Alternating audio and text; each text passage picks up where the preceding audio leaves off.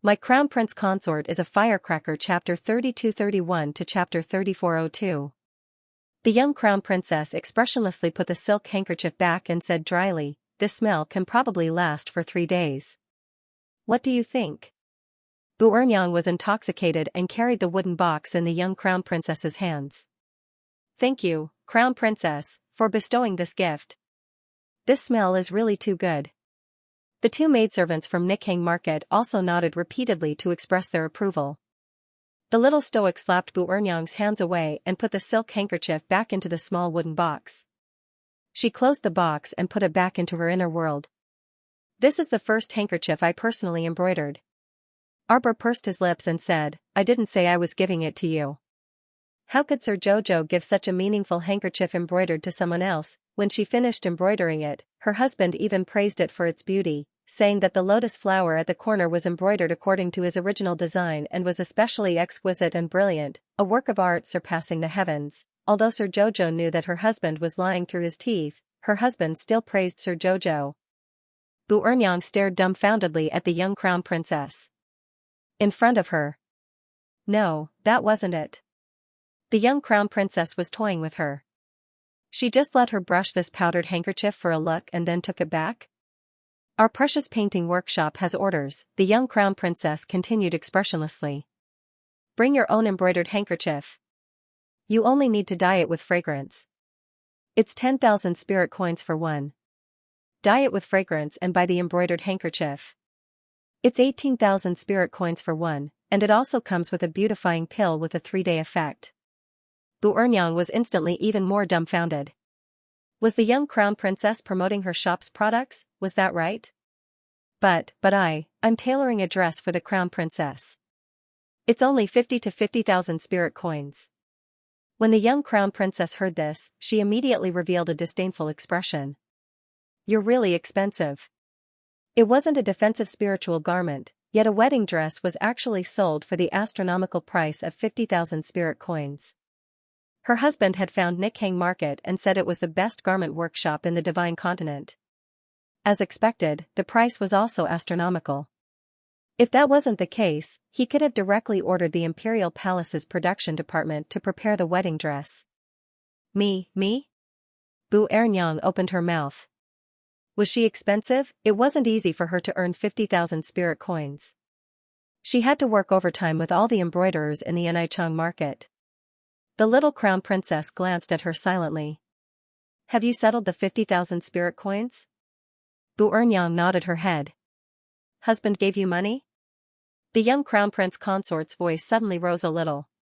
Eunuch Chen, who was standing at the side like a wooden block, heard this and subconsciously twitched his mouth. Bu Ernyang nodded, but then she thought of something and quickly shook her head. No. His Highness the Crown Prince gave me an IOU and told me to ask the Great Emperor for money. This son of mine," the young Crown Prince Consort blinked her eyes. She wanted to laugh out loud on the inside, but her expression remained impassive and expressionless. Her husband was really interesting. She wondered what kind of expression his father would have when he received the IOU. Suddenly, he felt a little sorry for his father. This son of mine, wherever he went, he would cheat his father. In the past, he was used to cheating the old great king of the Mo kingdom. Not long after returning to the Divine Continent, he began his daily routine of cheating the great emperor. "Do you want to buy it?" I want to buy it." Bu Ernyang nodded repeatedly. "Is it the precious painting workshop?" The little Crown Princess nodded. "Our precious painting workshop sells all kinds of jewelry and accessories. We also sell spices and beauty products. It's okay. You can go shopping and improve your eyesight. Throw away all those cheap fragrances and beauty creams that you have on you." Arbor curled his small mouth and said, "It smells so bad, it must be hard for you to endure it all day long."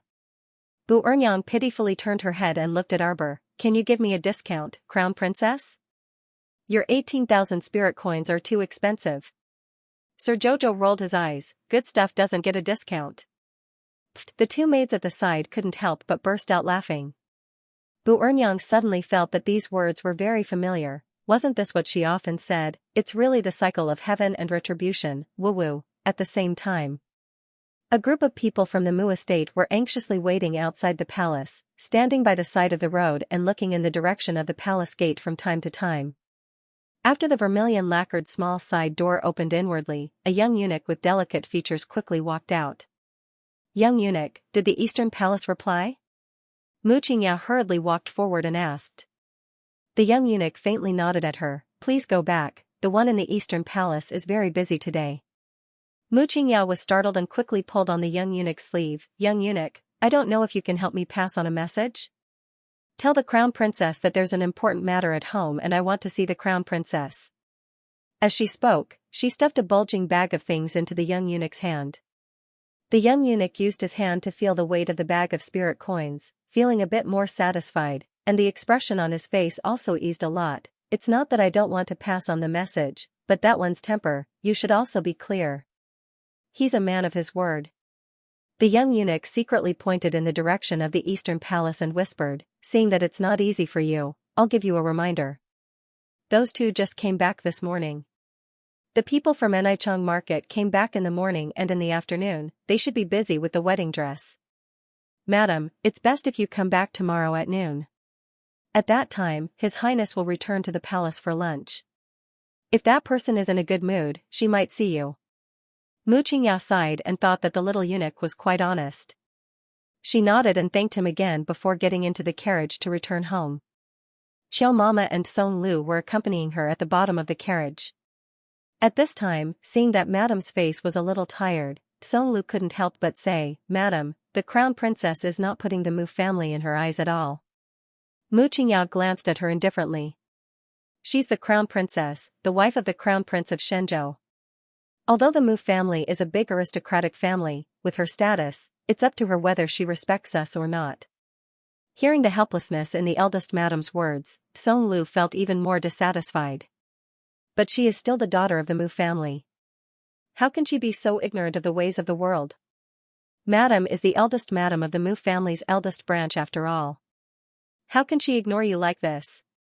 After all was said and done, it was because her madam's temper was too good. Otherwise, how could that little stoic be so arrogant? Chill Mama glared at her. What nonsense are you spouting? Are you instigating Madam to fight with the crown princess? That's enough, let Madam have a good rest. From yesterday's eldest Mrs. sudden return to cause a ruckus to today's afternoon of waiting for the little crown princess to summon her, Madam had been as busy as a spinning top for the past 2 days. It was truly too hard and too tiring for her to rest. Mu Xianxia was indeed too tired. As a normal person, her body was naturally not as sturdy as a cultivator's. On the carriage ride back, she took a short nap and only felt a bit better when she arrived at the Mu estate's entrance.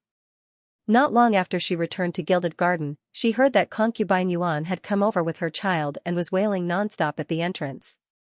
Mu Xianxia really didn't have the patience to talk to her, so she sent Nanny Qiu out to inquire about the situation and sent Yuan Qiong away. The Mu family's eldest branch was in a state of chaos every day, but the little crown princess lived peacefully. When Prince Mo returned to the Eastern Palace in the evening's afterglow, he happened to see Bu Ernyang walking out with a long face after packing her clothes. Greetings, Your Highness the Crown Prince. Bu Ernyang hurriedly squeezed out a smile and curtsied to Prince Mo. Mo Lian nodded and walked past her without consulting anyone. He then turned to look at Bu Ernyang walking out with a long face and asked Huifeng, who was following behind him, in bewilderment, did she take the wrong medicine? Huifeng's mouth twitched. He had been by His Highness the Crown Prince's side the entire day, so he naturally didn't know what happened to Bu Ernyang. Mo Lian only found it a bit comical. Before going to the Sun Moon Mystery Realm, when he had Bu Ernyang cut Jojo's clothes, she was still smiling like a Maitreya Buddha all day long and looked at him as if she was looking at a running golden pig. What was wrong with her today? She had a long face and looked as if she had lost her parents. It was completely different from her usual style. The Crown Prince strode into the inner hall and heard Sir Jojo call out crisply, "Hubby." Prince Mo's gloomy mood, which he had been suppressing in the old man's imperial study for the entire afternoon, instantly dissipated. He quickly walked over and pulled the little one into his arms. "Jojo, I feel like I haven't seen you in a year and a half." Half a day had been too long. Lady Chow Chow blinked her eyes and then reached out to pinch his chin. "Husband, we even had lunch together." Speaking of this, Great Emperor Lunch felt very stifled. This son of his had to go back to the Eastern Palace to have lunch. He even said that he was having lunch with his wife. Didn't he think about his father? Couldn't he set aside some time to have lunch with his father? I don't care, I just feel like I haven't seen you for a year. Mo Lian rubbed her body and smiled. What happened to Bu Ernyang? You look like you lost your father. Xianxia couldn't help but cover her mouth and laugh. Your Highness, it's not that your father is gone, it's that your money is gone. Our crown princess gave Bu Ernyang several new beauty products. Bu Ernyang ordered a lot of them. Tomorrow, she will go to Zhenhuafeng to pay the bill. When the crown prince heard this, he was amused. His wife really knew how to stir up trouble. Look. While earning a wedding dress, she also sold a lot of good stuff to Bu Ernyang. How much? The crown prince asked excitedly. A total of 88,000 spirit coins. Xianxia couldn't help but burst into laughter when she said this. When Bu Ernyang heard the total price, she looked like she had lost her father. So to say, this Bu Ernyang did this wedding dress business and spent more than 30,000 spirit coins. No wonder she looked so sullen. Crown Prince Mo guffawed and lifted his wifey into his arms. Wifey, you're too awesome. Sir Jojo tilted her head and rubbed her head against his hair. She sweetly called out, hubby. Suddenly, His Majesty has arrived. Tomorrow, the fourth watch will continue. The great emperor's sudden appearance caused the little eunuchs guarding the eastern palace to be thrown into chaos. Just as they were about to pass the message, Mo Lusheng waved at them impatiently and strode in with his hands behind his back. However, the moment he walked in, he saw a heart-wrenching scene. Prince Mo was hugging his little wife. Lady Xiao Xiao was hanging onto his body. Public morals were degenerating day by day. It was an eyesore in broad daylight. When Mo Lusheng strode in, the young couple turned to look at him, their gazes revealing a strange look. Your father is here. Lord Xichao jumped down from his body and landed on the ground, glancing at the great emperor. Prince Mo felt that his father was a little annoying. Didn't he just leave the imperial study? Why did he follow him here again? Couldn't he just let him and his wife get along well? The great emperor saw that his son's face was dark, as if he didn't want to see him. He snorted with his hands behind his back. What's with that expression? You don't want to see your father? Prince Mo muttered softly. What did you say? Mo Lusheng turned to glare at his son. Prince Mo stepped forward and bowed. Your son said, you came at the right time. My wife and I were just about to eat. Since you're here, let's eat together. This troublemaker of a son, he finally said something reasonable. Mo Lusheng nodded in satisfaction. Pass the meal. Prince Mo and Sir Jojo looked at each other, then walked hand in hand to the side hall's dining hall. Today, His Majesty was eating in the Eastern Palace. The little eunuchs and palace maids below were especially busy. The dishes flowed in like water. When the three of them entered, the dishes had already been placed on the table. Mo Lusheng looked at the little couple holding hands from start to finish and felt that it was a little painful to the eyes. He coughed and said, how was your experience in the mystic realm? Did you encounter any danger? Prince Mo shook his head. It felt pretty good. Mo Lusheng put down his chopsticks and secretly twitched the corner of his mouth, cough, but why did we hear that your trip this time is full of danger? Mo Lusheng looked at his son and asked, did you encounter danger all the way from Duchunjiang to Red River Canyon? Is there anything wrong? You can see that we're still in high spirits, and we're not missing any limbs. You can tell that we're fine. Prince Mo secretly rolled his eyes and then said, but father, my wife has suffered a lot along the way. Do you want to open a storehouse or something to nourish her body? Mo Lusheng, how dare you say that? As a father, he was more tired than anyone else. Just because the crown prince was squandering, he had to follow behind and pay the bills. Which crown prince would be like him, acting recklessly and in a complete mess? The more Mo Lusheng thought about it, the more he was about to blow his beard and glare. The little stoic bluntly glared back at the emperor and said crisply, you're not allowed to glare at Jojo's lotus. Mo Lusheng, Mo Lian was overjoyed. He leaned closer to his wife and picked up a piece of fish for her. Jojo, eat. Mo Lusheng felt even more stifled. This son treated his wife 100 times better than his father. We encountered Heavenly Fate's people at Red River Canyon. Sir Jojo glanced at Mo Lushing and said, "It looks like Heavenly Fate is about to take action. You have to make preparations as soon as possible." Prince Mo nodded repeatedly on the side, completely agreeing with his wife's words. Although we eliminated the temple's forces, Heavenly Fate, this underground organization, has probably developed for several hundred years. Its hidden forces are very intricate, and many of them aren't easy to unearth, Prince Mo said seriously. "Have you considered what I said to father this afternoon?"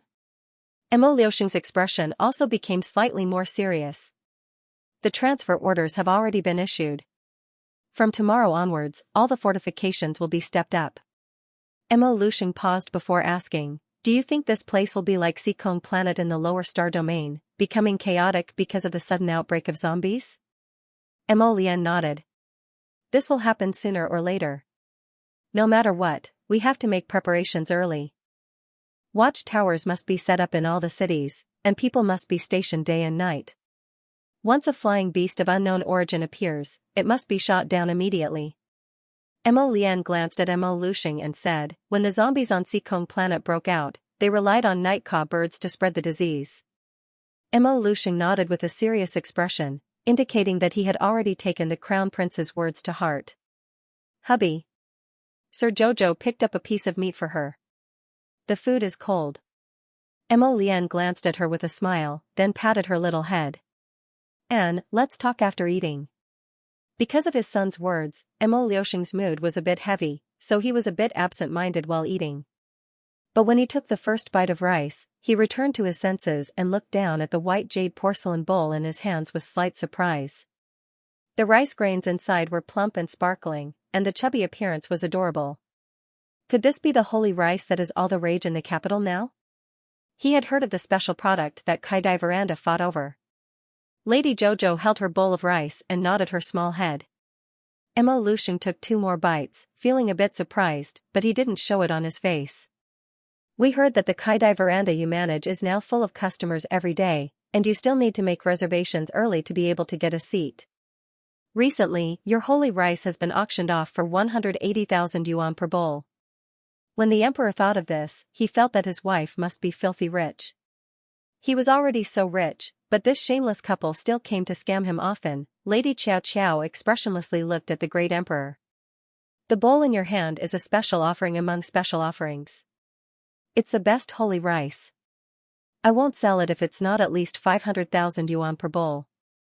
The little stoic pursed her lips. The holy rice in the emperor's hands was not only watered with holy water, but it was also grown with the power of holy wood and cooked with holy fire. Regardless of whether it was the texture or the power contained within, it was incomparable to the ones sold outside. The great emperor went from small bites to big bites. Then, he gracefully put down his bowl and chopsticks and called out, "Hu De Quan." Eunuch who quickly ran in from outside and bowed to them with a smile. "Your Majesty, do you have any orders? Pack a bag of holy rice and bring it back. Have the small kitchen cook a bowl for me every day." Eunuch who looked dumbfoundedly at the little crown princess who was expressionless. Crown Prince Mo blinked before abruptly saying, "Then you have to give my wife the right to enter and exit the precious herb garden." This little brat really wasn't someone who could take a loss, Mo Lushing thought, and then he rolled his eyes. That won't do. There are so many good things in the herb garden. What if they are accidentally destroyed by an outsider? Mo Lian harumphed. My wife is an earth-grade alchemist. She didn't expect to be so busy today and was asked to work overtime. That's right, don't be arrogant and complacent just because of a little achievement. In our divine continent, mid-level alchemists are everywhere, and even high-level alchemists aren't few. Don't think that just because you can provide a bloodshed vermilion fruit, you've already entered the ranks of alchemists. The path of alchemy is broad and profound, there are many things to learn. Wait a minute, Mo Liuxing's voice paused slightly, and he suddenly glanced sideways at his son, raising his voice slightly. What did you just say? Mo Lian rolled her eyes in annoyance. I said, my wife is an earth level pill master. Now you heard it clearly, right? Mo Lian glanced at her father with a smile that wasn't a smile. This guy's mind was wandering, and he didn't even hear it clearly, yet he was admonishing them with certainty. Mo Liuxing's expression at this time was very surprised.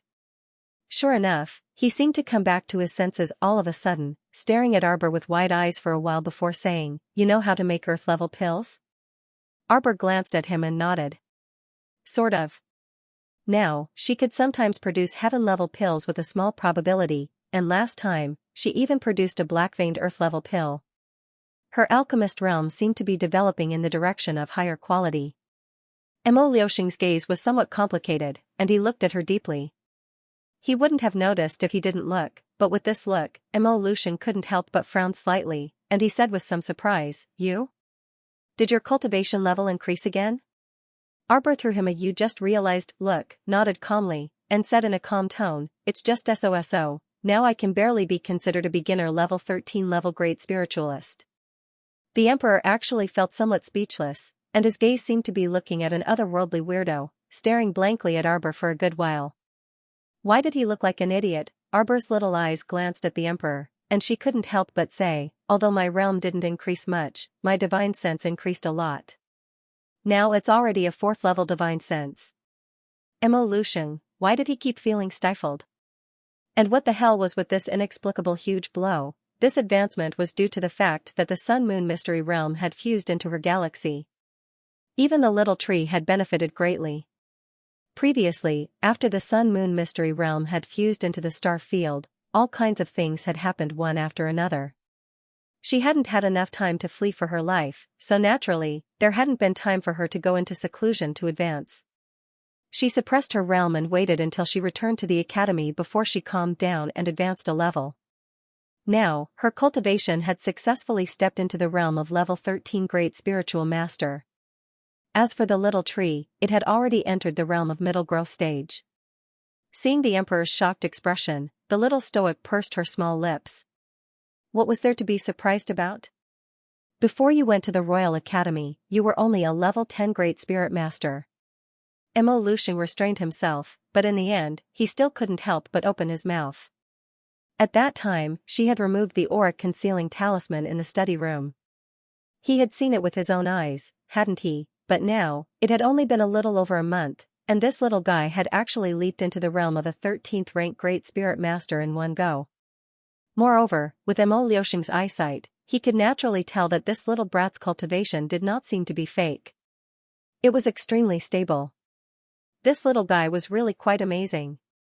Mo Liuxing glanced at the little girl again, inwardly thinking, this kind of talent is completely not inferior to the Panga clan's Princess Jing. Cough. The Emperor suddenly felt that his expression was a bit like an idiot's, so he quickly adjusted his expression and put on a solemn face. "You've improved a lot recently, but you have to maintain it." "That's right, since you're an Earth-grade alchemist, then have you gone to the pill house to test your grade?" "I haven't." The little stoic recalled Fairy Huanghe's words and couldn't help but sigh ruefully. She heard that with the alchemist certification issued by the pill house, you could get a discount at any medicinal herb shop in the 3 provinces, hence, the Emperor fumed and glared. "You haven't even tested it, so how can you boast that you're an Earth-grade alchemist?" This Earth-grade alchemist title wasn't a boast. Someone who can steadily refine 100 Earth-grade pills in one go isn't an Earth-grade alchemist? The Emperor twitched his mouth and nodded indifferently.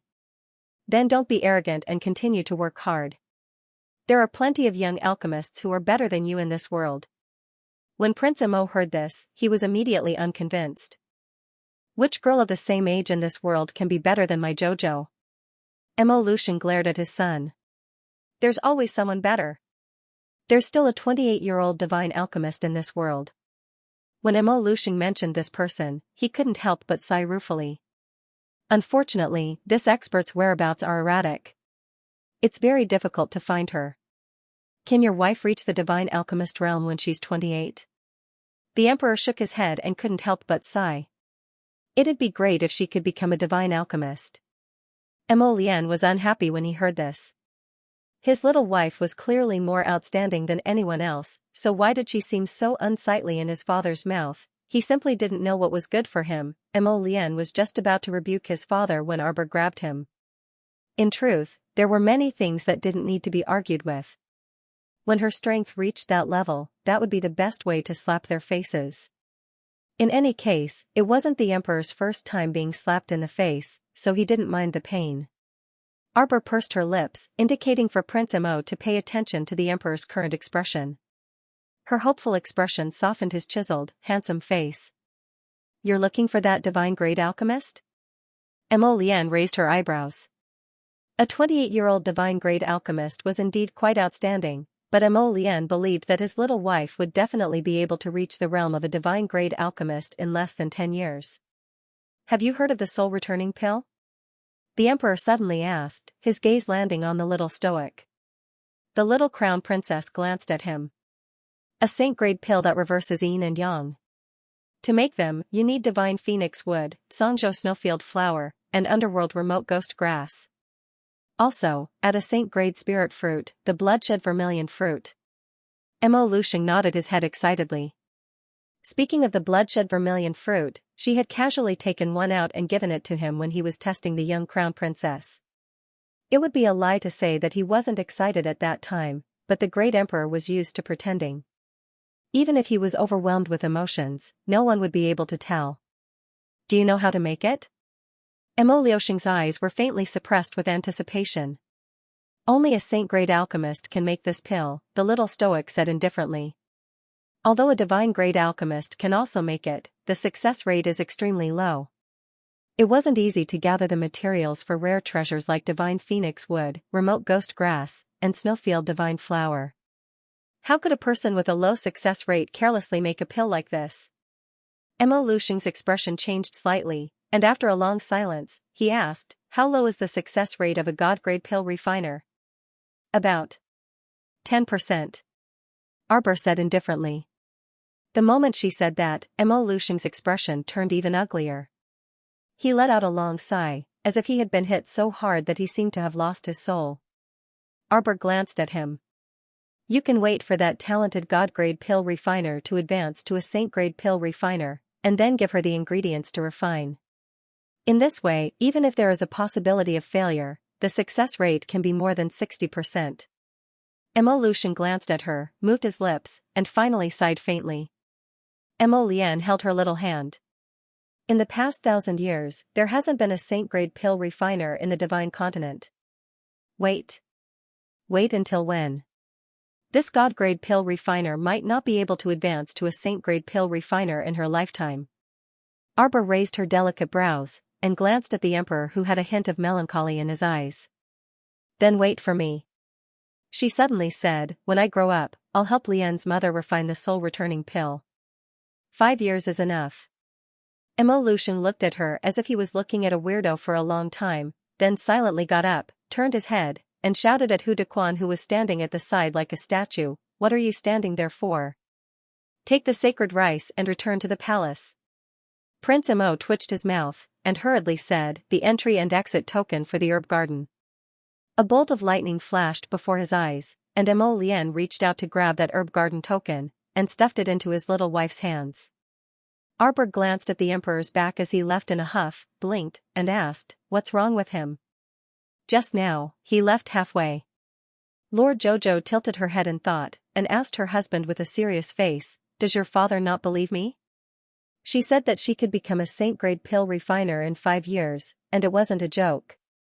She was someone who had 12 times the flow of time, and saying 5 years was to take care of the emperor's mood, and purposely said long. She didn't expect that when she said 5 years, he didn't believe her. What an inexplicable person." Mo Lian looked at his wife's conflicted expression and almost laughed out loud. He nodded and said, "It's okay. We'll use the truth to slap him in the face in 2 years." Jojo thought about it and nodded. Then, he walked to his side and reached out to touch his face. "Don't be sad. I will cure your mother." Mo Lian's eyes flickered and seemed to overflow with tenderness. She reached out to hold the little fellow's waist and kissed her gently on the cheek. "I know. When your old man is happy, bring me over to have a look," Lady Xiao said expressionlessly. "All right. Don't worry, a small soul-returning pill won't be a problem for your master Jojo," the little fellow said with a serious look on his serious face. Mo Lian picked her up and said with a smile, I know. I know everything." There were many things that didn't need to be said. Everything was in tacit agreement. Jojo rubbed her little head against his face. Come back early tomorrow afternoon. I want to eat sweet osmanthus and lotus root, you can make it. Mo Lian smiled and nodded. Wife, if there's anything else you want to eat, just tell your husband. Your Highness, Your Highness. Hurried footsteps came from outside. Eunuch Chen ran in with small steps and bowed while panting. Your Highness, something happened at Yongren Palace. Yongren Palace was the Empress Dowager's bedchamber, what could happen? Mo Lian subconsciously raised his brows. Eunuch Chen continued, His Majesty invites Your Highness over. Mo Lian was a little unhappy. So many things happened as soon as he returned to the palace. Why did he look for him, the crown prince, when something happened at Yongren Palace? He wasn't familiar with the old lady, so he didn't know why his father called him over. However, Arbor tugged at his sleeve and said, You go, I'm going to bathe first. Mo Lian's eyes brightened slightly. Actually, he would rather stay at home and help Sir Jojo bathe. Prince Mo reluctantly went to Yongren Palace, while Arbor went to the hot spring to take a bath. In the corner of the Eastern Palace's back garden, there was a naturally formed hot spring. The water was clear all year round, and the air was dense with moisture. Arbor took a liking to this place not long after he returned. This treasured place became a place where Sir Jojo frequented. Because the little crown princess often needed to bathe here, the crown prince had people renovate the hot spring and build it into a bath. Recently, the servants cleaned the hot spring very diligently, afraid that they would neglect the little crown princess and incur His Highness's displeasure. Bored to death, Sir Jojo sprawled on the edge of the hot spring, holding a cup of spirit tea and sipping it absent-mindedly. Due to the integration of the Sun-Moon Mystery Realm, Xianxia had also advanced. Recently, she was busy stabilizing her realm, so she didn't hear this fellow's chatter. After returning to the capital, she didn't have time to visit her business, so Arbor planned to take a look tomorrow afternoon. When she heard the emperor say that the holy rice was auctioned for a sky-high price of 180,000 taels, she couldn't help but feel a little curious. Could it be that the business model of valuing things based on their rarity really worked? After soaking for a while, Jojo climbed out of the water. He wiped himself clean and put on a soft shirt. Crown Princess. Kaichi hurried over and bowed. His Majesty has sent another decree for you to make a trip to Yongren Palace. Xiaomu creased her brows. This old lady was a little too much. She had nothing to do with her at all, so why did she have to drag her over? After letting Saishio and Saichi do a simple makeup for her, Lady Jojo changed into her red battle clothes and got on the carriage with a cold expression on her little stoic face. The eunuchs and palace maids accompanying her all had tense faces. They felt that the little crown princess was in a bad mood. At this moment, the atmosphere in Yongren Palace was a little strange. Everyone was in the open space in front of the Empress Dowager's bedchamber, looking nervously at a eunuch with disheveled hair in the middle. That eunuch was around 30 years old. At this time, he was in a delirious state and was being propped up by 4 or 5 guards. He shook his head and roared like a madman. Empress Dowager Chen's face was a bit pale. She grabbed the arm of an old nanny and looked nervously at that eunuch. The emperor's expression was also very unsightly. He turned to look at the imperial physicians huddled at the side.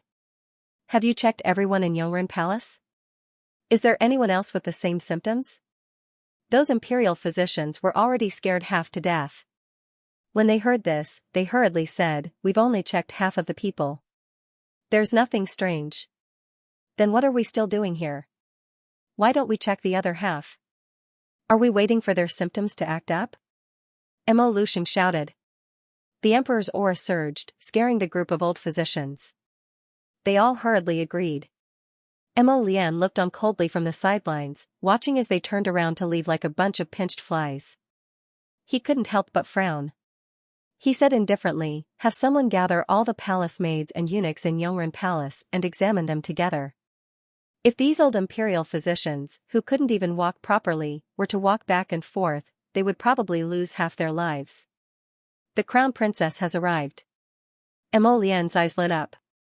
Just as he was about to walk towards the door, he was caught off guard by his father's glare. Prince Mo turned a blind eye and left the group of people behind. He happily walked to the arched door. Soon, he walked back with a smile on his face, holding his little wife's hand. He muttered to her in a low voice, "Jojo, a eunuch in Yoren Palace has mutated." Arbor blinked and looked curiously at the crazily screaming eunuch.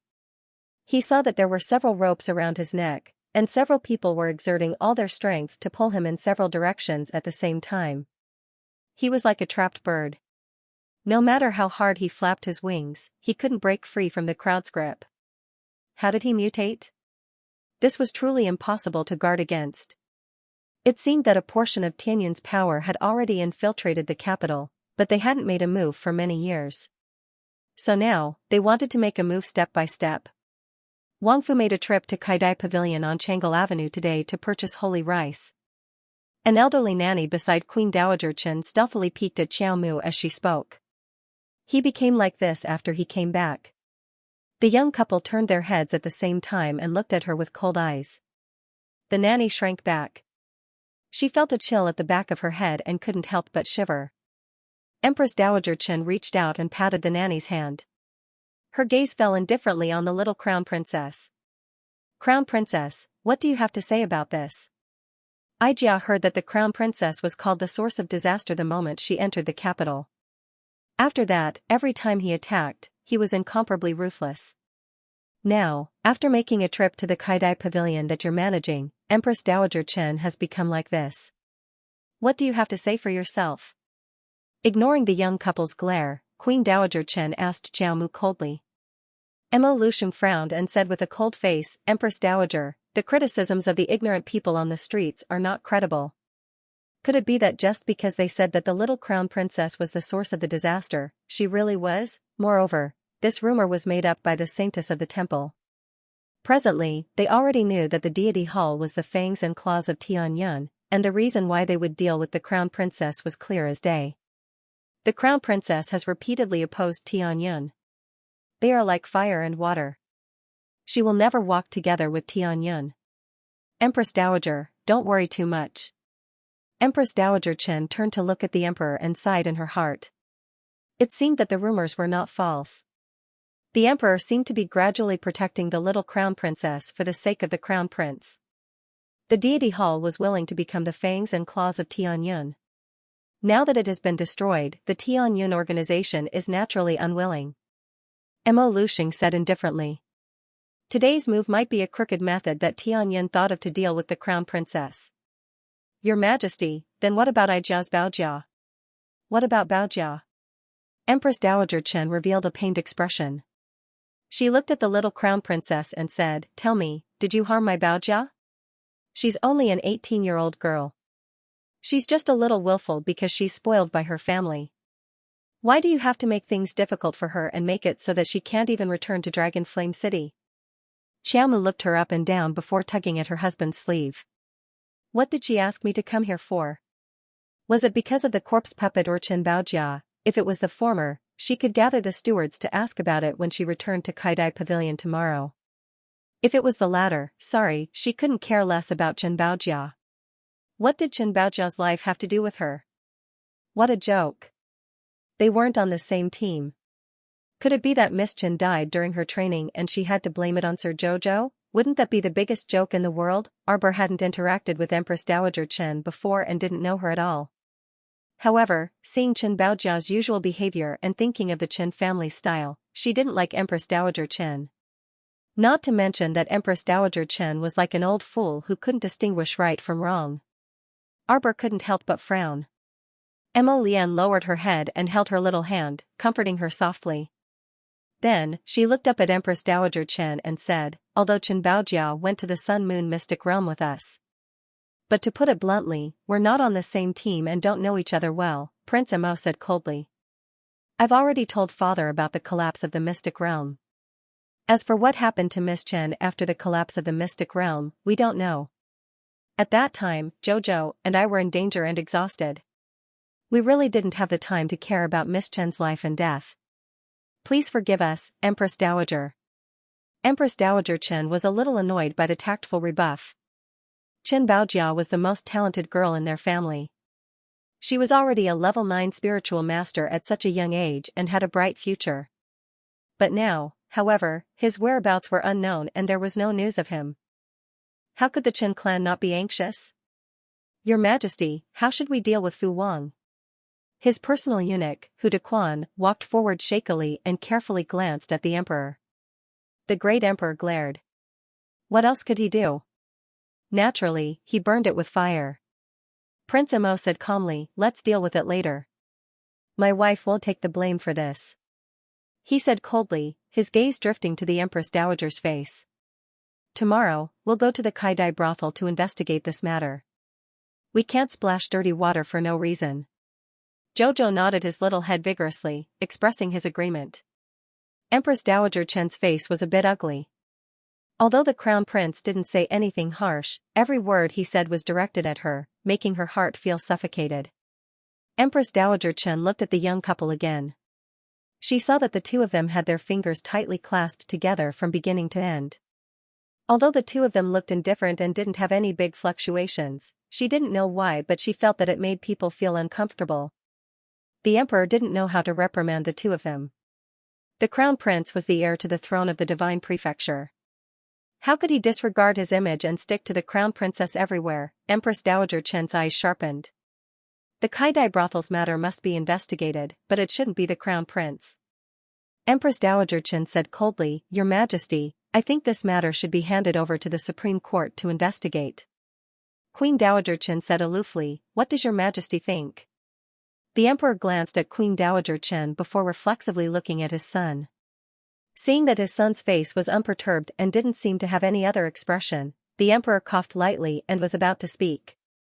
Then he heard the little stoic say coldly, It's not impossible to hand it over to the Supreme Court for investigation. But you two also know that it's not an exaggeration to say that my Kaidai pavilion rakes in gold every day. Investigation is one thing. If my Kaidai pavilion's business is delayed, the royal court must compensate me. The emperor's eyelid twitched inexplicably. Whenever he heard the word compensation, he would feel his scalp tingle for no reason. That bastard Jianping's compensation had implicated him for no reason, causing him to inexplicably bleed. This time it had nothing to do with him at all. If he still had to pay this compensation, then wouldn't he be too bloody unlucky? Then let the crown prince supervise from the side while the Supreme Court investigates.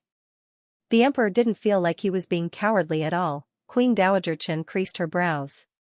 If the crown prince supervised from the side, would the Supreme Court's people still dare to properly interrogate the Kaidai pavilion's people? Just as she was about to express her dissatisfaction, she heard the emperor say righteously, Let's do it this way. Queen Dowager, you must be very tired after being tormented for the majority of the day. Rest early. Mo Lusheng turned to glance at that incessantly howling eunuch. With a move of his palm, he struck out a swift and fierce force that directly penetrated the back of that thing's head. Bam! That eunuch instantly fell to the ground and didn't move at all. Queen Dowager Chen jumped in fright and pursed her lips with an unsightly expression. If your Majesty kills him now, won't there be no witnesses at that time? Mo Lusheng creased his brows. This eunuch has already metamorphosed and will gradually lose consciousness completely. There's no use in keeping him. Then didn't he not completely lose his humanity right now? Queen Dowager Chen was a bit angry. Guards. Mo Lusheng made a prompt decision. Drag him out and burn him. Remember to be careful. Yes. The emperor's personal bodyguards immediately cupped their hands in salute and dragged that eunuch out without another word. Although Empress Dowager Chen was angry, she couldn't stop it. Furthermore, this eunuch had indeed mutated. Leaving him in the Yongren Palace would be a disaster. But even so, she still felt a little uncomfortable when she saw the emperor protecting the crown princess in every way. Their Baojia did not return from the arcane realm this time. According to Gu Yishuan and the others, the death of the second daughter of the Zhongli family seemed to have something to do with the little crown princess. She doesn't know if Baojia's case has anything to do with this vicious little girl. Thinking of this, Empress Dowager Chen's eyes became very sharp. She coldly glanced at Jojo. The latter tilted her head and glared at her. Then, she tugged at her husband's finger. Mo Lian followed behind her and said mildly, Imperial Father, it's getting late. We still have to go to Kaidai Pavilion tomorrow morning to investigate the matter. I'll take my leave then. Empress Dowager Chen couldn't help but say angrily, "Stop right there." This old lady had been paying attention to the young couple the entire time. How could she not see the little crown princess hooking her finger? His Highness the Crown Prince was hooked by his little wife and ran away. What kind of scandal was this? Crown Prince and Crown Princess have returned to the capital for several months. Empress Dowager Chen's voice was very cold. If you want to talk about adapting, after these months, the Crown Princess should have adapted to life in the palace. Empress Dowager Chen coldly looked at the little Crown Princess and said, "But looking at it now, how come you still don't know etiquette? It's clear that you need to be taught by the palace's old nannies and learn the palace etiquette. If you don't go out, you'll lose the face of our royal family and become a joke." When the little Crown Princess heard this, a nameless fire immediately appeared in her heart. She turned her head to look at Empress Dowager Chen with cold eyes and said word for word, "Do you want to die?" The little fellow pulled her little hand out of Prince Mo's hand and walked step by step towards Empress Dowager Chen, who was staring at her. "Old lady, I advise you to mind your own business. It's fine as long as you take care of your own Chen family. If you want to mind this Crown Princess's business, I'll let you know how the word death is written." Empress Dowager Chen was stared at by her bone-chilling eyes and couldn't help shivering. She was so angry that her body trembled and her face turned green. She trembled as she shouted, Your Majesty, look at her, look at her." Threat, this was a naked threat. Empress Dowager Chen never would have thought that this little Crown Princess in front of His Majesty would be so terrifying as to say that she wanted to kill her. She was so angry that she couldn't say a complete sentence. The young Crown Prince Consort smiled faintly at her and clenched her small fists. In this world, strength is revered in the first place. Could it be that old Madame's mind has become muddled after staying in the inner court for too long, and she no longer understands the laws of the 3 provinces? I'll give you a piece of advice.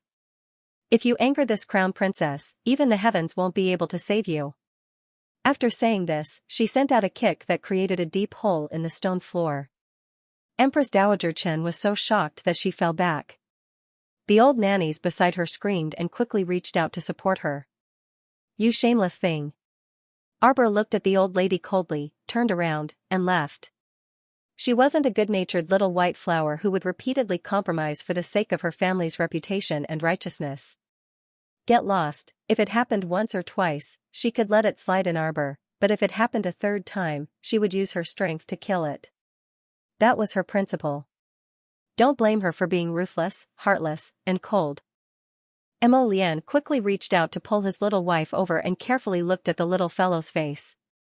He turned back to Empress Dowager Chen and angrily said, "My wife is very busy, don't bother her with these random things. What about learning the etiquette of the palace? Wasn't that a joke?" His wife would be in seclusion for 70 to 80 days on the fish orchid planet. Who would have the time to learn etiquette from these old women? "Your Majesty, look. Take a look." Empress Dowager Chen was so angry that her chest heaved up and down. She almost couldn't finish her sentence. "Look at this, is this still the appearance of a crown prince? How is this the appearance of the future mother of the world? If this goes on, the royal family's reputation will be completely ruined by the 2 of them." When the emperor heard this, his expression also turned ugly. "Empress Dowager, what are you saying? The 2 children are still young and can't be impatient. You have to teach them slowly. Also, how is the crown prince not behaving like a crown prince?" The emperor was very dissatisfied that his son was not good enough. This was his and Empress' only son. His little glutinous rice ball had outstanding talent and intelligence since he was young. The moment he was born, he inherited the ancient Mo Lian bloodline that no one in the family had been able to inherit for thousands of years. The emperor believed that if his son claimed to be number 2 in the world, no one could become number 1 in the world. He didn't like hearing the Empress Dowager's words, in view of the fact that the Empress Dowager had been in the palace for a long time and was his father's second empress. She had been a kind old woman all these years. Even though she had her own thoughts and considerations, she didn't play many small tricks. The emperor was more respectful to her for his father's sake. But hearing her talk about his son like this today, his mood immediately soured. If she said that his son didn't look like an heir, then it wouldn't do. His only son would definitely inherit everything he had in the future. Who else could he give the country passed down by the previous emperor to but his little glutinous rice ball? Besides, his son was so smart. In just a few months after he came back, he had most of the people in the court, old and young, so convinced of him. With this ability, how could he not look like an heir? Simply laughable. Seeing the emperor's face suddenly darken, the empress dowager naturally felt a bit stifled. That was why people said that dogs had to be raised and sons had to be born. Otherwise, they wouldn't be on the same page no matter what. Looking at the stepson she had watched grow up in front of her, but now he was glaring at her like this, Empress Dowager Chen felt a chill in her heart. Your Majesty. Empress Dowager, no need to say more. Mo Lucian gruffly retorted the Empress Dowager's words. The Crown Princess's cultivation has just risen and needs to stabilize. You shouldn't get involved. Tomorrow, have them follow the people from the Supreme Court and see what's going on at Kaidai Pavilion. Mo Lucian waved his hand. We'll talk about the rest after the investigation. Empress Dowager Chen was so angry she couldn't speak for a while. Seeing the emperor about to leave Yongren Palace, she hurriedly called a mama to support her and walked forward shakily. Your Majesty, there's one more thing. The matter of taking a consort that I mentioned to you last time. Mo Liuxing's face pulled even longer, impatient to talk about this with the Empress Dowager. He waved his hand and said, it's not like Jin doesn't have a son, why take a consort? Empress Dowager Chen leaned back in anger. Why don't you take a look at how many sons the great emperor of the Tsong Prefecture and the Underworld Prefecture has? What about you? She was his only biological child. No wonder he treated her like a treasure, because you don't have any other candidate for the crown prince. She took a look at the crown prince's character and temper. He wasn't even half as reliable as King Jing. Every time the topic of concubines was brought up, the great emperor would leave in a hurry. The more Empress Dowager Chen thought about it, the angrier she got. Naturally, she wouldn't let him escape this time. She hurriedly had someone help shivering forward and blocked the emperor's path. She earnestly said, Your Majesty, you're not young anymore. He only has 2 children, and one of them is just an adopted son. The empress has been asleep for so many years, and the position of the empress of the Divine Prefecture has been empty for so many years. I'm just your stepmother. You don't have to listen to me, but you have to consider the feelings of the previous emperors of the Divine Prefecture. The great emperor said with a solemn face, what objections could the previous emperor have? If he has any complaints, tell him to come and find me. Hu Dequan was speechless. Empress Dowager Chen was furious. She reached out to grab his hand and said anxiously, Xianxia country is close to the barbarian tribe. The terrain is dangerous. They seek the protection of our Divine Prefecture all year round. This time, they even sent over their country's youngest and most beautiful third princess. Ijia has already met that Princess Xianyun. She is well educated and exceptionally gentle. Why don't your Majesty take her in this time? On one hand, it can let the little king of Xianxia kingdom rest assured. On the other hand, it can also help our Divine Prefecture's imperial family spread its bloodline. Ijia thinks that your Majesty should like. Mo Liuxing's face was as black as the bottom of a pot. He raised his hand and waved it forcefully, stopping the Empress Dowager from continuing. No need. That Princess Xianyun, he had never even seen her before. This Empress Dowager was baffling, acting on her own initiative and actually saying that he would like her. Where did her confidence come from, to think that he could take in that small country's princess? Mo Liuxing's face was full of anger as he flicked his sleeves and left. They were all troublesome people. The thought of his Wu Xia still lying in that cold place, silent and motionless, made his heart tremble. Yet, there were still so many troublesome people who wanted to stick to his side. Every time he thought of this, he couldn't suppress the rage in his heart. He only wanted to tear all those B****Gs who intentionally or unintentionally wanted to get close to him to shreds. Whoever came would be unlucky. Lord Jojo waved his hand, drawing open the demonic eyes vision vortex that was circled with spiritual energy. In the vortex of spiritual energy, the last thing that appeared was the great emperor's figure striding out of Yongren Palace. Lord Jojo said with displeasure, that old lady is really troublesome. She can't torment us, so she went to torment your father. She wants to find you a stepmother. Lord Jojo was full of displeasure when he thought of this. Jojo's Lian's mother was still lying unconscious, And these people were always thinking of finding someone to replace her. How could this be? On the other hand, Mo Lian chuckled soundlessly and said while holding her hand, "My dad isn't that stupid. This proper father wasn't that lustful old great king of Mo Kingdom, who would be charmed by trash like Yoonghee. If he wanted to take in concubines, after all these years, the harem would have bloomed everywhere. His younger brothers and sisters were already running around, even after so many years, his father was still unmoved. It was obvious that he only had his mother in his heart. As long as his heart is firm enough, I have a way to make this old lady stop." Mo Lian lightly said. "Find something for the old lady to do," Mr. Jojo said impatiently. "So that she won't keep staring at other people's family matters. Don't the Chen family have a lot of problems? Give her more." Mo Lian chuckled. He hugged his wife and nodded. "Okay, I'll listen to my wife." Lord Jojo nodded in satisfaction. He reached out and pushed his husband's body. "Go take a bath. You stink." "Where does he stink?" Mo Lian pursed her lips and resentfully went to take a bath. Early the next morning, the young couple followed the great emperor's orders and left the palace. As a result, Xianxia, who came to invite the little crown princess home at noon, came back empty-handed again. Even Nanny Chio's expression turned ugly. "Greetings to your highnesses the crown prince and the crown princess." Shopkeeper who hurriedly bowed, then cupped his hands at the young man beside him. Zhang Xiaoqing. The vice-chancellor of the Supreme Court, Zhang Heng, sized up the shopkeeper and nodded. "Did anyone from the palace come to buy holy rice yesterday? Tell me about the situation." Shopkeeper who glanced at the little crown princess. Seeing the latter nod at him, he relaxed. Shopkeeper who organized his thoughts and said methodically, "Yesterday, there was indeed someone from the palace who came to purchase holy rice. But everyone knows that a few days ago, this last bowl of holy rice was sold for 180,000 taels. Zhang Xiaoqing immediately turned around to glance at the young crown princess. He heard that this Kaidai restaurant was the young crown princess's business. In that case, the young crown princess really was a supermillionaire who earned 10 million taels a day. The little stoic was suspicious and also glanced at this deputy minister of the Supreme Judiciary. This deputy minister of the Supreme Judiciary was a man of few words.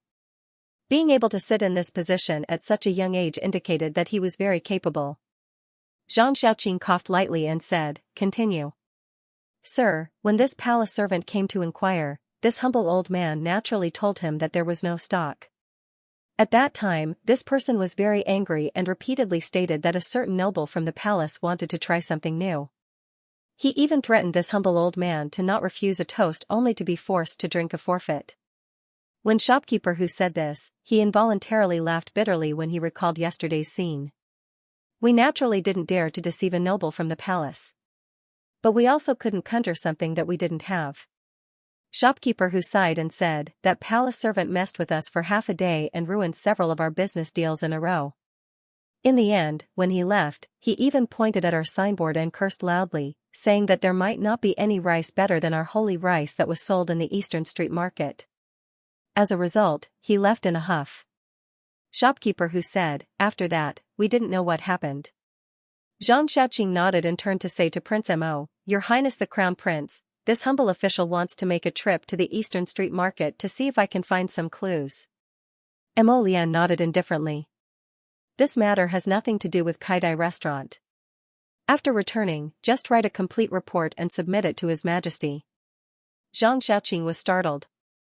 He wanted to say that this matter needed to be investigated further, but when he saw Prince Mo's cold gaze, he had an inexplicable feeling that he couldn't continue. Kaidai Pavilion doesn't even have enough time to earn money every day. Do they have the time to make life difficult for a eunuch? Mo Lian calmly swept a glance at Zhang Xiaoqing before saying, "Huifeng." Huifeng instantly emerged from behind the crown prince. "Take some people and follow Zhang Xiaoqing. Remember to wear protective armor. Disperse the crowd first, then focus on searching every nook and cranny of the market. Zhang Xiaoqing, there must be a big surprise waiting for you." After Mo Lian said this, she held the little stoic's hand and walked upstairs to Kaidai Pavilion. Since he was already here, he would naturally have lunch before leaving. As for Zhang Xiaoqing and the others, since they have work to do, I won't keep them any longer. Huifeng silently shed tears as he watched the crown prince and the little crown princess go upstairs together. The bitterness in his heart bubbled out. Huifeng also wanted to go upstairs to eat. Huifeng didn't want to follow Zhang, this guy, to the Eastern Street Market to search for clues at all. While the two of them sat down in the private room and waited for their food, Sir Jojo involuntarily pursed his lips and said, "It's such a big contribution. It's better to let stubborn Chow lead people there." Mo Lian couldn't help but break into laughter. Their positions are different. How can the capital governor meddle in the Supreme Court's affairs? His Jojo was truly adorable. As long as it was someone she took a fancy to, she would always spare no effort to help them. He got off easy. Sir Jojo humphed. Zhang Xiaoqing's expressionless face didn't even smile as he walked over. It was as if Sir Jojo owed him 180,000 taels. Prince Mo curled his lips in amusement and reached out to hold one of her little paws. Jojo, actually, your expression is not much better than his, ahem, it's not much better. Wasn't it just facial paralysis meeting facial paralysis? Did they not like each other? Sir Jojo rolled his eyes at him. You're the only one who did something superfluous and made Huifeng run over to help him. We should have let stubborn Chow take action. He could have caught the source of the disaster in one go and become famous both inside and outside Dragon Flame City. Prince Mo didn't know whether to laugh or cry. How much did this child Jojo admire stubborn Chow from the capital office? Okay. Next time, I'll definitely let stubborn Chow do it. Prince Mo raised his hand to rub the little fellow's head. Then, he turned to look at the group of people who were quickly walking in with plates of food. The waiters from Kaidai Veranda all came in with smiles on their faces. They deftly put down the plates and asked if the two of them needed anything before retreating in unison. Everyone in Kaidai Veranda was beaming with joy. Whenever their little crown princess came over, they would definitely reward her handsomely. When Xianxia came in, he saw the little crown princess picking up some winter bamboo shoots with her chopsticks and placing them on the crown prince's plate. Greetings to your highness the crown prince and crown princess. The little crown princess looked up and sized him up. I saw the new menu you designed just now. It's not bad. Not only was the price tag very clear on the menu, but every dish was also painted with color, aroma, and taste. As long as a customer saw it, no one could resist the temptation of such delicious food. Thank you for your praise, Crown Princess. Xianxia's emotions were strangely complicated. He couldn't tell what he was feeling. He seemed to be a little proud and satisfied. Strangely, why did he feel like he was floating after being praised by the little Crown Princess? While they were talking, they heard the sound of footsteps coming from outside the room. When a group of people passed by the door of their box, they inadvertently glanced inside. Suddenly, a female voice called out, "Big sister, it's her? She's back? Didn't you say that she might have died in the secret realm?" Mu Rochuan's face was slightly pale. She stared at Arbor in front of her, as if she was unwilling and in disbelief. That's right, shouldn't she have died in that secret realm? Looking at the situation now, she had returned in one piece. Mu Rochuan stared at the Arbor in front of her as if she was possessed. Her mind was in a mess as she exclaimed, You're not dead? You didn't die?" When Mo Lian heard this, a trace of displeasure arose in her heart. She coldly glared at him. "Throw him out." Tong's figure suddenly appeared in front of Mu Rochuan and reached out to grab her neck without saying a word. No sooner said than done, a trace of anger flashed across Mu Rochuan's pale face. Her entire body tensed up in an instant as she raised her fist and punched at Tong's palm. Bang! After a muffled sound, Tong's expression changed slightly and he retreated a few steps. Prince Mo suddenly got up and floated behind him. He pressed one hand against Tong's back and stopped him from continuing to fly backward. With his other hand, he quickly formed a pitch-black lotus seal and threw it straight at Mu Rochuan's face. The latter was shocked and her pupils shrank. Bang! Mu Rochuan screamed as she fell. If it weren't for Prince Mo showing mercy, Mu Rochuan would have been sent flying. Of course, Mo Lian wasn't showing mercy to Mu Rochuan. It was mainly because she didn't want to destroy Kaidai Pavilion's entrance for no reason.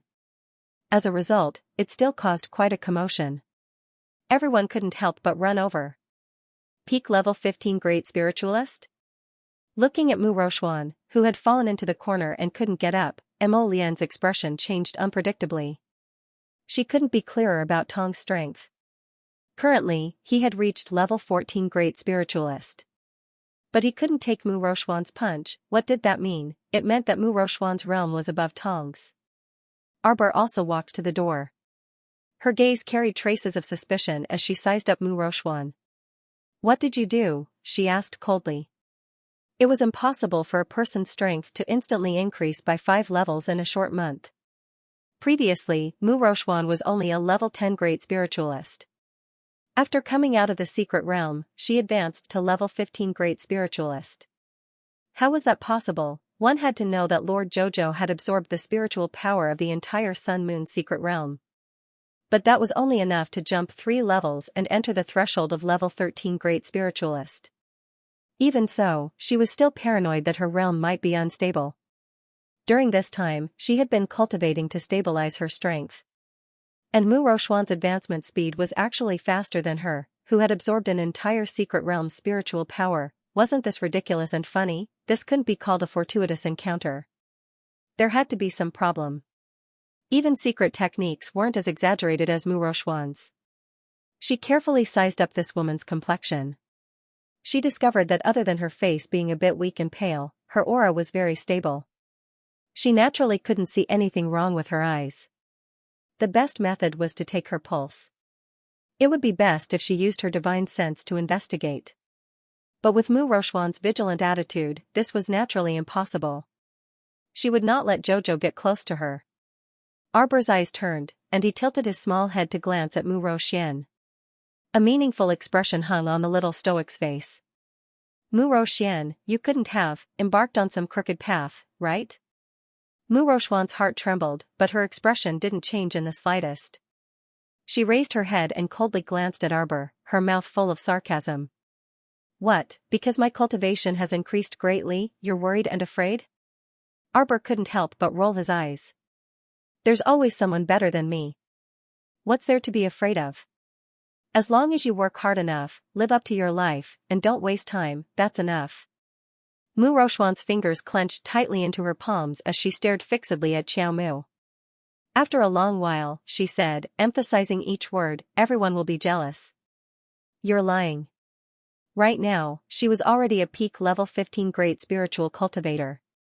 Shouldn't Arbor be like Mu Roxuan and Mu Royun, looking at her with faint jealousy and adoration? What right did he have to tell her so nonchalantly that it was enough as long as she lived up to her life? Pretend. Keep pretending. Mu Roxuan only felt her stomach turn. She propped herself up inch by inch from the corner and coldly looked at Arbor.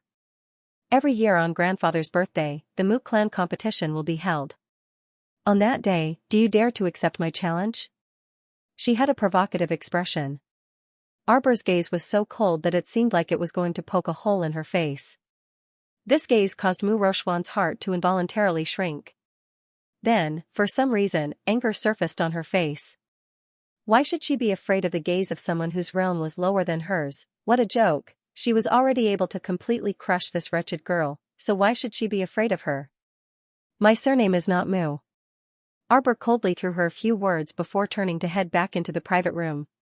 "You're being a coward." Mu Roxuan excitedly stared at her back, her eyes about to spit out sparks. Arbor turned around and expressionlessly glanced at her. The corners of her lips curled up slightly.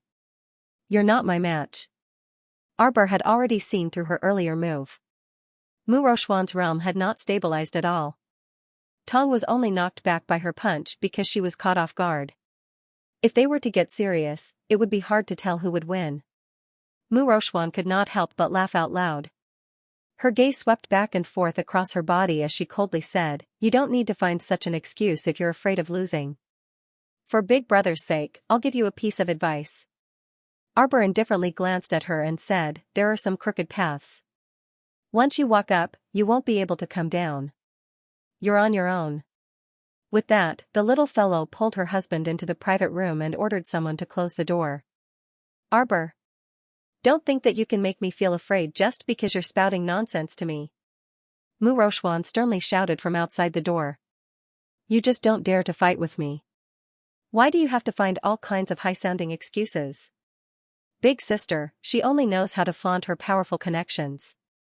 Mu Ruyan went up to support her and softly said, if we're talking about true ability, she really doesn't have it. Look, she didn't even dare to fight with you before. Didn't she let a guard by her side fight with you? Mo Lian slightly frowned and was about to flare up in displeasure when Arbor reached out to press her down and casually picked up 2 slices of beef for her. Eat, ignore them. There was no need to get angry with some idle people. It was not worth it at all, and it would even lower his status. She didn't want to bother Jojo's Lotus with the trivial matters of the Mu family. Mo Lian knew that she didn't want to make things difficult for him. He raised his hand to touch her little head and said, I don't like them talking about you like that. His Chow Chow was not a coward, and she disdained to do such a thing. Let's eat. Xiaomu winked at him and said, why are you being so long-winded with them? Just get someone to chase them away. As for Mu Roxuan, she had chosen her own path. When the time came, she would have to walk it herself even if she cried. What are you doing here? A gentle voice came from outside the door. Xiaomu creased her brows slightly before concentrating on eating without looking up. Knock, knock, knock. The polite knocking sound was heard again. Sir Jojo frowned and put on a displeased expression. This meal was so annoying. One moment, Mu Roxuan brought a few of her sisters to make a scene, and the next moment, Mu Roxuan's mother came. Sir Jojo naturally recognized the voice outside the door. It was Mu Qingya outside. Yesterday, Mu Qingya had asked to see her outside the palace, but she had dismissed her with one sentence. At that time, Jojo knew that this woman would try to find a way to see her again today. Unexpectedly, she had followed her all the way to Kaidai restaurant. He's really persistent, Jojo thought. Knock, knock, knock. Someone knocked on the door again. Mo Lian put down her chopsticks and gestured to Tong with her eyes. Tong immediately opened the door and stepped to the left. What's the matter? Mu Qingya stepped forward and curtsied. Greetings, Crown Prince and Crown Princess. Mu Roxuan's expression immediately turned ugly. She felt that her mother was degrading herself by curtsying to the little Crown Princess every time she saw her. As the eldest madam of the Mu family's first branch and Arbor's stepmother, she didn't need to curtsy to a junior. Moreover, if Arbor really cared about her mother, he would have asked her to dispense with the formalities before her mother curtsied. But now, she had to watch her mother curtsy before glaring at her coldly. Arbor couldn't be bothered to look at Mu Roxuan's angry expression. No matter what she did, Mu Roxuan would always be dissatisfied with her. Since that was the case, why should she care? Mu Qingya looked up and smiled at Prince Mo and Arbor. Sorry to disturb you too. Sir Jojo looked up at her and said indifferently, Madam, you must have chased us all the way to Kaidai restaurant. What's the matter? Mu Qingya smiled and said, Old Master and Master are very happy to know that the Crown Princess is back. They want to invite the Crown Princess to come home and stay for a few days. Old Master's birthday is just around the corner. Old Madam is also looking forward to meeting the Crown Princess, Mu Qingya said with a smile. Mu Qingya said with a smile, I was thinking that since the 2 elders in the family are so kind, I made the decision to invite the Crown Princess back. I hope that the Crown Princess and His Highness won't take offense. So she wanted to invite them back to the Mu family to stay. Arbor glanced at Mu Qingya indifferently. Of course we should go back to Old Master's birthday. We're just going back to stay. Arbor directly rejected Mu Qingya. She didn't want to go back to the Mu garden and cause more trouble for herself. Wasn't it good to live a peaceful and happy life with Jojo's Lian in the Eastern Palace? Why was she in such a hurry to return to the Mu family? Crown Princess. Mu Qingya hurriedly said, Old Madam has been talking about you for a long time. Seeing that Old Madam misses her grandson very much, the Crown Princess should go home. Arbor looked Mu Qingya up and down, curled his lips and said, Don't you think I'm disgusting? Mu Qingya was stunned. She quickly shook her head and said, Crown Princess, what are you talking about? You are our Mu family's young lady, how could I? Arbor waved his hand and took a deep look at Mu Qingya. To be honest, from the day she returned to the first madam of the Mu family's eldest branch, she had never seen through this person's true thoughts. Logically speaking, as the second wife, she would more or less feel some disgust towards her ex, and she wouldn't care much about her ex's children. However, she still couldn't see through Xianxia. She didn't seem to dislike her and even protected her in every way. Why was this? Mother, it's fine if she doesn't want to go back. Why do you have to invite her? Mu Rochuan said angrily. Rochuan, shut up. Mu Xianxia glanced at her daughter and frowned slightly. You're becoming more and more unruly. You're becoming more and more disrespectful. How have I been teaching you? How dare you rush to the crown prince and crown princess's door and shout like this? Go back to the temple and carefully copy the family rules 100 times. Don't come out until you're done. Mu Rochuan's eyes widened in shock as she looked at her mother in disbelief. Her heart was filled with grievance, bitterness, and depression. She really couldn't understand why her mother had been so strict with her since she was young. This Xiao Mu had only returned to the Mu family for a little more than a month, yet her mother was already completely devoted to her. On the other hand, she was like a child that had been picked up from the streets. This caused her to be dissatisfied, and a deep hatred to rise in her heart. Her own mother didn't dote on her, but instead doted on her ex's child. Why was this? Mu Rochuan was very indignant and didn't even want to take another look at Arbor. She straightened her back and turned around to leave. Mu Xianxia angrily reprimanded her. Rochuan, what's wrong with you? What have I been teaching you? Why don't you even care about etiquette now? Shouldn't you tell His Highness the Crown Prince before you leave? Mu Rochuan turned around hatefully and stomped her feet with tears in her eyes. Mother, I hate you. After he finished speaking, he turned his head and fled like a defeated rooster. Eldest sister. Eldest sister, wait for me. Mu Ruyan looked back at Arbor and hurriedly chased after Mu Rochuan. Mu Xianxia sighed as she looked at Mu Rochuan with disappointment in her eyes. She raised her hand to massage her throbbing temples. She turned and smiled apologetically at Arbor. Crown Princess, please forgive me. Your eldest sister has been spoiled by the family since she was young and didn't know her limits. Arbor had been watching coldly from the sidelines for a while. In the end, he couldn't help but praise Mu Xianxia in his heart. This Mu Xianxia was much more knowledgeable and intelligent than Mu Rochuan. If Mu Xianxia hadn't apologized first, based on Mu Rochuan's attitude, Sir Jojo would have flared up and punished her for insubordination. Now that Mu Xianxia had taken the initiative, if she continued to harp on that small matter, it would appear that she wasn't magnanimous enough. Arbor coldly curled his lips and nodded at Mu Xianxia. It's indeed time to discipline the young ladies of the Mu family's first branch. If you continue to spoil them like this, they will end up hurting themselves in the end. Not everyone is as good-natured as this crown princess. She said indifferently, if you meet a powerful consort and she doesn't care about anything, she will whip you. What can you do to her? Mu Xianxia nodded awkwardly. The crown princess is right. I'm not in the mood to eat anymore after being disturbed by you guys again and again. Arbor threw his chopsticks and stood up. Mo Lian also stood up. She casually pulled out a thin rabbit fur cloak and draped it over Arbor. Her fingers moved, loosely tying a knot for her. He didn't even look at Mu Xianxia, who was standing at the door, and said flatly, Madam, please go back. Mu Xianxia bowed slightly and then couldn't help but say, I hope that your highness and the crown princess will reconsider today's matter. For the sake of the two elders, please take the time to go home. With that, she didn't continue to pester them. She bowed to the two of them again and then turned to walk out holding Nanny Chio's hand. Arbor glanced at her departing figure. It seems that the first branch hasn't been doing well recently. He sneered. How could it be good?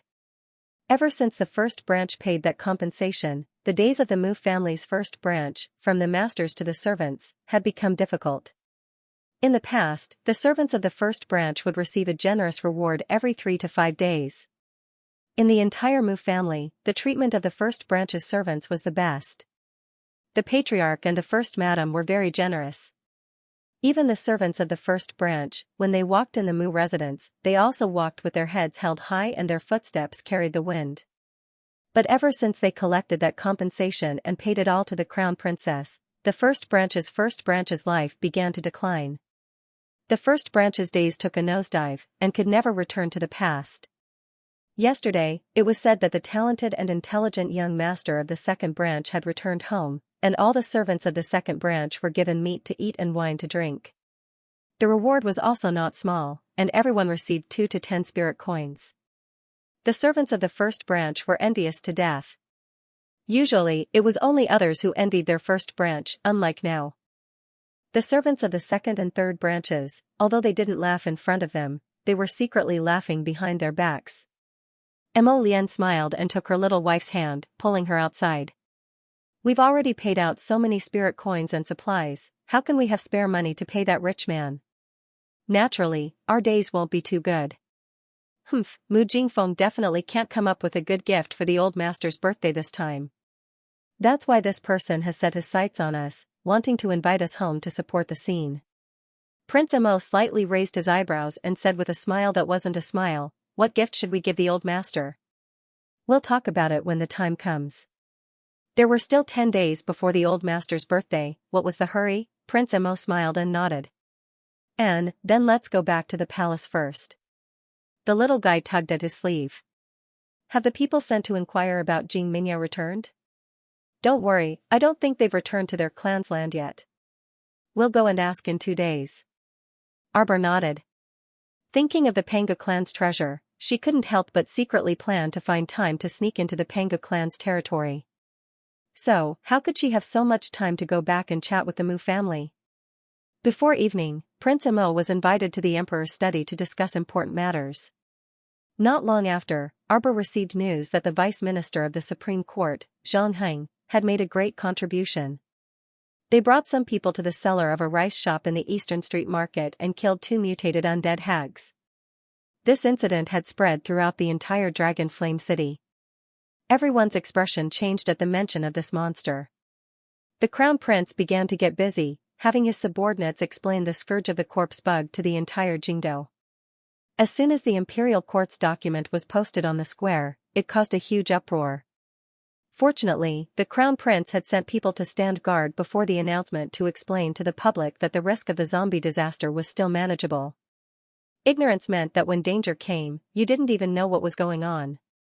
Since they already knew that Tianyun was about to launch a large-scale operation, they naturally had to spread the news of the dangers so that everyone would be on high alert.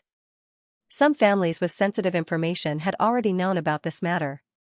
Now that the Imperial Court had made a public announcement, they weren't surprised.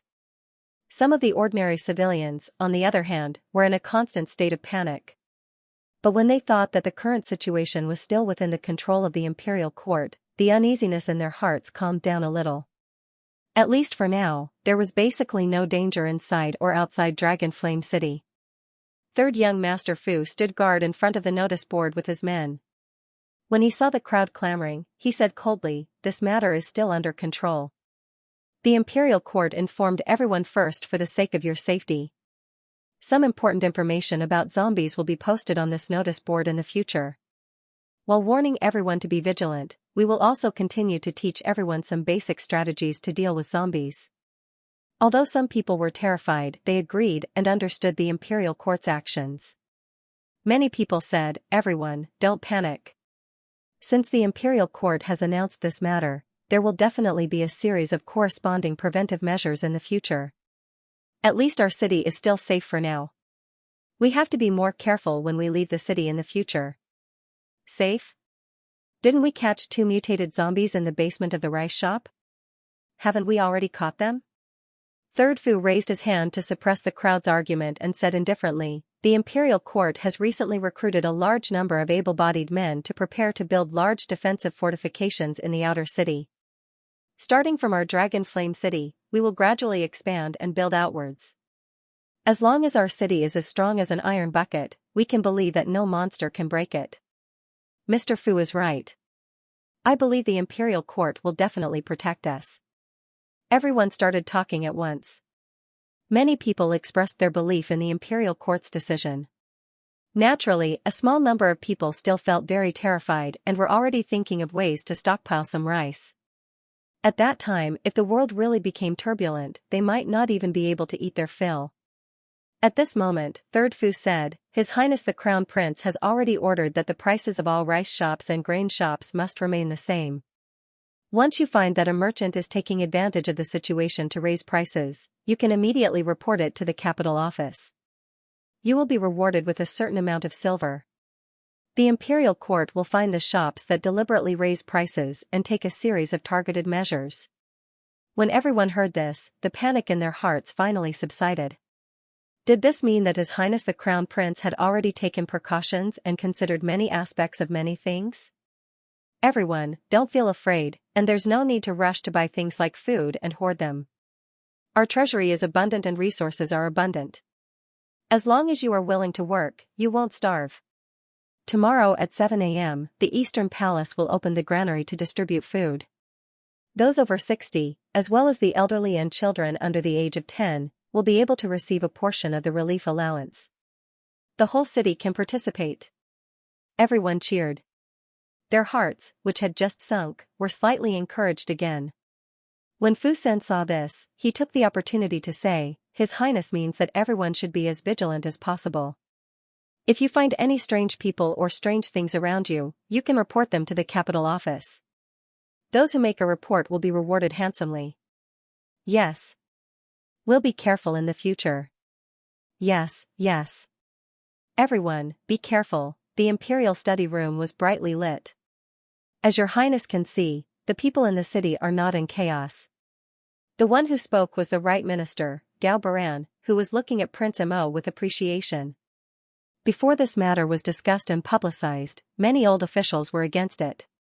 He felt that once this matter was made known to the public, it would definitely cause chaos in the world and even cause unrest.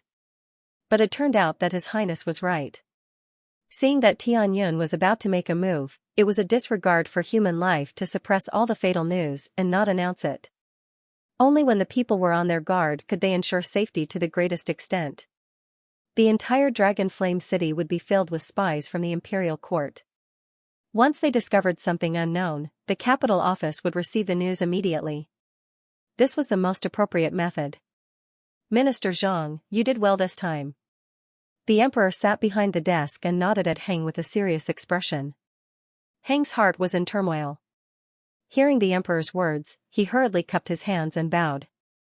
Reporting to your majesty, this time, if His Highness the Crown Prince had not sent his personal guards and purple forest guards, this matter would not have been resolved so easily. Who would have known that such a terrifying stronghold was hidden in the East Street Market? These few days, the entire city must be under martial law and search carefully. That eunuch should not be the only one who came into contact with this rice shop. We must not let the situation worsen. Emolian said. Chao Jieto nodded repeatedly at the side, carefully memorizing everything. When he returned, he would set up defenses and put the entire city on alert. At this moment, Zhang Xiaoqing was full of admiration for His Highness the Crown Prince. He was now certain that when KKD Pavilion's shopkeeper who mentioned the East Street Market, the Crown Prince and the Crown Princess might have already come to a conclusion. That was why His Highness had specially sent a team of experts to follow him to search the East Street Market. He still remembered that His Highness had told him that there was a big surprise in front of him. Wasn't this a surprise and a fright at the same time? Zhang Xiaoqing exhaled and said to the emperor, Your Majesty, this time in the East Street Market, not only were 2 corpse puppets found in the cellar of the rice shop. There were also several special ability users. Oh?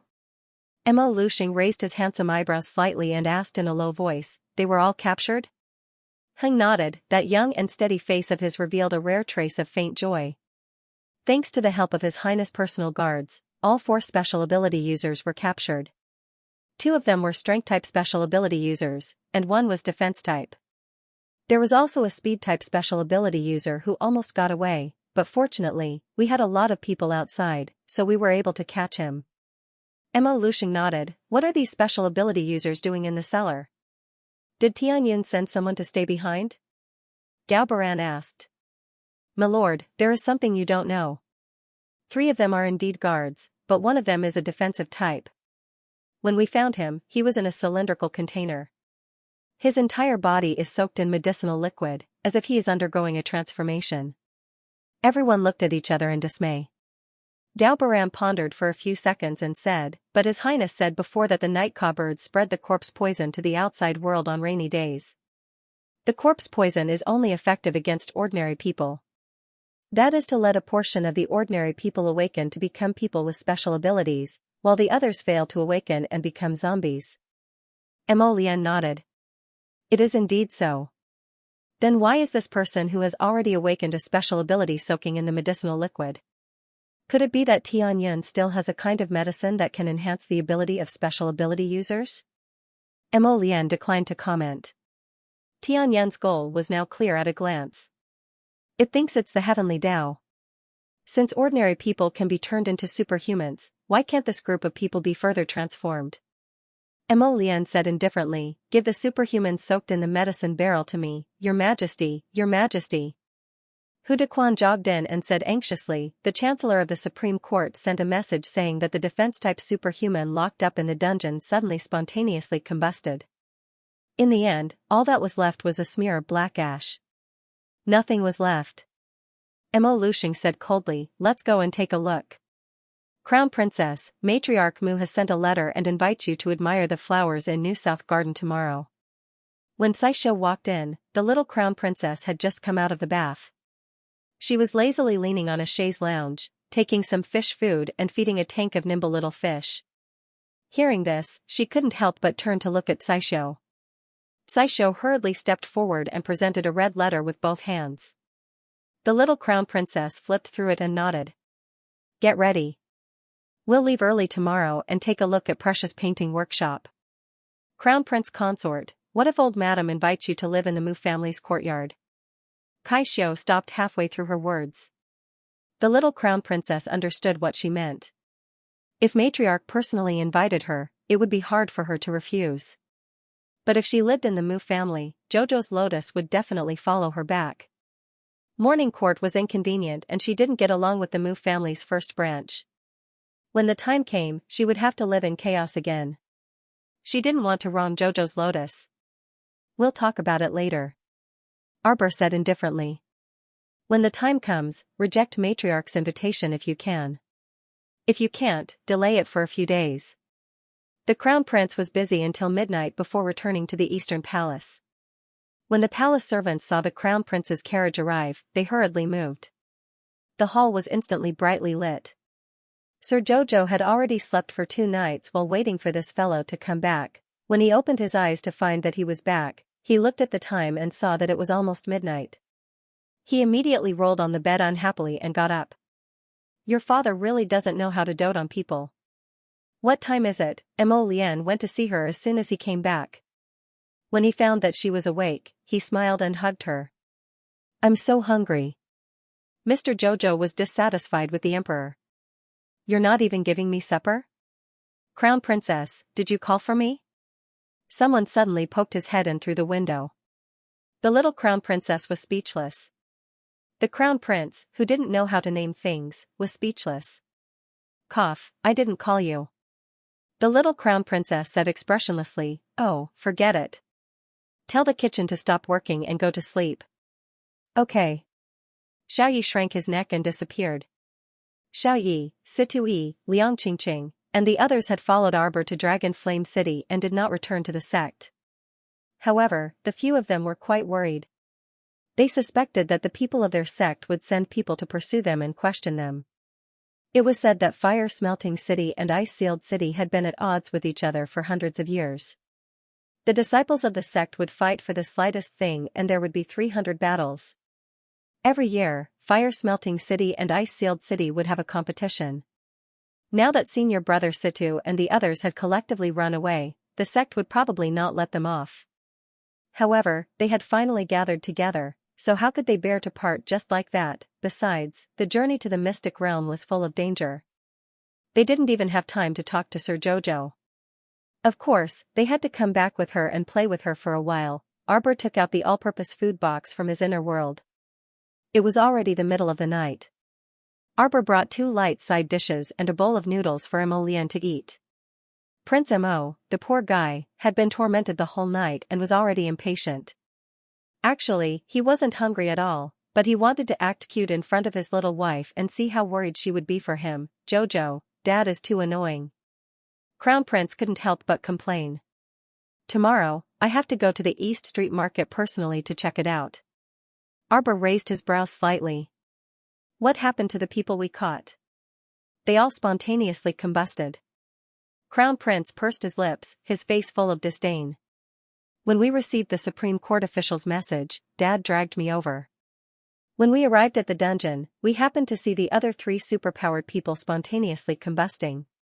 Not only did they make a mess of the dungeon, but a few of the prisoners almost escaped. Arbor couldn't help but frown. Why spontaneously combusted? Do they have the fire attribute among their superpowers? Arbor asked curiously. Emolienne shook her head. No. But we haven't been able to find out what happened yet. It must have something to do with drugs. Arbor couldn't help but assert. Crown Prince Emo nodded upon hearing this. I also think so. It's just that when we caught them back then, we had already searched their entire bodies and didn't leave anything behind. Arbor glanced at Prince Emo. What about space? Emolienne paused. But they are superpowered people and don't have an inner world. I'm not talking about an inner world. Arbor thought for a moment and said, this is also one of the superpowers, a space superpower. One of them might have a space superpower. Emolienne suddenly understood. So one of them put the spontaneously combusting drug in this space? I've never seen such a superpower. It's rare, Arbor said. It appears occasionally, but the probability is 1 in 1,000. Emolienne put down her chopsticks and nodded with a sigh. These guys are really hard to guard against. Prince Emo was in a bad mood after wasting half a day without any results. Arbor saw that he was a little depressed, so he reached out and stroked the back of his hand. Okay, don't be depressed. Go to the market tomorrow and walk around. Who knows, maybe you'll get something. Why do you think they're hiding in the cellar of the rice store and don't come out to harm people? This was also what Arbor found strange. Judging from the size of that small stronghold, it was likely that they had been lurking in the market for a long time. If it weren't for the fact that the palace servant had gone to buy rice and had done something else, he would have been unlucky enough to be scratched. If he hadn't acted up after returning to the palace and attracted everyone's attention, who knew when this small stronghold would have been discovered? Maybe they don't want to appear in front of the public so early. Arbor pondered for a moment and said. This accident might have disrupted Tianyun's plan. Emolienne raised her eyebrows slightly. No matter what, the entire Dragon Flame City needs to be investigated. No matter how much manpower and energy it took, they had to carry out a carpet search. They had to remove all the small strongholds that Tianyun had placed in the city. We haven't gone out shopping since we came back. The Crown Prince held his wife's hand regretfully. Look, we don't have time tomorrow.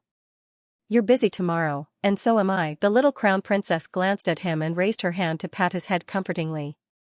Emolienne didn't know whether to laugh or cry when he saw her acting as if she was petting a pet dog. Jojo. He moved closer to her and rubbed against her body. Where are you going tomorrow? Old Madam has invited me to the new South Garden. Arbor felt a headache coming on when she thought of this. She raised her hand and pressed her small forehead. She couldn't help but feel a little more conflicted. She had to respect Old Madam's invitation. Otherwise, she would seem too unreasonable. Moreover, judging from the current situation, Old Master Mu treated her quite well. If she rejected Old Mistress Mu's invitation, wouldn't the Mu family be gossiping about her? They would definitely say that she didn't care about Old Master Mu. Emolienne pulled her into his embrace with a smile and poked her small nose with his finger. Remember to wear your crimson battle uniform. Don't be afraid. I'll cover for you if you make any trouble. Arbor chuckled and rolled her eyes at him. What about you? Me? I'm going to fight tomorrow too. I'm going to wear a red battle suit too. Emolienne mumbled. I'm going to wear red, and I'm going to be as pretty as a rotten peach blossom. Mr. Jojo's eyes curved and he tapped his forehead with a finger. Go take a bath. Emolienne got up with a smile and walked to the bathtub. He turned around and winked at her. Wife, if we make any trouble together, I'll cover for us.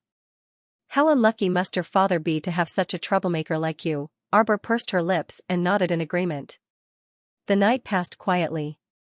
The next day, when Mr. Jojo opened his eyes, Prince Mo had already left the East Palace to run some errands.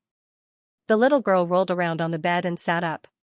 She looked expressionlessly at Kai Xiao, who came in with a basin of water and happened to see her rolling around on the bed. There was a hint of a smile on the girl's calm face. Don't think that Sir Jojo couldn't tell. Change clothes. The young crown prince consort hopped off the bed. Kai Xiao quickly helped her put on her shoes. Crown princess, the floor is cold. It's very hot. The little crown princess didn't mind at all. She ran barefoot to the washstand. Kai Xiao hurriedly took the shoes and followed her. Crown princess, your feet are cold, put on the shoes first. Kai Chi came in with a group of people who were holding clothes and jewelry. She casually ordered, put them on the shelves first. Crown princess, Enichang Market's first batch of clothing and jewelry has arrived. Kai Chi's small mouth opened as she chirped, it's worthy of being called Enichang Market's clothes. The flowing cloud brocade is not only smooth to the touch, but also very cool to the touch. It's perfect for summer. In another 2 months, the scorching summer would arrive. Mr. Jojo expressionlessly looked at them. For a level 13 Great Spirit Master, whether it was hot or cold, it didn't make any difference. After freshening up and changing into a bright red battle suit, Mr. Jojo looked down at his own outfit. Did Enichang Market make a red outer garment for me this time? They made several. Oh. That's good. She only had one set of battle clothes, so it was a bit too monotonous. Did they embroider lotus flowers? Kai Chi's mouth twitched as she tried to suppress the urge to laugh. She repeatedly nodded and said, Enichang Market's clothes were made according to Crown Princess's instructions. They embroidered lotus flowers on the corners of the clothes. The little Crown Princess' mouth slightly curved as she nodded with a stoic face, it's definitely not as good as mine. Kai Chi almost burst out in laughter. Oh my, our little Crown Prince consort, where did you get such great confidence from? The few of them escorted the little Crown Princess out the door. The carriage was already waiting outside. After Arbor boarded the carriage and lowered the curtains, the carriage moved along the red walls and glazed tiles towards the palace gates. As it was still early, Arbor followed the plan and got someone to drive the carriage to Changle Street. Unexpectedly, the carriage was blocked at the intersection of Changle North Street before it could even make a turn. The driver was Aoyi, who had escorted the little Crown Princess out. It had been a long time since he drove the Crown Princess's carriage. He felt a little excited as he drove the carriage today. Seeing that the carriage was blocked, he jumped down from the carriage and ran forward for a while. Not long after, he turned back and said, Crown Princess, the road ahead is completely blocked. Eh? Why are all the noble ladies of the imperial capital leaving on the same day? Kai Chi muttered. She recognized the emblems on the carriage. They belonged to the right Prime Minister's family and Assistant Minister Zhou's family. Arbor frowned. What's wrong? Crown Princess, please wait a moment. Kai Chi jumped down from the carriage and ran to the front to ask around. Not long after, the young lady ran back with a strange expression. She glanced at the little Crown Princess and seemed to want to say something. Speak. Arbor couldn't help but urge her. Crown Princess, do you know why they are here? They are here to bid for the beautifying pill at Precious Painting Workshop. Kai Chi looked at the little Crown Princess strangely. It is said that the madam of a wealthy family in the city sent servants to sleep at the entrance of Precious Painting Workshop every day to wait for the Crown Princess to come and stop you. Stay Up Late raised his head and looked at the emblem on the carriage. It was the emblem of the Eastern Palace of the imperial family. It was very eye-catching, and with so many people coming and going, even a blind person would notice it. Sure enough, in less than 3 minutes, quite a few people crowded over and shouted, Has the Crown Prince consort graced us with her presence? Crown Princess, I'm from Prime Minister Gao's residence. Madame Gao requests an audience with the Crown Princess. Crown Princess, this lowly one is from Imperial Censor Wang's residence. My wife has come to pay her respects to the Crown Princess. Suddenly, the originally congested road became even more crowded. At this moment, the carriage couldn't even turn around and leave, let alone move forward. Kai Chi and Kai Xiao both rolled up the carriage's curtains, and everyone saw the stoic-faced young Crown Prince consort sitting upright in the carriage. Her red clothes fluttered in the wind, and her face was as cold as snow. Her small, snow-white face appeared exceptionally cold in her red brocade robe, and her gaze was so indifferent that it made people slightly apprehensive. Crown Princess, Crown Princess. This lowly one is a servant of the Liu family. My mistress wishes to have a chat with the Crown Princess.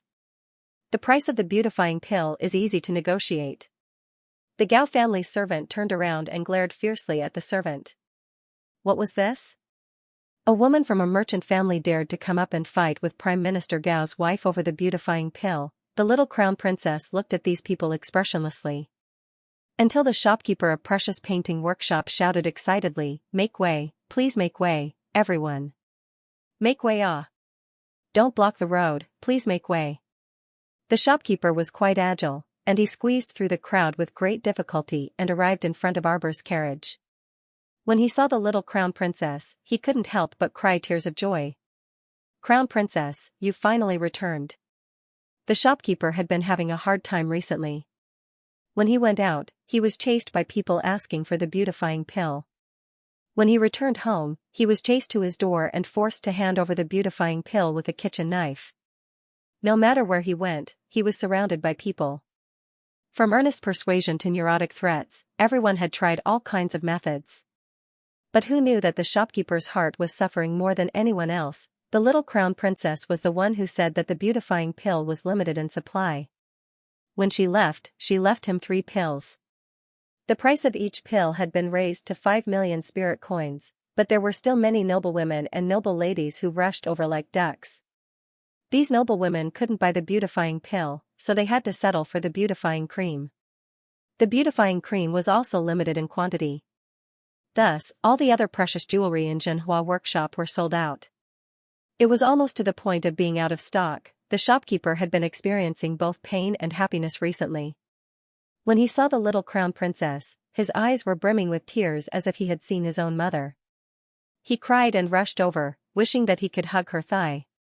"Crown Princess, I beg you. Do you still have the beautifying pill? Release a few more.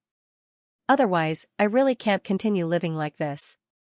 Kai Chi, Kai Xiao, Ao Yi, and the others looked at the old shopkeeper with black lines on their heads. Sir Jojo's face was expressionless as he glanced at the old shopkeeper. "Are they all sold out?" "Almost all the unrelated products in Xianxia workshop have been sold out." When the shopkeeper said this, he didn't mind the jealousy of the other shops. On the entire Chang'an North Street, the Xianxia workshop was not the only shop that sold jewelry and makeup products. But every day, Xianxia workshop was crowded with people. The other shops could only look at them with envy. The little Crown Princess nodded. Suddenly, a cry was heard.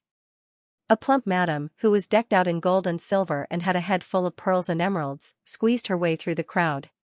She pounced onto the carriage and wanted to hug the young Crown Prince Consort's thigh. Crown Princess, I beg you, sell me a beautifying pill. I can pay any price." The fat woman's body was very large and her movements were very slow. Naturally, the little Crown Princess could not be caught by her legs. When Lord Jojo saw her rushing towards him, he immediately shrunk his arms and legs and dodged into the carriage. Stay Up Late stepped forward and used a sword to stop the woman's inappropriate actions. He frowned and scolded, "Speak properly. Don't get physical." "Crown Princess." The young woman was from the Liu family. "Where is Princess Kang's eldest sister-in-law?" That plump woman hastily exclaimed, "I beg you, Crown Princess. For the sake of Princess Consort Kong, please sell this humble woman a beautifying pill." The effects of the beautifying pill were too good. This story started when Princess Consort Kong proved that the effects of the beautifying pill were extraordinarily good, and Imperial Censor Zhong's wife gritted her teeth and spent 1 million spirit coins to buy a beautifying pill. There was no need for the next day. She took the pill on the spot and the beautifying effect gradually appeared. Madame Li, who was with her, regretted it so much that her intestines turned green. Even if the beautifying pill was restored to its original price of 2 million spirit coins the next day, Madame Li still hurriedly bought it. These two madams, together with Princess Kang's trio, became the brand of Xianxia Workshop's beautifying pill. Who else could match the effects of Xianxia Workshop's beautifying pill? Not only did it beautify one's face, but it also reduced one's weight. One would look 10 years younger after taking it. and one could see their skin becoming younger every day. Thus, the shopkeeper sold the remaining 2 beautifying pills at the sky-high price of 4 million and 5 million spirit coins respectively. Even then, the supply could not meet the demand. Every day, people would block the door and force them to buy. Madame He of the Liu family, who was dressed in gold and silver, used her fat body to try to push away Aoyi, who was blocking her way. She mumbled, "Hey, young man, please make way. Don't block the way. Make way, make way, make way. Make way my ass." Aoyi narrowed his eyes and stood straight in front of the madam. He said impatiently, "Who dares to make a ruckus in front of the crown princess? How rude." Xiao expressionlessly looked at the surging tide of people outside the carriage. Her pair of clear and cold eyes, from time to time, wandered around the faces of several people. Weren't they a little too excited? It was as if they had been injected with chicken blood. "What happened to your dignity and manners as upper-class ladies?" "Me? I'm Princess Kang's sister-in-law." That nay, he repeatedly used her fat to push against the sword in front of her and shouted, "Crown Prince Consort, we're relatives. No matter what, you have to sell it to me first, ha, Crown Prince Consort." Noisy. The young crown princess looked impatiently at the fat madam. She then got out of the carriage. Aoyi, Kaixio, and Kaichi quickly blocked the crowd coming from the left and right. They shouted, "Don't push. Everyone, back off." The young crown princess looked expressionlessly at the crowd that kept coming up and being pushed away by Aoyi, Kaixio, and Kaichi. She said coldly, "If you continue to push, you will all be blacklisted."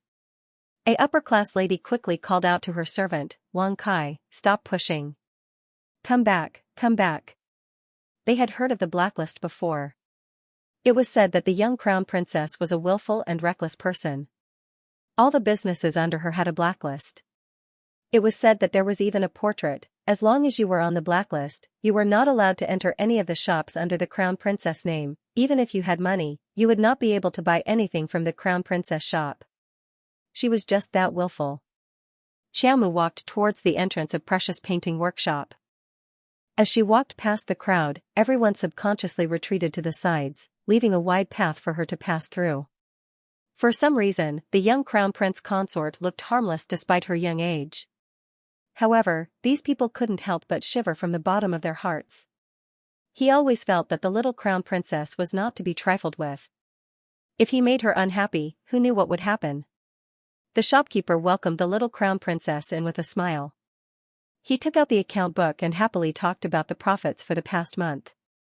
His old face was smiling like a chrysanthemum. "Crown princess, you didn't see it. The rush to buy goods is almost like the rush to buy goods for the new year. Crown princess, the reputation of our Precious Painting Workshop's beautifying pill has been completely established. As long as we replenish the stock, the beautifying pills will probably sell like crazy this month." The little crown princess shook her head. "It's already the 3rd of this month. I'm not selling it. Starting from next month, 2 beautifying pills will be sold on the 1st of every month. The highest bidder wins. If there are any special circumstances, we'll talk about it then." The shopkeeper's old eyes lit up as if a series of little stars were about to float out. "Oh my dear crown princess. How could such a young girl have such a good business mind?" In this way, their Precious Painting Workshop would auction 2 beautifying pills on the 1st day of every month. Regardless of whether they did other business or not, these beautifying pills would be enough to earn a lot of money. In addition, we will sell 10 boxes of beautifying ointment every month. The starting price will not be lower than 500,000 spirit coins. The young crown princess pondered for a moment before saying, "Wait until I make a new beautifying product. We'll talk about it then." In the future, she might even be able to pair it with the longevity pill and sell it together with the beautifying pill. At that time, the effects would definitely be very good.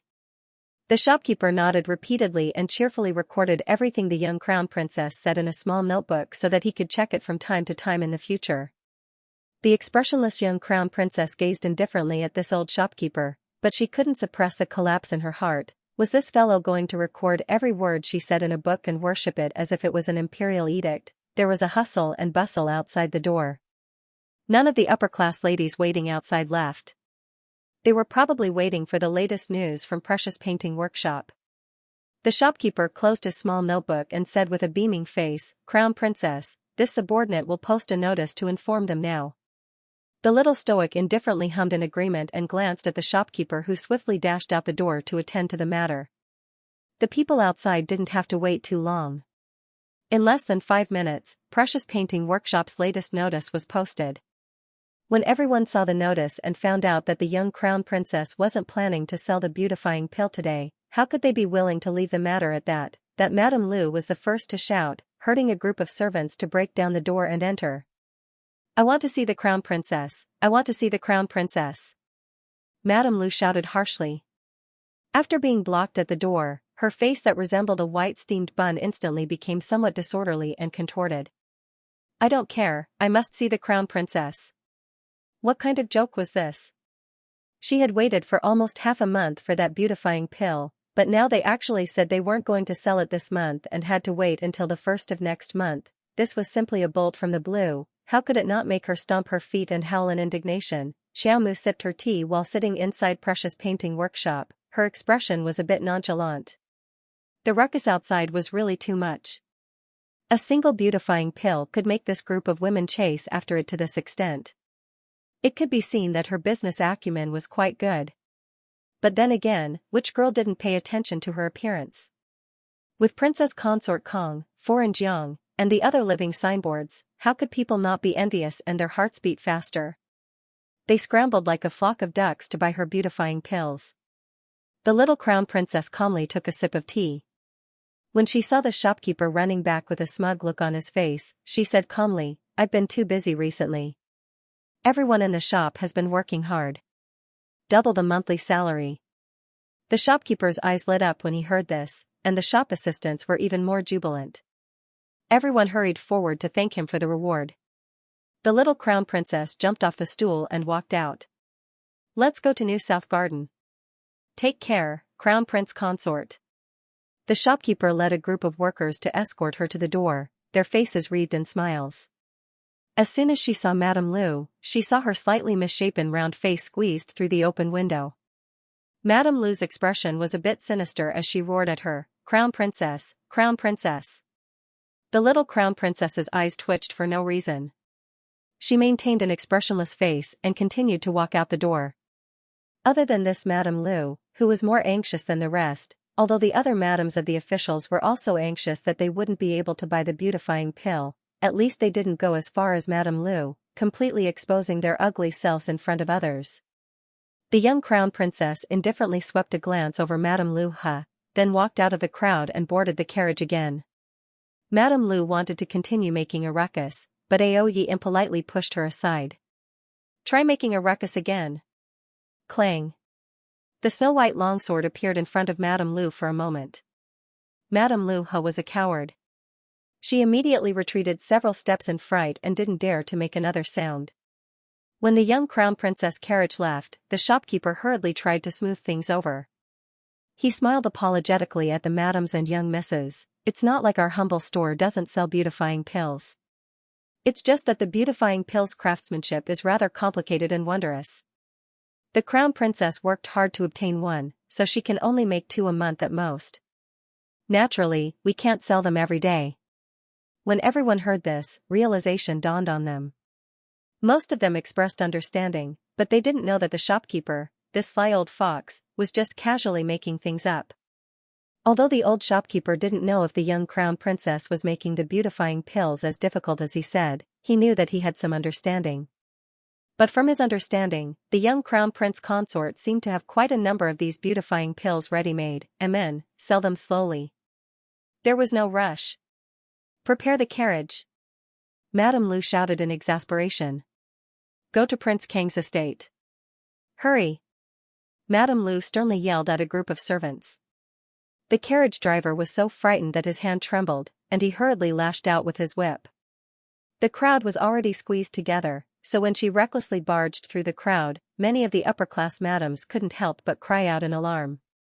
The 2 servants dodged left and right, almost getting hit by the carriage.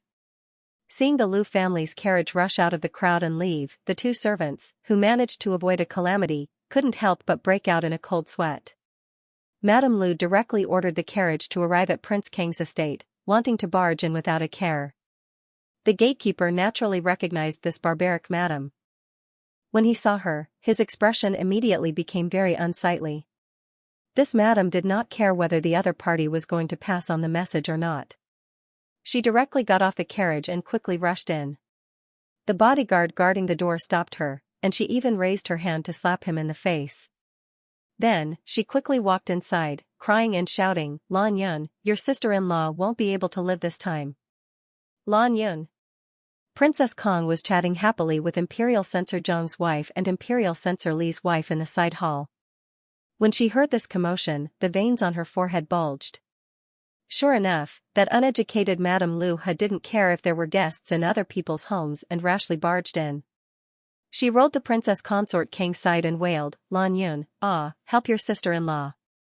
Help me ask the little crown princess for a beautifying pill." Imperial Censor Zhong's wife and Imperial Censor Li's wife both became embarrassed and exchanged glances. They didn't know whether they should leave immediately or continue to treat Madame Lu as heir. Madame Lu wept and wiped her eyes as she cried out, "You didn't see the little crown princess's stoic face. She's so cold even to her relatives at home. She doesn't give you any face at all, treating your sister-in-law like a radish as a vegetable."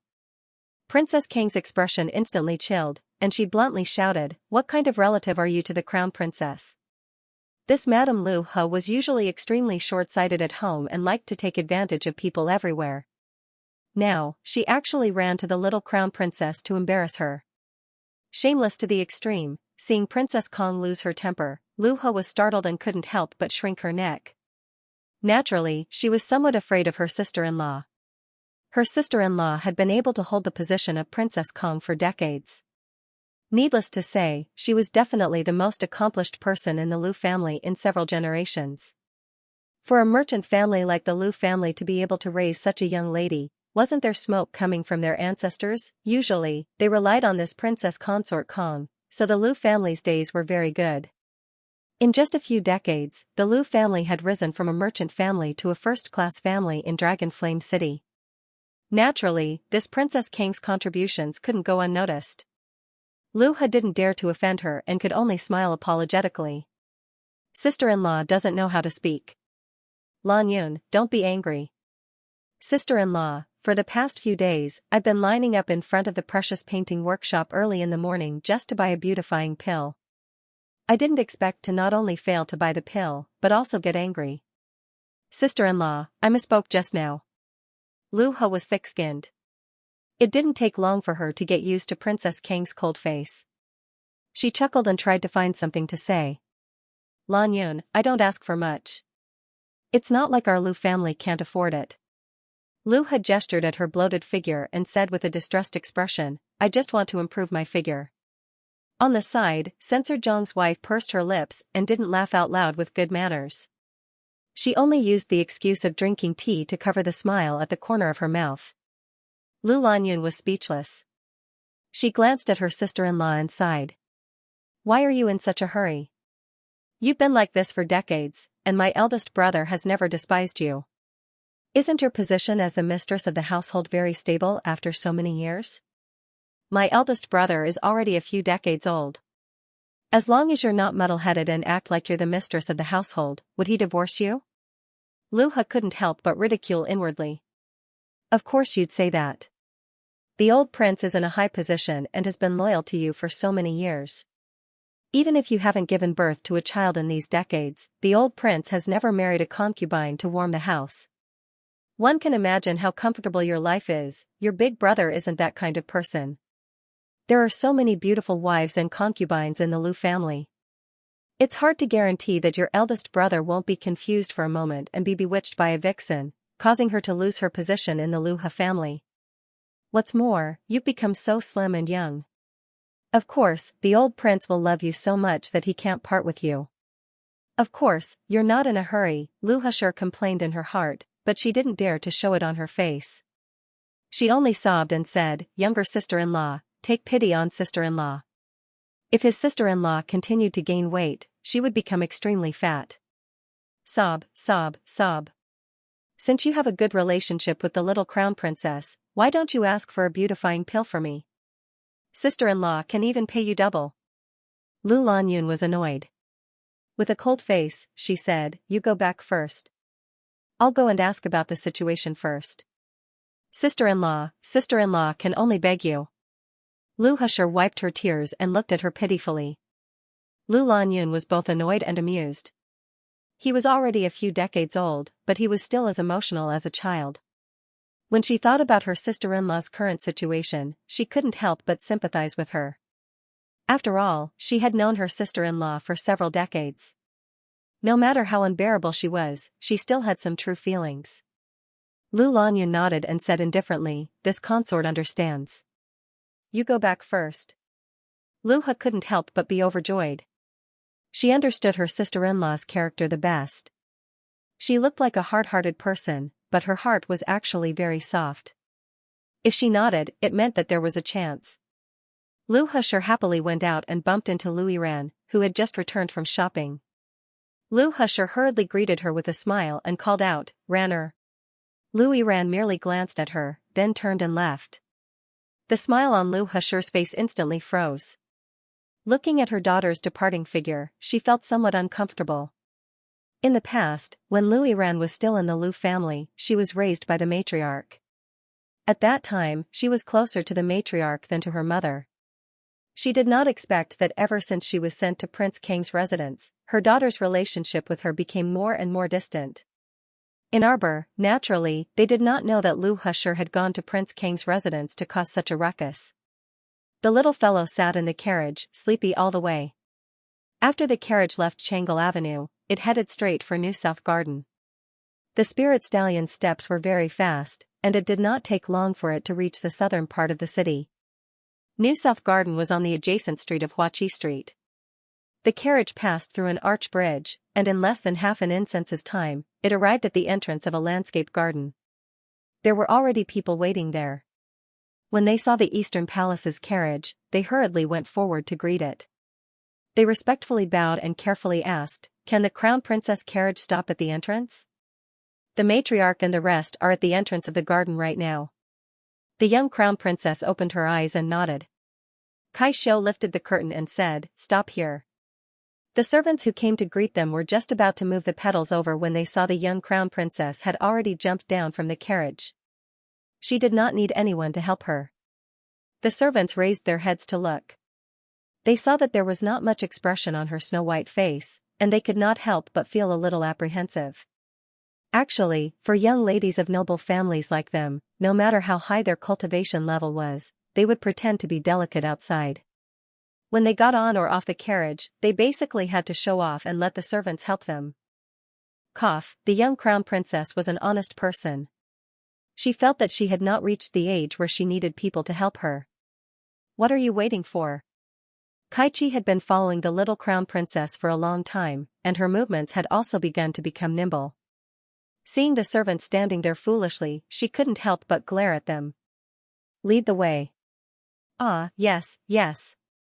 The several servants turned around and hurriedly said, The old lady has come out. When Qiaomu looked up, she saw a dozen or so upper-class madams and noble ladies, as well as several dozen maidservants, walking over while escorting a benevolent and good-natured old woman. The old woman's hair was white. Other than a few wrinkles at the corners of her eyes, her face was still very smooth. She wasn't tall at all, and her face was pale as if she had just recovered from a serious illness. She stared at Arbor with a faint smile. Quickly come over and let grandmother take a look. Last time, I heard from your grandfather that you had returned. Who would have thought that I had been ill all this time and was afraid that my illness would pass on to you? With this delay, who would have thought that you would go to the Imperial Academy? I haven't seen you all this time. Mu Qingyao supported the old lady and smiled gently. Old madam, don't be sad. Look, isn't the Crown Princess here? The old lady's face was filled with undisguised joy. She nodded repeatedly and walked toward Arbor shakily. 865 The heart of a fist. Arbor dared not let a sick old lady tire herself out. She hurriedly walked over and bowed to the old lady according to etiquette. Old madam happily grabbed her hand and quickly took off a ring from her finger, stuffing it into Qiaomu's hand. She said joyfully, Xiao, this is grandmother's greeting gift to you. Take it. It's not a lot. It's just a little something from grandmother. Jojo felt that the ring was a little hot. She had mercilessly slapped the old lady's son in the face earlier. How could she accept the old lady's gift? Just as she was about to return the ring, the old lady put on a stern face and patted the back of her hand. This is from grandmother. Just take it. It has nothing to do with your bastard father. Mu Qingyao's expression instantly became a little awkward. Old madam, please sit down first. Why are you calling me old madam? The old lady patted the back of Arbor's hand unhappily and said, I'm your biological grandmother. You have to call me grandma. Quick, call me grandma. She was not an old man like Mu Tsang who could not swallow his pride. She did not want her granddaughter to call her old madam. She wanted her granddaughter to call her grandma. Arbor felt a little helpless. After spending a long time with this little girl, he could actually grasp her weakness. If she was gentle and kind to her, she would not be able to harden her heart and keep a straight face. On the contrary, the more he tried to force her, the more stubborn she would be and would not give in at all.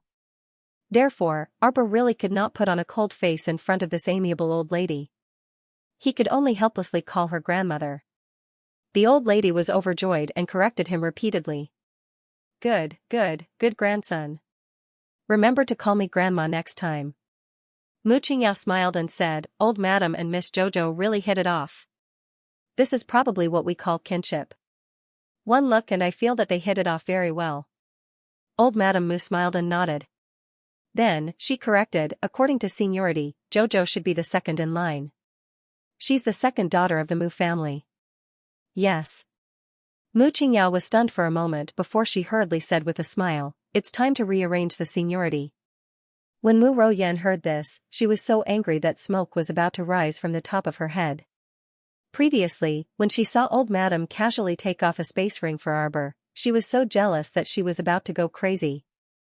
Now that she heard the old madam's tone, was Arbor going to squeeze out her identity as the second miss of the Mu family in the future? How could this be? She couldn't help but shriek, grandmother is really biased. She doesn't usually give us sisters a space ring as a greeting gift. Even big sister has never been treated so well. Mu Roxian's face was already very pale. When she heard Mu Royan mention her, her face turned even paler. Mu Qingyao frowned and glanced at Mu Royan unhappily.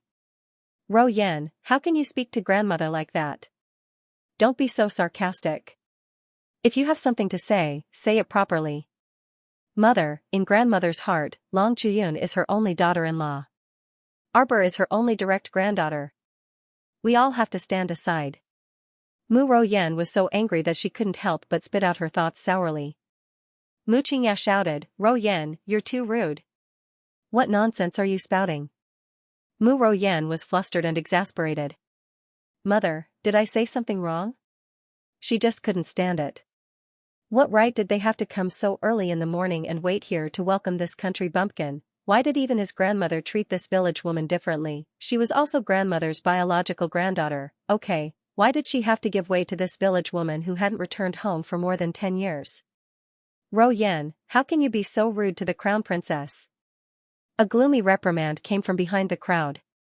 The second branch's Madame Chiu secretly smiled and used a handkerchief to wipe the corners of her mouth. She coldly watched the first branch's group of muddle-headed people making a ruckus in front of old Madame. What did they think that this ruckus would benefit the first branch? Didn't it just cause old Madame to despise them even more? Madame Chiu exchanged a glance with her daughter without batting an eyelid. She smiled and looked away. Following the sound of wheels, Shi Huixin, who was sitting in a wheelchair with a very gloomy expression, arrived. Concubine Shi had a green handkerchief tied around her head and combed all her hair inside. Her eyes were like the eyes of a poisonous snake, containing a bit of frightening moist coldness as she stared fixedly at her. Don't forget what kind of price you have to pay to offend the crown princess, Concubine Shi said coldly. I'm your example. I still have to thank the crown princess for not killing me. She saved this lowly concubine's life. It's just that I'm crippled. When Concubine Shi said the last 4 words, she gritted her teeth as if she was chewing on Arbor's flesh. Of course, if it was possible, Concubine Shi would have pounced on her and torn her apart. Sir Jojo glanced at her and said coldly, men. Old Madam's eyelids twitched slightly, and a bad premonition arose in her heart. Stay Up Late jumped in front of Sir Jojo with a whoosh. He secretly suppressed the twitching corners of his mouth and bowed. This subordinate is here. A mere lowly concubine dares to be sarcastic in front of this crown princess. She's simply bold and presumptuous. Kill her. Everyone was dumbfounded. Sure, Huixin's face was slightly distorted. She was also shocked in her heart. Cold sweat involuntarily dripped down her face. Seeing that Aoyi was about to make a move, Xiaoshi of the second branch pursed her lips and couldn't help but smile and lower her eyes. The first branch really had a wonderful show every day, one after another. It was just a matter of which one was better. You. Mu Royan shrieked. You dare, shut up. Mu Qingya saw that things were going in a strange direction and hurriedly scolded the concubine's daughter, who only knew how to scream. She glared at Sher Huixin and her daughter mercilessly. He clearly knew that the little crown princess was someone who never played by the rules, so why did he have to rush over to find trouble with her? Did they really think that the little crown princess, who had just returned from studying at the royal school, would be kinder than before? This pair of brainless mother and daughter were simply looking for trouble. Mu Qingya took a deep breath and hurriedly reached out to block Stay Up Late. She smiled apologetically at Arbor. Jojo, ever since concubine Sher's legs became inconvenient, her brain has also become muddled. Don't be calculated with her. The little crown princess looked coldly at Sher Huixin. I don't think she's muddled. She just hates this crown princess. Since she doesn't want to live such a good life, then let her die. Mu Qingya's pupils constricted as she glanced at Old Madam. However, Old Madam was looking straight ahead as if she hadn't heard what the crown princess said. She didn't say anything or stop her. Mu Qingya felt a little depressed. Old Madam was clearly showing that she didn't care about anything. With Old Madam's status, as long as she said something, the crown princess might give her some face. However, Old Madam didn't say anything. Mu Qingya glanced at the pale-faced Sher Huixin and couldn't help but curse in her heart. Now, she knew to be afraid. She didn't have her way before, but now, she had a loose tongue. Aoyi raised his arm in front of Mu Qingya. Madam Mu, please make way. Mu Qingya took a deep breath and hurriedly said, Jojo, your grandfather's birthday is around the corner. It's not good for a bloody disaster to happen. Concubine Sher. Mu Qingya shouted sternly, get over here and apologize to the crown princess. Sher Huixin trembled, unable to suppress her anger. What did I say? Concubine Sher suppressed her surging anger and said with forbearance, this concubine is only grateful to the crown prince consort for not killing me, grateful to the crown prince consort for sparing this concubine's lowly life. How am I speaking without reason? The little crown princess glanced at her coldly and said rudely, I never thought of sparing your life. First, you found someone to impersonate me and tried to ruin my reputation. You made me a rat that everyone despises. Arbor looked at her coldly and said, then, you sent a few servants to disgust His Highness and me. Your actions are still vivid in my mind. Why should I let you off? I wanted to beat you to death that day. You were lucky to have escaped this disaster. How dare you be so arrogant in front of me instead of staying in your rat hole? Do you think that I, the crown princess, can't deal with a lowly servant like you? Aoya's heart skipped a beat. He hurriedly cupped his hands and shouted, Crown princess, please calm down. Saisho. Your servant is here. Give her a piece of white silk, a dagger, and a bottle of poison. Let her choose. When Xiaomu said this coldly, the scene instantly turned silent. Even Madame Nachio's eyelids couldn't resist twitching. She thought that the first madam of the Mu family's first branch could protect that lowly concubine. It turned out that in front of the crown princess, the first madam could only suffer. Kaixio walked up with a solemn face and directly threw the 3 items that the crown prince consort had mentioned in front of Sher Huixin. She coldly said, Concubine Sher, the crown prince consort grants you death. Do you want to do it yourself, or do you want me to help you? Sher Huixin's chest trembled, and she couldn't help but let out an ear-piercing scream, How dare you? You dare. You're really lawless. What is the ancestral law in your eyes?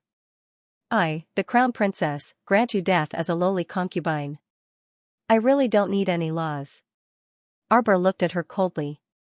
She had completely lost her patience with this person. Concubineshire had never been humiliated like this. She was so angry that she sat paralyzed in her wheelchair, trembling uncontrollably. Mu Ro Yan was also about to go crazy. She rushed forward and waved her fist. How dare you treat my mother like this? I'll kill. Ah. A strong and agile female servant quickly came out from the old madam's side. Without saying a word, she pulled and twisted the second Mrs. arm and pinned it behind her back with one hand. Mu Ro Yan felt that the other party's strength was so strong that it seemed like she was going to break her arm. It was so painful that cold sweat broke out on her forehead. Without another word, Kai Xiao had already kicked up the white silk on the ground and walked over with Kai Chi.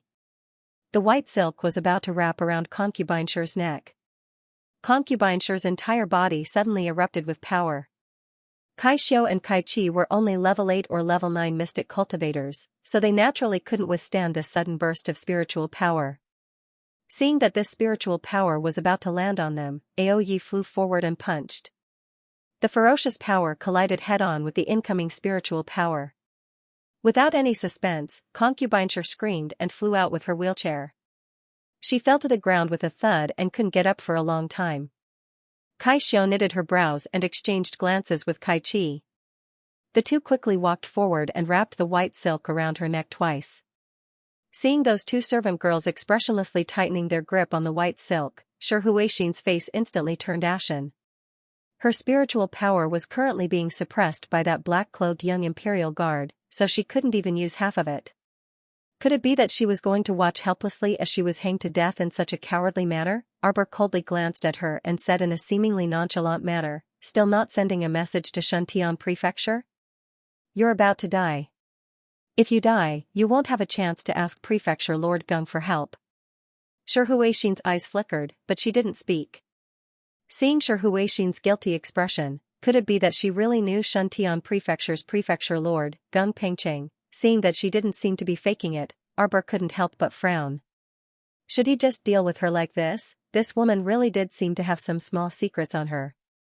Could it be that the old rival who had been contacting Xianxia Prefecture's Prefecture Lord, who had been chasing after Sir Jojo for years, was really this Shi Huixin? But seeing how she had previously accepted Xiao Yingchuan's impersonation and used Xiao Xing, Zhu Xian, and the others to do that, she didn't seem to be that brainy.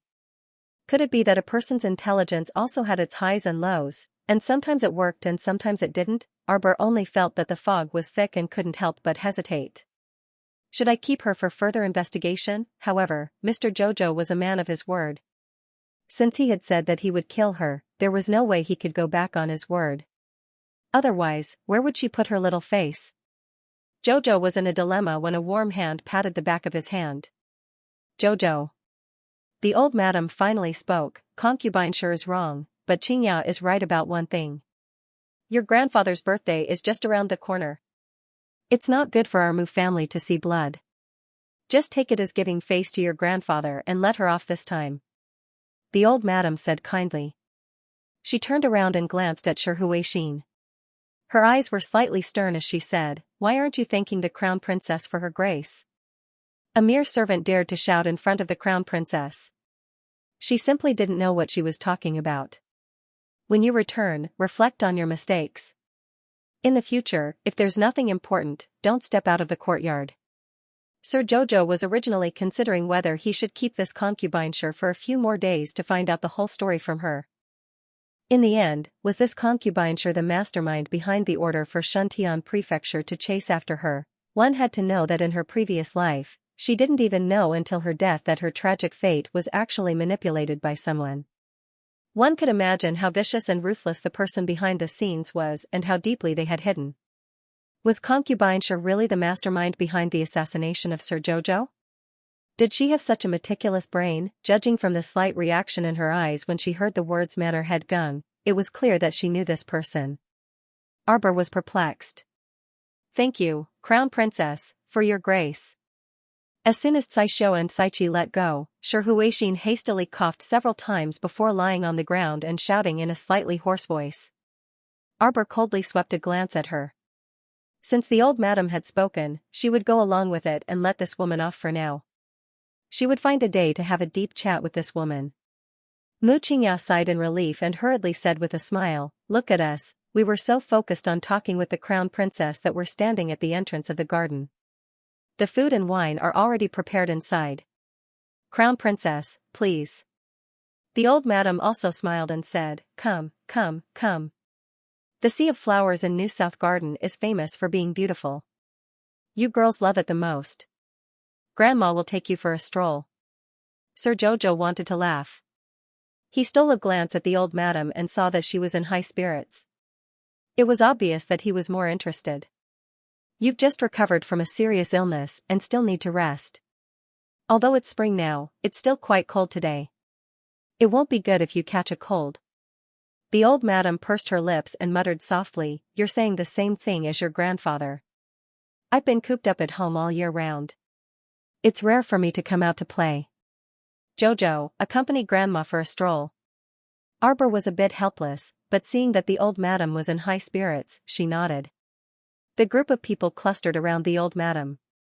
They appeared to be a harmonious and beautiful family, chatting and laughing along the way. However, who knew what the people in each branch were thinking at that moment? Jojo accompanied the old madam all the way. Blooming flowers filled their eyes. New South Garden was indeed a place to admire flowers. No wonder the old madam was in such high spirits. Today, the Moo family had booked the entire New South Garden, so the only people walking in the garden were the Moo family's members. There were no other people strolling around. The group walked around half of the garden. After all, the old lady was old and had just recovered from a long illness. Although he had some foundation in cultivation, he was still a little tired. Arbor then helped her to a nearby gazebo to sit down. Xianxia virtuously went out to make arrangements. She asked the servants to deliver tea and water, as well as a clean handkerchief for old madam to clean her hands. The old lady sipped her tea with a relaxed expression. Then, she held Arbor's hand and said, "Jojo, your grandfather's birthday is coming soon. Why don't you move back here tomorrow for a few days? Ever since you came back from the royal school, you haven't come back to stay. Your grandfather really misses you." Arbor tried his best to squeeze out a smile for the old lady, but his little face was still a little tense. The crown prince has been quite busy these days. He has to attend court every day. It's not very convenient for him to move back. The old madam looked disappointed, but she still held Arbor's hand and said, "Can't you just come back and stay for a few days? Yulon court is cleaned every day. You don't have to bring anything with you when you come back. Just bring yourself back." Arbor saw the sincerity in the old madam's eyes and his heart couldn't help but waver. He nodded and said, "Let's delay it for 2 days. I'll go back and tell the crown prince." The old madam's face instantly brimmed with a smile. She nodded repeatedly with joy in her eyes. "Yes, I have to tell you. Grandma will wait for you at home 2 days later," old madam said happily. Arbor had been trying to shirk responsibility for 2 days, but she didn't expect old madam to take it so seriously. She couldn't help but sigh helplessly and nod hesitantly. Old madam was overjoyed. She reached out and pinched her little granddaughter's tender cheeks. "You can't lie to your grandma. I'm already a few decades old. I can't be fooled by a little girl like you." Arbor looked at her gloomily. "We said we'd come back, so we must." "Got it." Xiaomu could only nod her small head again. Old madam laughed happily. Xianxia hurriedly comforted her with a smile. "Old madam, look at how happy you are. Old master has instructed us to keep an eye on your emotions. We can't let you be too happy or sad." Tisk, old madam pouted angrily and snorted. "I'm not a puppet. How can I not laugh?" Madame Chiu hadn't been able to get a word in. Seeing this, she hurriedly said with a smile, "Isn't that so? Old madam is full of energy. It must be because she's happy to see the crown princess. That's why she's in such good spirits." After what happened just now, Mu Ro Yen had been biting her lip and lagging far behind the crowd with her auntie. When she heard Madame Chiu's shameless flattery, she couldn't help but spit. How shameless! Xiaoshi of the second branch usually looked like a shrewd person, but she didn't expect that she would speak without integrity. Seeing that the old Tai liked the crown prince consort so much, she rushed to flatter the crown prince consort. She was simply shameless. Sure, Huixin's face was dark, but her heart was still pounding. Just now, after she had come back from the gates of hell, she suddenly realized something. In the future, she couldn't face the crown princess directly. She could only beat around the bush. After all, their statuses were worlds apart. Even if the crown princess didn't use her full strength, she could still crush her like an ant just by using her status to suppress her. Thinking of this, Sure Huixin couldn't help but shudder. She secretly scolded herself for acting rashly just now. But how could a normal person have such good self-control? How could they not fly into a rage when they suddenly saw their enemy right in front of them? A group of people sat in the pavilion and surrounded the old lady. They were enjoying tea and snacks happily. Suddenly, they saw a manservant rush over in a hurry. He quickly kowtowed and repeatedly shouted, "Old madam, madams, it's not good." Madam Chen brought a group of guards and broke in. We couldn't stop dozens of them. The old madam frowned. Which madam of the Chen family is so rude?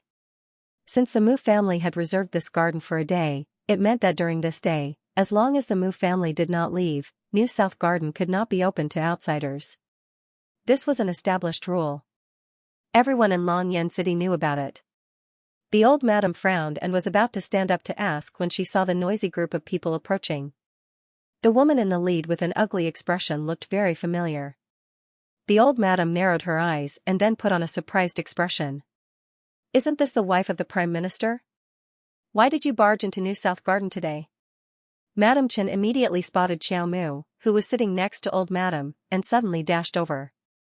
Ao Yi, Kai Xiao, and the others' expressions changed. They subconsciously reached out to stop the woman and scolded, "Stop.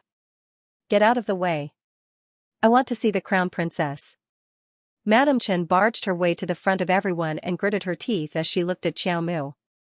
Suddenly, she knelt before Xiao Mu with a plop and pleaded in a tearful voice, "Crown Prince Consort, please tell me my daughter's whereabouts on account of this subject's motherly love. I only have one daughter, Baojia. It is inevitable that I spoil her. If she has offended the Crown Prince Consort in any way, you can vent your anger on this subject wife. I hope that you can spare my daughter." Arbor looked at the woman in front of her with cold eyes. This person's words were really sophisticated. She insisted that she had something to do with Chen Baojia's disappearance. On the surface, she begged for mercy, but in fact, she was reprimanding her. She was clearly saying that she couldn't get along with Chen Baojia, the child who had been spoiled by her family. She, the crown princess, was not magnanimous enough. She was really a shrewd woman. If she followed her words, then it would be true that she had something to do with Chen Baojia. In fact, she had no interest in knowing whether Chen Baojia was dead or alive. She really didn't understand why these people liked to bite her and didn't want to let go. They only thought that she had done something to Chen Baojia. What a group of strange people. Was she, Arbor, such a boring person? If she wanted to make a move, she would directly kill her. Doing these sneaky things was not in line with her personality. Arbor sat quietly beside the old madam and stared coldly at Madam Chen. Madam Chen saw that she didn't speak for a long time and subconsciously looked up at her.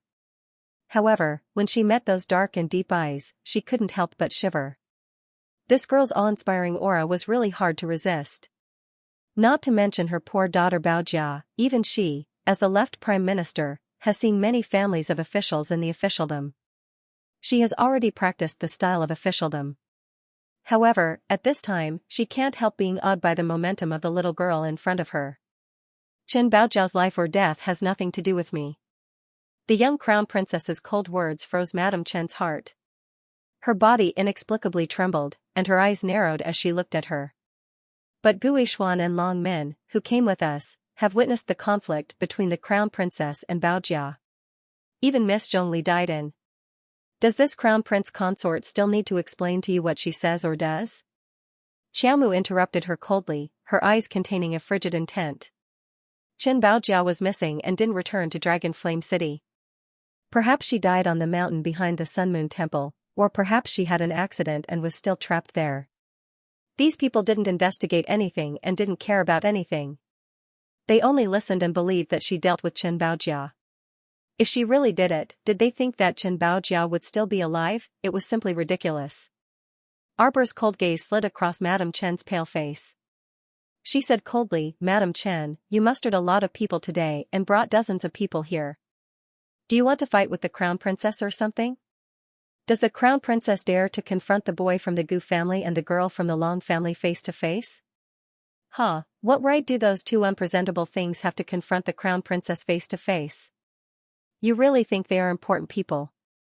Madame Chen's expression changed slightly. She inwardly suppressed her anger and took a deep breath. "Crown Prince Consort, you don't understand. When a mother goes crazy, who knows what kind of outrageous things she will do? Are you threatening me?" Arbor narrows his eyes coldly. Bang! Madame Mu slams her hand on the stone table and glares at Madame Chen. "Madame Chen, although the Crown Princess has lost her mother, she still has me as her grandmother. As long as I and the old man are here, no one can bully her." "Madame Mu, I didn't mean that." Madame Chen softens her tone when she sees the atmosphere getting more and more stiff. Madame Mu stands up slowly. Arbor also stands up and reaches out to support her. "Madame Chen, you think too highly of your daughter. What is the status of the Crown Princess? Does she need to feel sorry for your daughter? I believe in my granddaughter. Since she said it has nothing to do with her, then it has nothing to do with her. Today is the day of the Mu family to visit the garden and enjoy the flowers. I don't want outsiders to be present. Please go back." Madame Chen is so angry that her chest rises and falls slightly. She can't help but say, "The Crown Princess said it has nothing to do with her. Then do you have any evidence? What evidence do you have?" Madame Mu interrupts Madame Chen's words with dissatisfaction. "Did you see the Crown Princess kidnap your daughter with your own eyes? Or did you see the Crown Princess kill your daughter with your own eyes? Where's your material evidence? Where's your witness? Just because Miss Long from the Long family and Gu family's brat made some baseless accusations, this basin of dirty water can be splashed onto the Crown Prince Consort's head?"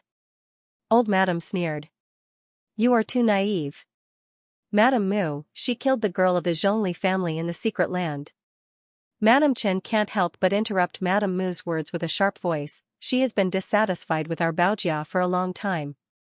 At the beginning, Baojia and Jiwei were both assigned to His Highness the Crown Prince. Now one is dead and the other is missing. Are you happy, Crown Princess? Why don't you just admit that you're a jealous woman who wants them dead with all your heart?" "Shut up." A deep and cold voice came from outside the courtyard.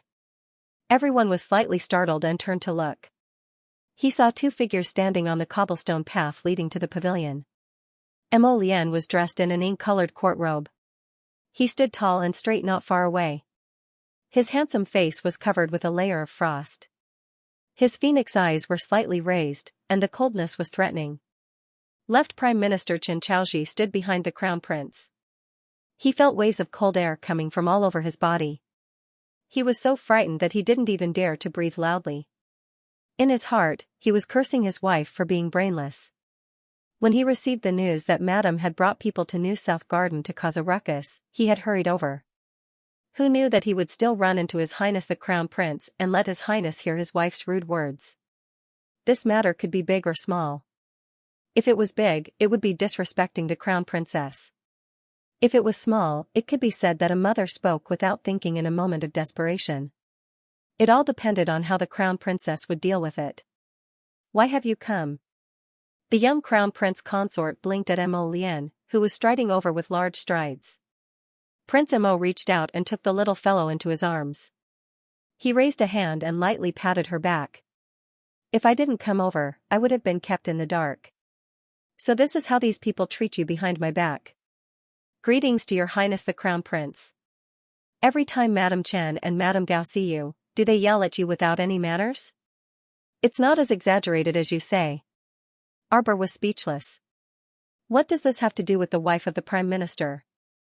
This morning, she had seen Madame Gao at the entrance of Zhenhua workshop.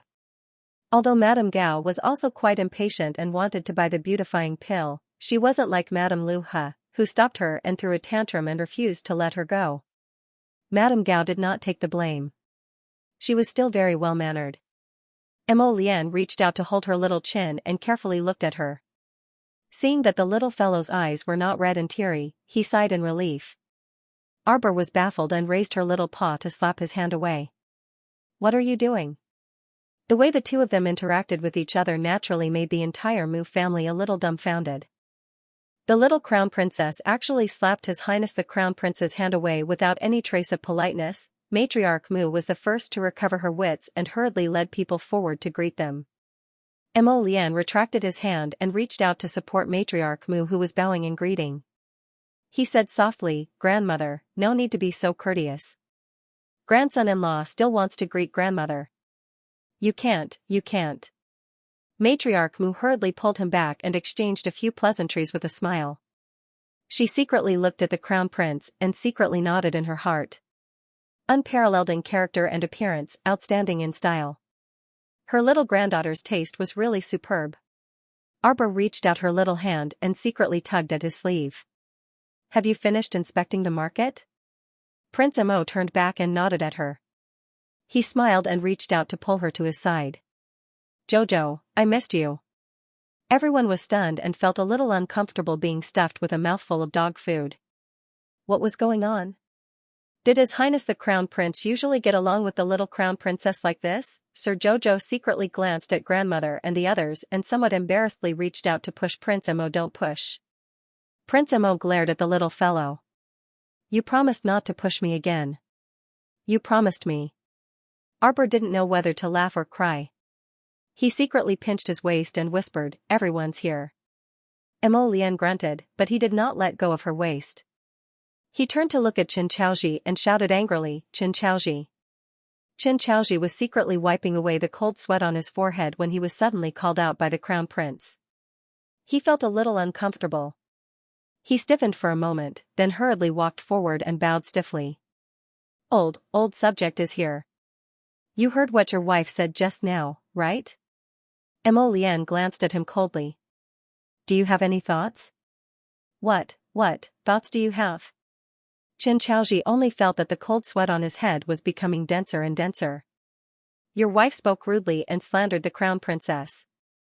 This prince wants to submit a memorial to His Majesty and strip her of her second-rank title. Do you have any objections? Although this was a question, Qin Chaoji was very clear that this was His Highness the Crown Prince's decision. Do you have any objections? Actually, what he meant was, do you have any objections?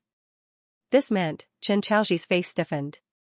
He was the prime minister, but his wife was stripped of her second-rank title. In the future, when the official family gatherings were held, his wife would be many ranks lower than the right prime minister's wife. Madame Qin widened her eyes and couldn't help but ask, Your Highness the Crown Prince, when did this subject slander the crown princess? You just said that the crown princess is a jealous woman. Mo Lian coldly looked at Madame Qin in front of him. Originally, with his status, he didn't want to bicker with a shrew, but what kind of words did she say, who gave her 100,000 iron guts, daring to point at his Jojo and scold him like this? Qin Chaoji hurriedly stepped forward and pinched his wife's lower back, stopping this stupid woman from spitting out the words that were about to come out of her mouth. He said with an embarrassed smile, Your Highness, please calm down. It was this old official, this stupid woman, who spoke indiscreetly. I ask Your Highness to forgive her on account of her longing for her daughter and being a bit delirious. You also said that Chen Baojia and Zhongli Jiwei were the ones who were assigned to this prince? Mo Lian coldly looked at the stupid woman in front of him, his voice like it was fished out from an ice cellar. Who gave you the courage to speak such nonsense? Who admitted it? Those two women have nothing to do with this prince.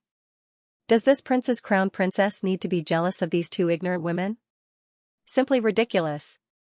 Prince Mo indifferently looked at her and said, From beginning to end, this prince only has the crown princess. Who does the crown princess need to be jealous of? Qin Chaoji, your wife slandered this prince's crown princess like this. You must give this prince an explanation. The onlookers suddenly felt strangely stifled. They only felt that this dog food was so ***King Fola, so uncomfortable. What to do?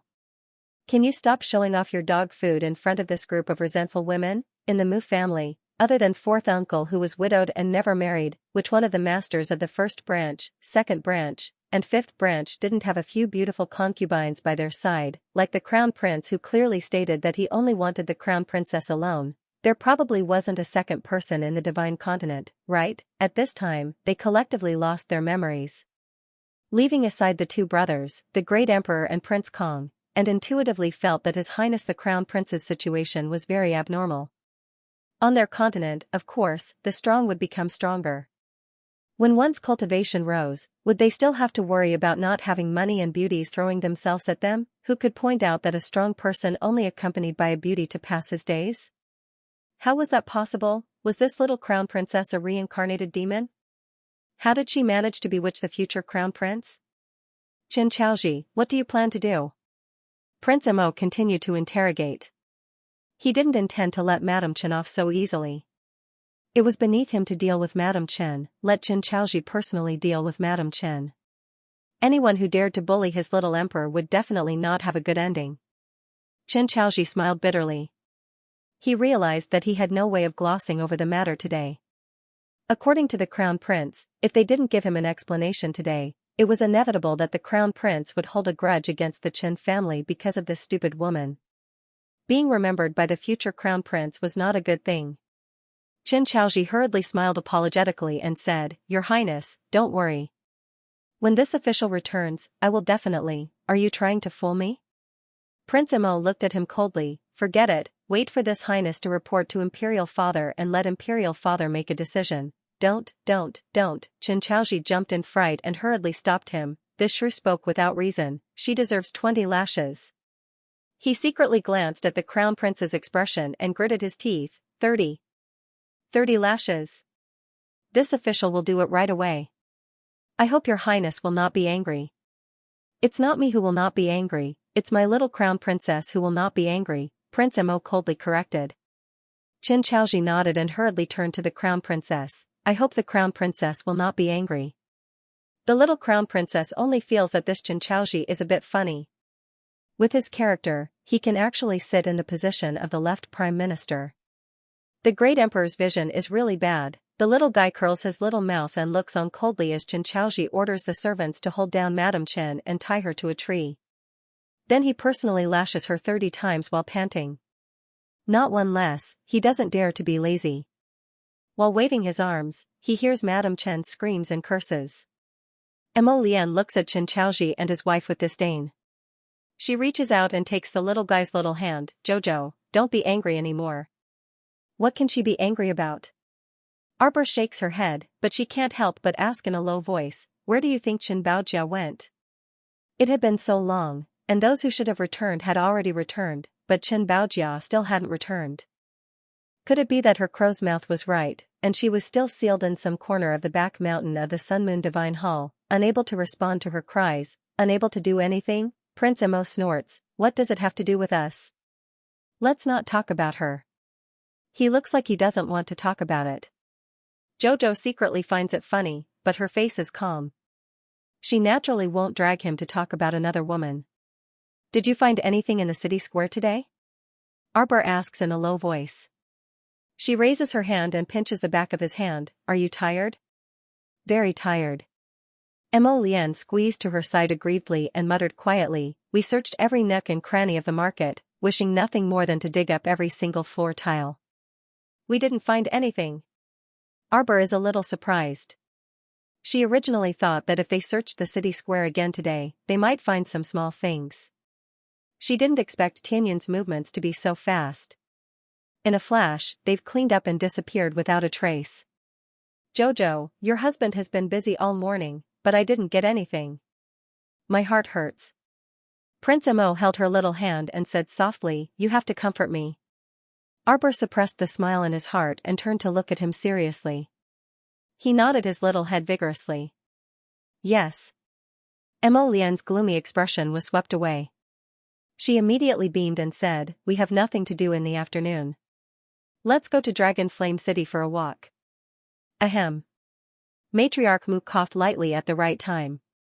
She could tell that this crown prince only had eyes for her little granddaughter. He had been staring at her for so long, and he didn't even look away. Mo Lian hurriedly turned her head and smiled at the old madam. Grandma, do you have any instructions for me? Matriarch Mu was overjoyed to hear her calling her grandma. She inexplicably switched sides and sided with her. Your Highness, this old one has discussed with Jojo just now. Matriarch Mu quickly recounted the matter of asking Arbor to come home. Then, she looked at Prince Mo and said, since both of you have nothing to do in the afternoon, pack up a little and move back here for a few days. Mo Lian looked at Arbor inquiringly. Arbor looked at him helplessly. Mo Lian instantly understood his little wife's meaning. He thought for a moment and said, Grandma, it's just that we didn't have a good time staying here last time. He blinked and acted cute. Jojo and I are both kind people. We always get bullied when we go back to the Mu family. It's not impossible for us to go back, but we have to set some rules. Both of you are kind people? Everyone looked at Prince Mo and the Crown Princess as if they had seen a ghost. You two black-hearted people are already famous throughout Dragon Flame City. Speaking of the two of you, the number of things you've done to others is simply too many to count. You still call yourself a kind person? I really don't know where you get the face to actually say such things. Everyone secretly peeked at the Crown Prince and his wife. Matriarch Mu nodded with a smile. Okay. Grandma promises you. You can make your own decisions in Jade Orchid Court. You can do whatever you want. The more Matriarch looked at these two children, the more she liked them. They were such good children, good-looking and reasonable. She really didn't know how she could have angered them last time. It was most likely because Xianxia didn't make proper arrangements. Xianxia, now that the two children are back, don't interfere in their court matters anymore, Matriarch instructed with a smile. Mu Xianxia's face immediately flushed red. How could she interfere in the Crown Prince's court matters? How could she have the ability and courage to intervene in the Crown Prince's and Crown Princess's affairs? When the Crown Prince and Crown Princess returned last time, she had kindly arranged for some people to be at their disposal. Who would have thought that such a thing would happen, and she had been criticized to this day. Mu Xianxia took a deep breath and didn't refute Matriarch. Instead, she nodded with a smile. Yes, old madam. Xianxia won't let anything like Xiaoxing and Juxian happen in Jade Orchid Court again. Matriarch nodded happily and patted the back of Mu Xianxia's hand. I'm also very assured when Xianxia does things. Mu Xianxia pursed her lips and smiled gently, looking like it was Xianxia's honor to be able to reassure Matriarch. She looked gentle and docile. The young Crown Prince Consort took a careful look at this person before turning her face away with a slight frown. At this time, Chen Chaoji had finished whipping Madame Chen. He hurriedly threw away the bloody whip in his hand and ran to Prince Mo, trembling. He bowed and said, Your Highness, this humble subject has finished his punishment. Mo Lian swept him a glance before nodding coldly. Bring him back and discipline him strictly. If he dares to disrespect the Crown Prince Consort again in the future, a mere 30 lashes won't be enough to save him. Yes. Chen Chaoji let out a slight breath and ordered people to carry the whimpering Madame Chen out of New South Garden in a hurry. He didn't dare to stay here for a second longer, afraid that the Crown Prince would suddenly change his mind. Prince Mo looked coldly at Chen Chaoji's back. His eyes flickered, and Stay Up Late understood and prepared to leave. Jojo suddenly said, Come back. Stay Up Late blinked and turned to look at Prince Mo. Seeing him nod with a slight frown, Stay Up Late hurriedly retreated. That's enough. Xiaomu cast a sidelong glance at him, and her soft, small claws pinched his large hand with distinct joints. Chen Chaoji has been an official for 30 years, so he's a shrewd person to begin with. How could he not be on guard? Prince Mo pursed his lips. Holding his wife's hand, he turned to Matriarch Mu and said, Grandma, we'll go back first. Okay. Grandma will wait for you at home. Matriarch Mu nodded with a smile. On the other hand, after Chen Chaoji ordered people to carry Madame Chen out of the garden, he hurriedly ordered people to be on guard and pay attention to their surroundings. It wasn't until he ordered people to quickly drive back to the Chen estate that he breathed a sigh of relief. When he alighted from the carriage, Chen Chaoji's back was drenched in sweat. He subconsciously raised his sleeve to wipe the sweat off his forehead. Master, what's wrong? The coachman looked at his master with some confusion. Chen Chaoji said with a sullen expression, Close the gate and carry Madame to the guest court, quick. Prepare a visiting card. This official will personally visit Prince Kang's estate in the afternoon. After saying this, Xianxia ordered people to carry Madame to the guest court. As soon as the gate to the guest court was closed, Xianxia slapped Madame Chen's face, unable to bear it anymore. Madame Chen had been whipped 30 times and was covered in blood without any strength. How could she withstand Xianxia's hard slap? She immediately rolled down from the stretcher carried by the servants and called out, "Master," with tears and snot running down her face. "Stupid woman!" Xianxia shouted angrily, "Impossibly stupid." After the Crown Prince and Crown Prince Consort returned from the mystic realm, did anyone go up against them? Only an idiot like you would foolishly run to New South Garden to seek death after being instigated by a few words. If this official hadn't arrived in time, do you think you would have been able to keep your life? Although he didn't have much contact with His Highness the Crown Prince, he had received information from various sources that he was a vicious and merciless person. When he left New South Garden and returned to the Chen estate, he thought he would be attacked by the Crown Prince's men. In the end, the journey that left him on edge was peaceful and uneventful. Although he didn't know what was going on, Xianxia had a premonition that His Highness the Crown Prince's actions were definitely not limited to these 30 lashes. Madame Chen's behavior of berating the Crown Princess and slandering the Crown Princess had clearly crossed His Highness the Crown Prince's bottom line. He definitely wasn't joking when he said he was going to submit a memorial to His Majesty to strip Madame of her title. Xianxia took a deep breath and turned to say to his attendant, "Immediately prepare a sedan. We're going to Prince Kang's estate now." If His Highness the Crown Prince really submitted a memorial to His Majesty to strip Madame of her title, then his Chen family would definitely become the biggest joke of the spring. "Master." Madame Chen's face was covered in blood as she cried out pitifully, "Master, I couldn't bear it any longer and committed such an impulsive act." Xianxia flicked his sleeves and strode out. He had just arrived at the gate of Prince Kang's mansion when he found that the gate of Prince Kang's mansion was tightly shut. His heart thumped. On the other side, the Crown Prince's letter of impeachment, as well as the letters of admonition from the imperial censors, entered the imperial study like snowflakes. Xianxia was given the cold shoulder at Prince Kang's mansion, so he hastily went to Prince Jianping's mansion, asking Prince Jianping to come forward and mediate.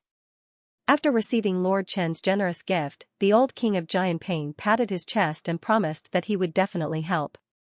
Without even eating, he rushed into the palace to seek an audience with the great emperor. The courtiers who had received the news could not help but secretly watch a good show. The king of Jianping seemed to have forgotten how he had suffered at the hands of the young couple. No one knew what the king of Jianping and the great emperor were talking about in the study after they closed the door. However, when it was close to evening, the decree of the imperial noble title had arrived at the Chen residence. Not only that, His Highness the Crown Prince also bestowed 2 beauties to Lord Chen. The imperial eunuch's words infuriated Xianxia so much that he wanted to bang his head against the wall. His Highness said that Madame Chen is the paragon of virtue and virtue in the imperial capital. You definitely won't be jealous of these 2 beauties, nor will you become a jealous woman. Lord Chen, please accept these 2 beauties first. His Highness said that there will be more in the future if it isn't enough. It was normally 6 o'clock at night. If that's not enough, there will be more in the future. Lord Chen's eyebrows twitched. His Highness the Crown Prince spoke as if the 2 beauties in front of him were oranges and pears in the market. That night, the old king of Jianping angrily sent a letter to the Eastern Palace, wanting to argue with the 2.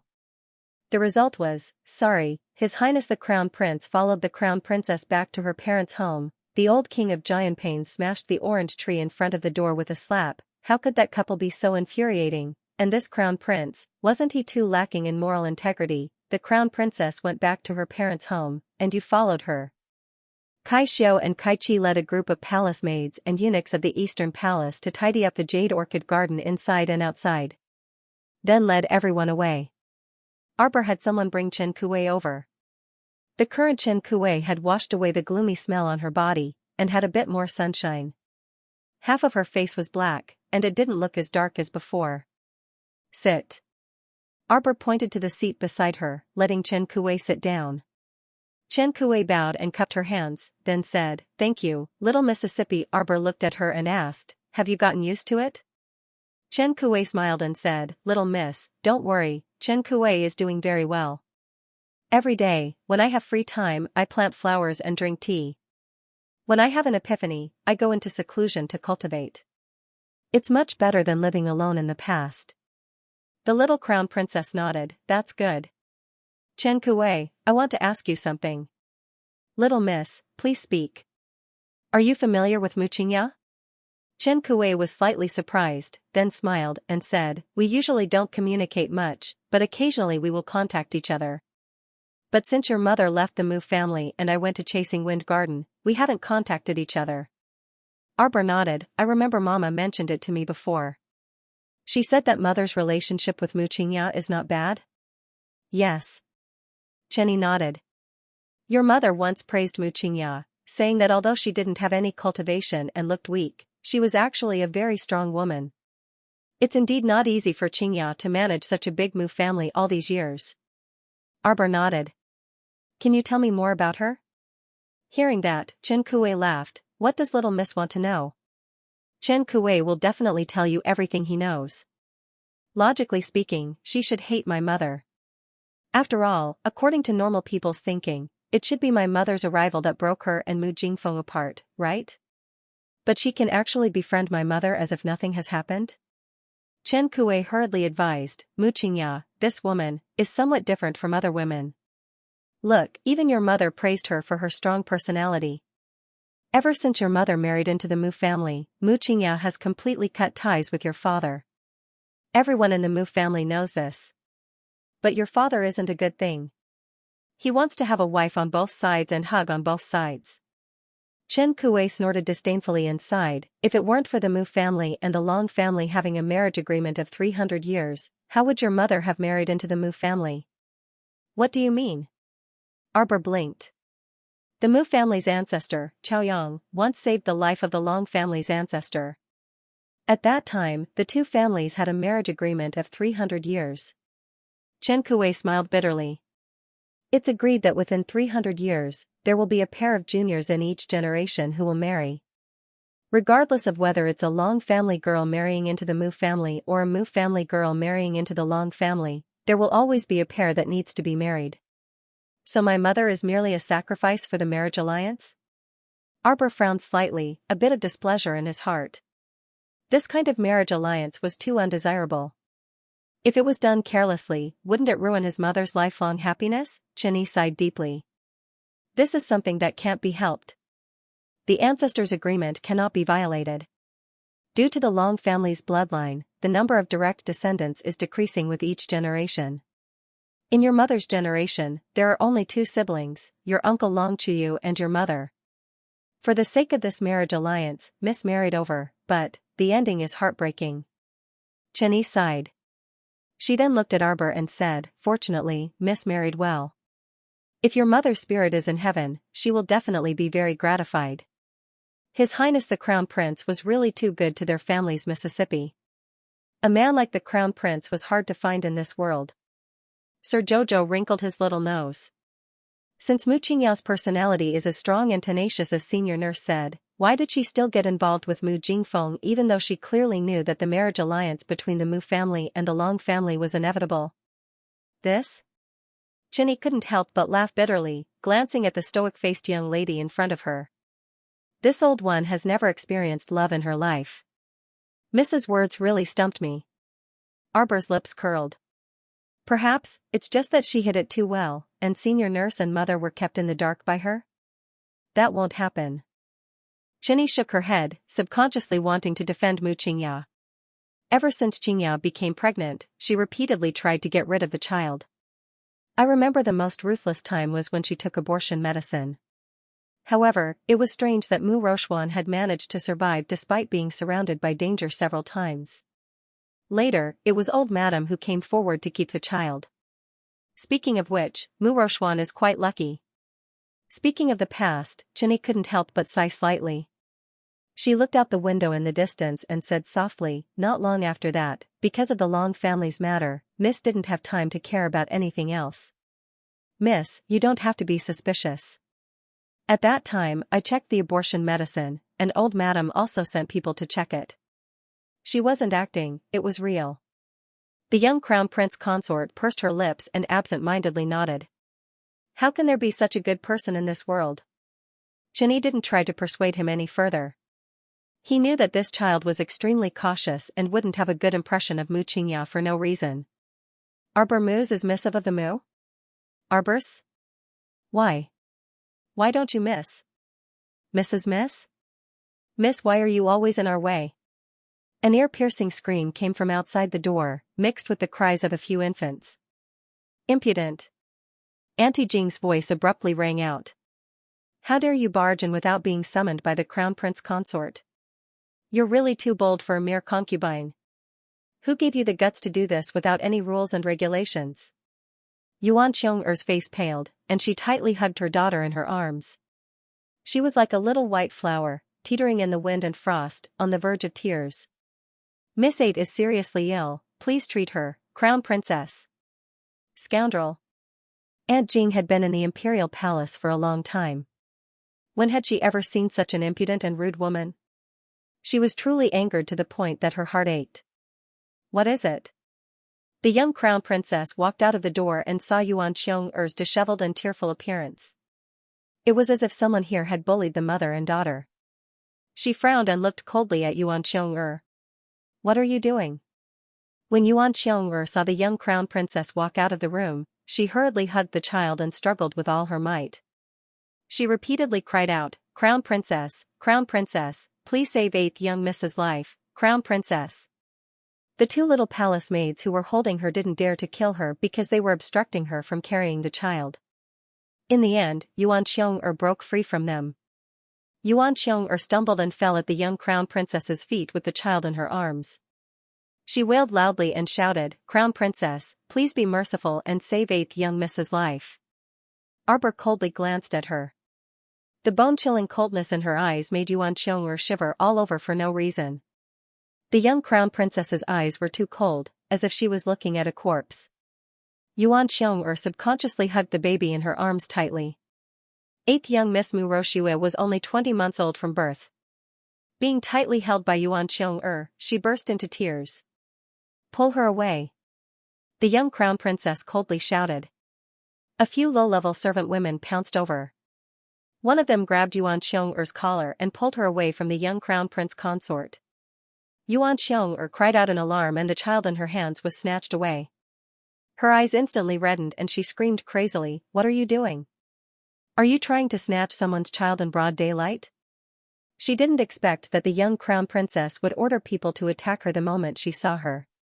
Not only that, she even directly snatched the child in her arms. What was she trying to do? Was she trying to kill her 8th young mistress by throwing her to her death? At this thought, Yuan Xiong'er couldn't help but tremble all over. She stared at Arbor in horror, as if she was a poisonous snake or a fierce beast. Crown Princess. An old nanny gently handed the child to Arbor. Arbor looked down and saw that the little person's face was already red from being strangled. Coupled with the fact that he was crying non-stop, his mouth had sucked in a lot of air. At this moment, he was panting and gasping for air with his little mouth open. She reached out and gently rubbed the baby's swaddling clothes. Then, she untied the apron around the baby's neck and gently pressed it twice. Finally, the baby's crying gradually stopped. Yuan Xiong'er widened her eyes in anger and screamed with a pale face, Crown Princess, what are you doing? Slap him. The old nanny at the side immediately rolled up her sleeves, took 2 steps forward, and slapped Yuan Xiong'er's white and tender little face. Ah! Yuan Xiong'er's body tilted and she fell to the ground. She felt a burning pain on her cheek and felt that the left side of her face was swollen. Her eyes narrowed slightly, and she angrily looked up in the direction of Arbor. She seemed to be very confused as to why she was suddenly slapped. Saisho, tell her the reason, Arbor said coldly. Saisho took a step forward and said sternly, You don't know the rules. You barged in without being summoned by the crown princess. This is the first crime. You were possessed by a drama queen and showed off in front of the crown princess. This is the second crime. You're just a mistress of the Mu family. Isn't it good for you to live a simple life? Why do you have to make trouble in front of the crown princess? You even dragged your own child into this mess. The child is still so young. Do you want her to learn your cheap ways from now on and become a despicable person like you when she grows up? Yuan Xiong widened her eyes in shock. She didn't expect that the little palace maid beside the crown princess would dare to reprimand her like this. You. She was so angry that her whole body trembled. Arbor didn't bother to look at her and directly carried the child into the room. After checking the child's body, he took out a mild antipyretic medicine and carefully poured it into the child's mouth. When Mo Lian stepped into the courtyard, he saw a woman with a head full of pearls and jade ornaments. Her hair was disheveled and she was forced to kneel in the courtyard. He frowned and walked over as if he didn't see anything. As soon as he pushed open the door, he saw his little fellow bending over with her back to him and pouring medicine into the mouth of a baby. Mo Lian slipped to his wife's side like a gust of wind and glanced at the baby who was placed on the fluffy blanket. Is the fever gone? Yes. Arbor had already finished feeding the baby. He put down the medicine bottle and turned to look at him. You sent the state preceptor away? Mo Lian pursed his lips and nodded. The state preceptor suddenly came to visit the Mu family, so the old master called him over. He didn't know why that old evildoer came to the Mu family. He said a lot and in the end, he even took the old master's birthday banquet invitation card. This made the crown prince very suspicious. Did the state preceptor come here today for no reason to personally ask the old master for an invitation card? Arbor tidied up the baby's swaddling clothes and picked her up. At this time, the child was already asleep. The abnormal blush on her small face gradually faded. At this time, there was a little pink and tender color on her porcelain white face. Her breathing was also much more normal than before. The young crown prince consort's gaze inexplicably softened a little. Prince Mo's eyes lit up as he watched from the side. His wife liked children, this was a good sign. In the future, perhaps they could, cough, have a few more babies to make their wives happy. Your Highness. When Yuan Xiong saw Prince Mo walking out of the room with the little crown princess, she couldn't help but struggle for a moment, desperately trying to move forward on her knees.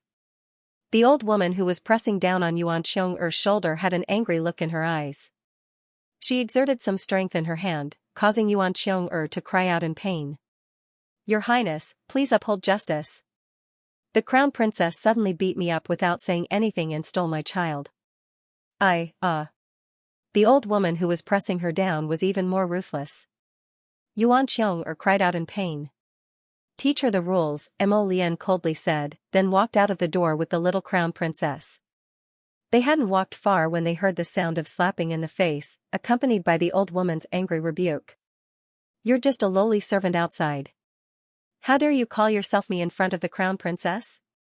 This Mu family is indeed uneducated. It seemed that Yuan Xiong had received the education she deserved. Where are we going, Jojo? Prince Mo asked. To the old master's north courtyard. Arbor looked down at Mu Roshue, who was sleeping soundly in his arms. It's better to leave this child with the old madam. When Arbor arrived, Matriarch Mu was just about to have dinner. Hearing that her granddaughter and her husband had arrived, she was overjoyed and hurriedly ordered the servants to bring more chopsticks, pulling them to eat together. Who is this child? Arbor glanced at Kai Xiao, who was behind him. Prince Mo was secretly amused, knowing that this little fellow was too lazy to explain. Kai Xiao hurriedly stepped forward and recounted what happened in Yulan court. Matriarch Mu's face darkened, and she felt a little depressed. She had just invited this little ancestor back home to stay for a while. How did that ignorant mistress come to her courtyard to cause a ruckus? She suddenly had some doubts about Mu Qingya's housekeeping skills. Previously, when she saw Mu Qingya managing the entire Mu family, she was quite organized and didn't have so many messy matters. Why did it feel like her abilities had declined a lot recently, or was it that the mistress, Yuan Xiong was too good at causing trouble by jumping up and down in the eldest branch? Grandmother, you've just recovered from a serious illness, so you still need to recuperate. But that Yuan Xiong you've seen her character. Arbor couldn't help but explain, her brain isn't good, and her methods are even more vulgar. With her current momentum of being favored by Mu Jingfeng, her child's fever is so high. How could there be no doctor to treat her child? She just has to pretend in front of me. Does she think everyone is a fool like her? Matriarch Mu sighed. Naturally, she was cursing Yuan Xiong in her heart. Everyone thought that the little crown princess was young and inexperienced, but she was smart and didn't know anything. Her eyes were as clear as fire.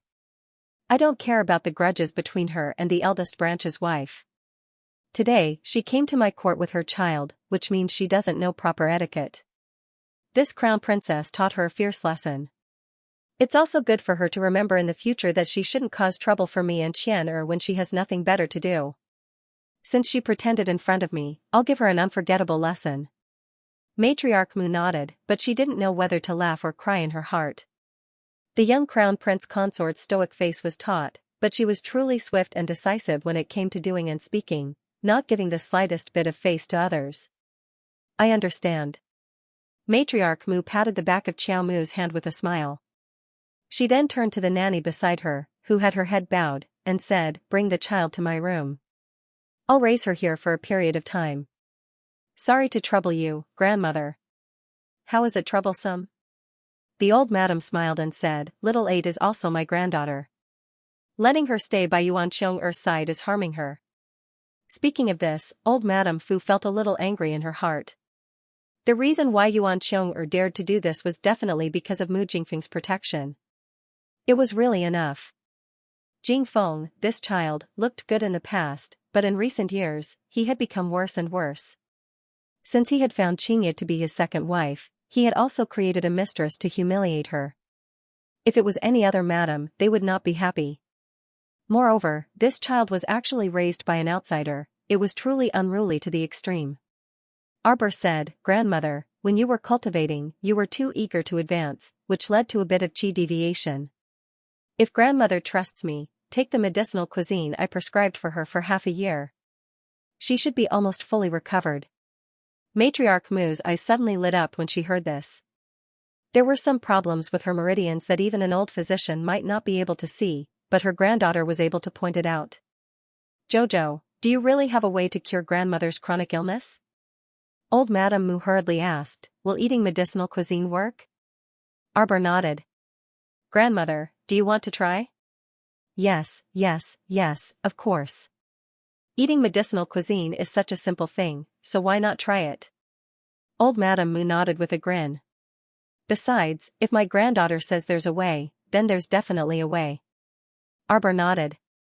The young couple accompanied old Madame Mu for dinner. Today, old Madame Mu had a great appetite and ate a lot. The dinner table was also filled with laughter and laughter. Although Sir Jojo was expressionless the entire time, for some reason, old Madame Mu felt that the little fellow's cold face was inexplicably cute.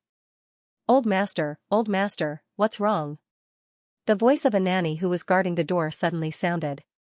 Then, the nanny seemed to have been pushed to the side and bumped into something, causing her to cry out in pain. The door to the room was forcefully pushed open. Mu Jingfeng stood at the door, fuming. He strode in and bowed to old Madame Mu. "Mother." He then turned to glare at Arbor. "Where's the child?" "You evil creature, you've only been back for less than half a day, yet you're already running amok." Old Madame Mu slammed the table in anger. "What are you doing?" Barging in and shouting. "Do you still have His Highness the Crown Prince in your eyes?" When Mu Jingfeng found his beloved concubine in Yulan court and saw that her cheeks were red and swollen from being slapped, his mind went blank. Then, he heard Yuan Xiong'er complain tearfully that the crown princess had snatched her child and indiscriminately hit her. Mu Jingfeng was even angrier when he heard this. This evil creature, did she want to anger her father to death the moment she returned? Now that he heard old Madame Mu's reprimand, he could not help but inwardly quiver. He quickly turned to look at Mo Lian, who was sitting at the table with an unusually cold and furious expression. Seeing Prince Mo's expression that was about to explode, Mu Jingfeng's heart thumped. However, he couldn't help but clench his fists and say, "Mother, I'm here to pick up little 8. Xiong'er is very worried about her daughter. The crown princess fooled around and brought little 8 to you. Xiao Ba will stay here with me for a period of time." Matriarch Mu calmly interrupted Mu Jingfeng. The moment he said this, not only did Yuan Xiong'er's expression change, even Mu Jingfeng could not help but reveal a look of surprise. "Old madam!" Yuan Xiong'er cried out. The old madam shot her a cold glance. "I've already made up my mind. Don't say anything else." How is little 8 going to live her life in the future if she follows such an unpresentable person like you? Yuan Xiong'er's eyes widened in surprise. Mu Jingfeng suppressed the anger in his heart and shouted at Arbor, "Are you happy now? You're causing trouble the moment you come back." "Shut up." Mo Lian slammed the table and stood up. Her cold eyes turned to Mu Jingfeng. "Mu Jingfeng, try scolding my wife again." "It was my idea to raise little 8 by my side," Matriarch Mu coldly said. Matriarch Mu said coldly and glanced at Mu Jingfeng. "If you have an opinion, tell it to your father." Arbor curtsied. "Grandmother, I'll take my leave first." She felt like her breathing was about to stop if she stayed with that scum for a second longer. Arbor pulled Mo Lian out of the door and came face to face with Mu Xianxia, who had hurried over. Arbor looked meaningfully at Mu Xianxia. "Great Madam Mu, you've got some tricks." Mu Xianxia was startled. Then, she calmly took half a step back and bowed to Prince Mo and Arbor. "Greetings, Crown Prince and Crown Princess." Xiao Mu's gaze swept over her coldly before she nodded and said, "This Crown Prince Consort knows that you have the intention to scheme against that outside. Do you know why I'm so considerately cooperating with you?" Arbor slowly walked up to Mu Xianxia, whose head was slightly lowered. "Because in my opinion, these tricks of yours, both inside and outside the house, are very stupid. I can cooperate with you this time to suppress that mistress. Next time, it can also be your turn." Arbor stretched out his hand. Mu Xianxia subconsciously took a step back and shrunk her shoulders. Arbor's small hand paused in midair for a while before gently falling down and helping Mu Xianxia smooth the hair that was floating in front of her eyes to the back of her head. "There's no trick that can escape my eyes." Arbor stretched out 2 fingers and gestured with his eyes. He said coldly, "Be a good first madam and don't provoke me. Okay? I know you're a smart person." She gently stroked Mu Xianxia's shoulder twice and suddenly smiled. The smile in her eyes was deep and cold, as if a cold light had passed through the cold moon. "If you want to hide it, then hide it deeper. Don't let me find out anything." She took a deep look at Mu Xianxia, then turned around and walked slowly to Mo Lian, who was smiling faintly, and took his hand. It wasn't until the 2 figures disappeared from the end of the corridor that Song Lu, who had been standing stiffly with her head lowered, couldn't help but fall to the ground. Wet with cold sweat, Nanny Chio couldn't help scolding in a low voice, "Hurry up and get up." "What are you doing?" Mu Xianxia took a deep breath. Her straightened back was already drenched in cold sweat at some point. The little girl's eyes were like a venomous snake from hell. When she stared at him, it made his heart darken.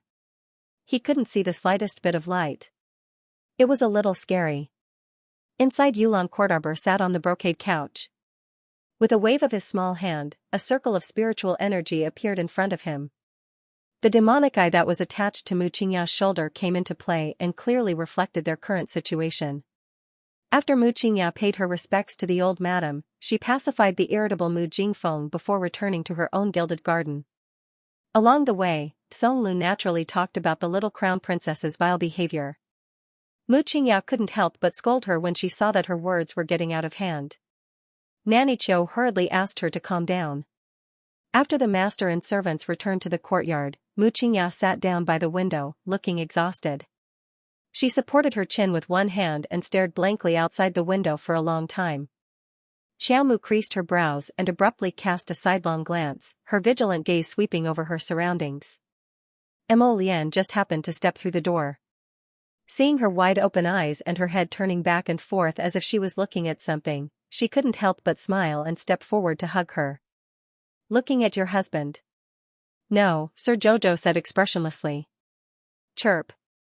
Mo Lian lowered his head and pecked her on the lips. Punishment for lying. Lord Jojo absent-mindedly looked around and subconsciously reached out to cover his thin lips that were close to hers. "I feel like someone's watching us," Arbor said with a puzzled expression, her little hand falling loosely on his lips. "Little hoodwinker." Prince Mo lowered his head and continued to kiss her. "Really?" Sir Jojo looked into his eyes with a serious expression. Mo Lian was slightly taken aback. Only then did he realize that this little guy wasn't joking with him, so he collected his thoughts and looked around. There's no divine perception fluctuation. Mo Lian blinked. Sir Jojo jumped off the couch and walked barefoot to the window. He stuck his head out to take a look, then retracted his gaze in puzzlement. There was a prickly feeling in his back, and he didn't know what was going on. Mo Lian held his wifey's hand and returned to the brocade divan to sit down. He carried her onto his lap and wrapped his arms around her small waist. Xiao, is it because you feel uncomfortable all over in the Mu family? It's fine. If you don't like it, we can leave tomorrow. Sir Jojo also felt that he might be a little too sensitive. He turned his head to glance at him and said, "Humph. If I leave right after coming, wouldn't I be telling everyone that I'm afraid of Mu Jingfeng?" She drew the light and shadow circled by the demonic eye closer to her eyes and frowned at Mu Qingya and the others. No matter how she looked at it, Mu Qingya looked like a docile and amiable woman. She really couldn't find any flaws in her. Could it be that she was really overthinking it? Go and close the doors and windows. Mu Qingya gave Nanny Cho a look.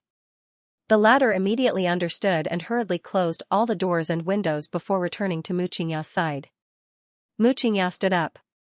Seeing that Song Lu wanted to follow her, she impatiently brushed her sleeve and pushed her away. Song Lu, if you criticize second miss in front of me again in the future, you can leave on your own. I can't control you anymore. In the future, I'll have your new master take care of you. The servant turned pale with fright. She hurriedly knelt down and said with tears streaming down her face, "First madam, I won't dare not casually criticize the crown princess again." "Remember what you said today," Mu Qingya said coldly. "Wait outside." "Yes." Song Lu wiped her tears and pitifully climbed up from the ground. She then retreated to the door and closed it again. "This girl is too unruly." Mu Qingya sighed. With First Madam taking care of her, she can always become more mature. Nanny Cho smiled and held Mu Qingya's arm. Mu Qingya smiled faintly and patted Nanny Cho's hand before leading her behind the screen. The two of them walked to a row of wooden cabinets at the back and looked at each other. Mu Qingya stretched out her hand and twisted open a jade wall beside her. The wooden cabinet on the left moved backward, making a small path that only allowed one person to pass through. Mu Qingya and Nanny Cho walked in one after another. Unexpectedly, there was a small room behind the wooden cabinet. There was only a small birch table in the small room. It was more than a meter long and had two curved corners. In the middle of the table was something covered with a piece of black cloth. Mu Qingya stared blankly at the thing on the table. When she turned her head to the side, a ruthless glint flashed across her eyes. At that moment, Nanny Cho had already quietly walked behind her. She was holding a large black lacquered wooden box in her arms, a cold glint flashing in her eyes. She put the box on the ground and opened the lid. Arbor's pupils contracted. Inside the lacquered wooden box was a naked wooden figurine. It had a golden ring on its head and silver needles pierced into all the major acupuncture points on its body. It was so bright that it made people dizzy. Mo Lian curled her lips. "I didn't expect Madame Mu to play this trick." The two took a closer look and saw a string of birth characters engraved on the figurine's chest. Arbor thought for a moment and saw that it wasn't her mother's birth characters, nor was it her own. A trace of doubt appeared in her eyes. Nanny Cho handed a small hammer to Mu Qingya with a murderous look on her face. Mu Qingya punched the wooden figurine and muttered something under her breath. "What is she saying?" Arbor narrowed her eyes. Mu Qingya was muttering in the image. Her voice was so soft that she couldn't hear it clearly. However, looking at her ferocious face, it seemed that the little person under her was her mortal enemy. Mu Qingya kept hitting the figurine with the hammer in her hand. Every time she hit it, fine beads of sweat appeared on her forehead. When she hit it for the 9th time, she seemed to be suffering from the backlash of the Yanxing technique. A trace of blood seeped out of the corner of her lips. "Madam." Nanny Cho hurriedly reached out to support her. "It's been nearly 10 days. That long guy will get the retribution he deserves in 3 days. I know Madam is eager to take revenge, but we can't be too hasty. I've waited long enough." Mu Qingya's eyes seemed to be flickering with light. She leaned against Nanny Cho and slowly stood up. She coughed a few times and wiped the blood from her lips. "Long Shoshin deserves to die." Long Shoshin? Arbor couldn't help but be taken aback. Wasn't Long Shouxin the name of the head of the Long family branch in Longyan City? Arbor had a big conflict with Long Shouxin's family at the palace banquet. After that, she had investigated the Long family quite a bit. Why did Mu Qingya say that Long Shouxin was trustworthy? Madam, this kind of thing can't be rushed. You're using the body of a mortal to do this Xianxia technique. Now the backlash is not small. If you don't pay attention in time. Mu Qingya raised her hand to stop Nanny Qiu. I've waited for so long. Finally, I found a chance to take revenge. This time, I have to seize it no matter what. Mu Qingya took a deep breath and turned to look at Nanny Qiu. Nanny, you'll help me, right? You will definitely help me. Yes, yes. Nanny Qiu nodded repeatedly. If this little technique of mine can help Madam and let Madam untie the knot in her heart, then I will definitely help Madam without hesitation. Mu Qingya's eyes wandered as she stared at the small wooden table in front of her. Nanny Qiu took a few steps forward and lifted the black cloth covering the object. A memorial tablet appeared in front of everyone, with the words Long Chuyun engraved on it. Fresh melons and fruits were placed in front of the memorial tablet. A small birch table was wiped clean and spotless. Mu Qingya quickly walked forward. With Nanny Qiu's help, she knelt on the green futon in front of the birch table. Sister, if your spirit is in heaven, please bless me. This time, I must get rid of that traitor Long Shouxin. I'm not afraid of any hardships. I'm just worried that Long Shouxin will continue to get away with it. Sister. Mu Qingya took a few steps forward on her knees and looked at Long Chuyun's memorial tablet with gentle eyes. Don't worry. I will definitely protect Jojo for you. Madam, should we go and explain to Second Miss? No, don't try to explain. Mu Qingya quickly grabbed Nanny Qiu's hand and shook her head. Jojo has been living in the lower star sector since she was a child, so it's understandable that she's so defensive. Let's not say anything. I believe that time will reveal a person's heart. One day, she'll know. Go and pack up. We'll come back tomorrow. Madam, you've already suffered a backlash. Why don't you stop for a day? No. Mu Qingya interrupted Nanny Qiu sternly. It wasn't easy for me to get a death warrior planted in Long Mansion to steal that old thief's birth characters and sew the curse rune into his purse. I've done so much. I can't let all my efforts go to waste. So what if he has cultivation? He's still going to fall into our hands, Mu Qingya said coldly. There's only 3 days left.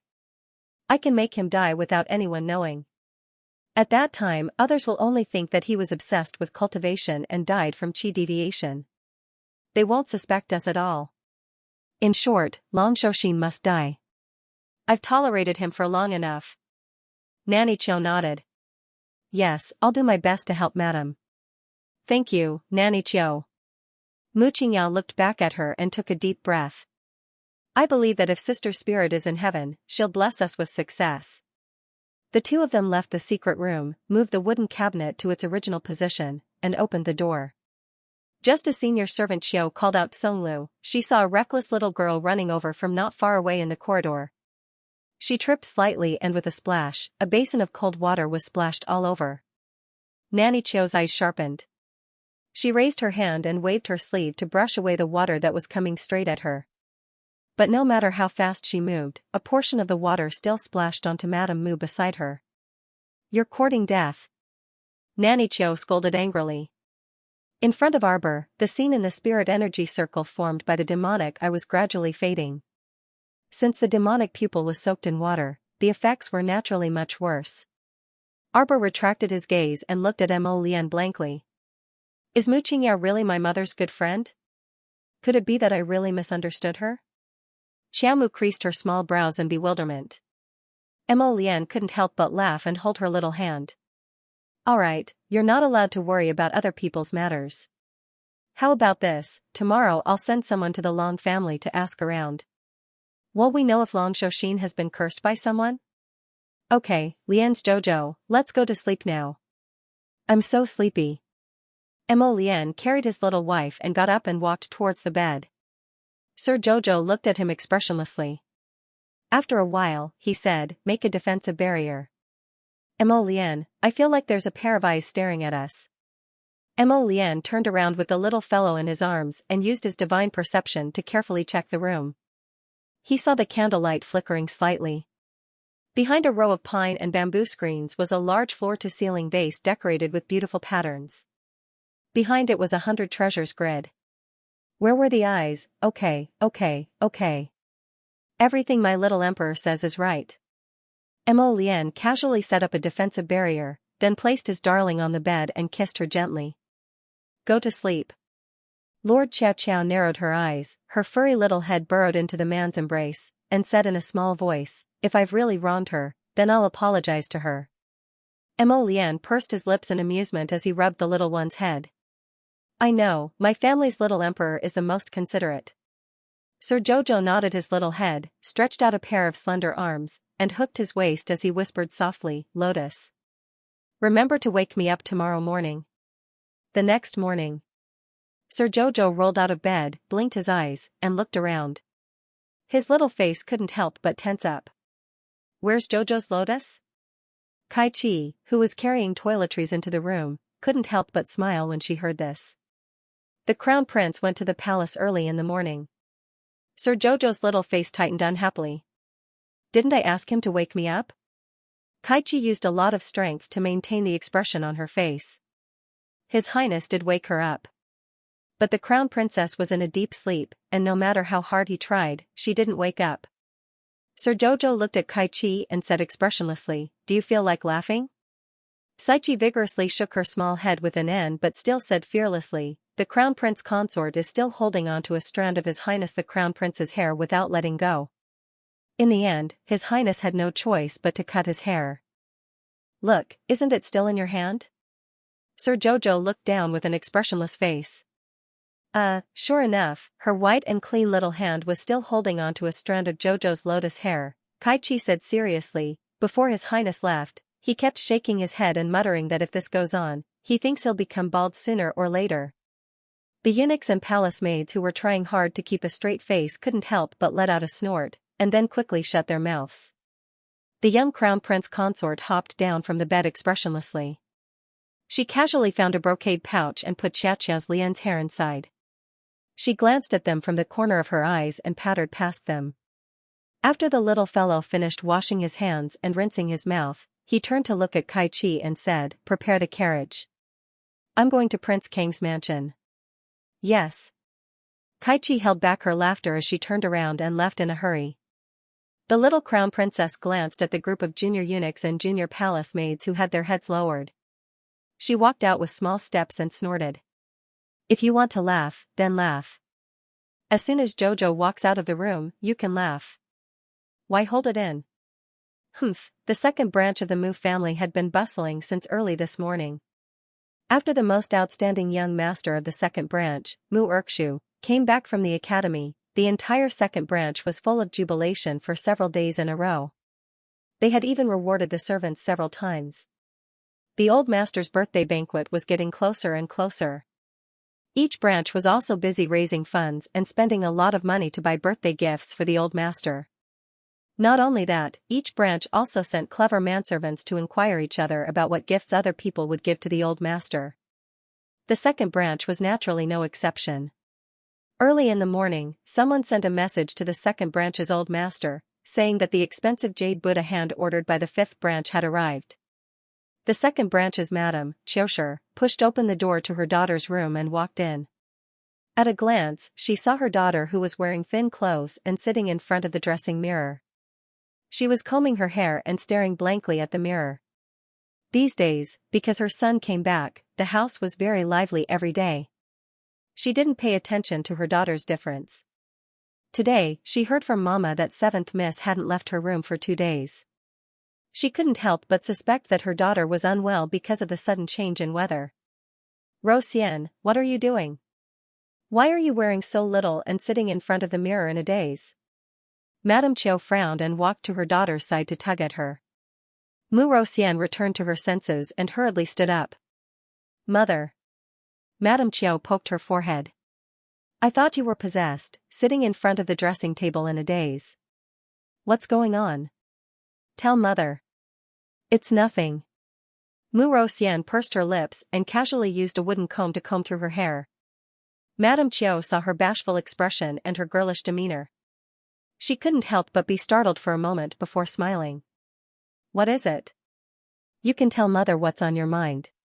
No, nothing's on my mind. Mu Xian put down the wooden comb and her eyes darted around. She couldn't help but pull her mother to sit down. Twisting her body, she stammered, Mother, can I ask you something? Go ahead. Madame Qiu couldn't help but laugh. The entire second branch has been busy preparing for your grandfather's birthday banquet. Mother neglected you and didn't even know that my daughter is a young girl in love and has something on her mind. Mother, don't make fun of me. Mu Xian blushed and shook her mother's hand. She thought for a moment and mustered her courage to ask, Mother, I want to ask that. I heard that His Highness the Crown Prince is only in his early 20s but his cultivation is very impressive. Is that true? Madame Qiu nodded and then looked at her daughter with a vigilant expression. She sized her up, and her heart sank for no reason. She recalled that her daughter had become reluctant to go out in the past 2 days. To be more precise, it was after returning from New South Garden. It couldn't be. The object of her daughter's love was His Highness the Crown Prince, right? Madame Qiu's heart instantly felt uneasy and her gaze was very vigilant as she looked sharply at Mu Xian. Xian, tell mother the truth. Why did you suddenly mention the Crown Prince? Could it be that you fell in love with him after seeing him once at New South Garden? Mother, what nonsense are you saying? Mu Xian was so embarrassed that her face turned crimson. She hurriedly covered her face and cried out. No, mother, don't speak nonsense. Madame Qiu looked at her carefully and felt even more uneasy. His daughter had grown up. It was time to consider finding a match for her. In the past, Madame Qiu had always thought that her daughter was still young. Besides, people in Shenzhou generally lived long lives, so it was not the time to talk about marriage. But now, it seemed that it was better to settle his daughter's marriage as soon as possible, so that she wouldn't keep thinking about nonsense. Qiushi said seriously, Xian, that day in New South Garden, you saw with your own eyes how His Highness the Crown Prince treated the Crown Princess. Even Miss Chen from the left Prime Minister's family was not able to enter the Crown Prince's eyes. Do you think you can do it? Don't ever do something you're not confident in. Otherwise, you'll waste time and hurt yourself. Qiushi said coldly, don't think that just because the Crown Prince listens to the Crown Princess wholeheartedly and is extremely good to her, that if you were in her place, perhaps you could also receive the Crown Prince's favor. You're not the Crown Princess. You'll never be her. It's extremely important to recognize your own status. Mu Xian's heart skipped a beat. She widened her eyes at her mother and couldn't help but tear up.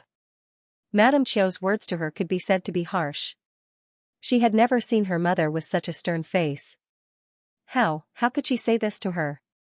Mother is saying this for your own good. Madame Qiu sighed.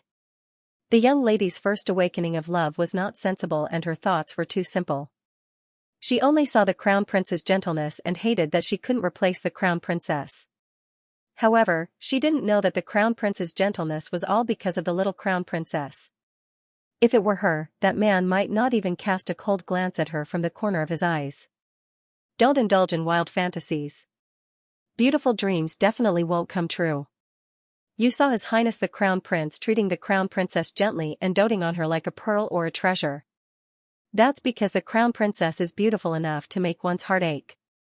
If it were you, His Highness the Crown Prince wouldn't even look at you.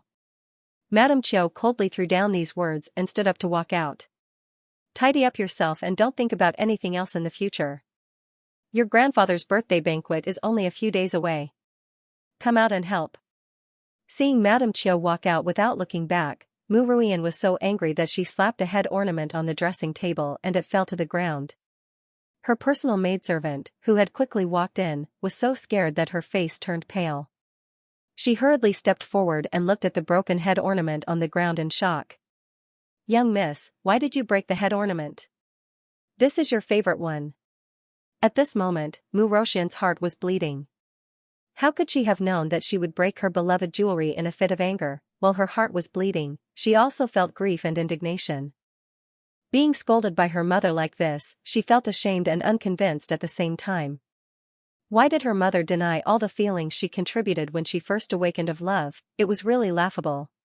Just because she and her father were married into a family, she didn't allow her daughter to awaken to love. Was there any mother who would say that about her own daughter? Why did she say that she was inferior to the crown princess? Empty words without any comparison.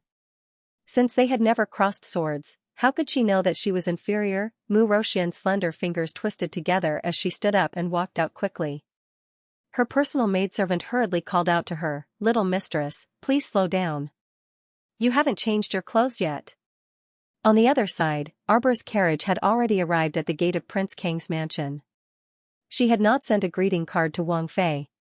Thinking that she had been back for 2 days and had not come to visit Imperial Aunt, she could not help but come in a hurry. Imperial Aunt had taken the warm jade pill for a long time. Today, she came over to check her pulse and see if she could use acupuncture. Who would have thought that when she arrived at the door, she would coincidentally see Princess Consort Kong coming out, surrounded by people in front and behind, looking like she was about to go out. The little fellow had just come down from the carriage and met Princess Consort Kong, who had just come out of the door. Both of them were stunned. Princess Consort Kang's eyes instantly lit up, and she quickly walked forward with a big smile. She laughed and said, "I was wondering why there was a magpie chirping outside my door so early in the morning. So it's because our family's Jojo is coming. Ha ha ha, I was just about to go to the Eastern Palace to look for you. I didn't expect you to come over." Princess Consort Kong was extremely happy. She went forward and hooked her arm around Arbor's small arm, smiling intimately as she said, "Quick, let Imperial Aunt take a look. She's gotten thinner after going to the academy." Arbor could not help but be speechless. "No, how has she gotten thinner?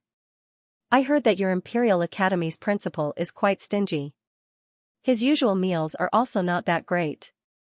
Sir Jojo's eyes lit up. "Who did you hear that from?" "It's true. Dean Yin was a miser and greedy person. Even a school uniform could be sold at a sky-high price." "Who else could I have heard it from?" "I just heard some gossip from your Imperial uncle." "Imperial uncle is so insightful." Arbor nodded her little head in all seriousness. Lu Lanyan couldn't help but burst into laughter when she saw this. "Let's go in and chat with Imperial Aunt.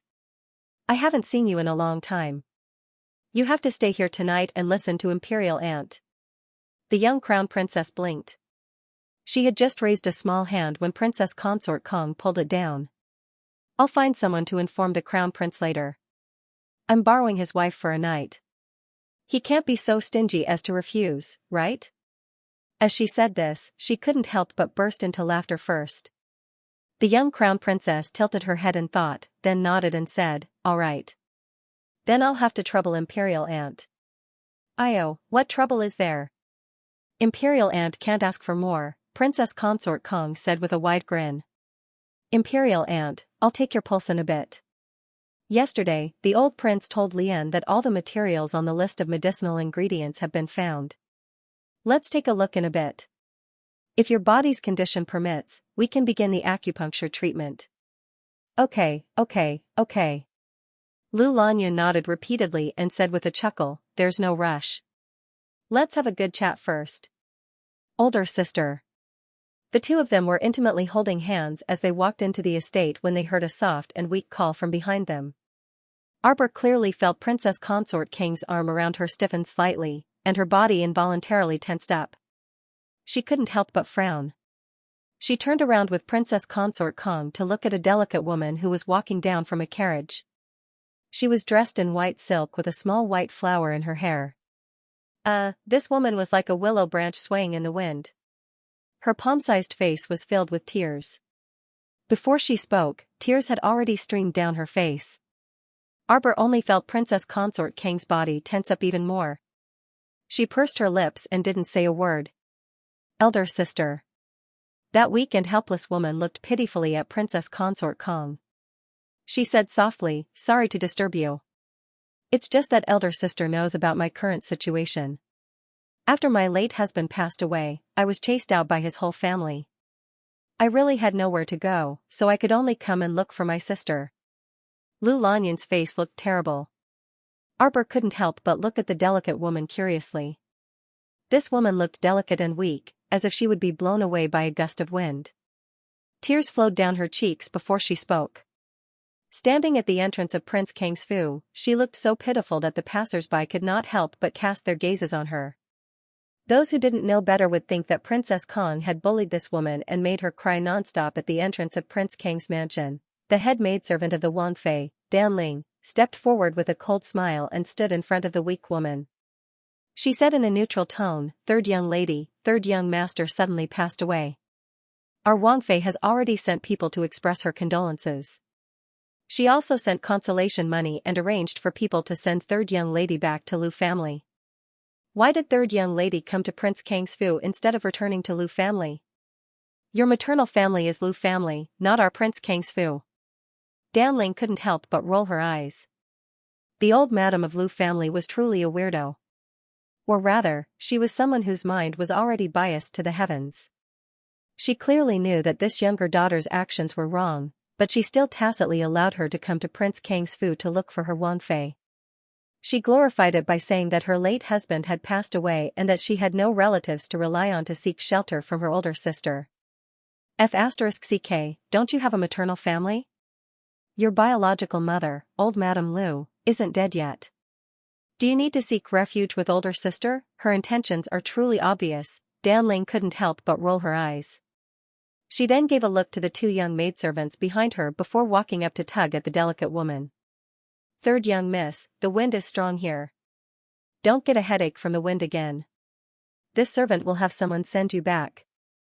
Older sister. The delicate woman looked at Princess Consort Kong with tears in her eyes, looking helpless and melancholic. It was as if Princess Consort Kong would commit an unpardonable crime if she didn't take her in. Princess Consort Kong was utterly disgusted. She immediately turned her head away and said coldly, "Send third young miss back."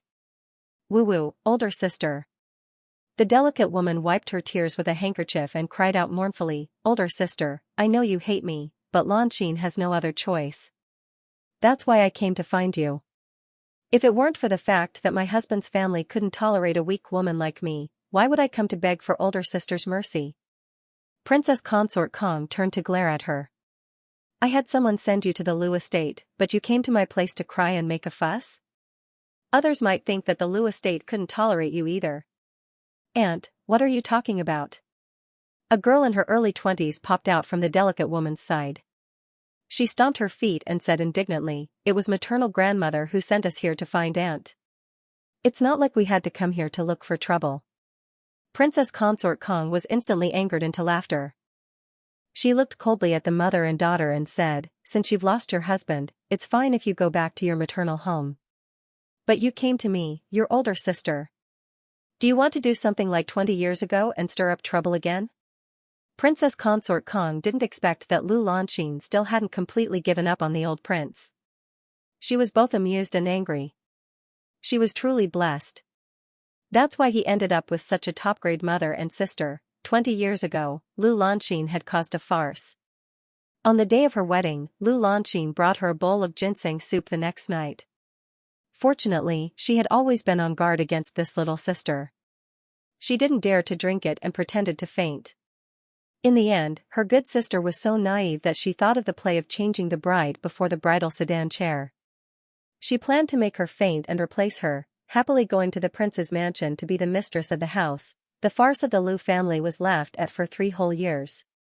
Every time Princess Consort Kong thought about it, she couldn't help but have a headache. Lu Lanqin looked at Princess Consort Kong with a pale face. She trembled all over like a little white flower shivering in the wind. She cried pitifully, "Sister, what are you saying? It's been 20 years, why are you still brooding over it? I really didn't expect Big Sister to be such a person." Lu Lanqin wiped her tears and said, "There are some things that I can't say here. Why don't we go into the mansion first?" Princess Consort Kong looked coldly at the little white flower in front of her. "I, Lu Lanyun, am an upright person. There's nothing to hide. If you have anything to say it here. Enter the mansion, in your dreams. Don't even think about entering the mansion in this lifetime." Seeing her resolute attitude, a trace of coldness flashed through Lu Lanqin's eyes. Then, she sobbed and said intermittently, "This is also mother's intention." Big sister has been childless for so many years. We can't let the old prince die without an heir. She sobbed and said pitifully, I'm sorry. Although I've adopted Lu Yiran from my sister-in-law, I'm still raising him. Lu Lanqing sniffed and pretended to wipe her tears with a handkerchief. She stole a glance at Lu Lanyun. She continued, but there's no heir to the prince's mansion. Although I've had a hard life, I'm still a woman with a son and a daughter. If you want to adopt our Zongbao, it's not impossible. Lu Lanyun was so angry that she laughed. It seemed that the mother and children had already planned this out. They wanted to bring their families into the prince's mansion, they wanted to start with the prince's stepsons and stepdaughters, and then the family of 3 would become the new masters of the prince's mansion, right? She did not have a son, but why did she have to adopt Huang Yubao, a good-for-nothing who was almost 20 years old and had a bad reputation? She must have eaten her fill and had nothing else to do. Would it not be better for her to choose a baby from any of the Amo family's royal relatives to raise? She wanted to choose someone with a different surname, and such an unreliable playboy at that. He was already so old. Could he still be of one mind with her in the future? It was so funny, Princess Consort Kong sneered. Before she could speak, the little crown princess frowned and said, What nonsense are you talking about? People in China generally live long lives. What's wrong with imperial aunt living for a few hundred years? Just because she doesn't have children now doesn't mean she won't have children in the future. As long as imperial aunt takes care of her body, she can have as many children as she wants in less than 2 years. Why should she adopt your child? Are you kidding me? Lu Lanqing heard the crisp voice and could not help but be stunned. Then, she cast a displeased glance at Arbor. Huang Yubao, who was casually standing beside his mother and sister and playing with the horsewhip in his hand, looked over when he heard the voice. With one look, his eyes widened in shock, and the horsewhip in his hand fell to the ground with a clatter. On the other hand, Princess Consort Kong couldn't resist becoming slightly agitated. She pulled over Qiao Mu's small hand while secretly restraining her emotions. She asked softly, Qiao Qiao, is what you said true? Aye, of course it's true. In the past, Wang Fei's body was too cold to conceive. Now that she had taken the warm jade pill, her body should have improved a lot. In the future, I will perform acupuncture for another half a year. Wang Fei's body will only get better and better. When I said 2 years, I was talking about a long time. If nothing goes wrong, she should be able to conceive in a year or so. This time, Lu Lanyun was truly moved. Tears welled up in her eyes. Good child, I believe in you. Hearing this, Lu Lanqing felt very uncomfortable. She sneered at the princess consort and said, Sister, don't be so naive.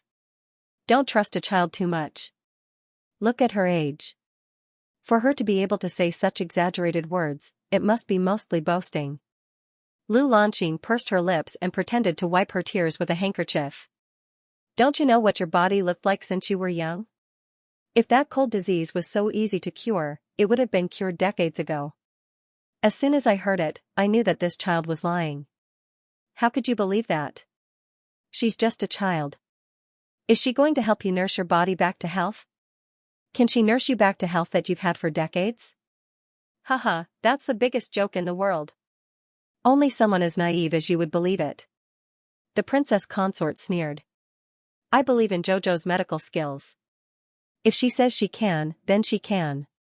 Lu Lanqing sobbed and said with a pitiful look, Sister, please don't be so willful anymore. Haven't you been willful enough in the past few decades? Do you really want the prince mansion to have no descendants because of you? The princess's face suddenly changed, and she glared angrily at the blabbermouth woman in front of her. I'm doing and saying these things for your own good. If you weren't my sister, I wouldn't be bothered to say these intimate words to you. Sister, although the old prince is good to you, you can't take this for granted. Which man in the world doesn't care about children? You haven't had a child for many years. Although the old prince doesn't say it, I don't believe he doesn't have any thoughts about it. If you adopt our Yubao, you'll have a son in the future, won't you? In the future, you'll be able to hold your head up high in front of those royal relatives. They won't be so thick-skinned as to force you to take in those children who are far away from you, right? The princess sneered, So, I should be grateful to you as my sister? Lu Lanqing wiped her tears, We don't need to be so polite between us. I'm just thinking that you and I are sisters. We're related by blood. If I don't help you, then no one else in this world can. Sir Jojo listened on the side, and he was almost disgusted by the woman in front of him. Why did this woman have to rush the princess to adopt her son who was already so old? He had already told her that the princess would have her own children in the future, but she didn't seem to understand what others were saying. She just kept nagging as if she knew everything. So annoying. Lu Lanqing, you and I know what you're planning. You don't have to pretend to cry here. The princess sneered, go back to your Lu family. Don't tell me now that I know Lu Feng and I can have our own children. Even if we can't, we won't adopt your Huang Yubao. Give up. Sister? Lu Lanqing twisted the handkerchief in her hand and took 2 steps forward. How can you say that, sister? I'm doing this for you. Do you think I'm doing this for myself? It's you who doesn't have a son, not me. Seeing that we're sisters, I agreed to entrust Yubao to you. What are you waiting for? How could he let this blabbermouth woman cry and kick up a fuss in front of the Prince Yu's mansion? Hit him. Arbor suddenly raised his small arm. The servants of the prince's mansion on both sides immediately rushed forward like a swarm of bees, as if they were wooden men who had been triggered by a mechanism. Oh my God, I've long found this little widow an eyesore. Now that I've received the crown princess order, how could I not be overjoyed? Like a swarm of bees, the servants all rushed forward. In a flurry, they raised their sticks and shovels and smashed them on the heads of the mother and children. Bang, bang, bang, bang. Chaos ensued, mixed with the little white flowers crying and shrieking. Elder sister, elder sister, what are you doing, elder sister? Hey, don't hit me. Sigh. Elder sister. Arbor looked at the scene in front of her expressionlessly. She pulled Princess Kong and turned to walk into the door.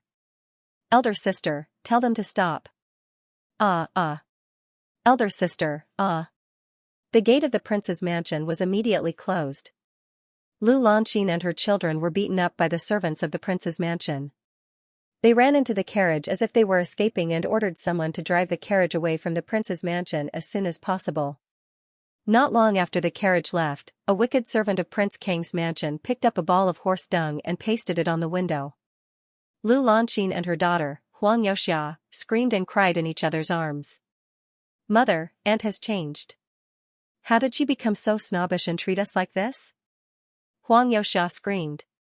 Lu Lanqing also cried and said with tears in her eyes, let's go back and ask your grandmother for justice. I was thinking, how can there be such justice in the world? She doesn't know how to appreciate kindness. We went to help her, but she beat us up and drove us out. The older she gets, the more disrespectful she becomes. Huang Yoxia smoothed her messy hair and paused when she heard the word old. Mother, don't you think that aunt seems to have become prettier? Did you notice that she seems to have become 20 years younger? Hey, do you think it's possible that she'll really be able to give birth to a son like that wretched lass said? Bah. She's already so old and she still wants to give birth to a son. Huh. Lu Lanqing twisted her thin lips harshly. She's destined to die without a son. She shamelessly stole my prince.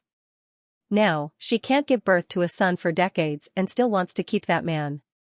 If she's the second meanest person in the world, no one is the first. Even though Lu Lanqing said that, she still felt a little jealous.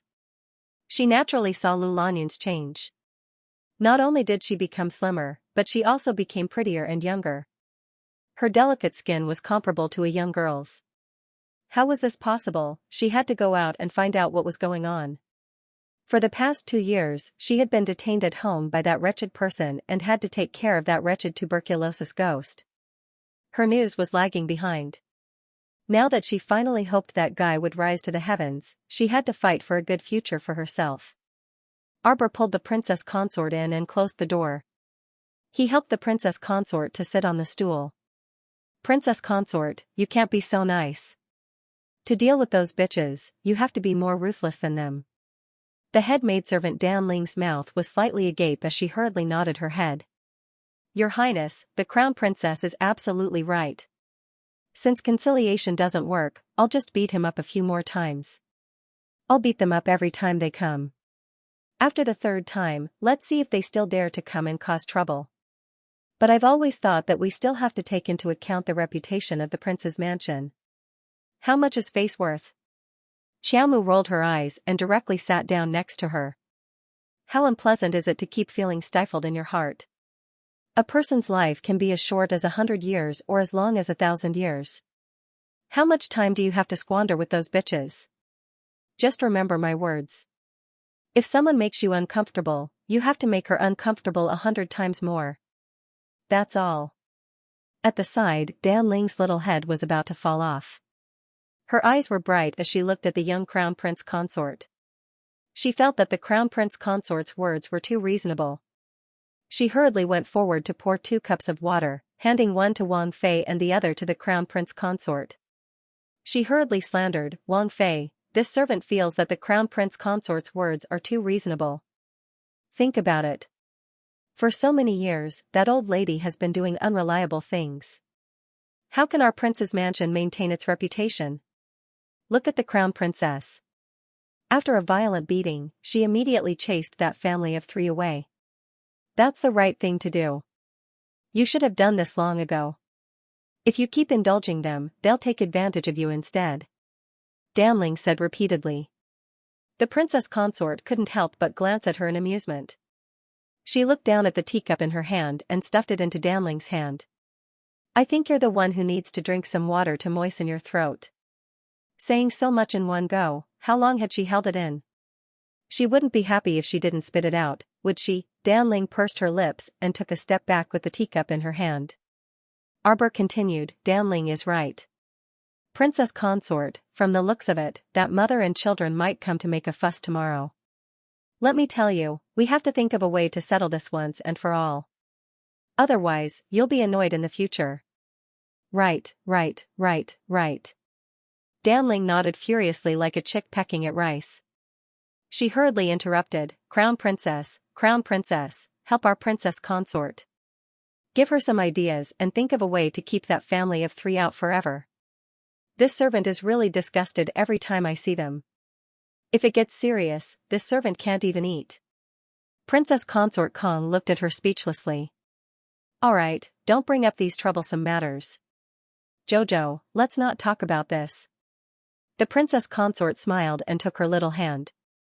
Let's go, I'll take you to the back garden for a stroll.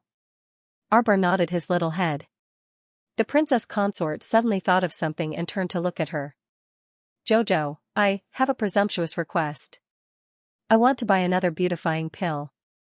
Imperial Aunt, 1 beautifying pill is enough. It's useless to eat more. Arbor glanced at her and said. Hey, it's not me who wants to buy it. It's that good-for-nothing sister-in-law of mine. Princess consort. Damling immediately dodged. I said not to meddle in their family's affairs, but you still meddle. The princess consort gave her a sidelong glance. She knew Lu Husher's character better than anyone else. He was definitely not evil or treacherous. He was just a little stingy, greedy for small gains, and not magnanimous. For the sake of her elder brother, she wanted to help her if she could. You should have seen her that day. It's... The princess consort smiled awkwardly. The one who stopped your car at the entrance of Zhenhua workshop. Oh. Now that Princess Kong mentioned it, Arbor remembered. She was the plump woman who kept saying that she was Princess Kang's sister-in-law. My sister-in-law mainly wants to put on some weight. Princess Kong coughed softly and said, I think she has been putting on too much weight recently. When I saw her 2 years ago, she wasn't that fat. Recently, she's like a cabbage that's been injected with catalysts. The longer she grows, the stranger she becomes. Dan Ling, who was following behind the 2 of them, twitched her mouth when she heard that. Sometimes, the princess consort's words were quite sarcastic. Oh. Arbor nodded and turned to look at Wang Fei. That Lu Husher? Ah, that's her. She's so fat. You must remember her. Her sister-in-law's fatness was completely different from her middle-aged fatness back then. She's not fat. Arbor shook her head and said with a serious expression, she's poisoned. Ah? Princess Kong paused in her steps and turned to look at Arbor. She's not fat. You said she's poisoned? Yes. Sir Jojo nodded with a serious expression. I noticed it that day when she jumped into my car. Her obesity can't be cured by the beautifying pill alone. She has to be detoxified first. Princess Consort Kong looked astonished. She's just a woman of the inner residence and doesn't have much cultivation. Who wanted to make things difficult for her and poisoned her? Xiaomu shrugged her shoulders. This was not something she could manage. I can give you the detoxification pill. Arbor took out a detoxification pill and handed it to the Princess Consort. Then he said, that day, she said she had money and was willing to pay several times the price for my beautifying pill. The Princess Consort, don't worry, Jojo. I'll just let that stingy sister-in-law of mine bleed. She would only cherish it if she bought it at a high price, right? When night fell, Mo Lian and the old prince returned to the prince's residence together. As soon as he entered the main hall, he saw his little wife sitting upright and still. She was holding a porcelain cup in her hand and her round eyes were looking in his direction. When she saw him, she pretended not to see him and turned her little head away with a whoosh. Prince Mo was immediately amused. He quickly ran over and reached out to hug his wife. Good evening, Jojo. Your husband hasn't seen you for a day and misses you very much. Humph. The little fellow threw the back of his head at him. Mo Lian smiled and turned her little body around. Jojo, what did your husband do to make you unhappy? You didn't wake me up when you left. Mo Lian curled his lips and bent down to rub against her delicate neck. Heaven and earth can bear witness, the sun and moon can bear witness. At that time, I called Xiao 7 to 8 times, but Xiao ignored this hubby. Lady Xiao looked at him expressionlessly. She moved her small body and raised her hand to push his face. She said hesitantly, my wood spirit energy has an exuberant vitality. It can help you grow your hair. Pfft. Mo Lian laughed out loud. His little wife, how could she think of anything? Then if I use my wood spiritual energy to grow hair, will your husband's hair continue to grow out of the main hall? That's possible, Arbor thought for a moment, then put down his little hand and patted Prince Mo's head. Forget it then. At the side, the old Wang Yi sneakily glanced at the lovey-dovey couple. He lowered his voice and said to the Wang Fei, why did you trick the little girl here again? Hey, you didn't see how anxious that little brat was. She didn't even return to the Mu family and directly boarded this prince's carriage, insisting on coming back with me. I didn't invite him. The old prince pursed his lips. Wang Fei giggled and pulled on the old Wang Yi's hand as they walked towards the two. Crown Prince, Wang Yi, go change first. You'll be able to eat dinner in a bit. Go change your clothes. The little fellow reached out and patted his chest with a look of disdain. Prince Mo couldn't help but laugh. He lowered his head and kissed her hard when she wasn't paying attention. Then, he winked and said, Jojo, something interesting happened in court today. I'll tell you about it later. After saying that, he went to his room to change his clothes. Half an hour later, the four of them sat down at a small round table in the dining room to eat. The old Wang Yi roared loudly, I heard from the steward that Lu Lanqing came to make a fuss today? How did you deal with her? She didn't make things difficult for you, did she? Princess Consort Kong looked at him speechlessly. How could she make things difficult for me? She's just a newly bereaved widow. She can't make things difficult for me. Humph, the old Wang Yi snorted in annoyance. Her husband just died, and she's just a widow. Isn't she ashamed to run out of the house every few days?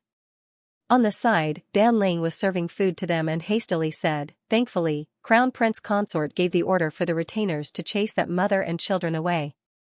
Otherwise, who knows how long they would have made a ruckus. Chased away? The elderly prince was startled, and then he laughed out loud. Good, they should have been beaten up long ago. Princess Consort Kong brusquely glanced at the prince before saying with a smile, what's the point of saying those senseless things in front of the child? All right, let's eat. I didn't cook fish soup today, the elderly prince quietly grumbled. I cooked it. Princess Consort Kong glanced at him in amusement and annoyance. I wonder why the kitchen hasn't brought it over yet. Then go take a look. The elderly prince repeatedly urged, go take a look at the kitchen and see if those servants are slacking off. Alright, I'll go take a look right now. Princess Consort Kong was helpless against him, so she could only stand up and leave the small sitting room. Arbor glanced at the princess consort's departing figure before turning to look at the elderly prince. What do you want to say by purposely sending the princess consort away? The elderly prince hastily shifted his stool over a bit and simply sat next to Arbor. He quietly said, "Little stoic, let me tell you something. Tomorrow, that Lu family will definitely come to make a ruckus. I'm telling you, since you have nothing better to do, just stay in this prince estate. At that time, you can help royal uncle beat them up." Royal uncle, have you wanted to beat them for a long time? The elderly prince nodded repeatedly. Your royal aunt's mother is an old muddlehead. She's especially unreliable when doing things. Help me look after your royal aunt, and I'll gift Huangji rice shop to you later. How about it? The little stoic nodded her small head, and the two immediately exchanged a tacit glance. Mo Lian, who was squeezed to the side, couldn't help but laugh.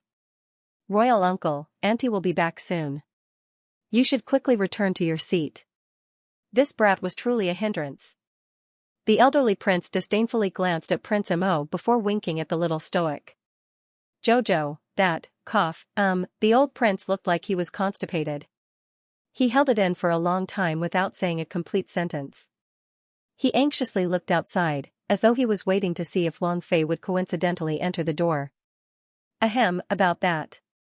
Your Highness, please say it quickly. Arbor rolled his eyes. He felt tired listening to his father stammering.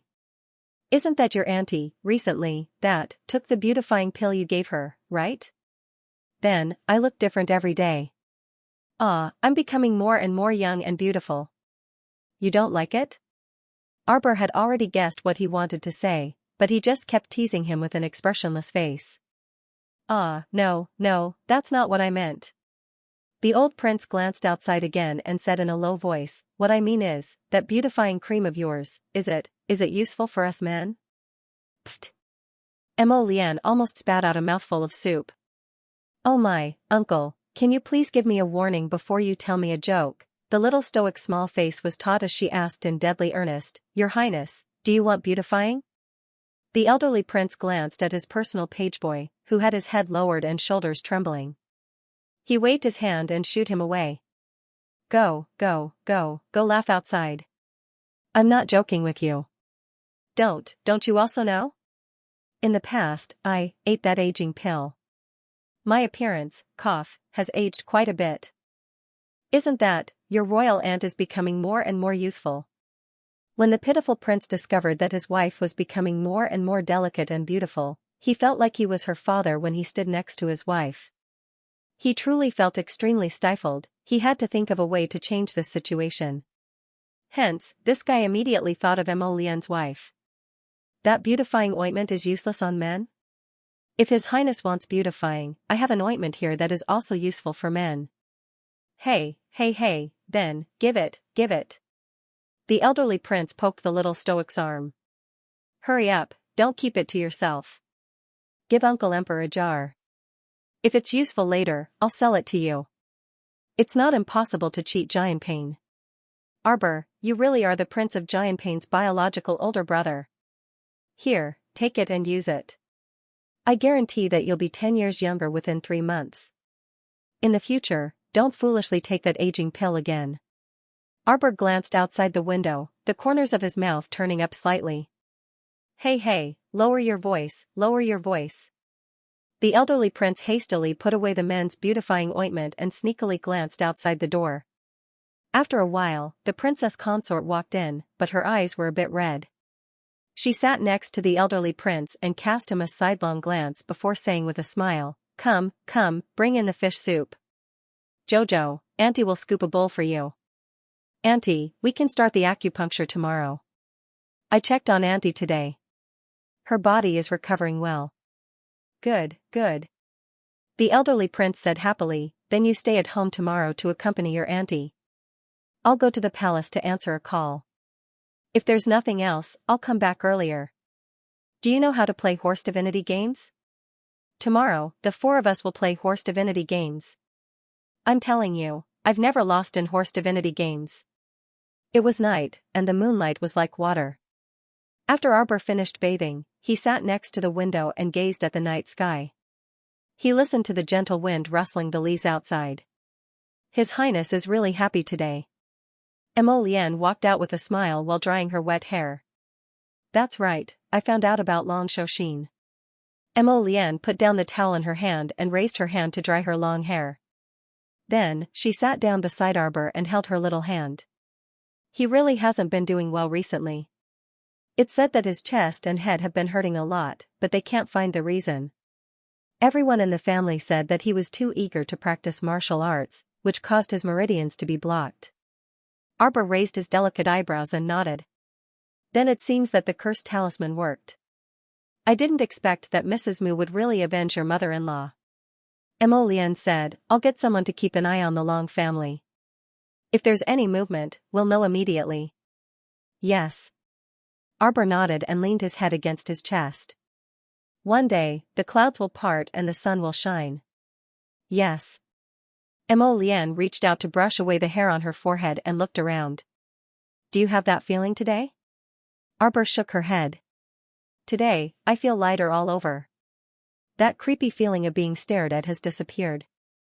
This was also why she agreed to let Princess Kong move into the prince's estate. She wanted to test if she would still have that feeling of being stared at if she stayed at Prince Kang's estate.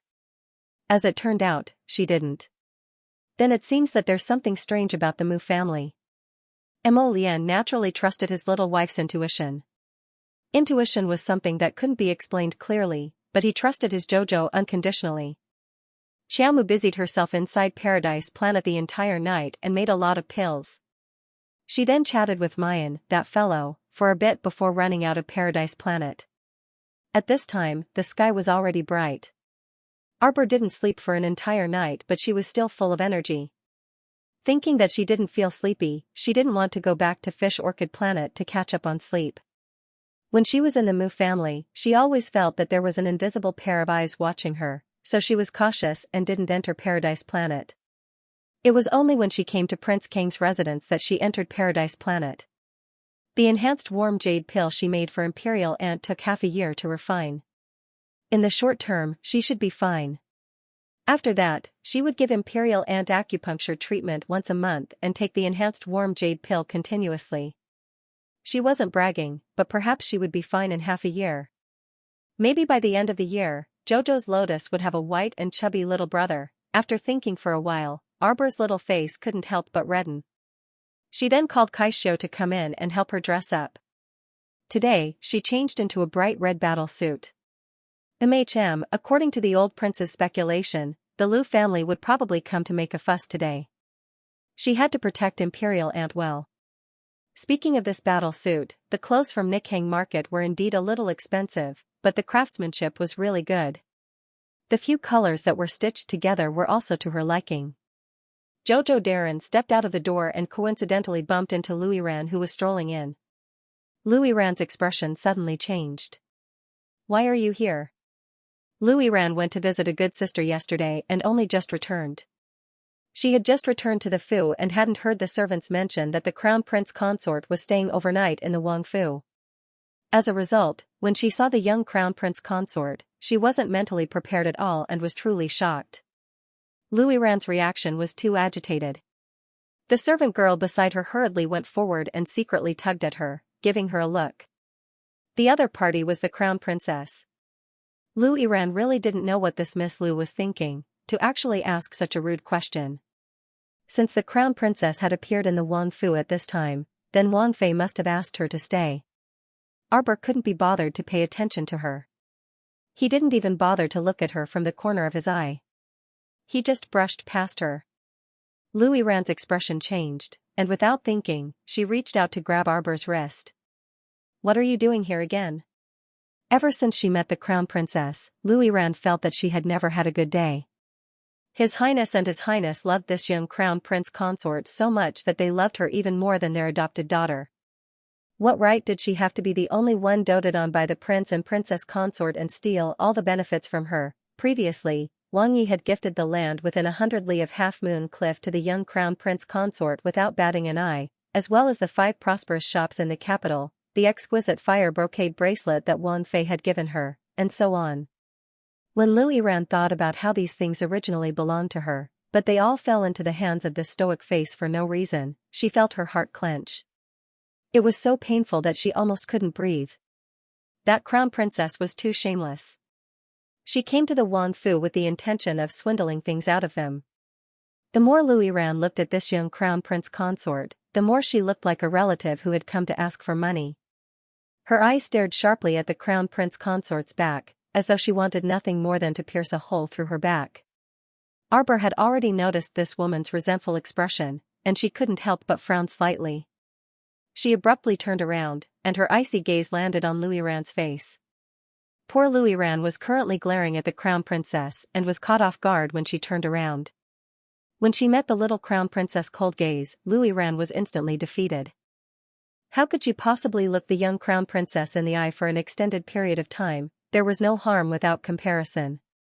She originally thought that her gaze was sharp enough, but the moment she met the young crown princess, all of her sharpness turned into bubbles and shadows. The moment she saw this stoic face's expressionless appearance, she couldn't help but feel apprehensive from the bottom of her heart. The corners of Lu Yiran's mouth twitched slightly with sweat on her face, and she appropriately adjusted her stiff facial expression. "Gee, crown princess, why are you looking at me like that?" Arbor glanced at her coldly and then said, "Miss Lu, it was you who kept staring at me with a strange gaze just now." Lu Yiran was actually a bit speechless. She secretly gritted her teeth, pinched the handkerchief in her hand, and said with a feigned smile, I was thinking that since the crown princess is living in the estate, I ought to, perform the duties of a host. Crown princess, please." Lu Yiran's expression suddenly changed under the constant tugging of her sleeve by the maidservant behind her, and she forced a smile. However, that smile was too fake. When it hung on her face, it looked like a layer of paper had been drawn on, and it was even prettier when she didn't smile. Arbor expressionlessly glanced at her before turning around and walking towards the antechamber. Lu Yiran secretly shook off her personal maidservant's hand and quickly followed after her. She asked with a fake smile, "Crown princess, pardon me for asking, but does the crown prince know that you've come to Prince Kang's estate just like that? Would the Eastern Palace allow you to come and go as you please, even if the crown prince allowed you to live in the estate? What would the emperor think if this matter were to reach his ears?" The crown princess was walking so closely with Prince Kang's estate, so she probably had some sort of scheme in mind. Lu Yiran's red lips curled slightly, presumptuously trying to figure out the emperor's thoughts. "My Lian naturally came with me," Arbor expressionlessly replied. "That's right, the crown prince has to be informed." What? When Lu Yiran reached the end of her sentence, her voice suddenly rose by an octave. "His Highness the Crown Prince followed you into the estate? Is there a problem?" Arbor glanced at her, scrunched up his pink little face, and unhappily glanced at Lu Yiran. It was really annoying for him to shout in Lord Xiao Qiao's ear with all his fuss. "I don't think this is a good idea." Lu Yiran furrowed her brows and forced a smile. "Although the crown princess does as she pleases, she still has to consider your highness in everything she does." Lu Yiran was just short of saying to his face, "You always let the crown prince leave the Eastern Palace with you, going back to your maiden home one moment and jumping around the prince's estate the next. It's really not good." Arbor gave her a sideways glance and said confidently, "He's my husband. Wherever I go, he has to go with me. What's wrong with that?" Lu Yiran stared dumbfounded at the weirdo in front of her. Could it be that your identity has been swapped, in their divine land, not to mention the crown prince's noble status? Even a commoner with a high cultivation in Jianghu had the right to speak in front of women. What kind of godly logic did the little crown princess have? What did she mean by His Highness the Crown Prince had to follow her? Arbor couldn't be bothered with this Lu Yiran anymore. He muttered, "You're crazy." Then, he took small steps and walked towards the front hall. It was really too much to say when they didn't see eye to eye. He didn't know what this Lu Yiran was thinking. If her husband didn't follow her back to her maiden home and didn't follow her everywhere, was he still her, Jojo's husband? Lu Yiran's expression was somewhat dazed, her mind still digesting Arbor's words. There was too much information in those words. It meant that His Highness the Crown Prince obeyed this weirdo's every command? His Highness the Crown Prince followed her wherever she liked? Since when did the status of women in the divine mainland become so high? Louis Ran followed Arbor blindly.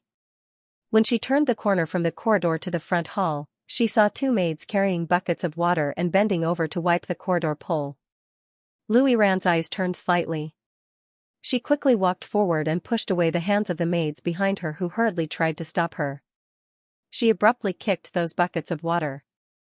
The bucket splashed with water, splashing straight at the back of Arbor's head. Arbor did not even turn her head. She slightly raised her small hand. A large transparent water droplet suddenly emerged from the top of her head. That water droplet suddenly grew small arms and legs. Its eyes abruptly opened, and before Louis Ran could react, it threw a punch at the water splashing at her. Bang! The water bucket, along with the gushing water, splashed back at him. That wooden bucket even landed on Louis Ran's head with a clang. She was so frightened and angry that she started crying on the spot. She overestimated herself. Xiaomu did not even spare her a glance out of the corner of her eye. She turned around the corridor and walked straight to the anteroom, slowly entering it. Louis Ran sobbing behind her had long been tossed to the back of her mind. She saw many exquisite pastries on the table, as well as food like porridge and noodles. When Princess Consort Kong saw her enter, she could not help but smile and wave at her. "Jojo, come quickly. Breakfast is ready. Eat it while it's hot." Arbor took small steps and sat down at the table. "Imperial Aunt, I bumped into Louis Ran on the way here." The little fellow complained first. She rolled her eyes and said, "She kicked over a wooden bucket to embarrass me, but in the end, she got herself into big trouble." She had just finished speaking when Princess Kong stilled. Then she heard Louis Ran's sharp cries and angry shouts from outside the front hall. "Arbor!" Willow was still drenched in water as he rushed in. His eyes were fixed on Arbor as he shouted, You! How dare you treat me like this? Mother!" Louis Ran turned her head towards Princess Consort Kong and cried, "Arbor, she." "Shut up." Princess Consort Kong frowned and interrupted her unhappily. "Why are you directly calling the crown princess by her name? Where did all the rules you learned go? Don't get too close to the Xiong family in the future. That girl from the Xiong family isn't a good person either." Princess Consort Kong said coldly she had no choice but to learn the habits of the marketplace. Her words and actions are unbearably vulgar. Louis Ran looked at Princess Consort Kong and felt her heart turn cold. In the past, the Princess Consort was still somewhat amiable towards her, but ever since she had this crown princess as a comparison, the Princess Consort looked down on her even more. This was all this damned crown princess's fault.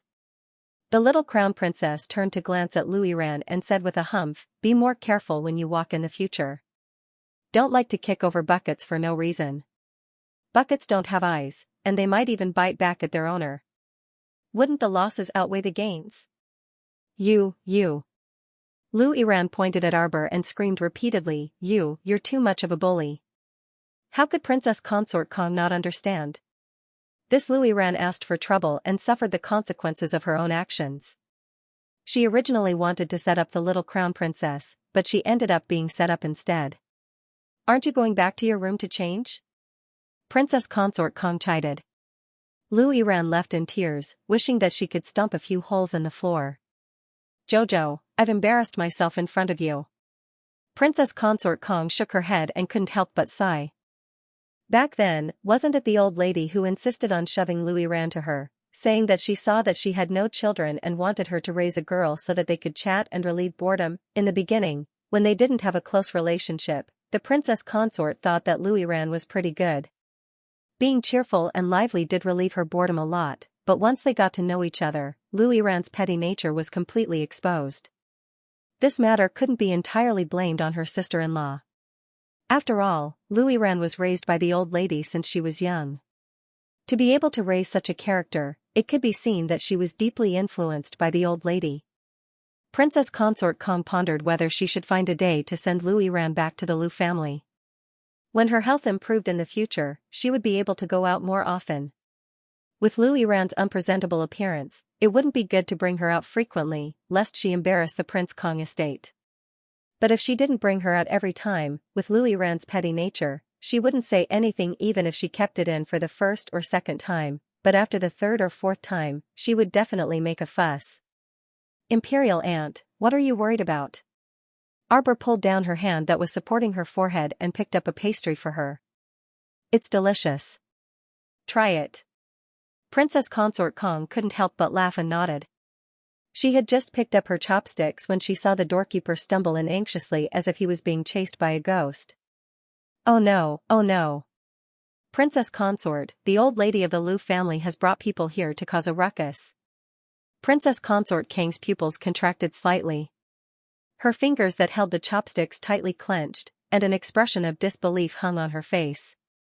That mother of hers actually brought people here to cause a ruckus. She was really vigorous despite her age. Sir Jojo jumped to the ground with a thump. He waved his hand and called out, Dan Ling, is everyone in the estate here? Dan Ling immediately nodded proudly. Yes, they're all waiting at the door. Follow me. Arbor waved his small hand and rushed out of the hall. Dan Ling immediately shouted. Together with the dozens of servants on her left and right, a group of people followed the little crown princess and ran away. Only Princess Consort Kong was left behind. She stared at the empty hall in bewilderment, speechless for a while. If they're all ordinary people, then you guys go. Don't worry about asking for compensation if you break it. Just hit them as hard as you can. Sir Jojo led more than 200 servants and rushed to the main entrance of Prince Kang's mansion. If there are any cultivators, leave them all to me. Yes. Open the door. Arbor waved his hand and more than 200 servants swarmed forward. Following which, the vermilion-red doors of the Prince Manor slowly opened to both sides. The old lady immediately appeared at the main entrance of the prince's mansion with 40 to 50 ferocious-looking men. A group of busybodies were hiding in a corner and watching from afar, not understanding what had happened. Looking at the situation, did someone come to Prince Kang's mansion to cause a ruckus? Oh, isn't this the young widow that was chased away by the prince's mansion yesterday? A passerby who had seen yesterday's drama called out. He was immediately surrounded by people asking for more information. Lu Lanqin was standing beside old lady Lu, sobbing and wiping her handkerchief. As soon as the gate of the mansion opened, Lu Lanqin quickly glanced inside. She was stunned by what she saw. Hundreds of servants and maids were standing at the gate of the mansion, all looking at them fiercely. Lu Lanqin's heart sank, and she subconsciously hid behind old Madame Lu. Was Lu Lanyan out of her mind? She didn't want to save the face of the mansion anymore, did she? Thinking of this, Lu Lanqin couldn't help but grit her teeth. Why was this damned woman so difficult to deal with now? Old Lady Lu was also shocked by the group of servants at the gate of the mansion. She quickly glanced at them, but she didn't see her eldest daughter, Lu Lanyun. She was even more surprised, and her eyes fell on Arbor, who was obviously the leader. Who are you? Where is my daughter? Where did you hide my daughter? Hurry up and find my daughter. I want to confront her face to face. Why did she treat her little sister like this? Did she abandon the Lu mansion and her family after becoming the princess? The little crown princess didn't pay attention to them at all. She waved her little fist and said, Go. Go. Dan Ling waved her arm, and all the servants and maids rushed at the people of the Lu mansion as if they had been injected with chicken blood. They didn't hit old lady Lu. Instead, they went around her, grabbed Lu Lanqin's bra, and slapped her twice without saying a word. Slap. Slap. Lu Lanqin, the little white flower, was instantly stunned by the two slaps. Little white flower cried with tears in her eyes, There is no law. There is no law. Slap. Slap. 2 more slaps. No one knew who was so fierce, but little white flower was slapped so hard that she fell backward. The other servants swarmed up and attacked Lu Lanqin's son and daughter. Huang Yubao and Huang Youxia were just ordinary people, and Huang Yubao was a useless playboy who didn't even have the strength to truss a chicken. How could he resist the ferocious attacks of everyone who was whipping him to death? After a round of attacks, Huang Yubao and Huang Youxia were beaten until they cried out in pain. Huang Yubao stretched out his hand to resist the fierce attacks of the servants. He cried and shouted, Stop! Stop! Ah! Ah! Io, you guys stop! Ah! There were more than 200 servants and maids, and they were divided into 3 waves of attacks. Their cooperation was really good. After the first round of beating the Liu family members, another group of people went up, the cycle repeated, and the person who finished drawing the whip would be able to catch his breath while accumulating his strength. When the other 2 rounds were done, the person in the first round would be able to go up bravely again. The onlookers who were watching from afar were simply dumbfounded and tongue-tied. The passerby who had explained the situation earlier couldn't help but stutter. Then it seems that the Wang Fu has been merciful to that little widow yesterday. Today's attack was even more ferocious than yesterday's. The guards of the prince's mansion were like ferocious dragons out of their cages. Terrifying. Arbor stood aside and watched for a while. Then, he turned and walked into the mansion. Old Lady Lu was so angry that she was about to collapse to the ground, her body trembling uncontrollably. Looking at the messy crowd around her, she couldn't help but scream, You stop right there, stop right there. Arbor didn't bother to talk to her. He waved his hand and left. Halfway there, they ran into Princess Consort Kong, who was hurrying over. Arbor reached out to stop her. She pursed her lips and looked serious as she bombarded her with another round of brainwashing. Princess Consort, you can't be like this. The reason the Liu family dares to act so recklessly is most likely because of your indulgence. You really have the same temperament as my mother. Arbor shook her head, her expression rueful. With your soft and meek temperaments, how can you not be completely taken advantage of? Princess Consort Kong didn't know whether to laugh or cry at her mischievous behavior. I can't compare to your mother at all. Your mother is a prodigy with outstanding talent. I'm just a normal person, so I can't be associated with her at all. Arbor shook her head and wagged her finger as she said, You're all the same, too good-tempered. I'm always bullied by some random people. That said, she expressionlessly sighed. If you can learn a little from me, you won't be bullied again in the future. Princess Consort Kong, this child had to brag about her own awkwardness, and even glanced at her worriedly. That little look was truly adorable, making Princess Consort Kong burst out laughing. If I had such a cute daughter like you, I'd wake up laughing even in my dreams. Princess Consort Kong couldn't resist reaching out to pinch her little face.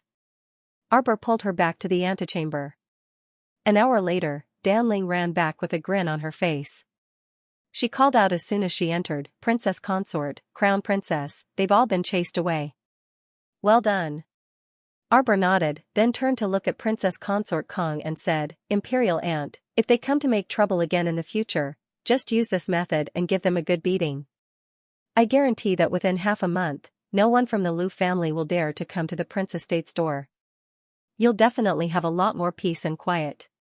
Princess Consort Kang's mouth twitched, and she hastily nodded. Then she looked at her suspiciously. This method wasn't planned by the old prince, was it? The more she looked at it, the more suspicious she became. If it wasn't arranged by the old prince, how could the hundreds of people in the prince's mansion all gather together so coincidentally? Arbor said expressionlessly, His Highness is someone who handles important matters in the court. Why would he be troubled by such trivial matters? Princess Consort Kong thought it made sense, so she nodded. I think that after this mess, they probably won't come to make trouble again in the next few days. She was afraid that there would be more rumors in the capital. Who knew how people would spread the word about the violence at Prince Kang's mansion? However, on the second and third days, the capital was calm and peaceful. There was no news at all. There was no rumor that was unfavorable to Prince Kang's mansion. The little crown princess stayed in the prince's residence for 3 consecutive days. Before the Liu family came to make a fuss again, Mu Jingfeng sent someone to rush her back. The moment she entered the Mu family's main hall, she saw Mu Jingfeng's sullen expression. Why do you keep going to the prince's residence to disturb others? It's better than staying here and looking at your dead face. Arbor's lips twitched. Throwing him an indifferent gaze, he casually walked to the old man's side and sat down. Jojo, I called you back today to ask you if you want to sign up for the family competition, the old man asked as he looked at her amiably. Heh, little niece's innate talent is exceptional.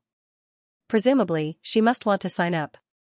Mu Jingxing's tone was a bit eccentric, and he even secretly peeked at Arbor as he spoke. What are the rewards?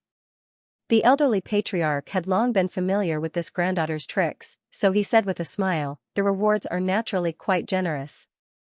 The top 3 winners can go to Chaoyang Pavilion to receive a refined weapon that is at least a spirit weapon. Moreover, they will receive 1 million spirit coins, 500,000 spirit coins, and 100,000 spirit coins respectively.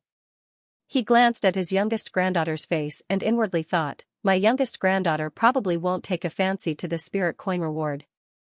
No expression could be discerned from the little stoic's face. Apart from this, you can also go to the spirit beast garden to pick a spirit beast you like and let a spirit beast trainer tame it for you. In the future, you can train with all of you.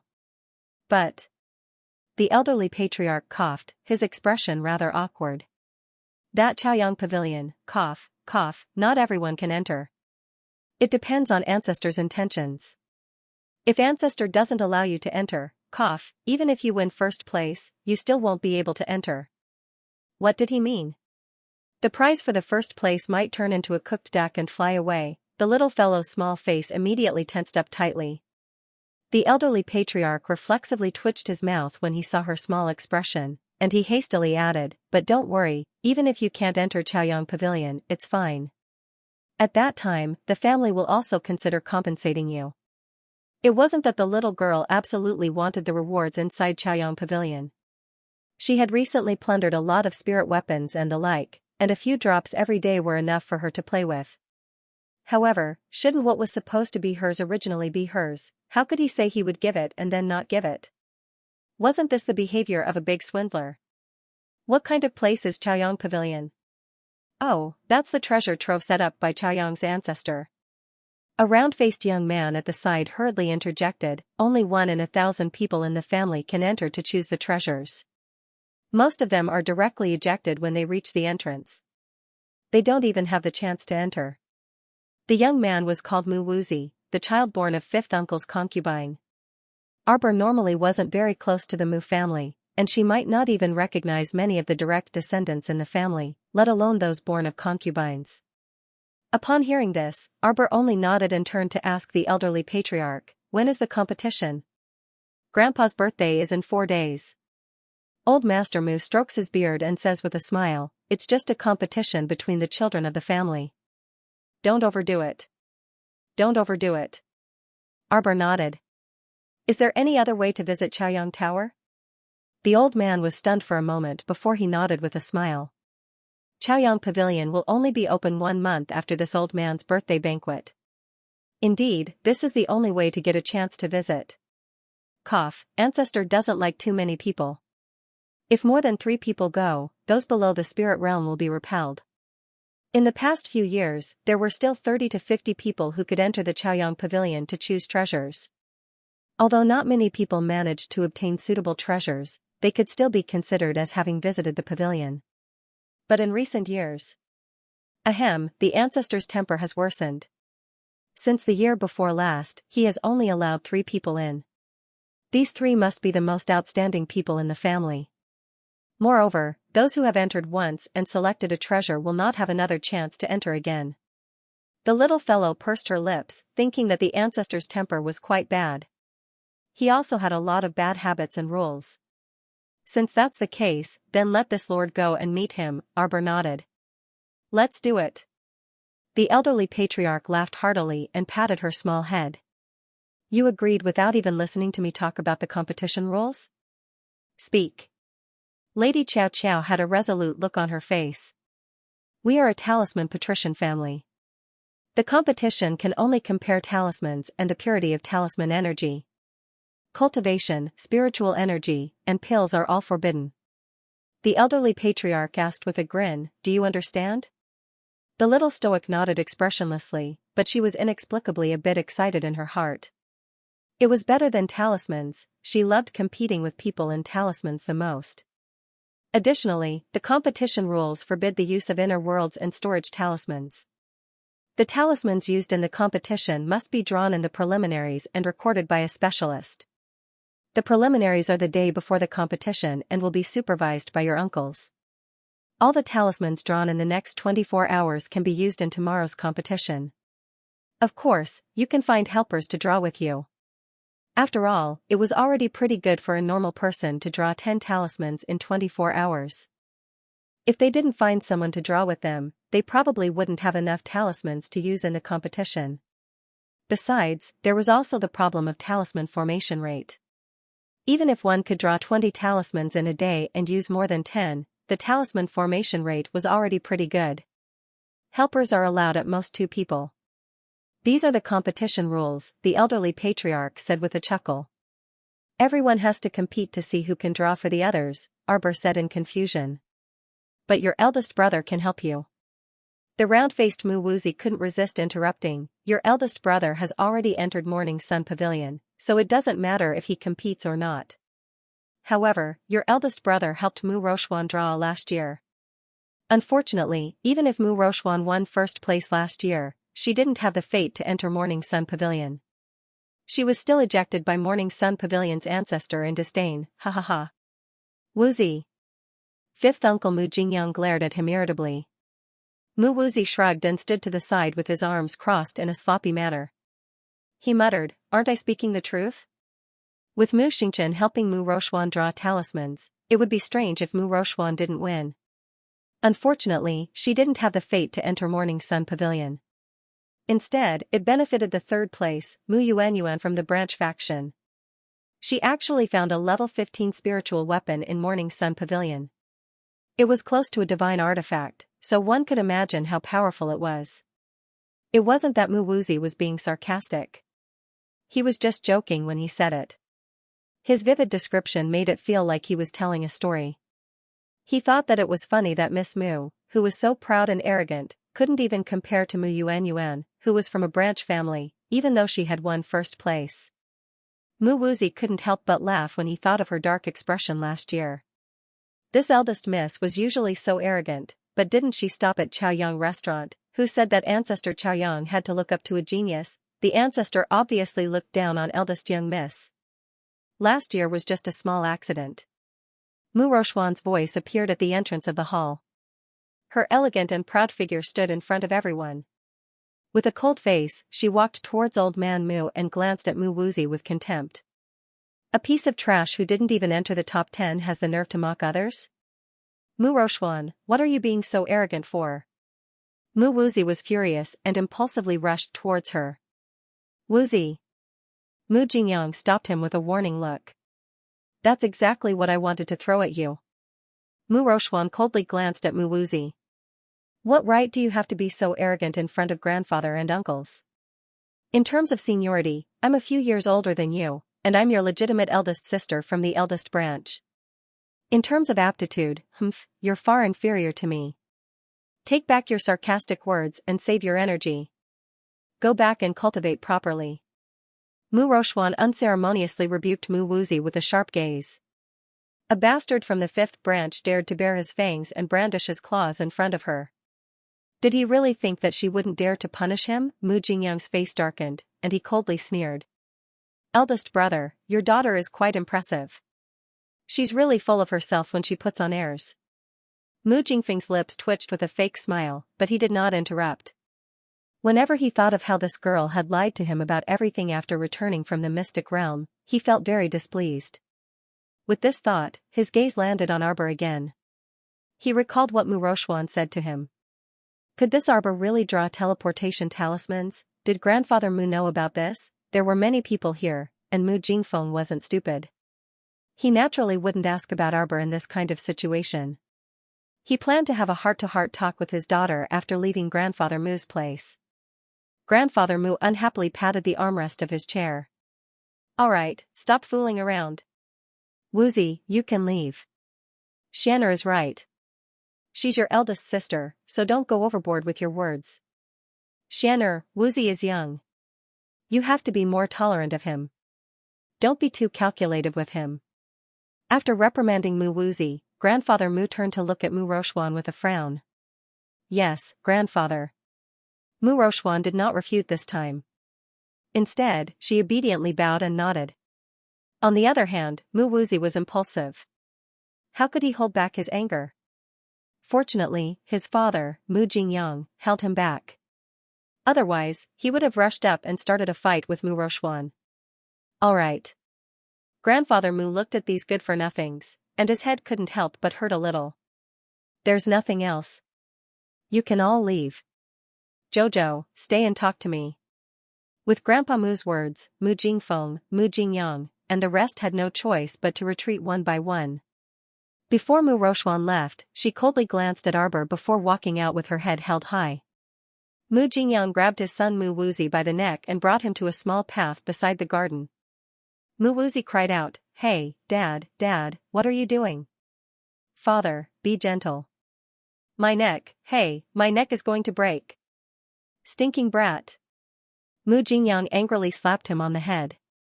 "How many times have I told you? Don't be too impulsive, just don't listen. Look at what you said in front of the old man." "Humph. That be *tch Mu Roxian's words weren't pleasant to hear either. Who was she pretending to be a saintess all day long? Last year, if it weren't for my stinky hands, I wouldn't have failed to break into the top 10 and been eliminated in one round. Those brothers from the side branches who aren't as talented as me all have better results than me. They even mocked me for an entire year." "Enough." Mu Jingyang poked his son's head in exasperation. "I don't even know who you take after with your impulsive personality. You don't know how to do things all day long and don't blame yourself for not finding the reason. Why don't you say that your skills aren't good enough and that you'll be brushed aside as soon as you meet a young lady? Then isn't she older than me?" Mu Wuzi retorted indignantly. The father and son pair walked far away while cursing. Mu Jingfeng came out from behind the tree and coldly glanced at the father and son pair's departing figures. Then, he stood in place and specially waited for the little stoic. It wasn't until less than an hour later that Mu Jingfeng finally saw the little stoic coming out of the old man's courtyard. His face was gloomy, and he stepped forward to block her path. "I have something to say to you." "There's nothing to say between us." Arbor glanced at him coldly. He was disinclined to say anything else and directly walked past him. "Halt." Mu Jingfeng was so angry that his face and neck were a bit red. "I'm asking you, do you know how to draw transportation talismans?" Arbor paused and turned to look at him. His eyes narrowed icily. "Mu Rochuan told you?" "It doesn't matter who told me. You just have to tell me yes or no." Arbor snorted and rolled his eyes at him without hesitation. "It's none of your business." Mu Jingfeng was first angry, but then he was delighted. The little stoic didn't deny it, which meant that this matter was true. Mu Jingfeng couldn't help but become excited. As the family head of a talisman clan, he knew better than anyone how difficult it was to draw transportation talismans. His daughter could actually draw a transportation talisman that cost millions of spirit coins on the black market. What did this mean? It meant that Arbor knew how to draw transportation talismans. Mu Jingfeng couldn't help but become excited when he thought of this. His daughter actually knew how to draw transportation talismans that had disappeared for several hundred years. What an exciting piece of news this was. It had to be known that the method to draw transportation talismans had long been lost in the Talisman Patrician clan. The existing transportation talisman matrices were all left behind by the ancestors, and there were only a few left on the market. Once Mu Jingfeng thought about how he could grasp the method to draw transportation talismans, he would burst with joy. If that was the case, not only would his status in the Mu clan be raised a lot, he would also gain the support of more elders. Perhaps in the future, no one would be able to threaten his position as the patriarch. In addition, their Mu family's reputation would definitely rise to the next level. The entire Mu family would flourish in his hands, bringing unparalleled glory to their ancestors. Mu Jingfeng seemed to have foreseen the Mu family's future, and he was beaming with joy like a spring breeze. "Jojo, you're a daughter of the Mu family. Naturally, you have to think for the Mu family. The method of drawing the teleportation talisman is extremely important to my Mu clan. If you are willing." "I'm not willing." Arbor's cold words were like a bucket of ice water that poured over Mu Jingfeng from head to toe, chilling him to the bone. Mu Jingfeng was incomparably enraged on the spot as he bellowed, "You! What did you say? Deafness needs to be treated." Arbor glanced at him, then turned around and walked towards Yulan Court. Not a single word would be wasted if they didn't see eye to eye. She really didn't know where he got the guts to actually think that Sir Jojo would tell him the method to draw transportation talismans. Even if she told the street cats and dogs, he wouldn't benefit from it. Save it. You're always deceiving yourself and others. Did you think that Sir Jojo would compromise like mother? Dream on. Arbor, stop right there. Arbor, stop right there. Arbor. Mu Jingfeng's shout was louder than the previous one. He then rushed over in a flustered and exasperated manner to block her path. He looked like he was about to explode from anger as he coldly looked at Arbor and said, Arbor, is this how you speak to your father?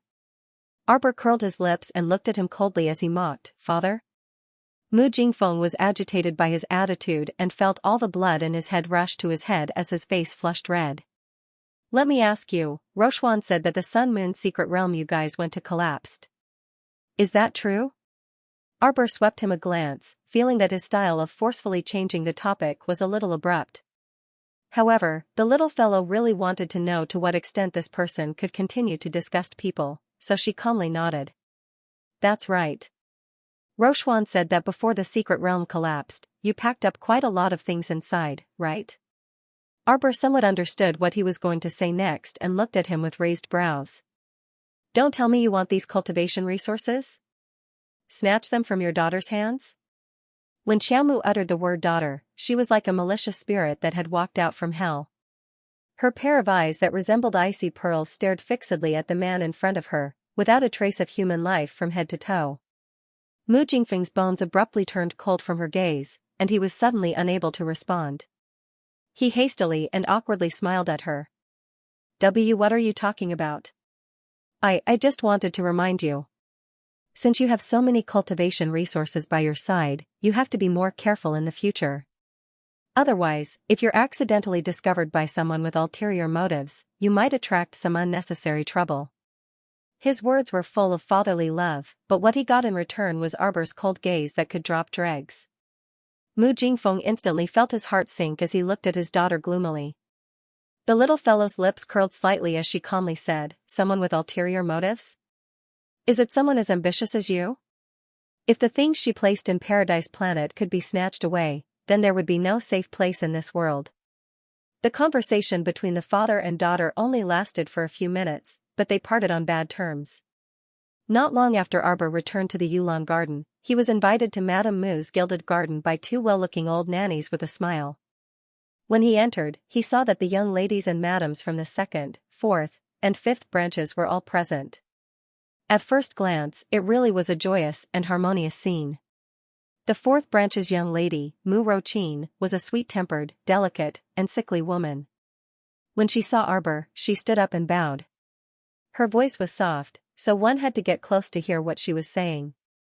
The 5th wife, Madame Hua, had been married to 5th uncle for many years but had not had any children. Mu Wuzi could be considered as a concubine's son raised by her. The 2nd branch's wife, Madame Chiu, and the 2nd branch's daughter, Mu Ruian, had met them once at New South Garden in Arbor, so he had some impressions of them.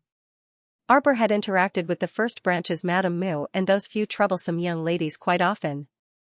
Thus, when they met, they were all familiar faces.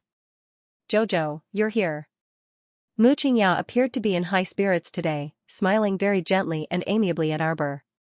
The 5th wife, Madame Hua, also smiled and said, Crown Princess, do you know how to play Ma Diao? Arbor calmly replied, I know a thing or two. That's good. Madame Nehua giggled. Since we have nothing to do, we'll have to trouble the Crown Princess to play a few rounds with the ants. Very well. Sir Jojo had an indifferent expression on his face as he readily sat down on his seat. Mu Qingya shook her head with a smile. 2nd branch's Madame Ne Chiu and 5th branch's Madame Ne Hua quickly called out to her, eldest sister-in-law, let's play together for a while. I won't play. Mu Qingya shook her head and said, I get dizzy when I hit this. Madame Ne Chiu pursed her lips and muttered something in a low voice. Then, she grabbed a nanny next to her to play with her. That old nanny played with her 3 masters and was so frightened that she felt uncomfortable all over. It was as if there were needles poking her butt, and her body kept twisting here and there. Bam! Madame Nehua waved her hand with a grin. The little stoic was hit by Madame Nehua 3 times in a row and skipped 3 rounds, but she was still expressionless. Sorry. Madame Nehua covered her mouth with a handkerchief and giggled. 5th sister-in-law's luck is pretty good today. Madame Nacho shot a stern look at the old nanny next to her. The other party shuddered in fright and hastily played a card that Madame Nacho wanted. Madame Nacho immediately received the card and heard the card in one go. She then picked another card in passing, and her eyes instantly lit up. The smile on her lips was almost unconcealable. Haha, all of them are right. I'm really sorry, everyone. I didn't expect to get off to a good start. It's not your turn to touch second aunt yet. The little stoic reminded expressionlessly and then took the card from the stiff-faced Madame Nacho's hand. This card is mine. You can't be so shameless. Xianxia sat on the side and watched. When she heard this, she involuntarily coughed lightly and drank tea to hide her smile. Madame Nacho was stupefied. She recalled her hand speed just now. It seemed like she stole a card. It was fine. She heard it so early, so it would definitely be her turn. A 9 lotus lantern, thank you. 88,000 spirit coins per card. The little stoic pushed the card and extended her slender hand. What? The young crown prince consort also wanted the card that she wanted. She even picked a 9 lotus lantern, F*ck, she only knew a little? You must be lying. Madame Hua and Madame Chiu were dumbfounded. The old nanny was so frightened that she fell off the stool. Get up. Madame Chiu shouted angrily. I'll pay for your share. What are you afraid of? This is just the beginning. The next 8 rounds were like this, tubular 9 lotus lantern. Thank you. 88 spirit coins for each. 1,000 colored 9 lotus lanterns. Thank you. 88 spirit coins for each. After 13 rounds, Crown Prince Mo trod on the afterglow of the setting sun to pick up his wifey, who was playing exceedingly happily. As soon as he stepped through the gate of the gilded garden, he was stunned to see Madame Chiu and Madame Hua pouncing on him. They threw themselves at his feet and cried, Your Highness, quickly take your crown princess back. It was their fault for being so arrogant. They had thought that the little crown princess was young and easy to trick, so they had teamed up to trick her. Who knew? What a terrible price to pay. The little crown princess looked at them expressionlessly and said to Kai Xiu, Give the bill to the 2 madams. It's the crown princess. Kai Xiu stifled a belly full of laughter, and the corner of her mouth kept twitching as she walked forward. She deftly handed the bill to the 2 madams who were crying miserably. Thanks to the 2 aunts' care, this crown princess had a great time playing today. Let's play together again next time. The little crown princess nodded politely at the 2 of them. She stood up and pattered to her husband's side, naturally holding his hand. Let's go home. The 2 of them exited Gilded Garden's main gate and followed a winding stone path toward Magnolia Court. At this moment, the setting sun was shining and the wind was blowing gently. A golden-red afterglow spread over the horizon and dyed the sky red. Mo Lian secretly suppressed the smile on her lips and held Arbor's small hand as she asked, Both madams said that you only know a little? I do know a little. Arbor nodded and thought for a moment before saying, When I played with second uncle and the others in the past, they didn't like to play with me. Whoever played with you would be in for a bad time. The crown prince's mouth twitched as he thought to himself. He drew 13 hands and played all the 9 treasure lotus lanterns in the same color as if he was making cards. I only know this. Arbor blinked and said, I can't remember all the other ways to listen to cards. Mo Lian was speechless. This was definitely the F*king blessing of the god of cards. Otherwise, how could he make such cards? When I was in Shizhou City, I rarely played a few rounds with second uncle and the others in my free time, but they always despised me. Arbor couldn't help but shake his head when he thought of this. Pfft, the crown prince couldn't help but laugh.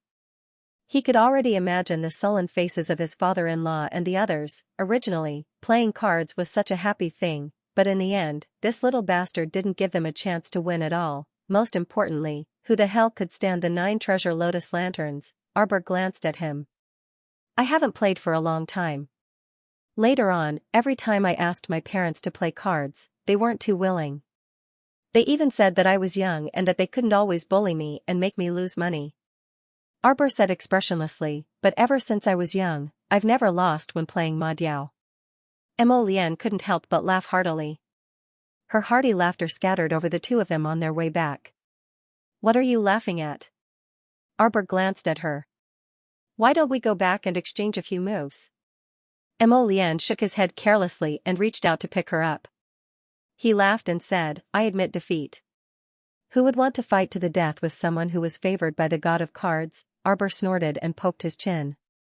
"You met the old prince this morning? How is he feeling?" "It's pretty good. Those troublemakers of the Liu family didn't succeed in the end and even suffered a hidden loss. The Lord has been in a good mood these days." Arbor nodded. "That's why Anti-Emperor is so nice. Look, after a few more beatings, he immediately became obedient." Yes. My wife is right." Emolian held back her laughter and nodded. "By the way, what gift should we prepare for the old man?" Arbor's eyes lit up slightly. He tilted his head and said, "I've been refining high-quality longevity pills for the past few days. What do you think of giving this to him?" Emolian nodded. "When will the finished product be ready?" "Probably the day after tomorrow." Arbor said, "I still want to improve the quality. I'll show it to you when I'm done. Purple vein longevity pill. It can increase lifespan up to 100 years. If it can reach the level of black vein longevity pill, it can increase lifespan up to 300 years. Xianxia above god level would usually spend decades in seclusion. 100 years wasn't enough for them to advance. If she only produced a purple-striped longevity pill, although it would still be very popular on the market, its effects would be of little value to Qiao Mu, who constantly strived for perfection. This kind of longevity pill was the same as the prolongation pill and longevity pill in the past. It could only be used once in a lifetime. The greater the effect, the better. A black-veined pill. Emolian looked at her wife in astonishment, her eyes dancing with joy. "But that's the legendary supreme-grade pill." Arbor nodded. "Recently, when I was refining pills, I had a rough idea of how to do it. However, I still need some time to refine it." She wanted to refine a supreme-grade longevity pill for her grandfather. After taking such a pill, it might immediately stimulate the realm that her grandfather had maintained for several decades. Her grandfather was now an 8th-grade divine master. Who knew, he might be able to advance even further after the birthday banquet. "Jojo, if old Master Mu knew that you had such intentions, he would definitely be overjoyed even if you didn't refine a black-veined pill." Emolian smiled and stroked the little fellow's head. "Don't give yourself too much pressure. Just let nature take its course. Nothing could be forced." It was the same for refining pills and refining tools. Everything should be done according to one's heart. Forcing things too much would not be good. The little fellow blinked, then nodded his little head heavily. The two's figures disappeared into the distance under the shade of the trees. The afterglow of the sunset bathed them in the multicolored light, entangling them endlessly. When Madame Hua returned, she told her husband with a sullen face that she had lost more than 1,000,000 yuan in horse money. Mu Jingyang almost fainted from anger. You. Mu Jingyang pointed at the prodigal woman and shouted angrily, "You. Second sister-in-law lost even more than me." Madame Ne Hua shrank back in trepidation and hurriedly tried to quibble. Who knew that the young crown prince consort would have such good luck? "Husband, you don't know, but that crown princess actually made 13 9 treasures lotus lanterns. She made me and second sister-in-law lose 13 rounds of 88,000 yuan in a row." Slap. Mu Jingyang couldn't take it anymore and slapped that stupid woman's face. That night, the second branch was also incessantly noisy. However, the little crown princess was unaware of all of this. Nighttime. The moon was bright under the starry sky, and the night was as cool as water. A plump figure sneaked in from the side door. Lifting her skirt, she was about to run into her own courtyard. Halfway there, he suddenly stopped in his tracks. The maidservant behind her couldn't stop in time and almost bumped into her back. She hurriedly lowered her voice and called out anxiously, "Miss, what are you doing? We have to hurry back to the court. If the old man finds out that you sneaked out to meet that actress again, he'll skin me alive. Go." Mu Dongmi glanced sideways at the timid girl, then raised her eyebrows and looked at the figure squatting under a large willow tree not far away, digging for something. Mississippi seeing her miss walking towards the big willow tree, the servant girl couldn't help but become even more anxious. She lowered her voice and called out, "You can't go over there, Mississippi, sister-in-law, what are you doing here?" She exclaimed, "It's dark and you're digging in the middle of the night?" I was wondering who was squatting under the big willow tree at home. So it was sister-in-law. What kind of good stuff is it that you have to trouble sister-in-law to dig it up in the middle of the night? The figure digging under the big willow tree stiffened slightly. When she turned her head, she appropriately revealed a trace of surprise. "Doni? Why are you here?" "I saw that you were busy here alone, so I came up to take a look out of curiosity." Mudoni looked at her with a smile that wasn't a smile. "Sister-in-law, what kind of treasure are you digging for?" 914. One pit is another pit. The one digging under the big willow tree was Madame Hua, the fifth branch. Seeing the curious expression on Mudoni's face, she hurriedly smiled to cover it up. "Alas, it's nothing. It's getting late. You should go back and rest." Mudoni's puzzled expression flashed and she giggled. "Oh, sister-in-law, aren't you treating me as an outsider? I see that you're busy here. There must be something good you're hiding from me. Sister-in-law, why don't you tell me about it? Could it be that there's some money hidden underground?" Madame Hua's face stiffened. She hurriedly shook her head and waved her hand. "Oh, sister-in-law, don't talk nonsense. What money can there be under the ground? Alas. Let's hurry back. It's really getting late. Let's go back and rest." Seeing that she was in such a hurry to drive her away, Mudoni became even more suspicious. She circled around her sister-in-law and smiled maliciously. "Sister-in-law, did you steal something from home and bury it here?" Madame Hua was startled and hurriedly cried out, "Don't accuse me. How could I steal from home? I didn't steal anything. I definitely didn't steal anything." "Sister-in-law, why are you panicking?" Mudoni rolled her eyes and stepped forward, pushing her sister-in-law to the side. Then she squatted down and dug the soil under the willow tree. Not long after, his fingers touched an ice-cold stone box. Mudoni's eyes lit up and she hurriedly dug out the box. Madame Hua's eyelids twitched. Mudoni, however, was very fast. She casually opened it and saw a box full of spirit coins. There were at least 20 to 30,000 spirit coins inside, glittering with silver light. "Sister-in-law, you stole it, didn't you?" Mudoni shrieked. Of course, Madame Hua refused to admit it. She hurriedly shook her head with a pale face. No, how could I steal it? Don't talk about things you don't know. If it gets out, it will ruin my reputation." Mudoni looked suspicious. "You didn't steal it? Don't tell me you buried it here yourself? Why did you bury this box of spirit coins here?" Mrs. Hua wanted to say something but hesitated. After a long while, she lowered her voice and said, "Doni, I'm telling you, don't tell anyone about this." Hearing this, Mudoni quickly nodded. Okay. Sister-in-law, go ahead." Hua looked left and right sneakily, then pulled her to the side to avoid the servant girls following behind Mudoni. "Tony, I'm telling you, I'm planting gold." "Seed gold?" Mudoni almost laughed out loud. "Sister-in-law, you must be dreaming. The greatest absurdity in the world. How could there be such a thing as planting gold?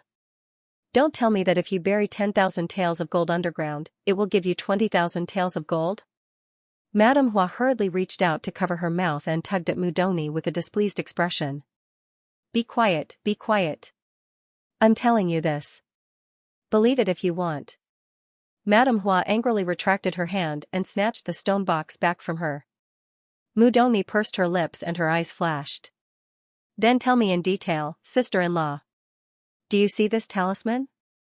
Madame Hua took out a talisman from the bottom of the box, glanced at it in front of Mudoni, and then immediately put it away as if it was a treasure. 915 fourth star. The talisman was taken back by Madame Hua, but she still carefully placed it at the bottom of the box. Madame Hua breathed a sigh of relief and then said, "Let me tell you, Doni, you have to believe it. This is an ancient golden talisman. You can definitely make a fortune out of it. It has a wide range.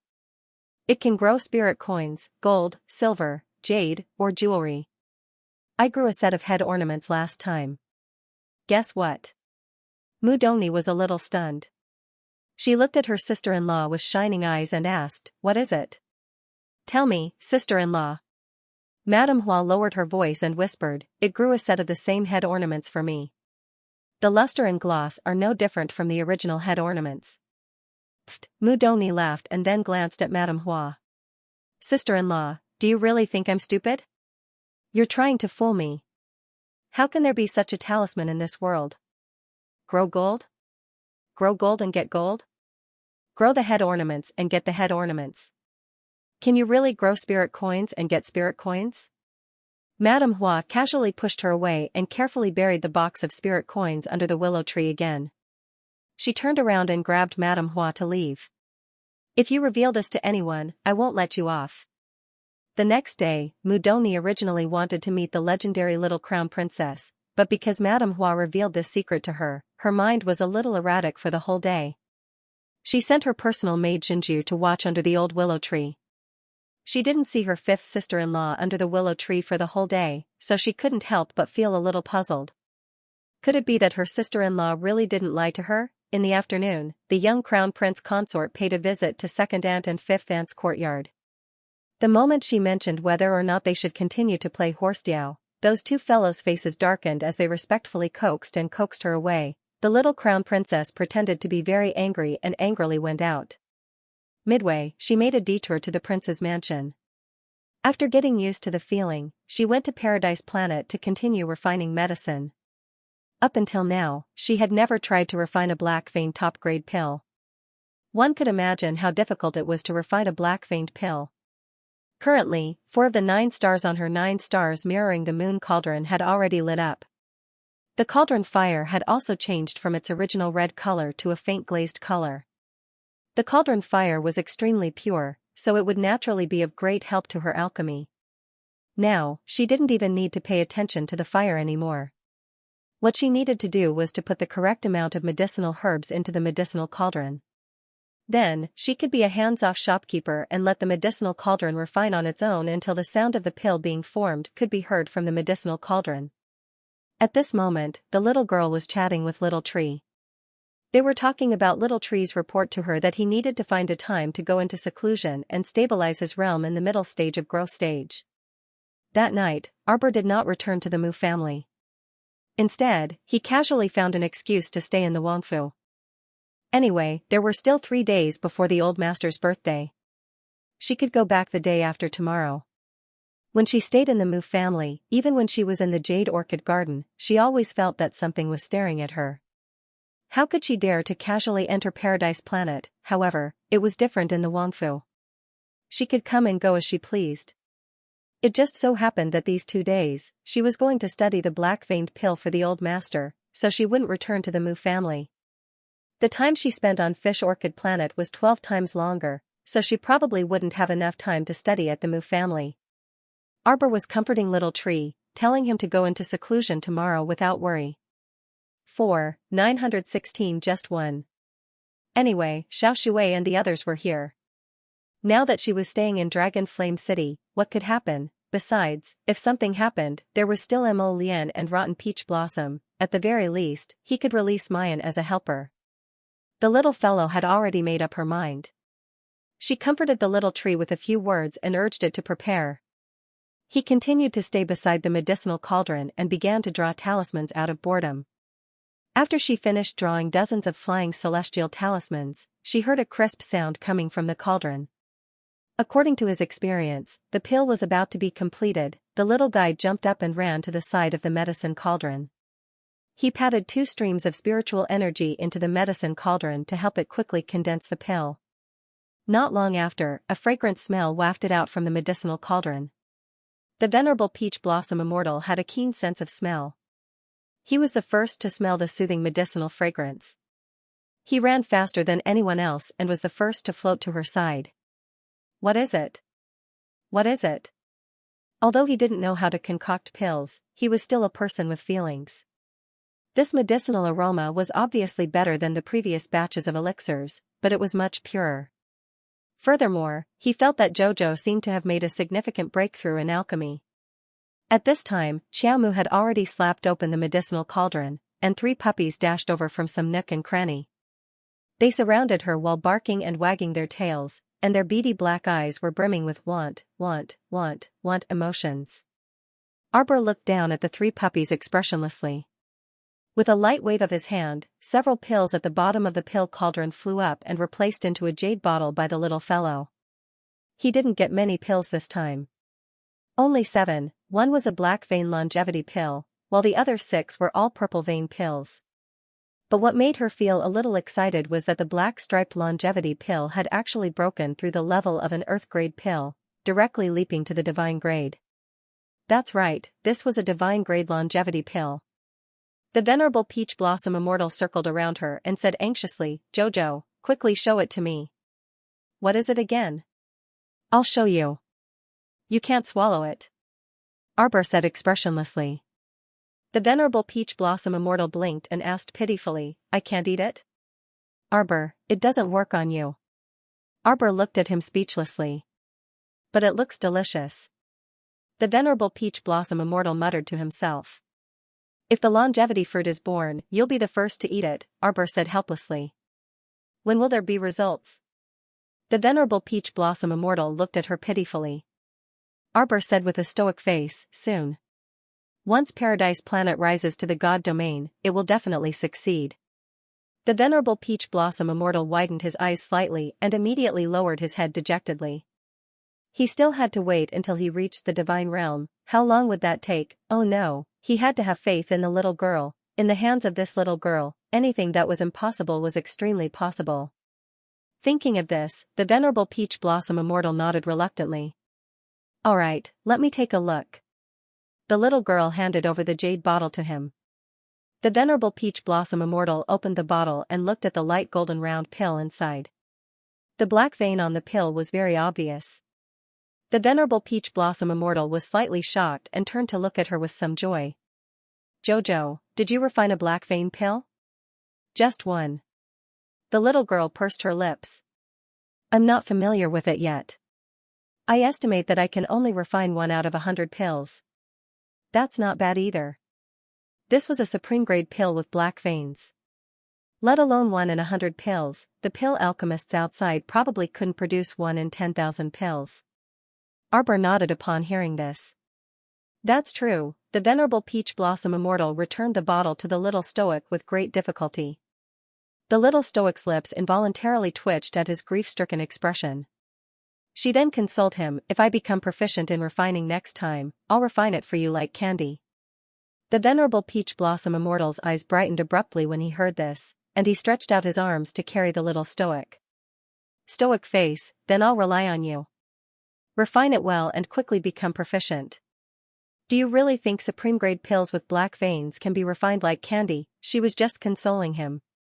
She didn't expect this guy to have such great confidence in her. When Arbor saw him randomly carrying her over, he immediately flashed out of Paradise Planet with the pill. The moment he came out, he heard the venerable Peach Blossom Immortal shout, "Aya, Jojo, quickly come in." Arbor didn't understand what was going on. Before he could react, he heard a clap of thunder coming from the roof. The roof was broken open with a boom, and lightning struck down at him. F***ck, what was going on? What kind of heavenly wrath did he incur that a sudden bolt of lightning would strike him? He hadn't reached the 5 spirits reincarnation tribulation yet, so what was there to strike him for? The venerable Peach Blossom Immortal flashed to his side and said with a helpless smile, "I forgot to tell you. A heaven-defying existence like a divine rank black veins pill will definitely be struck by lightning." "Arbor, why didn't you say so earlier?" Looking at the rolling thunder, Arbor flew out of the hole in the roof with a whoosh. At this time, the king consort, who had been alarmed by the thunder, was rushing over here with a group of people in a panic. Arbor only had time to throw down a sentence. "Don't chase after me. Stop, Imperial Ant." He flew far away with a whoosh. At the same time, at the Mu estate, Huasher, who was digging for a stone box under the large willow tree, was suddenly startled by a sudden clap of thunder. Her hands involuntarily trembled as she held the stone box. Looking up, the entire horizon was illuminated in a snow-white color. "I've really seen a ghost." She couldn't help but mutter, feeling a little guilty. "Sister-in-law!" Mudoni cried out, startling Madame Hua again. Her hands trembled and she almost dropped the box. What's the matter?" Huasher coughed. "Hurry up and open the box," Mudoni urged. Madame Hua glanced at her and snorted. "You don't believe me, so why are you here? Why don't you show me?" Huasher sneered and opened the stone box. Mudoni stared blankly as a large pile of spirit coins fell out of the box. Oh my god! These spirit coins were at least twice as much as what he saw last night. Huasher happily took out the golden talisman and kowtowed to it. She muttered a few words and bit her finger to feed the talisman paper. Only then did she put the golden talisman back into the box and buried the box in the ground again. "You're not taking it away?" Mudoni was surprised. "Why should I take it away?" Huasher looked at her as if she was an idiot. "Isn't it good to bury it here to make more money?" Mudoni nodded suspiciously. The next day, Mudoni asked Zhangju to closely monitor the movements of the fifth branch. She also went to the old willow tree several times to check, but didn't see anything unusual with fifth sister-in-law. In the evening, Mudoni appeared under the willow tree as scheduled. Seeing Huasher dig out more spirit coins than yesterday, she completely believed her. "Hey, fifth sister-in-law, how about I join you?" Mudoni looked at Madame Hua with bright eyes and smiled at her ingratiatingly. "Fifth sister-in-law, please agree with me." She thought happily that if the spirit coins in her hand could increase endlessly, it would be no problem to support her lover. She wouldn't have to beg for money from old master. Madame Hua glanced at her and shook her head. "That won't do. You didn't agree when I asked you to join us. Now that you see the effect, you want to join us. How can there be such a good thing in the world?" Madame Hua snorted. "I took the risk for a long time the first 2 times." Mudoni smiled obsequiously. "Sister-in-law, I'll give you some commission. I have 1,000,000 spirit coins here. Help me plant it. By the way, can the 1,000,000 spirit coins be doubled? Why are you here if you don't believe me?" Madame Hua pushed her hand away angrily. "Let me tell you, the doubled amount of this kind of golden talisman can't exceed 5,000,000 spirit coins at most. If I give you 1,000,000 spirit coins quota, won't I have less for myself?" "Aya, sister-in-law, aren't we family? Just plant it for me, just plant it for me." Mudoni continued to coax and pester for a long time. She said that she would give Madame Hua half the commission, and then she said that if Madame Hua didn't help her, she would tell others that Madame Hua had a golden talisman. Madame Hua had no choice but to agree after being threatened and tempted by her. Taking advantage of the fact that no one was around, the two of them buried their money in the ground. After confirming it again and again, Mudoni walked away, full of hope. Great, by tomorrow, she could earn 2,000,000 spirit coins. The day after tomorrow, it would be 4,000,000. And the day after that. Ha ha ha ha, thinking of this, she couldn't help laughing out loud. In the future, she wouldn't have to worry about money to support her lover. Maybe she could support a few more. Who said that a widowed woman would have a hard time? She would still have to live her life happily and happily. The next afternoon. Boom, the flashes of lightning in the sky alarmed everyone in Dragon Flame City. Damn it, these 2 days, the thunder tribulations fell on Dragon Flame City quite frequently. Prince Mo had just finished his discussion with the Emperor. As soon as he walked out of the Imperial study, he saw that somewhere in the southeast of the Imperial City, dark clouds were rolling. From the looks of it, it really seemed like someone was undergoing the 5 spirits reincarnation tribulation. Yo, the sky is clear, why is there thunder again? The lightning from 2 days ago had come in a strange manner and disappeared quickly as well. When some people went to check it out, they couldn't find anything. They only saw a hole in the outskirts. Mo Lian glanced at the sky and prepared to leave the palace to find his wife. However, this lightning strike that seemed to be the 5 spirits reincarnation tribulation attracted the attention of many people. All the idol practitioners in the city, those who had some strength, rushed towards that place. Some were checking, some were probing, and each of them had their own ulterior motives. Arbor planned to go back to the Mu family today, but she had to wait for her husband's carriage to pick her up. and then the two of them would go back together. Before leaving, the Emperor's aunt prepared a lot of delicious food for her to eat on the way back. Arbor touched her little belly. It was round and didn't seem to be hungry at all. As soon as she walked out of the gate of the prince's mansion, her attention was attracted by the tribulation clouds in the sky. Eh? Today's tribulation clouds looked much thicker than the ones she experienced the day before. From the looks of it, she really looked like she wanted to strike someone to death. Rumble, Louis ran, who was gorgeously dressed as she walked over from the street entrance with her servants, jumped in fright at the sound of thunder. When she looked up and saw Arbor standing at the entrance, her eyes lit up, and she couldn't help but curse bad luck in a low voice. Greetings to the Crown Princess. Louis Ran learned her lesson. She thought that if she didn't greet this stoic-faced Crown Princess, she would be nagged by the Princess Consort again in the future, saying that she didn't know etiquette and so on. Humph, wasn't it just a bit of empty courtesy? Who didn't know how to act? Louis Ran squatted there with her maidservant for a minute or two, but when she didn't hear Arbor's voice, she couldn't help but gnash her teeth in anger. She raised her head slightly to look at her with an impatient expression. She was purposely giving her the cold shoulder, right, yet she saw that the little Crown Princess was looking up at the sky, her attention focused on the tribulation clouds in the horizon, as if she didn't notice her at all.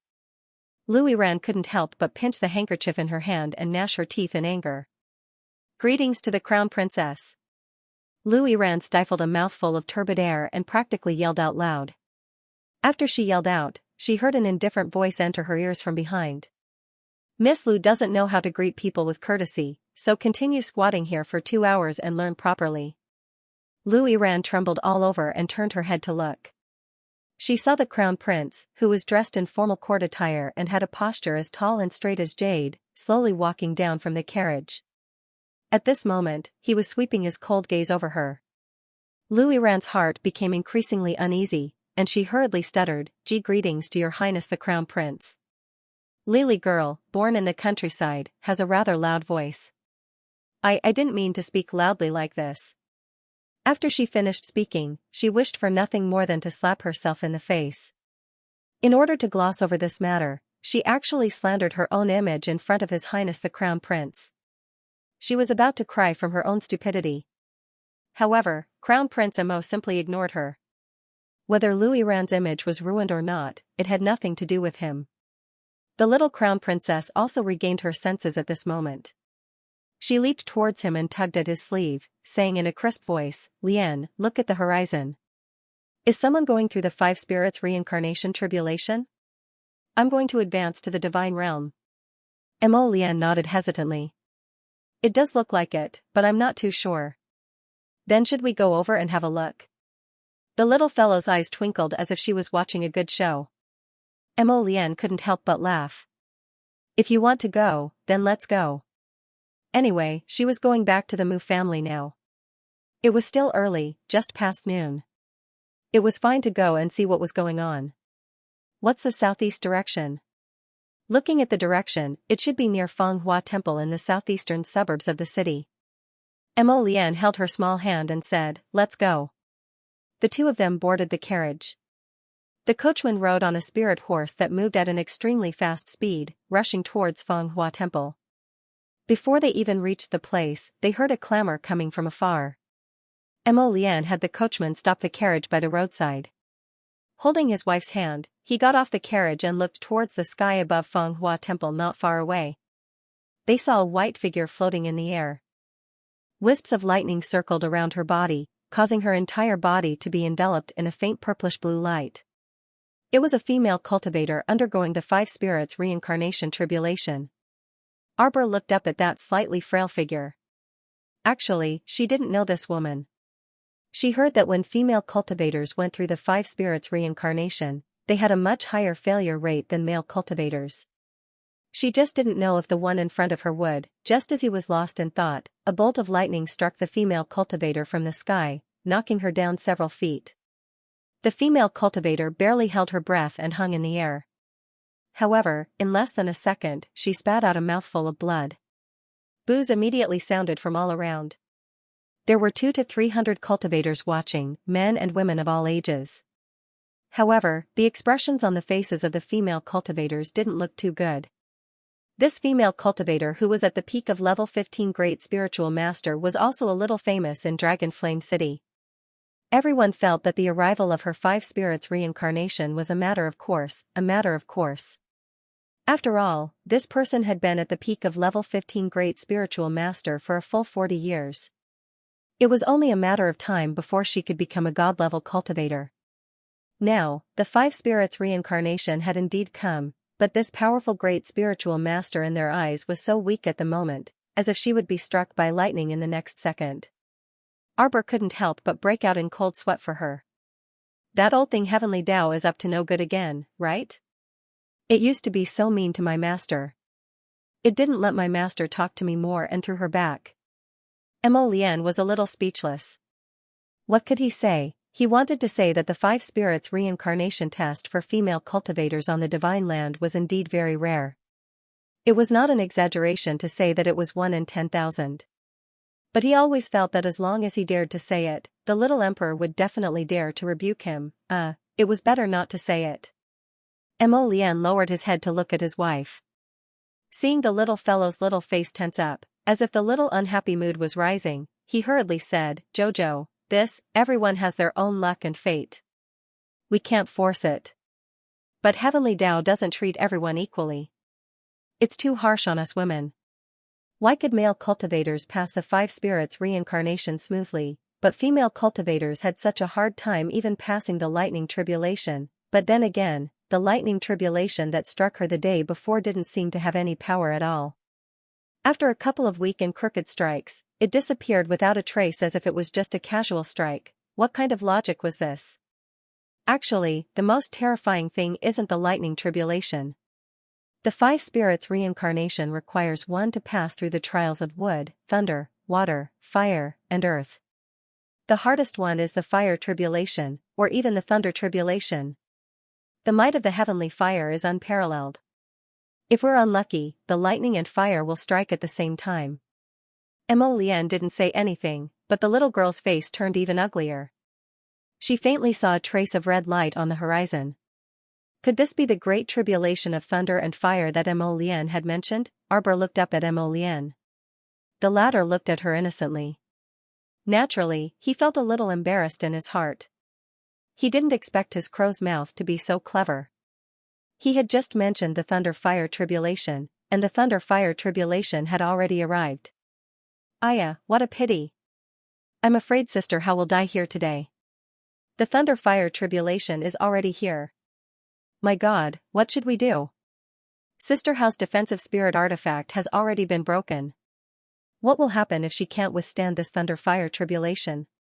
The little fellow couldn't help but shout. Mo Lian hugged her and said helplessly, Jojo, you know. If you can't pass the 5 spirit reincarnation cycle, you'll be reduced to ashes. Sir Jojo shook his small body and then said, Hey, catch. When the crowd heard this crisp cry, they couldn't help but be stunned. Their gazes all turned toward the source of the sound. Mo Lian and Arbor were standing at the side of the empty space outside Fenghua Temple. Beside them, 4 spirit horses were leisurely nibbling on the green grass at the side. The 2 of them were handsome, and their eyebrows were very delicate. At first glance, one would think that they were elegant people who had walked out of a painting. Before they could recover from their shock, they saw 3 shining defensive spiritual weapons flying towards them and landing in Sister How's hands. Sister How, who looked a little defeated, was startled. She turned to look at Arbor.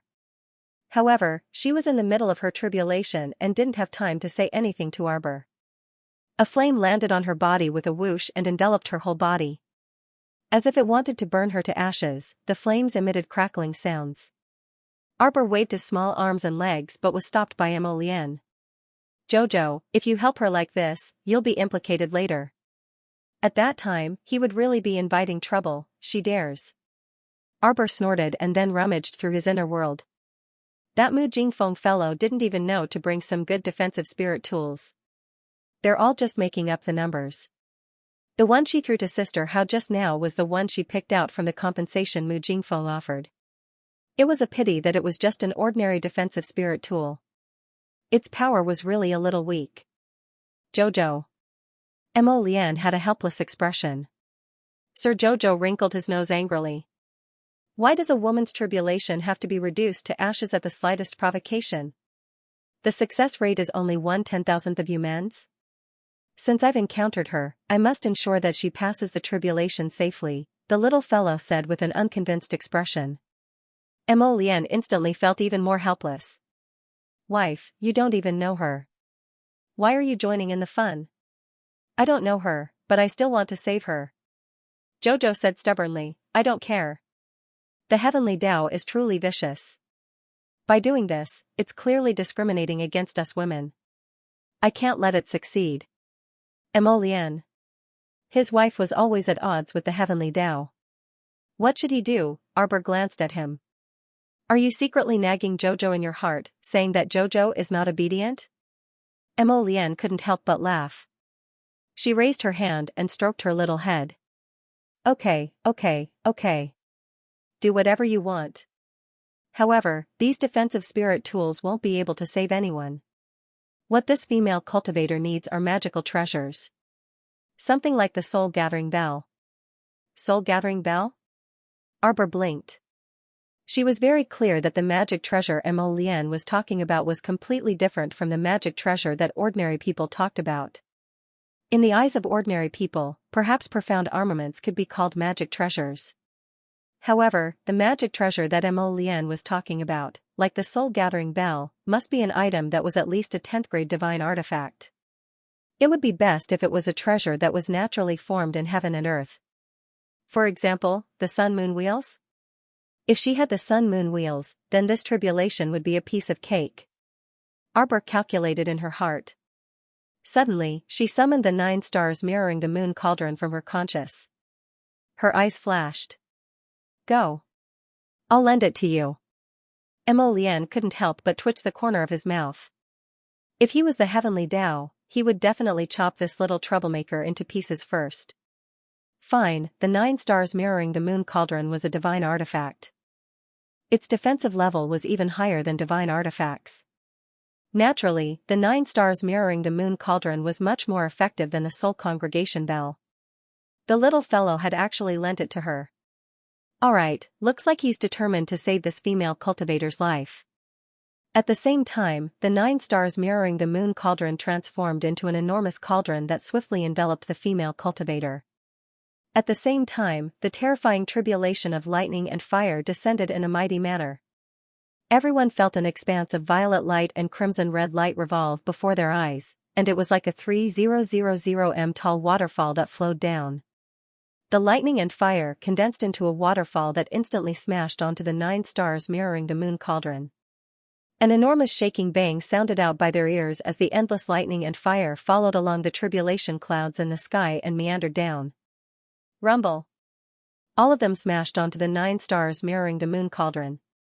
4 stars swiftly lit up on the 9 stars mirroring the moon cauldron, and it was even to the extent that the little fellow's sharp eyes suddenly noticed that the 9 stars mirroring the moon cauldron was surrounded by a glazed luster as if it was sucking in large mouthfuls of the energy of lightning and fire, and it was so comfortable that it wished for nothing more than to dance with joy.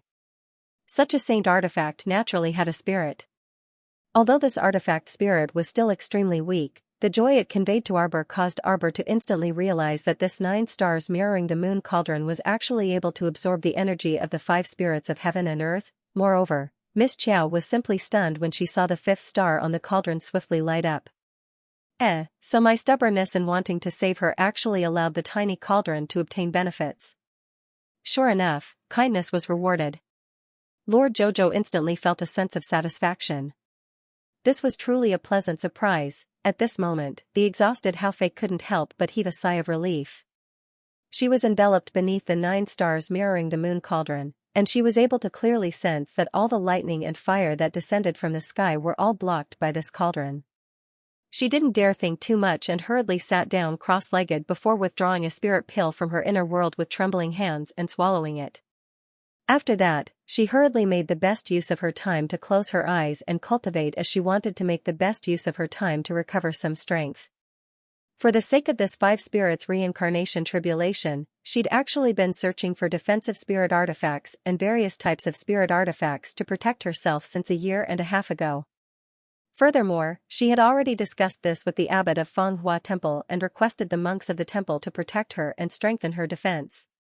However, even if he was fully prepared, he could not resist the destructive pressure of the heavenly Tao. She had gone through the wood, water, earth, and lightning tribulations. Actually, by the time she reached the lightning tribulation, she was already completely exhausted and felt that she might die at any moment. Therefore, she gritted her teeth and persevered. Finally, the lightning tribulation came to an end. Now, all she had to do was endure the fire tribulation. However, what made her despair was that the great tribulation of lightning and fire had arrived. Lightning and fire tribulations were truly rare.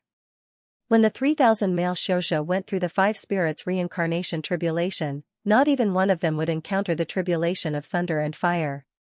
However, she, Hao Fei, had encountered it just like that. He had to admit that his luck was pretty good. Just when she thought she was about to die, a little girl actually helped her. The 3 defensive spirit tools that the little girl threw at her were already good enough. She calculated that they might be able to resist for a while, so she had to make the best use of the time to recover. But to his surprise, the little girl threw another cauldron at him. This would be a huge help to her. Aya, the Divine Continent's 5 spirits reincarnation tribulation's harsh rules for female Xianxia made me suffer a lot in the past. Peony stood beside the 2 of them at an unknown time. She reflexively wiped her tears and said, "Jojo, it would have been great if sister had met you back then. You would have definitely helped me, okay?" Sir Jojo nodded vigorously. The Peony Fairy couldn't help but burst with joy. The more she looked at this little fellow, the cuter she became. She wanted to snatch Mo Lian for a hug. "Aya, Crown Prince, you're too stingy. Can't you just let me hug the little stoic?" Scram. Prince Mo rolled his eyes at her rudely, alarm bells ringing in his heart. What was going on? He kept feeling that not only did Rotten Peach Blossoms want to snatch his wife, but they also wanted to snatch women from him. At this time, the 3 thunderbolts that bombarded the 9 stars mirroring the moon cauldron were thoroughly enraged. What was going on? Why was this woman hiding in her turtle shell and not coming out? The thunderbolts in the sky instantly turned around and aimed at Sir Jojo. The Peony Fairy, who was quarreling with Mo Lian, abruptly changed her expression. "Oh no. That old geezer, Heavenly Law, is going to attack Jojo. Let it come." Sir Jojo wasn't scared. Arbor bounced on the spot, and in the next second, she covered herself with an eggshell defensive barrier. Then, her whole body emitted a multicolored light, covering her head, wrists, legs, waist, chest, back, and neck. She activated all the defensive spirit tools that could be activated. Everyone was flabbergasted as they stared dumbfoundedly at this female nouveau riche. She really was nouveau riche. If she didn't activate her defensive spirit tools, you simply wouldn't know that the hairpin on her head was also a defensive spirit tool. Mo Lian twitched her mouth, unable to bear to look straight at her. "Jojo, you're not a coward, huh?" Only then did she shout at Heavenly Law and activate all the defensive spirit tools on her body. In the next second, Arbor expressionlessly glanced at everyone and stretched out her small hand, beckoning to the thunderbolts in the sky. "Come." On Paradise Planet, the beasts that were watching couldn't help covering their eyes in unison. "Master, don't you feel like you're courting death?" The little water child muttered weakly. "You're finished. You said that Master was courting death." The little water kid hurriedly rushed over and covered the little dirt lump's mouth. Even though the dirt lump had transformed into a human, it still looked like a black dirt lump, and its little face was full of bumps and hollows. The heavenly Tao was truly infuriated by Arbor. The lightning and fire circled in the sky and was about to rush in her direction. Xiaomu was on high alert, waiting for this bolt of lightning to descend upon her. However, not at all. Halfway through, the lightning fire bounced back crazily. It had been forcefully twisted in an extremely awkward direction, and it continued to smash into the 9 stars mirroring the moon cauldron. Everyone was dumbfounded. They looked at each other, and their eyes were filled with confusion. Could it be that their eyes were playing tricks on them? Wasn't the lightning fire tribulation supposed to teach the little girl a lesson? Why did it suddenly shrink back? Arbor expressionlessly looked at the lightning fire that had shrunk back and continued to strike Hao Fei with all its might. This fellow seemed to want to vent all its resentment and anger on Hao Fei. Unfortunately, Hao Fei was also hiding in the 9 stars mirroring the moon cauldron. It couldn't burn or strike her at all. The lightning fire churned violently between heaven and earth, showing more and more signs of going berserk. Haofei quickly adjusted herself, then immediately crawled out of the 9 stars mirroring the moon cauldron and laughed at Arbor heroically. "Little girl, thank you." When the thunder fire saw that the main character had come out, it immediately did not hold back. It circled and formed a ball of thunder fire, like a pillar of fire to the sky, falling from the sky, with the terrible power of thunder and destroying all things. It swooped straight toward Haofei's head. Haofei used all her strength to open all the defensive spiritual weapons on her body, followed by a layer of divine power to set up a thick defensive boundary in front of her to resist the thunder fire. At this time, the spiritual power rolling around her body blew up her robe and belt. Haofei's white clothes fluttered, hanging above the main courtyard of Fenghua Temple. Her whole person seemed to be shrouded in a layer of light and shadow. She was so beautiful that a group of onlookers was a little stunned. Haofei originally had a sweet appearance. She was almost 100 years old, but she did not look old at all. She looked like a beautiful woman in her 30s. At this time, she, who was going through the 5 spirits reincarnation tribulation, in the eyes of everyone, had a little bit of firmness with a touch of gentleness. Everything happened in the blink of an eye. The bolt of lightning and fire in the sky smashed into the defensive barrier that Haofei had erected with a loud bang. Arbor saw with his own eyes that on Haofei's outer defensive boundary, there were cobweb-like cracks, which were spreading to the surroundings inch by inch. In just a moment, it was severely shattered. "Ha ha ha ha ha." Haofei laughed wildly, a trace of cold light flashed in her eyes. She held a metal-heavy sword that she had specially found someone to make with both hands to support her swaying body. "Who said that the success rate of the 5 spirits reincarnation tribulation is only 1 in 10,000 for us female practitioners? Today, I, Haofei, will prove to the whole divine prefecture that we women are not inferior to men." Before, when no one helped her, although she desperately thought that she might die, she still held on to her last breath and fought against the evil heavens no matter what. She would fight until she had only half a breath left. She would never admit defeat. Now that even a little girl she had never met before was willing to help her, what was there to be afraid of? She was not holding on alone. All the onlookers, no matter men or women, could not help but feel a trace of admiration in their hearts. Some female rogue practitioners could not help but excitedly raise their arms and shout, "Sister Hao, good job. Sister Hao, we believe that you can get through this hurdle. Sister Hao, Sister Hao." The rolling thunder and fire hovered angrily in the air for a long time. Then, it saw a gap and suddenly turned into a purple and red fire dragon. It roared and bared its fangs and claws as it rushed towards Haofei. At this moment, everyone's hearts leaped to their throats. Even the male cultivators who were enjoying the show couldn't help but feel their hearts skip a beat. It was desperate. The lightning fire had taken form. For hundreds of years, no one had ever seen such a scene of a dragon charging straight ahead and being struck by lightning or fire. Who would be able to block such a bolt of heaven's wrath? "Sister Hao." Several female cultivators who were close to Haofei couldn't help but cry with tears in their eyes. Haofei, his soul and body were about to be destroyed. Haofei laughed heartily, facing the impending death with a calm face. "What you destroyed was only my body. But it will never destroy the hearts of us women. You've gone too far." Arbor roared and pointed at the sky. Prince Mo's expression changed. He didn't even have time to grab his little wife before he saw the little thing shoot out with a whoosh. An extremely fast figure streaked across the sky like lightning and instantly appeared in front of Haofei. Raising her small fist, Miss Qiao's face was filled with anger.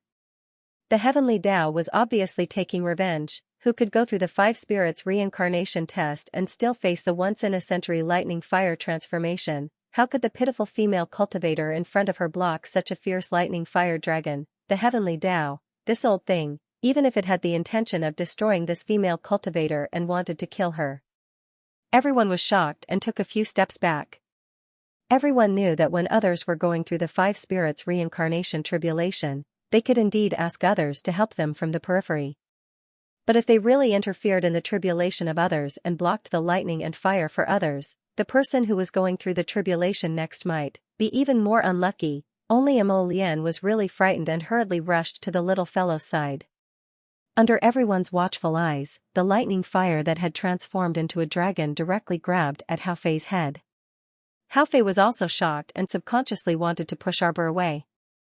However, right at this moment, everyone was once again dumbfounded to discover that the lightning fire of heaven and earth that was baring its fangs and brandishing its claws above Hao Fei and Arbor's heads, its dragon whiskers could almost touch Arbor's little face at a close distance. As if constipated, its body brushed past the two people's heads and rushed over with a whistling sound. The dragon shape also gradually dissipated. There was complete silence. Everyone couldn't help but reveal an expression as if they had seen a ghost. Just now, the lightning fire seemed to have gone crazy and didn't attack the little girl. It even changed its path very unnaturally midway, which already made everyone feel that it was a little ridiculous. But most people felt that their eyes were playing tricks on them. The lightning fire could still choose to attack people, that was impossible. But now, they saw it very clearly. The lightning fire really selectively avoided the little girl. Because the little girl rushed in front of Hao Fei without any reason, in order to avoid her, the lightning fire could only reluctantly disperse along with the dragon's momentum that it had accumulated to a large extent. At this moment, Hao Fei's body erupted with a brilliant light. She felt as if her entire body was bathed in holy light. The pores on her body seemed to have opened up, and the pain from her injuries was slowly being healed by this dense light. He has advanced. I've successfully advanced. Everyone looked at the virtual 5 spirits roulette disc rising from Hao Fei's feet and couldn't help but exclaim in unison. On the 5 spirit wheel, there was only one flame that was transparent and slowly burning. This meant that Hao Fei was originally a fire spirit master, and now all of her spiritual energy was undergoing a rapid transformation within her body. The spiritual ruin realm was also advancing towards the divine ruin realm. Hao Fei had really succeeded in advancing. Arbor's eyes slightly brightened. At this time, he didn't notice that the cluster of thunder fire was angrily wagging its tail and running away. The 5 spirit roulette disc finally disappeared from under Hao Fei's feet. What replaced it was a bright and dancing flame that swayed under her feet and then disappeared. The brilliance on Hao Fei's body slowly faded. Her pair of eyes slowly opened. Her eyes emitted an incomparable self-confidence and infinite gratitude towards the little girl when she turned around. Those female practitioners who were on good terms with Hao Fei couldn't help but cheer. Sister Hao. Sister Hao, you succeeded, Sister Hao. You've really succeeded. The female cultivators surrounded Hao Fei and cheered. They were so excited that it was as if they themselves had advanced. The eyes of these female cultivators were slightly moist. It was the realization of life and death. They also felt proud and moved for their sister Hao. They felt that Hao Fei's success meant that these female cultivators who worked hard to cultivate had a glimmer of hope and hope. Sister Hao had worked so hard and succeeded in breaking through. Perhaps they should not continue to muddle through their days. In life, one had to dare to fight and fight. Only in this way could one say that one's life was not in vain at the end. Hao Fei was not as optimistic as them. She knew very well that if it were not for the little girl's help, perhaps she would have already died here. There were many people in the crowd who silently memorized the young crown princess's face. They hurriedly returned and sent people from their families to inquire about who this girl was in the imperial capital. These people were all very excited. Today's scene made them deeply discover a strange but very legendary thing. This little girl could really rebuke the heavenly Tao, it was true. It was not good luck, nor was it some dog shit luck. The little girl had rebuked the heavenly Tao twice, and the thunder fire did not dare to attack her. It should be said that the thunder fire would go far away when it saw her, so, from this, it could be inferred that if they asked the little girl to escort them when they were going through their tribulations in the future, these people were inexplicably greedy and excited at the same time. They all set their sights on the little girl. Hao Fei turned around and was shocked. Where's the girl? She didn't even have time to thank that girl properly and have a proper conversation with her.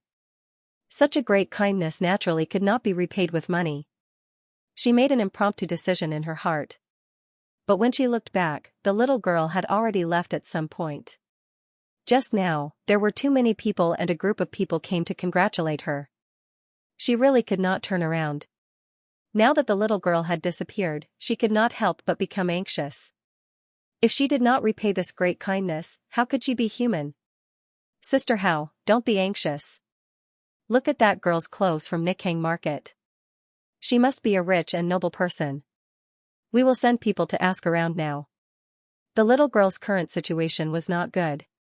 After Haofei was surrounded by a group of people, Sir Jojo was packed up and thrown into the carriage by Prince Mo. On the way back, Prince Mo's handsome face was tense, and his entire body was emitting a single word, "Chi." The little girl obediently sat in the corner of the carriage. She lowered her head and looked at her two little fingers. Xiaoqiao's lotus was angry, and very angry. Now that she had calmed down and recalled what she had done, she immediately blushed with shame. Just now, when the thunder fire had transformed, she had rushed forward as if she was seeking death, blocking the thunder fire for a stranger. It was not that she was a righteous person, but at that moment, this little fellow was inexplicably certain that the lightning fire would not dare to land on her. As it turned out, her guess was right. Therefore, she wouldn't do anything stupid that she wasn't confident in. But Jojo's lotus didn't know that the situation at that time was so dangerous. When the thunder and fire came crashing down, they might not even have a corpse left. Lian was worried because of her instinctive fear. So, actually, she should explain it to her husband now, right? Arbor stole a glance at her husband and nimbly crawled 2 steps towards him. She placed her hands on her knees and knelt obediently for a while. She saw the man pursing his thin lips and sitting there with his head tilted to the side. He was calmly pouring tea, and his gaze never once looked in her direction. Lord Jojo hurriedly sneaked a few steps towards him and knelt obediently again. Only a glimmer of light peeked out from the corner of his eyes as he glanced at him. No reaction. Arbor stuck out a little finger and secretly poked his arm. Still no reaction. What should she do? The atmosphere was now a little awkward. Arbor did not give up and reached over again to tug at his sleeve. Seeing that he was still ignoring her, she hurriedly tugged at it a few more times. Rip. Arbor looked at the half piece of cloth in her hand and looked at him with a slightly speechless expression. She said dryly, This cloth is not very good. She did not use much strength. How did it tear? Mo Lian abruptly turned his head, glaring at her with his phoenix eyes that contained a bit of anger. He grabbed her little chin with one hand and said in a low voice, Do you know how dangerous it was just now? You dared to take such a risk just to save a stranger? The moment you rushed out, did you think about me? The little fellow was shocked and hurriedly rushed over to hug him. She said in a small voice, I think, nothing will happen. Really nothing will happen? Mo Lian narrowed his phoenix eyes. His eyes seemed to be filled with a violent storm in an instant. If you lose a single strand of hair, guess what will happen to that person today? His voice was cold and heavy. Arbor saw that something was wrong. Her husband was boiling with anger today. In the past 10 years, in the past 7 or 8 years, he was only this angry when she disappeared to Paradise Planet and reappeared. Arbor thought about it and felt that she was indeed a little wrong. She said in a small voice, I am really confident. You see, the lightning fire did not even dare to hit me before. Mo Lian's eyes flashed with anger. Stop talking. Just because the lightning fire didn't dare to strike you once before, you think it won't dare to strike you again? Expansion, that was the heavenly Tao. This little guy was really too bold. He closed in on her. He was only inches away from her, but she could clearly see the anger in his eyes. The little guy swallowed his saliva and felt that the situation was a little serious, but he still answered obediently, I feel that it doesn't dare to hit me every time. I just don't dare to. Mo Lian gazed at her deeply before asking in a low voice, Guess what I would do if something really happened to you? Although his voice was light, it felt a little heavy. In the depths of those dark eyes, there seemed to be 2 deep whirlpools spinning rapidly, and a terrifying restlessness raged in the depths of those eyes. Arbor felt his heart tremble slightly. His big eyes looked around, but he didn't dare to look at him. Jojo's lotus looked a little scared now. The carriage stopped in front of the Mu estate. Mo Lian's handsome face was gloomy. He grabbed Arbor's little hand and dragged her out of the carriage. His 5 fingers tightly clasped her little hand, holding it tightly and tightly. His hand was like a furnace. Sir Jojo's palm was a little sweaty from the warmth of his hand, but she didn't dare to throw his hand away. She wasn't a fool. If she were to add fuel to the fire now, wouldn't she be angering this man even more? The two guards at the door hurriedly stepped forward and respectfully greeted Your Highness the Crown Prince. Following that, they were shocked by the Crown Prince's cold gaze. His Highness's gaze was filled with murderous intent, as if he wanted to lash out at the heavens and the earth. The two guards were so frightened that they trembled all over.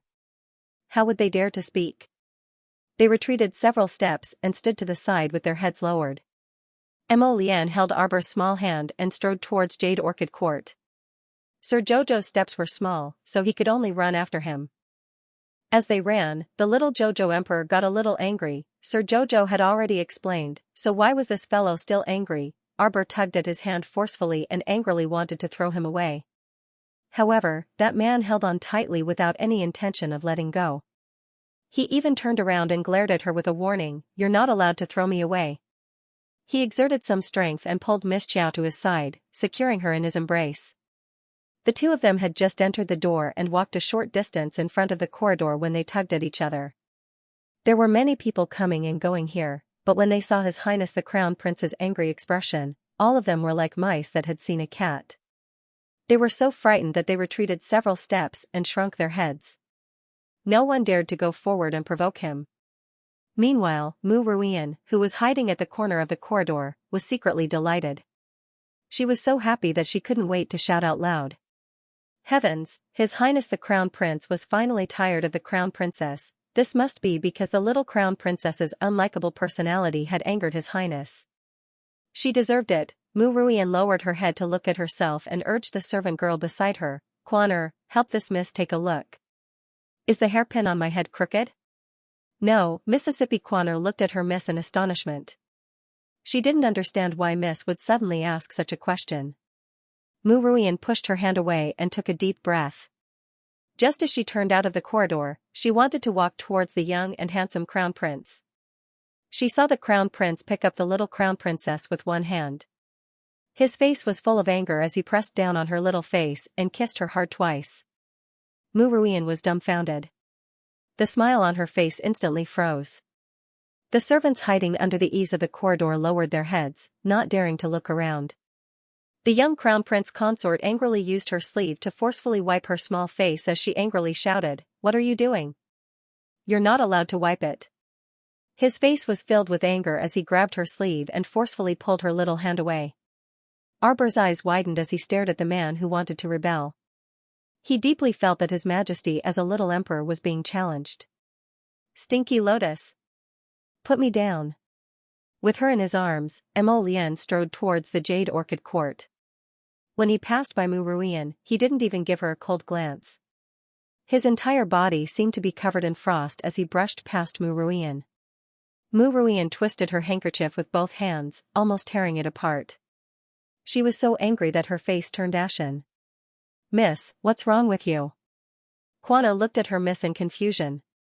"Let's go." Mu Ruian turned to leave, the anger in her heart continuously rising. The more she walked, the more anxious she became. When she rushed into the Fifth Branch's courtyard, her entire person was shrouded in anger, wishing that she could explode. The young couple naturally didn't know what Mu Ruian was thinking, nor did they have the intention to find out. On this side, Mo Lian was rushing towards Magnolia Pavilion with his wife in his arms. Along the way, everyone who saw him wished for nothing more than to give him a wide berth.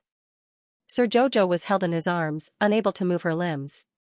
She was so angry that she raised her head and bit his chin. "If you yell at me again, I'll go back to my parents' home." The Crown Prince felt a little pain from her bite. He didn't need to touch to know that there were a few bite marks on his chin.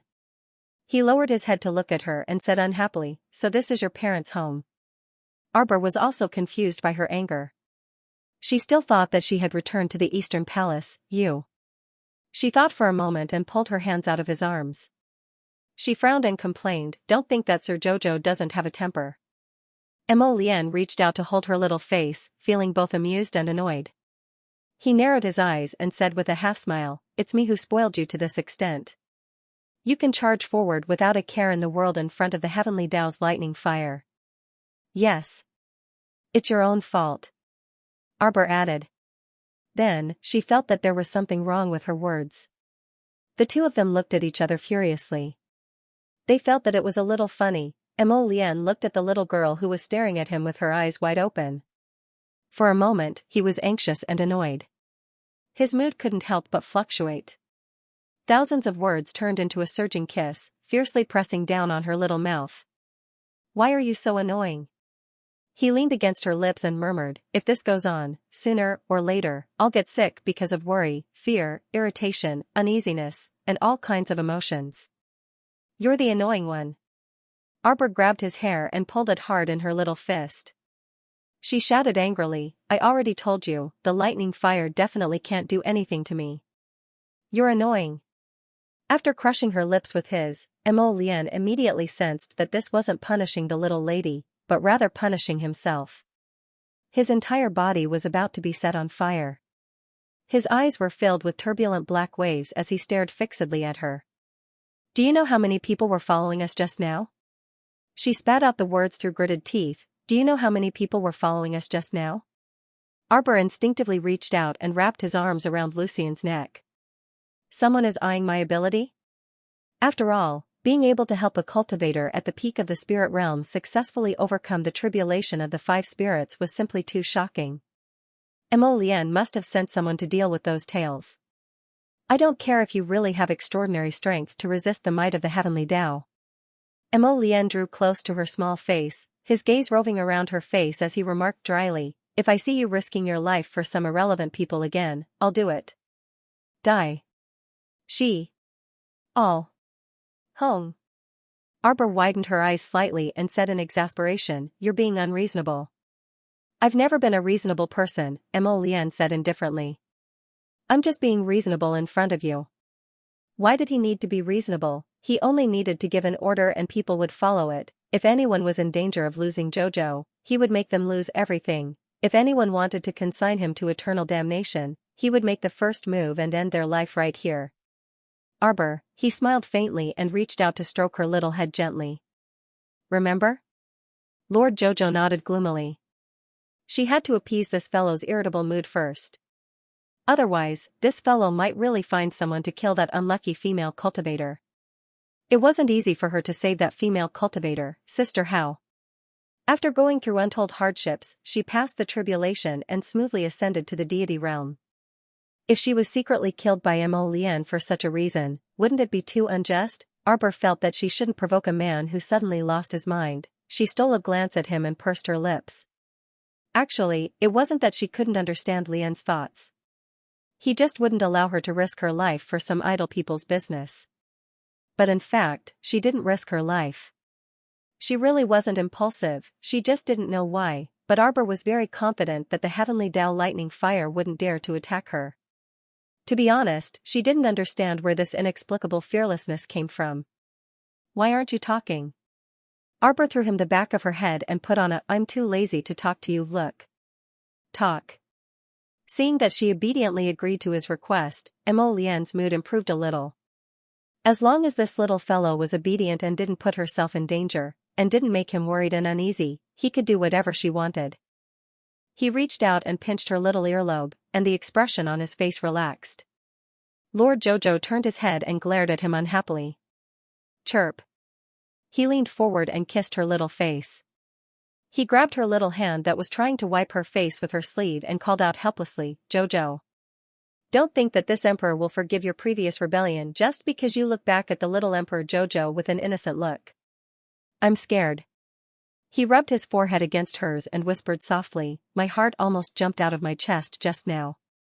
At that moment, the panic that was deeply gripped by fear made him feel as if he had sunk into darkness. Only the heavens knew how much strength he used to control himself from going berserk on the spot and slapping that female cultivator to death.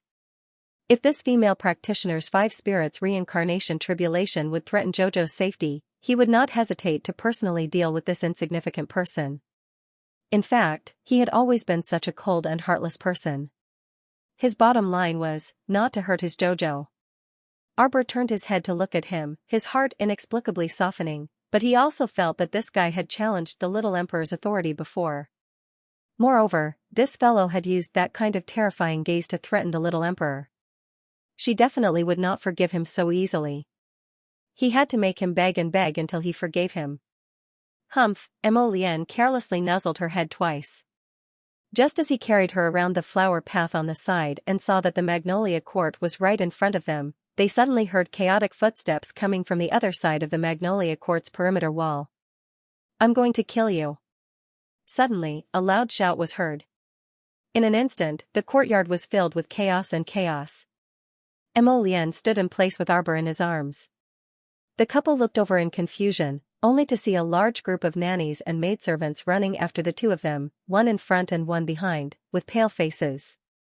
They kept exclaiming, "Young lady, madam, please stop."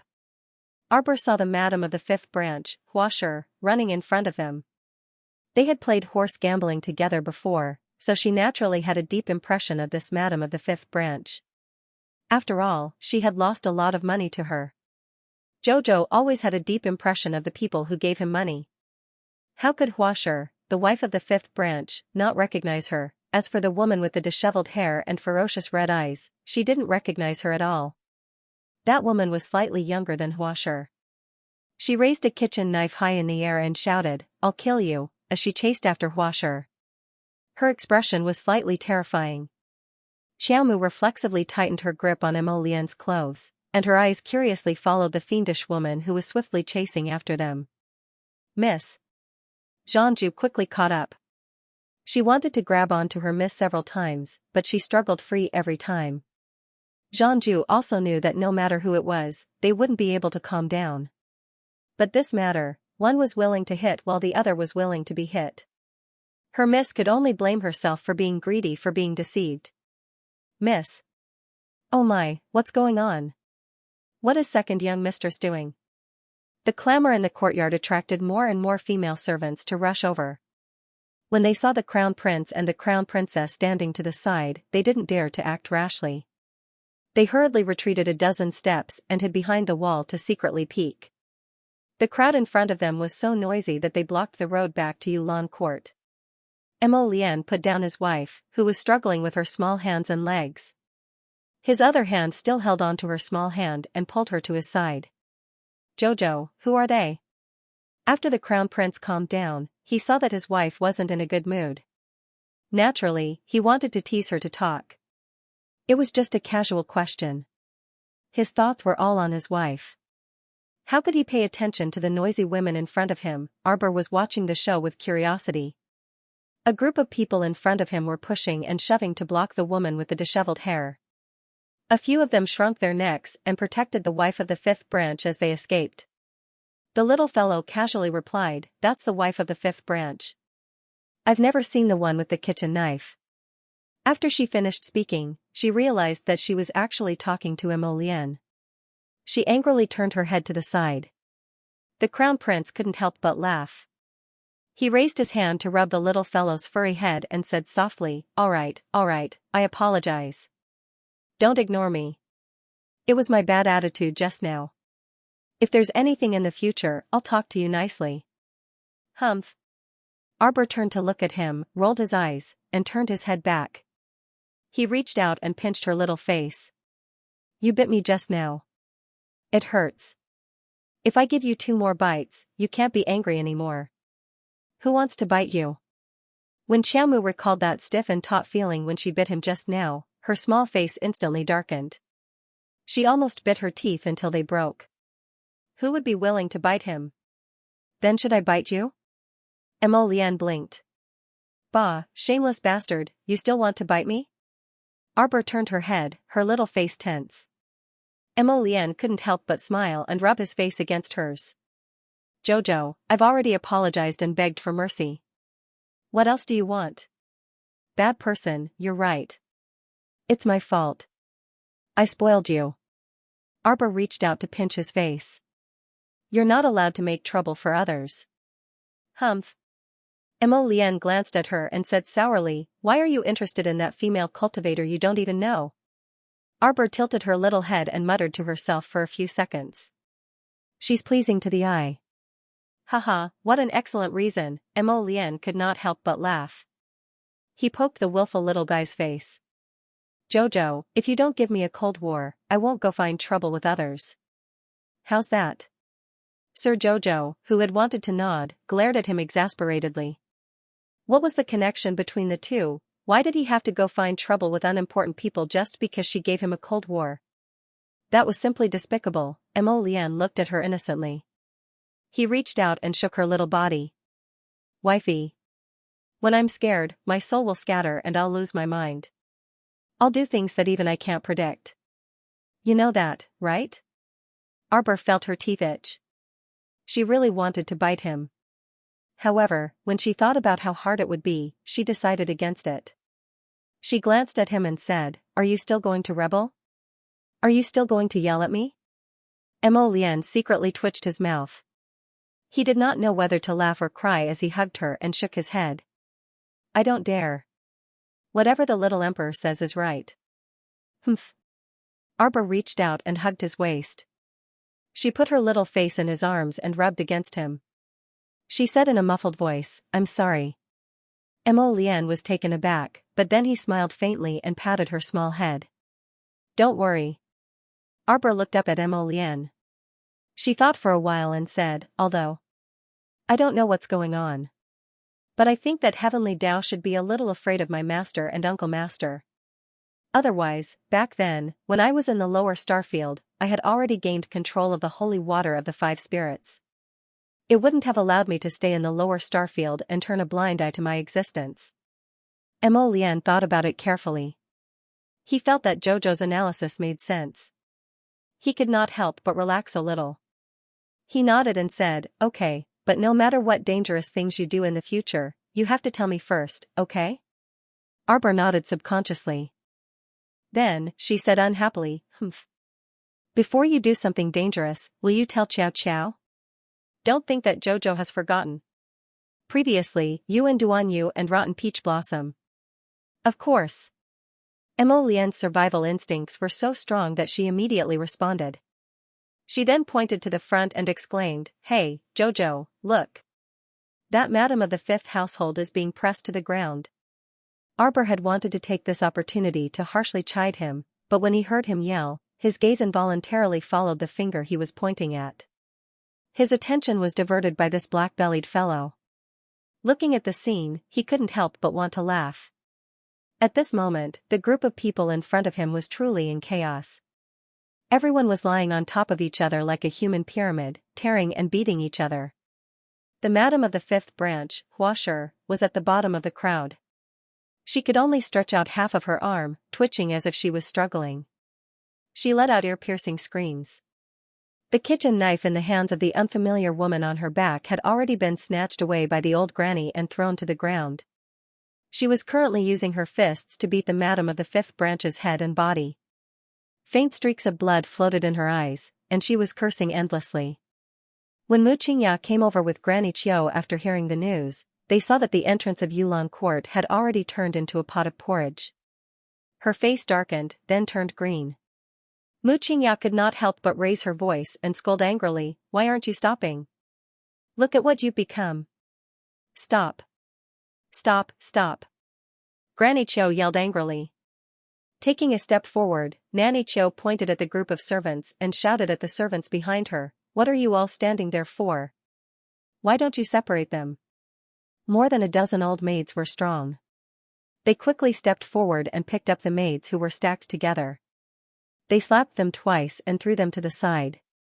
After pulling the messy servants apart, several servants stepped forward to pull the madam of the 5th branch and the second eldest aunt who were hugging and tearing at each other. After tearing the two apart, the two were still cursing each other. With disheveled hair and bloodshot eyes, they kept stretching out their feet to kick each other. Xianxia was immediately enraged. She took a few steps forward to Madame Wu and second young madam and slapped each of them hard on the face. "How long are you going to make a fuss? Sister-in-law. Why did you hit me? You should hit this B*TCH. Mudoni shouted in exasperation. Do you know what she did? Mudoni opened her mouth to speak but felt a pain in her cheeks. Her face twisted as she roared, "This B*TCH cheated me of 1,000,000 spirit coins. 1,000,000 spirit coins. After her husband died, she was no longer single. She only had so little property. She didn't expect that she would be cheated out of it overnight. She even wanted to kill her fifth sister-in-law. What do you mean by 1,000,000 spirit coins? Mu Qingyao was baffled and roared, speak properly. Don't you see the crown prince and the crown princess are here? Look at what you've become. Mu Qingyao was so angry that her chest heaved up and down. She stared coldly at Mu Dongni and Madame Hua in front of her. Madame Hua's hair was all drooping down. At this time, she didn't look like a beautiful woman at all. Her clothes were torn into a mess by Mu Dongni, and half of her undergarment was exposed. At this time, she felt a slight pain in her scalp. Just now, Mu Dongni had pulled her hair and beaten her so hard that 2 pieces of her scalp were torn off. She thought she was going to die. Sister-in-law, this B***tch cheated me of all my property. Who can I reason with? Mu Dongni screamed. This second miss, who had lost her husband and stayed at home, had never been someone easy to worry about. Mu Qingyao felt a headache coming on when she saw her. She couldn't help but say, if you don't tell me clearly, how am I supposed to know what's going on between you two? Alright, let's not talk about it here. Let's go to the Golden Garden and figure this out. Mu Dongni said angrily, no need. Let's make it clear here. She glanced around and finally saw the crown prince and the crown princess clearly. She hurriedly said, since the crown prince and the crown princess are both here, why don't you be the judge for Auntie? She took out a crumpled yellow talisman paper from her pocket and held it in her hand as she said to the crowd, hey, look. Fifth sister-in-law lied to me that it was a golden talisman and asked me to give it to her with all my wealth. You cheated me of all my assets in one night. You guys, be my judge. Tell me, is there such a shameless thing in this world? Golden talisman? The little crown princess looked curiously at the talisman paper in Mu Dongni's hand. She could feel that this yellow talisman only looked like a talisman. There was no fluctuation of talisman power on it, so it couldn't be a talisman paper at all. Besides, what the hell was a golden talisman? She had the golden talisman jade tome, which had been passed down for 10,000 years, but she had never heard of such a strange talisman paper. What gold talisman? What's it for? Mu Qingyao couldn't help but press her aching head. Tell me clearly. Mu Dongni sat down on the ground, burst into tears, and told Mu Qingyao what had happened in the past 3 days. When she said that she was envious of her fifth sister-in-law's success and rushed to give her 1,000,000 spirit coins, she noticed that her sister-in-law looked at her as if she was an idiot. Mu Dongni couldn't help but feel frustrated. She cried, sister-in-law, I'm not an idiot. Fifth sister-in-law is too good at deceiving people. She's so good at acting. I don't care, sister-in-law. You're the head of the family. You must help me. I only have this little savings in my life. I can't let fifth sister-in-law cheat me out of it. I don't ask for much, and I don't want any interest. Just let her return the principal to me. Mu Qingyao stared at Mu Dongni for a long time as if she was a fool. She couldn't help but spit at her in her heart. Wasn't he an idiot, what? Are you still thinking that you can get your hands on the doubled interest? You know that she's lying to you. You'll be lucky if you can get the principal back. Okay, you were greedy for riches and honor, but in the end, it was all for naught. Who can you blame? Mu Dongni had been paying attention to Mu Qingyao's expression. Seeing that she was silent, she couldn't help but panic. She hurriedly cried, sister-in-law, you have to help me, sister-in-law. Shut up. Mu Qingyao yelled at her in exasperation. She really didn't want to get involved in this mess, but in the current situation, if she didn't intervene, she didn't know if the two of them would continue to cause trouble and eventually bring the matter to old Madame. Mu Qingyao sighed and turned to look at Madame Hua. Fifth sister-in-law, is it really as second aunt said? Madame Hua's face twisted slightly and she hurriedly defended herself. Of course not, sister-in-law. How could I lie to her? The gold talisman did give me spirit coins many times before. But how would I know that the gold talisman would lose its effect last night? Hundreds of thousands of spirit coins were taken from me, sister-in-law. Eldest sister-in-law. The fifth madam wailed, do you think I don't feel bad? Do you think I'm willing? I also want to earn money, but I don't know what's wrong with this golden talisman. It's probably because I've used it too many times that it lost its effect. In the end, I swallowed all of second sister's spirit coins and my own spirit coins. Ask second sister. After we buried the spirit coins yesterday, I didn't go there. Until just now, he went to find second younger sister to work together with him. Was it second younger sister? The two of us dug out the stone box together. So many people are really looking at it. My heart is bleeding and aching now that the item has been swallowed by the golden talisman. You liar. You must have done something. Otherwise, how could there be such a coincidence? Oh, the first day I buried it, I got 1,000,000 spirit coins. You said a word of bullshit and it's gone. Mudoni lost her mind again and wanted to pounce on Madame Hua and beat her up. Everyone hurriedly pulled her back. Mu Qingyao also shouted angrily, "Where did you bury it?" Madame Hua's pupils constricted slightly. This subtle expression fell into Mu Qingyao's eyes. Her face became even more unsightly. Mudoni hurriedly got up from the ground. Sister-in-law, I'll take you there. As witnesses, the Crown Prince and the little Crown Princess were also invited by Mu Qingyao. Although Prince Amo had no interest in the affairs of the backyard, his little wife loved to join in the fun. Looking at her sparkling eyes and her curious look, the Crown Prince felt a little amused.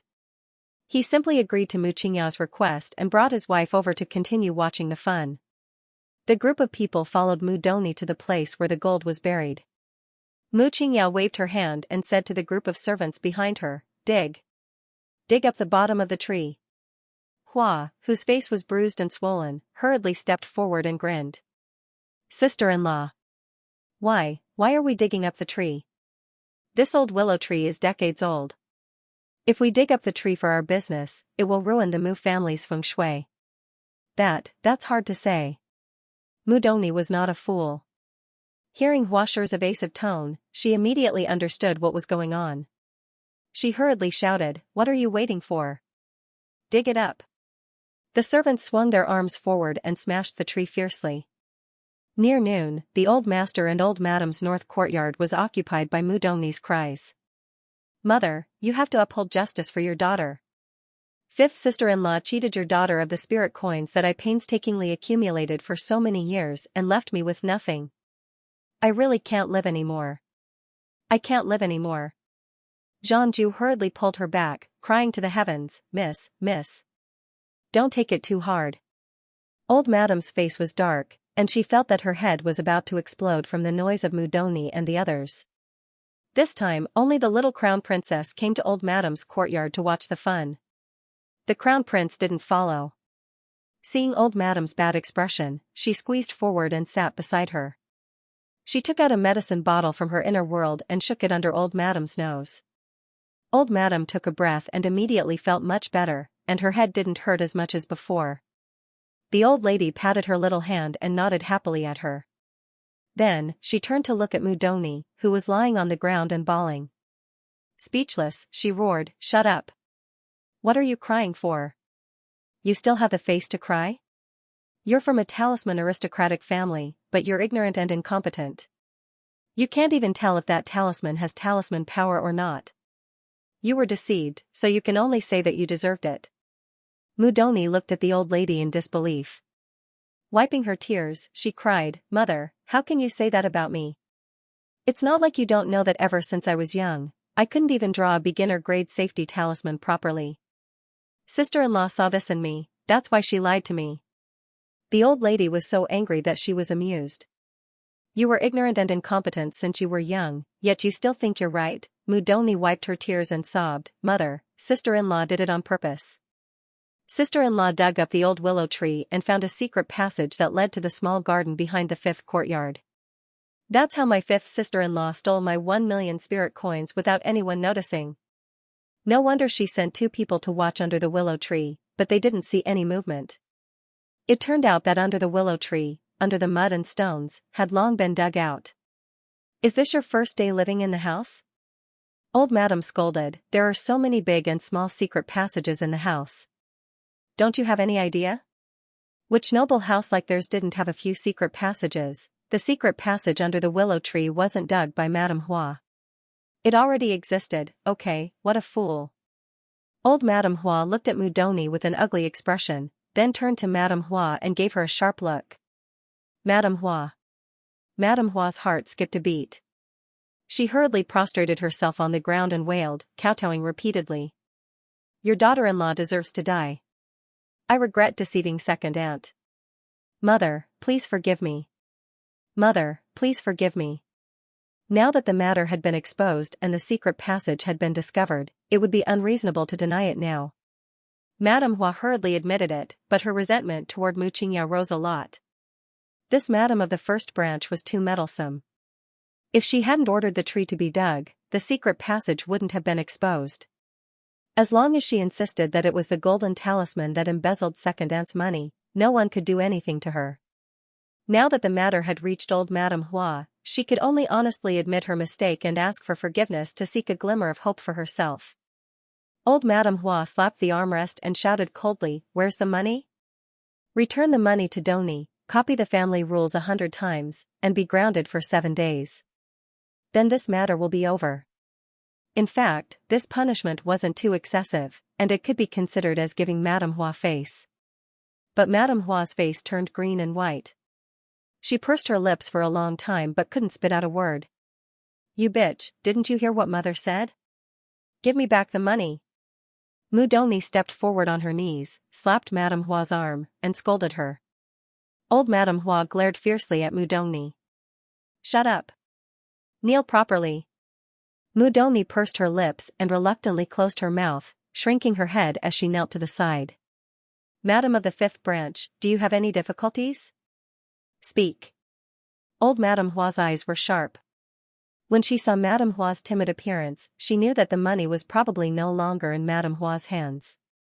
The money was spent. What? Mu Doni almost spat on the fifth madame's face. Did you just spend all of my 1 million spirit coins just like that? Mu Doni screamed and wailed. She slapped Hua's arm and shrieked, I wasn't even willing to spend my husband's money, and now it's all given to a slut like you. Give it back to me. I'm still not returning it to you? Give it back, give it back. Mu Doni punched Huasher's face again and again. The two of them had long been beaten black and blue. Everyone couldn't bear to look at them. The old lady was so angry that she threw a cup at him. With a clang, Mu Doni and Madame Hua both jumped in fright and subconsciously shrank back. Still not telling the truth? The old lady shouted angrily. Huasher hurriedly lowered her head to the ground and cried out in a trembling voice, Mother, daughter-in-law knows she was wrong. Mother, please calm down, Mother, please calm down. I will definitely return the money to second sister in 2 days. Why 2 days? Mu Doni looked suspicious. She patted Huasher's arm and shouted at old Madame Hua, Mother, don't believe her. She has to return it now, right away. Who knows if she gave all the money to her lover? Madame Hua shouted angrily, Second sister, don't talk nonsense. You're the gigolo in the theater. Don't think everyone is like you. You swindled people's money and dug a tunnel to transfer people's property. How dare you accuse me? Mu Doni raised her hand and glared at Madame Hua, wanting to hit her again. Drag them away. Old Madame Hua scolded. 2 middle-aged women with round waists and thick arms quickly stepped forward and pulled Madame Hua and Mu Doni apart from each other, forcing them to kneel on both sides. Mother, you have to uphold justice for me. Madame Hua scolded Mu Doni as soon as she started to cry. Slap her 3 times. Mother, why did you hit me? Mu Doni looked at Madame Hua dumbfoundedly and cried out indignantly, I'm the victim. Slap. Slap. Second miss, don't say anything. Mu Qingya wanted to roll her eyes at her second sister's IQ. You know Madame Hua is angry, but you pretend to be pitiful and kneel on the side without saying anything. Madame Hua will uphold justice for you. What's the use of making a fuss? With this brain, it's no wonder Madame Hua cheated all her property. Tell me clearly where the money went, Madame Hua demanded coldly. Madame Hua looked up at Madame Hua hesitantly and bit her lip. I lent the money to someone for 2 days. Just 2 days. I'll return it in 2 days. What? Mu Doni's face was red and swollen as she said incredulously, You actually lent my money? You're a person who doesn't get up early if there's no profit. It must be profit. How much profit? Tell me. Tell me. Now that she was pulled to the side of the room by the women, there was a long distance between her and Madame Hua. Even if she kicked and punched, she couldn't reach Madame Hua, who was huddled on the side. She could only yell at her. It's stewardly from the pink house. You're going to piss me off. You actually made a deal with such a lowly person? Madame Hua pounded the table in anger. Go. Tell Mu Jingyang to get his ass over here. This old woman wants to ask him how he manages his wife. Huasher jumped in fright and hurriedly scurried forward on her knees with a sullen face. She cried, Old madam, please don't call husband over. Master doesn't know about this either. Arbor patted the matriarch's back and helped her breathe. He raised his head and looked at Huasher curiously. Pink house. She seemed to have heard of it somewhere before, but she couldn't quite remember where. The little fellow was curious and couldn't help but look at Mudoni a few more times. Mudoni's face was swollen like a pig's head, which made her look a little funny. She should be her second aunt. Why did she look so poor? As a member of the Mu clan, a member of a talisman aristocratic family, logically speaking, their horizons should be very broad. Why do I feel like she wants to tear the roof off just because of a mere 1 million spirit coins? In fact, the nouveau riche had no concept of spirit coins. To her, spirit coins were just a constantly increasing number. The little girl was now only interested in some strange medicinal herbs. Other than that, even if she saw spirit tools, her heart wouldn't waver. Old madam, please don't call husband over. Huasher cried and wailed, I was greedy. I cheated second miss of her money. Elderly lady, believe me this once. I will definitely be able to get the money back in 2 days. That managerly promised me that he will return all 10 million spirit coins to me at that time. He won't miss out on a single cent with interest. You still believe that managerly? Elderly lady was about to cry from Huanei's stupidity. Her finger trembled as she pointed at her and scolded, You actually lent 10 million spirit coins to that person? You're asking him to help you release the stamp money, isn't that right? The moment old madam finished speaking, everyone's expression changed. Don't lie to this old woman. Although this old woman doesn't care about matters, I have heard of this stamp money before. Do you know that the imperial court issued a written regulation a year ago? It's forbidden to release stamp money among the people. Those people only dare to do it secretly. They were originally worried about not having enough funds, but they didn't expect that an idiot like you would hold a large wad of spirit coins and rush to deliver them money. Grandmother, don't be too angry. When the little stoic saw elderly lady's flushed complexion, it was clear that she was extremely agitated, so she handed her a cup of warm tea. Arbor said dryly, As long as that person hasn't run away from the capital, we'll find him and beat him up. We'll just make him spit out the money. Huanei shuddered. She felt that the little girl's eyes were penetrating with chilliness when she spoke, as if she was extremely accustomed to doing this kind of thing. At this time, Mu Jingyang's voice came from outside the door. Mu Jingyang's temper was irascible to begin with, so when he was called over and learned that such a shameless thing had happened, he didn't hesitate at all. As soon as he came in, he kicked Huanei's back without another word. Look at what you've done. Mu Jingyang shouted angrily. After being kicked, Huanei fell to the ground and wailed miserably, Lord, you can't blame me entirely for this matter. If it weren't for the fact that I lost so many spirit coins to the crown princess a few days ago, I wouldn't have dared to offend her. This concubine also wouldn't have set her sights on second sister. We only paid the deposit for the jade Buddha hand that we bought from Jade Stone shop, so we still need to pay the remaining 1 million spirit coins. Mu Jingyang's face flushed red. The little crown princess couldn't help but interject, Don't talk nonsense. You guys were the ones who dragged me, the crown princess, into the fight. Madam of the first branch can also bear witness to this matter. The corners of Mu Jingyang's mouth twitched. She nodded and said, Indeed. Fifth sister-in-law, it was you who proposed to play Madiao. At that time, Crown Princess only said that she knew a little about it. Huasher was speechless. Recalling that she was indeed the one who had suggested to invite the little Crown Princess to play Madiao together, her heart was filled with anger. She hated herself for being so stupid to have thought of such an idea at that time. Xiamu gazed at her coldly. Fortunately, there were many people present at the time. Otherwise, wouldn't this crown prince consort have been wrongly accused by you, this fellow? Mu Jingyang was burning with rage. He wanted nothing more than to kick Huanei again. This stupid woman was so stupid that he wanted to cry. There were many people present. With this woman's words, everyone now knew that the fifth branch couldn't afford to buy a gift for the old master and actually had to swindle money from second eldest aunt to pay the balance. Wasn't this the Mu family's biggest joke this year? Mu Jingyang's face alternated between green and red, and the veins on his temples throbbed. Right now, he wanted to kill this group of women. Old Madam coldly said, "I'll leave this matter to you guys to handle. Return second young Mrs. money within 3 days." Mu Jingyang felt that he had lost all face. How would he dare to argue with his mother? He hurriedly nodded and agreed. Huasher, stay in your courtyard for the next 2 days and reflect on your mistakes. There's no need for you to come out. Old Madam said coldly. Huasher nearly collapsed to the ground. She hurriedly cried, "Mother, if you want to punish me, can't you wait until after Old Master's birthday banquet?" Tomorrow was Old Master's birthday banquet. When the guests arrived, there would be too many people and gossip. If people were to ask around and find out that she, the fifth madam, was actually grounded in her own courtyard by the old madam, then who knew how much gossip would float out about her in the future? "You still dare to bargain with mother?"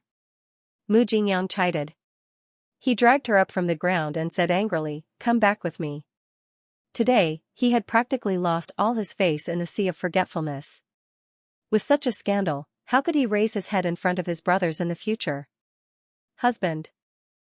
Huasher sobbed and looked at Mu Jingyang for help. Sister-in-law, help me say a few words." Mu Jingyang looked as if she couldn't bear it. She turned to old madam and said, "Fifth sister-in-law only had a momentary change of heart. She was most likely tricked by someone. Mother, why don't you let her attend tomorrow's birthday banquet and show her filial piety to old master?" Old madam sneered. What filial piety? She was just competing with others. However, for such a scandal, it was fine to punish her behind closed doors. If word of it got out, she would become the laughingstock of all the aristocratic families. Old madam felt that she couldn't afford to lose this face. Thus, she said coldly, "Since Xianxia is pleading for mercy for you, then punish her tomorrow." Huasher heaved a sigh of relief and hurriedly bowed in thanks. Then, she was dragged out by an angry Mu Jingyang. Mu Jingyang said, "Pink House actually dared to target our Mu family. Mother, I think it's time to teach them a lesson." The old madam's face was also cold as she nodded slightly. "No matter what, tomorrow is the old master's birthday banquet. Everything will be postponed. After the old master's birthday, we will slowly settle accounts with them." Mu Jingyang bowed and respectfully left the old madam's courtyard. Mu Jingyang had been quite busy recently because she had to host old Master Xing's birthday banquet. Arbor chatted with the old madam for a while longer before leaving as well. Tomorrow's birthday banquet would be held at noon. Most of the work that needed to be done had already been done in the past 2 days. All that was left was some loose ends. After Arbor returned to Yulan Court, he ran into the side room and saw Emo Lian writing a letter at the table. She scampered to his side and reached out to hug his waist. Lian, that pink building, what kind of place is it? Why do I feel like I've heard you mention it before?" Emo Lian was at the end of his letter when she interrupted him. One of the words in the letter was slightly crooked. He threw down the pen and reached out to pull her to him. He looked at her in amusement. "When did I mention it to you?" "I didn't." The little fellow blinked curiously. "You didn't?" Madam of the fifth branch cheated second aunt of her money. She lent it to Pink House to let her deposit money. "Lian, is the interest rate of deposit money very high?" Emo Lian frowned. "Stamp money isn't a good thing. Who knows how many families have been ruined by it since ancient times." Emo Lian hugged her and sat her to the side. The imperial court banned this from the start of the year. It turns out that there are still people doing this in the dark. Arbor perked up when she heard this. She snuggled into his arms and said, "Then let's go to the capital's government and report this Pink House for illegal activities. Let Stubborn Chow investigate." When the time comes, we'll drag that managerly out and make him spit out everything he took. Mo Lian couldn't help but laugh. He looked down at her. You just want to beat him up, don't you? Arbor looked at him expressionlessly.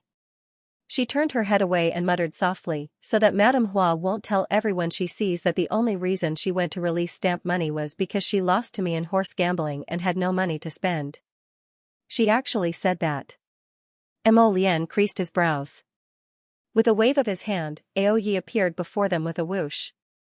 Your Highness, what are your orders? Aoyi asked with a grin. Make a trip to the 5th branch's garden and pass on my message to Mu Jingyang. If I hear his wife spouting nonsense and slandering the crown princess again, I'll pull out her tongue. Aoyi immediately left. Arbor glanced at him and wiggled her head in his arms. I won't argue with them. The 5th branch's wife is also a funny person. She clearly has a lot of money.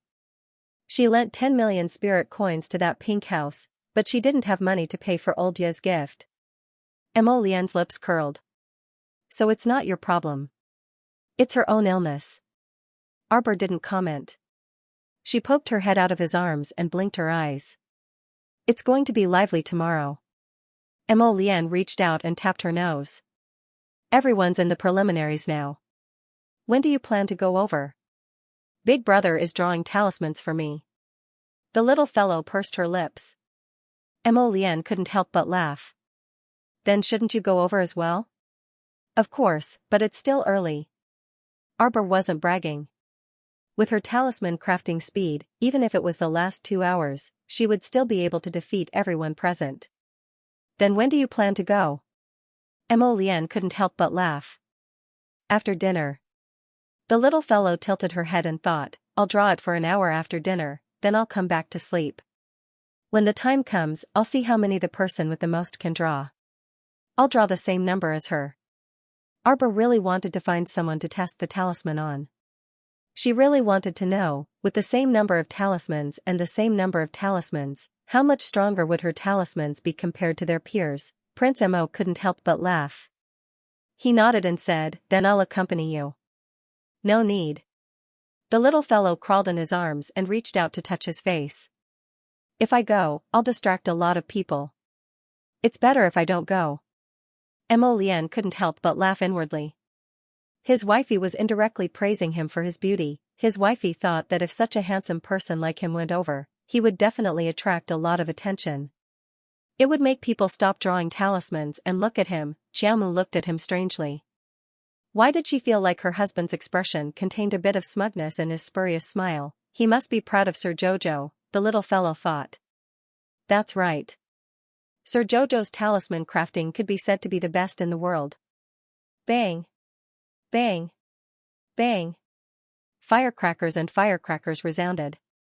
Today, the Mu family's doors were wide open, and honored guests were brought to the male and female guest areas by cheerful servants. According to tradition, the birthday banquet was held at noon.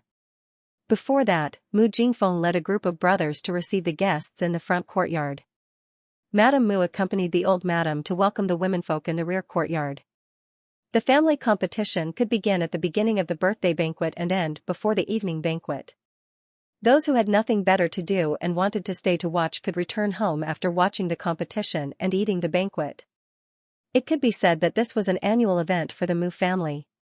Among them, there were many patrician families who quite liked the banquet held by the Mu family. Not only could they test the family's knowledge of the younger generation, they could also watch the exciting competition. This kind of banquet was very popular among cultivators in recent years. Many patrician families followed the Mu family's example and began to hold birthday banquets like this in recent years. They invited many sects and patrician families to give each other pointers while celebrating the birthday. Eldest Miss Mu is here. In the rear garden, among a group of women surrounded by pearls and jade, someone called out. Everyone's gaze turned to the woman who slowly walked over. This woman wore a pure white strapless dress with yellow gauze covering it. Her hair was simply tied into a young girl's bun, and a jasper hairpin was threaded through her hair. She had a leisurely smile as she walked over. She had almond-shaped eyes and rosy cheeks, and her entire body exuded a calm and dignified aura. Greetings, eldest Miss Mu. All the women came forward to greet her with smiles. "Greetings, young missus." Mu Rochuan nodded indifferently. "Hee hee." A clear and melodious laughter came from not far away. In the small flower pavilion, there were 3 young girls sitting there. The one in the middle had a slightly pale complexion. She was the 4th branch's young lady, Mu Roqin, with a frail body. Next to her were 2 other women who each had their own merits. These 2 were from the Mu family's branch families. The one on the left was called Mu Yuanyuan, and the one on the right was Mu Lixiong. The one who laughed brightly was Mu Lixiong. At this moment, she was looking at Mu Rochuan with interest. With a strange smile, she said, "Oh, eldest young miss is here." Mu Lixiong smiled and smoothed the hair on her temples. With a mischievous expression, she said, "I heard that the crown princess also participated in the preliminaries yesterday. Moreover, she drew 60 talismans in just an hour. Many of them are talismans that we have never seen before." Eldest young miss fainted on the spot. Mu Rochuan's face darkened at once. Thinking of yesterday's incident, she felt her chest fill with a trace of anger, and her whole person was a little flustered. Mu Lixiong looked at Mu Roxian's expression and became certain. "I wonder if this is true or false, or if someone made it up." She didn't have the qualifications to participate in the competition, and she didn't want to help others stand out, so she didn't go to watch the excitement of the preliminaries yesterday. However, one of her sisters went to join in the fun. When she came back, she mentioned this matter to her.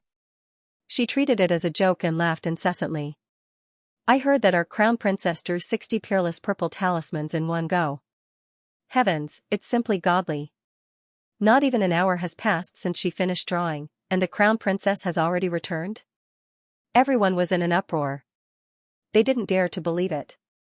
Although they weren't talisman masters, they had heard of talismans from their elders. Naturally, they knew what a peerless purple talisman was. "The crown princess has arrived." At this time, there were many noble ladies sitting or standing in the garden. When they heard the sound, they all subconsciously stood up and stretched their necks to look over. With this look, they saw a person walking over from the garden's small path. She wore a very simple crimson robe, but with a discerning eye, one could tell that it was embroidered by Enichang market.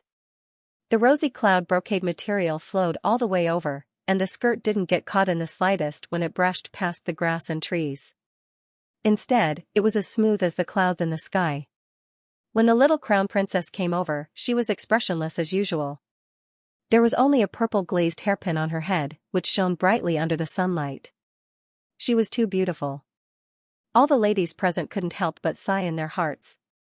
She was clearly wearing very simple clothes and jewelry, unlike some of the ladies present, who hated that they couldn't hang their entire family's belongings on their body like a peddler's pole. But, it was such a bright and beautiful person that just one look was enough to make people fall for her. No wonder His Highness the Crown Prince was so fond of her. Greetings to the Crown Princess. The group of ladies bowed in unison, and each of them had an obedient appearance. They all seemed to have the aptitude of a noble lady. But no one knew what they were thinking in their hearts. Arbor glanced over and saw many familiar faces. She only nodded slightly and said, "No need to be so courteous." The ladies inwardly sighed in relief. Many of them had participated in the palace banquet back then. Most of them had experienced the Crown Princess' anger towards Madame Gua, as well as the Crown Princess releasing a mechanical puppet and violently beating up Long Chong. They were very clear about the temperament of this little Crown Princess, and it really wasn't that great. It was the first time that he had so smoothly and gently dispensed with their etiquette like today. It was probably because she was in a good mood today that she didn't scold them. Arbor didn't know what the ladies were thinking. She walked into the small flower pavilion and exchanged glances with Mu Roqin, who had stood up to welcome her. Crown Princess. The 4th branch's Mu Roqin smiled warmly at her, and a trace of extraordinary splendor appeared in her eyes. "Yesterday, you really only went to draw for an hour, and you drew 60 peerless purple talismans in succession?" Mu Rochuan stood at the side. Her entire body seemed to be emitting a black aura. She seemed to be in a very bad state. Who would have thought that this day would come so soon? The attention of everyone in the family was taken away by this outsider.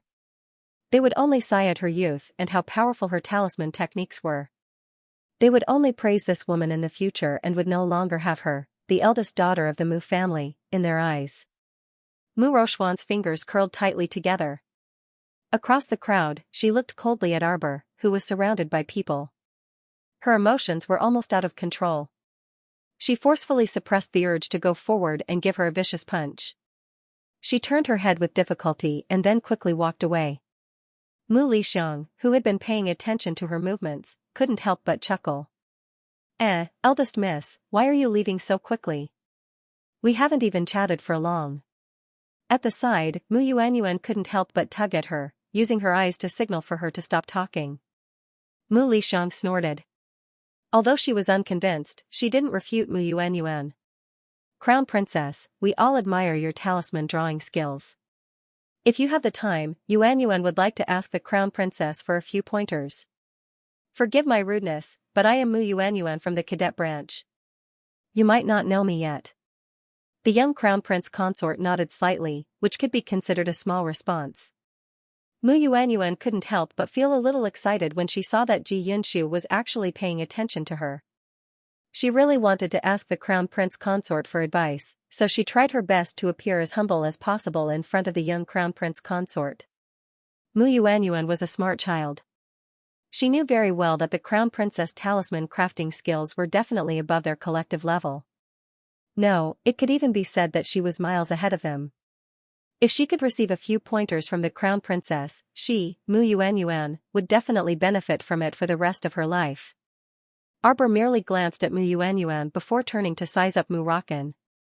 She suddenly asked, do you often suffer from insomnia and can't sleep at night? Mu Rocken was startled, but she quickly nodded and said, that's right. Crown Princess, how did you know? Arbor stretched out her hand.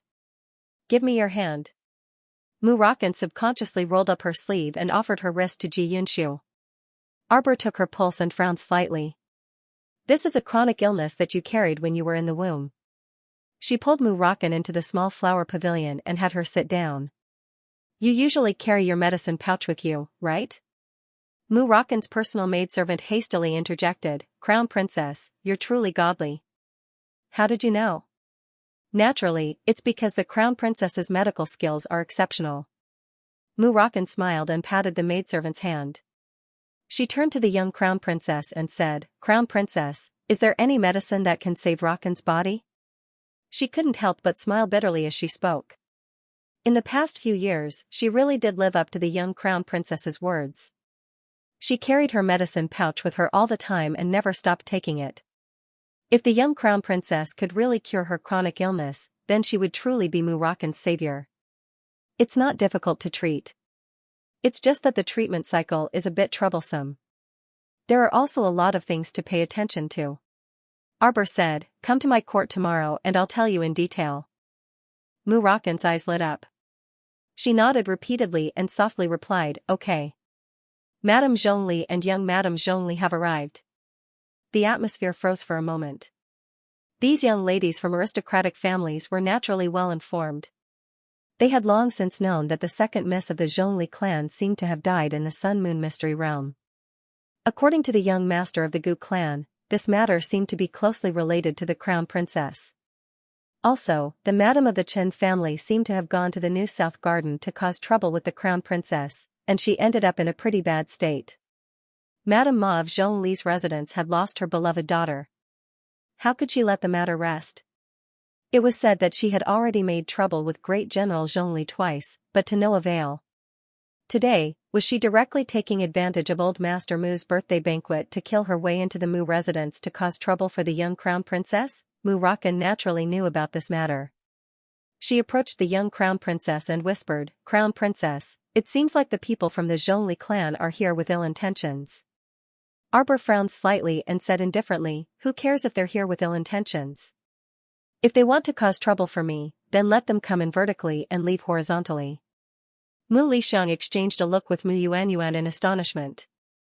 She inwardly analyzed this stoic-faced Crown Princess's personality traits. Both of them wanted to befriend the Crown Princess, so they wanted to grasp the Crown Princess's temperament in a short period of time. They wanted to avoid minefields and do their best to display their friendly side. However, from the looks of it, the crown princess was more willing to chat with Murochine, who was a direct descendant. This was probably the difference between a direct descendant and a concubine. Mu Yuanyuan's expression flickered, and she helped Murochine up. Rochine, let's go welcome Madame Zhongli. After all, the crown princess could disregard the Zhongli family's madam and young madam, but they couldn't. Other than the young crown princess, all the girls stood up in unison and bowed respectfully. Madame Zhongli was dressed in a bright red brocade robe today, and her hair was adorned with an 8-treasure golden tassel buyao. The eldest young madam, Madame Ne Luo, had a dazzling smile, and her gorgeous robes made her look very ordinary. The two of them came hand in hand, beaming from ear to ear. They returned greetings to the noble ladies who came up to greet them, and one couldn't tell at all that they were here to challenge them. However, the appearance of the great general's wife at old Master Mu's birthday banquet was a very thought-provoking matter in itself. After all, this was a gathering of the noble families. Why did a madam of an official's family come to join in the fun? While they were pondering, Madame Zhongli walked over with a smile with her daughter-in-law. When she saw that stoic face, her eyes flickered, and she did her best to control her emotions that were about to explode. The mother-in-law and daughter-in-law both appeared very dignified and magnanimous as they bowed to Arbor with very polite expressions. Arbor nodded indifferently and retracted his gaze after sizing up Madame Zhongli. A cold glint flitted through Madame Ne Ma's eyes when she saw that the young crown princess's expression was so indifferent and had no intention of speaking to her. Today is old Master Mu's birthday banquet, so this madam also came to join in the fun, Madame Ne Ma said with a smile. She looked around and patted the back of her daughter-in-law Madame Ne Luo's hand. You young people should chat together for a while. When I came over earlier, I saw Madame Gu and Madame Meng. I'll go over and chat with them. Okay, mother. The eldest young madam nodded gently and secretly exchanged a look with Madame Ne Ma. Madame Ne Ma left with a smile. Arbor unexpectedly looked up and gazed at her back before lowering his eyes to hide the mockery in them. He clearly hated her to the point of gnashing his teeth, yet he still pretended to be so gentle and amiable. The little stoic secretly thought it was a bit funny. Zhongli Jiwei kept courting death in the secret territory, and in the end, she accidentally killed herself. If the Zhongli family wanted to vent their anger on others, they would have to see if she, Arbor, was someone who could be easily vented their anger on. Madame Luo sat down in front of Arbor and the others with a smile. She seemed to be in a good mood and said with a smile, Ladies, how long have you been sitting here? Hee, there are still more than 2 hours before the birthday banquet begins. Don't you guys feel a little bored? A young lady on the left said with a smile, Does eldest young madam have any good suggestions? We've all been sitting here for quite a while. Just now, when I came over from the front yard, I saw many young masters from aristocratic families crowding there to compete in archery. Why don't we go over and watch from afar? It's better than sitting around. Murochine smiled with a troubled expression and said softly, That's not very appropriate, right? It'll seem a bit frivolous. Madame Ne Luo's expression stiffened, and then she covered her mouth with her hand and giggled. Fifth young lady really is a well-bred young lady who doesn't step out of the house. What era is it now? Where are there so many rules and regulations? Besides, isn't there an opera house in the garden? What's wrong with us going to the opera house to watch them compete from afar? We're all children of aristocratic families, so we're far more forthright and generous than those daughters of officials. Why would we be so restrained? Oh, are the young masters competing in front of the elegant pleasure house? There was indeed a large empty space in front of the elegant pleasure house. If the young masters were bored, they could set up a target to compete in archery. Madame Luo nodded with a smile. That's the place. The group of young ladies in the garden had long been tempted by Madame Luo's words, so they quickly nodded and said, Fifth young lady, why don't we go over? It's too boring to be idle for more than 2 hours. Let's go to the opera house and take a look. It's so far away, what could possibly happen?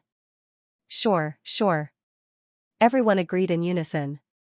It was unknown what they were thinking, but they all revealed yearning expressions on their faces.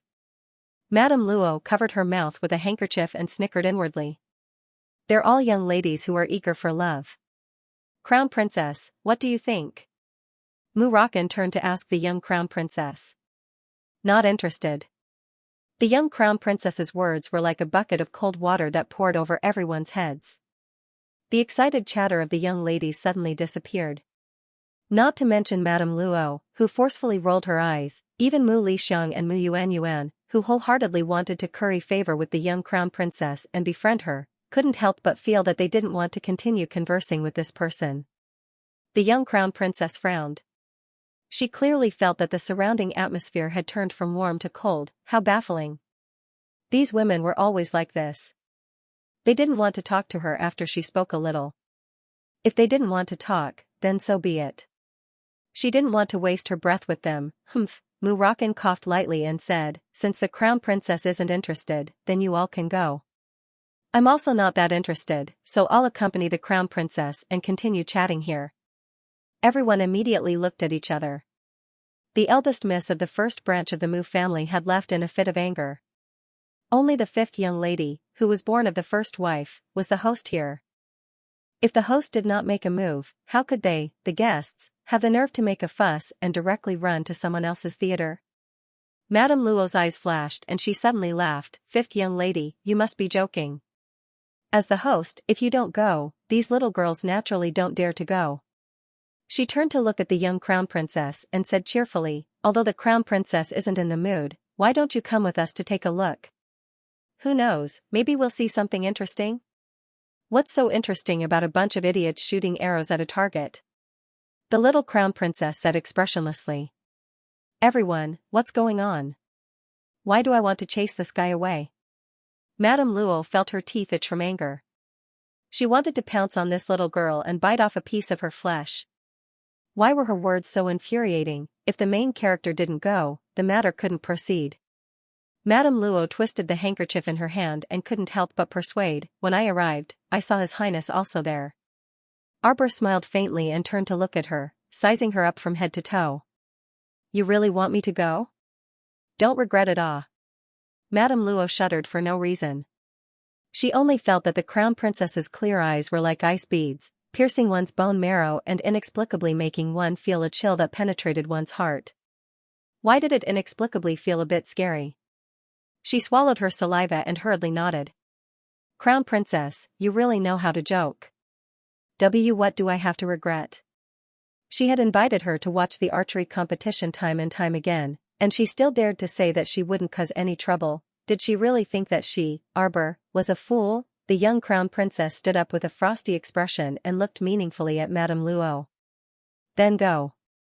She flung her crimson sleeves and took the lead to walk out of the small flower pavilion.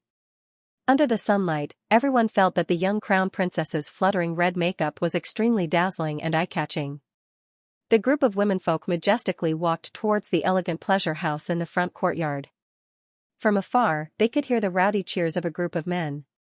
The young maidens' faces were flushed red as they hurriedly walked forward.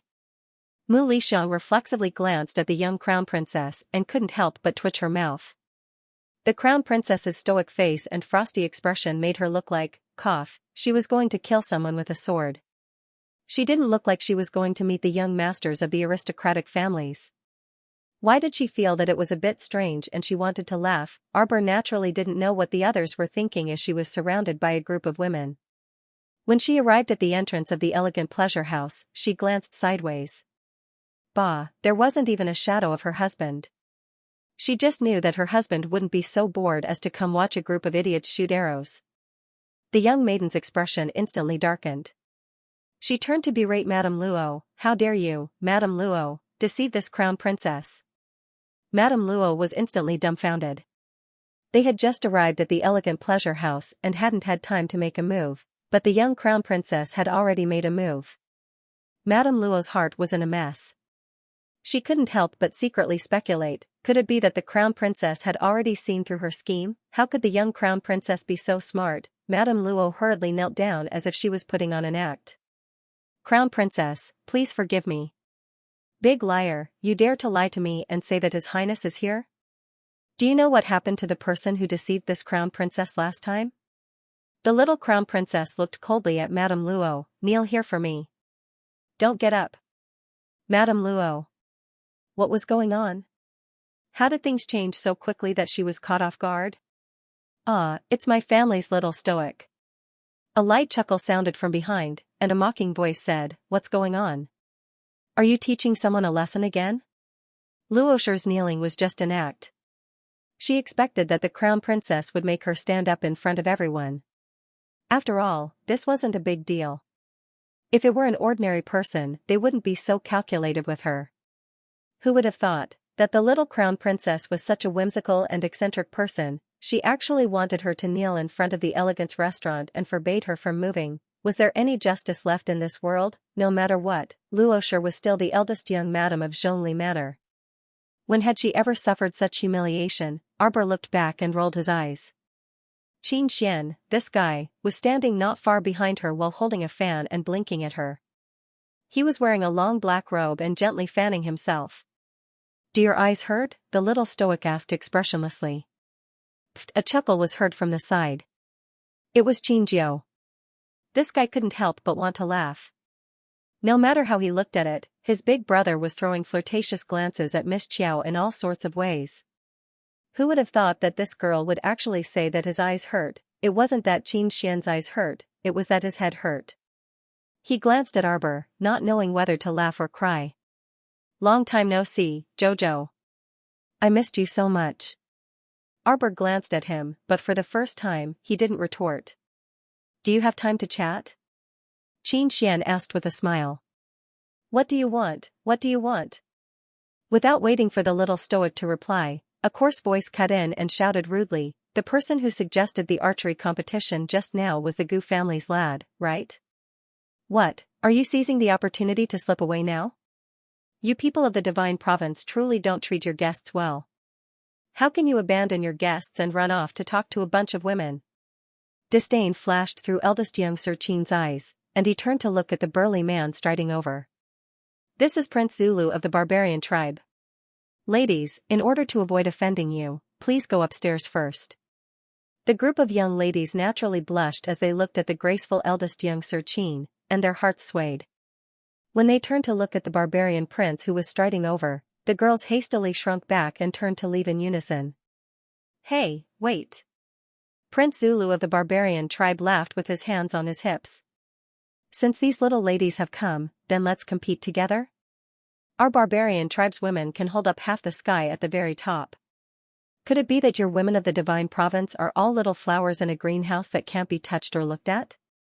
Following Prince Zulu's gesture, two slender women with exposed bellies waved the bows in their hands symbolically with a smug look on their faces. A faint smile flashed through the eyes of Madame Neiluo, who was kneeling on the ground, and she secretly lowered her head. "They're here." Xianxian turned to look at Prince Zulu with a grin. "Are you really blind or pretending to be blind? The daughters of the patrician families of the Divine Province aren't interested in competing with a barbarian like you. Alright, you still don't think it's enough that you have the Gu family's brothers to compete with you?" Prince Zulu humphed. "Are your women of the Divine Province this cowardly?"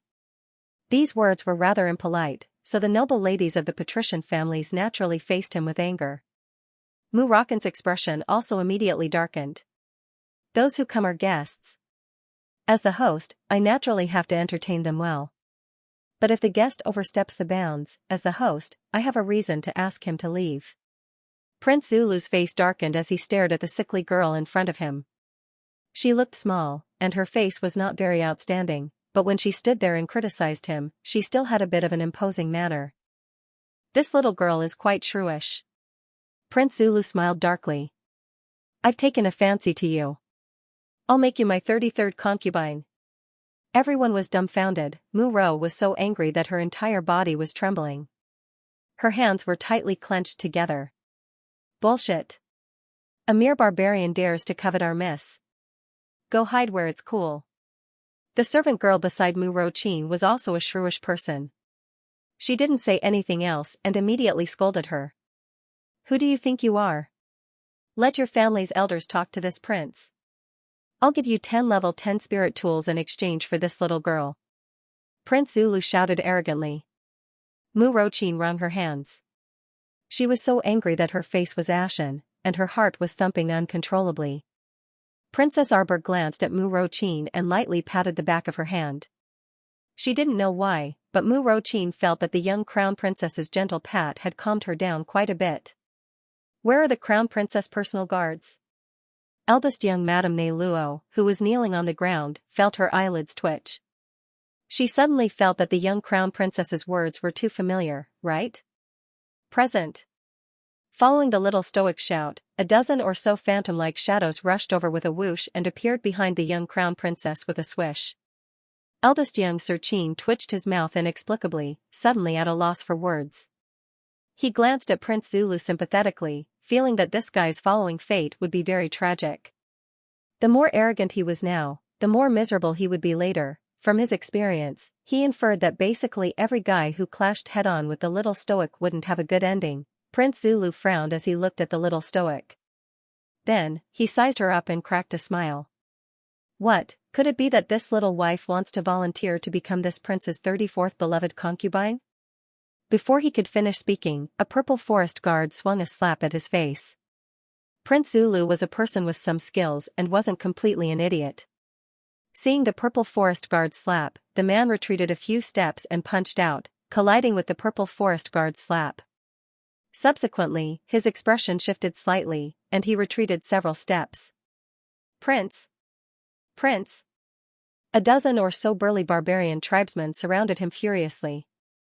Those two beautiful concubines with their bellies exposed also dashed forward in a panic and shrieked, "What are you doing?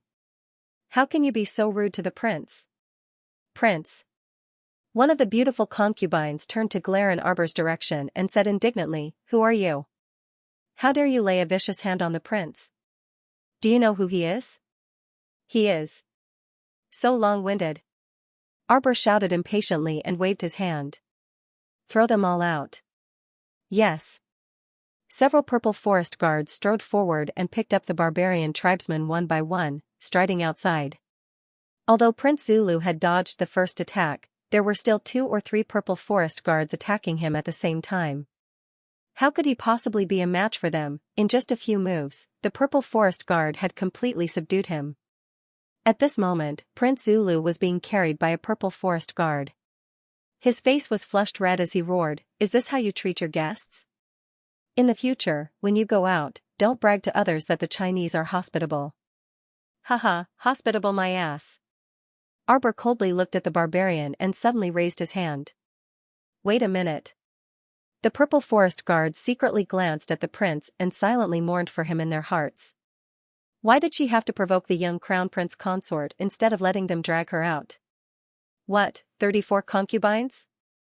Prince Zulu smirked at the young crown princess. "Now you finally know to be afraid? Let me tell you, Zulu." Slap. Before this fellow could finish speaking, he was stunned by the scorching pain on his face. Prince Zulu's eyes instantly turned incomparably red and emitted traces of fiery light. He glared furiously at the little stoic standing in front of him with a ferule in her hand and roared furiously, You little girl, you actually dare to hit me?" Slap. From the looks of it, hitting someone with a ferule was very painful. After 2 slaps, 3 of Zulu's teeth fell out, and even the left side of his face became red and swollen. This fellow's hands were held behind his back and he couldn't move. He could only twist his body in an attempt to break free as he bellowed furiously. The young crown princess stared coldly at the barbarian who spoke without thinking.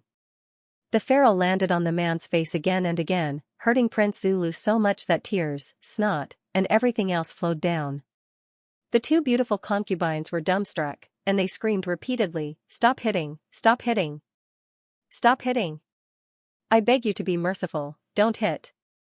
Some of the onlookers, especially those who were more familiar with the young crown princess's methods, couldn't help but look at him with "I feel sorry for you." Of all people to provoke, he just had to provoke the young crown princess's bottom line time and time again. Now that he was beaten up violently. Heh, it served him right. Although the barbarian tribe wasn't small, could it compete with China with everything it had? Since it couldn't, standing on China's soil, he didn't know how to behave with his tail between his legs. How dare he be so arrogant? Wasn't he trying to provoke disdain? At first, Prince Zulu was furious.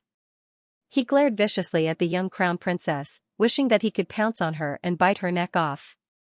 However, after 10, 20, 50, and 100 strikes, he didn't even have the strength to glare at her with venomous hatred, the most abominable thing was that the defensive shield around his head, which he used all his strength to protect himself, had long been shattered by the young crown princess' repeated strikes. No one could understand Prince Zulu's current agony. He felt that this was the worst torture in the world. The two beautiful concubines' hearts ached as they watched. They hurriedly knelt on the ground and begged bitterly, "Miss, please be merciful. Don't hit our prince anymore. The prince was only joking with you before. You're so noble and beautiful, how could you give yourself to someone as a concubine?" The two beautiful concubines finally came to their senses. They saw that everyone present was coldly watching the prince get beaten up, and none of them extended a helping hand. It was evident that the identity of this young lady with the stoic face who made the move was definitely not ordinary. Young Madame Zhongli, who was kneeling in front of the elegant music house, looked at the scene in front of her. Her eyes flashed and her body trembled subconsciously. The little crown princess acted too quickly. She didn't give anyone a chance to react at all. She killed the troublemaker in an instant. Who knew where she got such a way of doing things from? Filthy words can't even withstand a single blow. The little stoic looked down from above at Prince Zulu, who was kneeling on the ground with an almost unrecognizable face. She coldly shouted, "Guards! This person offended the crown princess in public and provoked her time and time again. His actions are detestable and his crimes are punishable by death. Pass down my orders, drag him out and execute him." "Yes." The two Violet Forest guards immediately stepped forward and dragged the pig-like prince along the ground, forcibly dragging him out of the courtyard. Prince Zulu suddenly felt a little desperate. His eyes couldn't help but shrink as he shouted angrily, "Are you all dead? Hurry up and save this prince. Hurry! Quick!" Ah! Prince Zulu's buttocks bounced over a piece of gravel. The pain was unbearable, and he couldn't help but cry out. The dozen or so brawny men that Prince Zulu brought with him were also extremely anxious. However, the strongest among them was merely a level 12 great spiritual cultivator. They were completely unable to resist being suppressed by the three Violet Forest guards and could only look on helplessly as their prince was dragged out. "You can't do this. The prince is our great king's most beloved son. If you harm even a strand of his hair, the great king definitely won't let you off." One of the barbarian tribesmen couldn't help but shout. Everyone silently glanced at the extremely wretched Prince Zulu and couldn't help but observe a moment of silence for him again. Right now, your prince didn't just suffer a strand of hair injury. His entire body, including his hair, was injured from head to toe. Who can stop this crown princess from killing someone she wants to kill? The little crown princess looked coldly at the barbarian tribesman who was hooting and kicked him through the air, sending him tumbling backward and sprawling on the ground with a plop. "Who gave you the guts to dare speak to me like this?"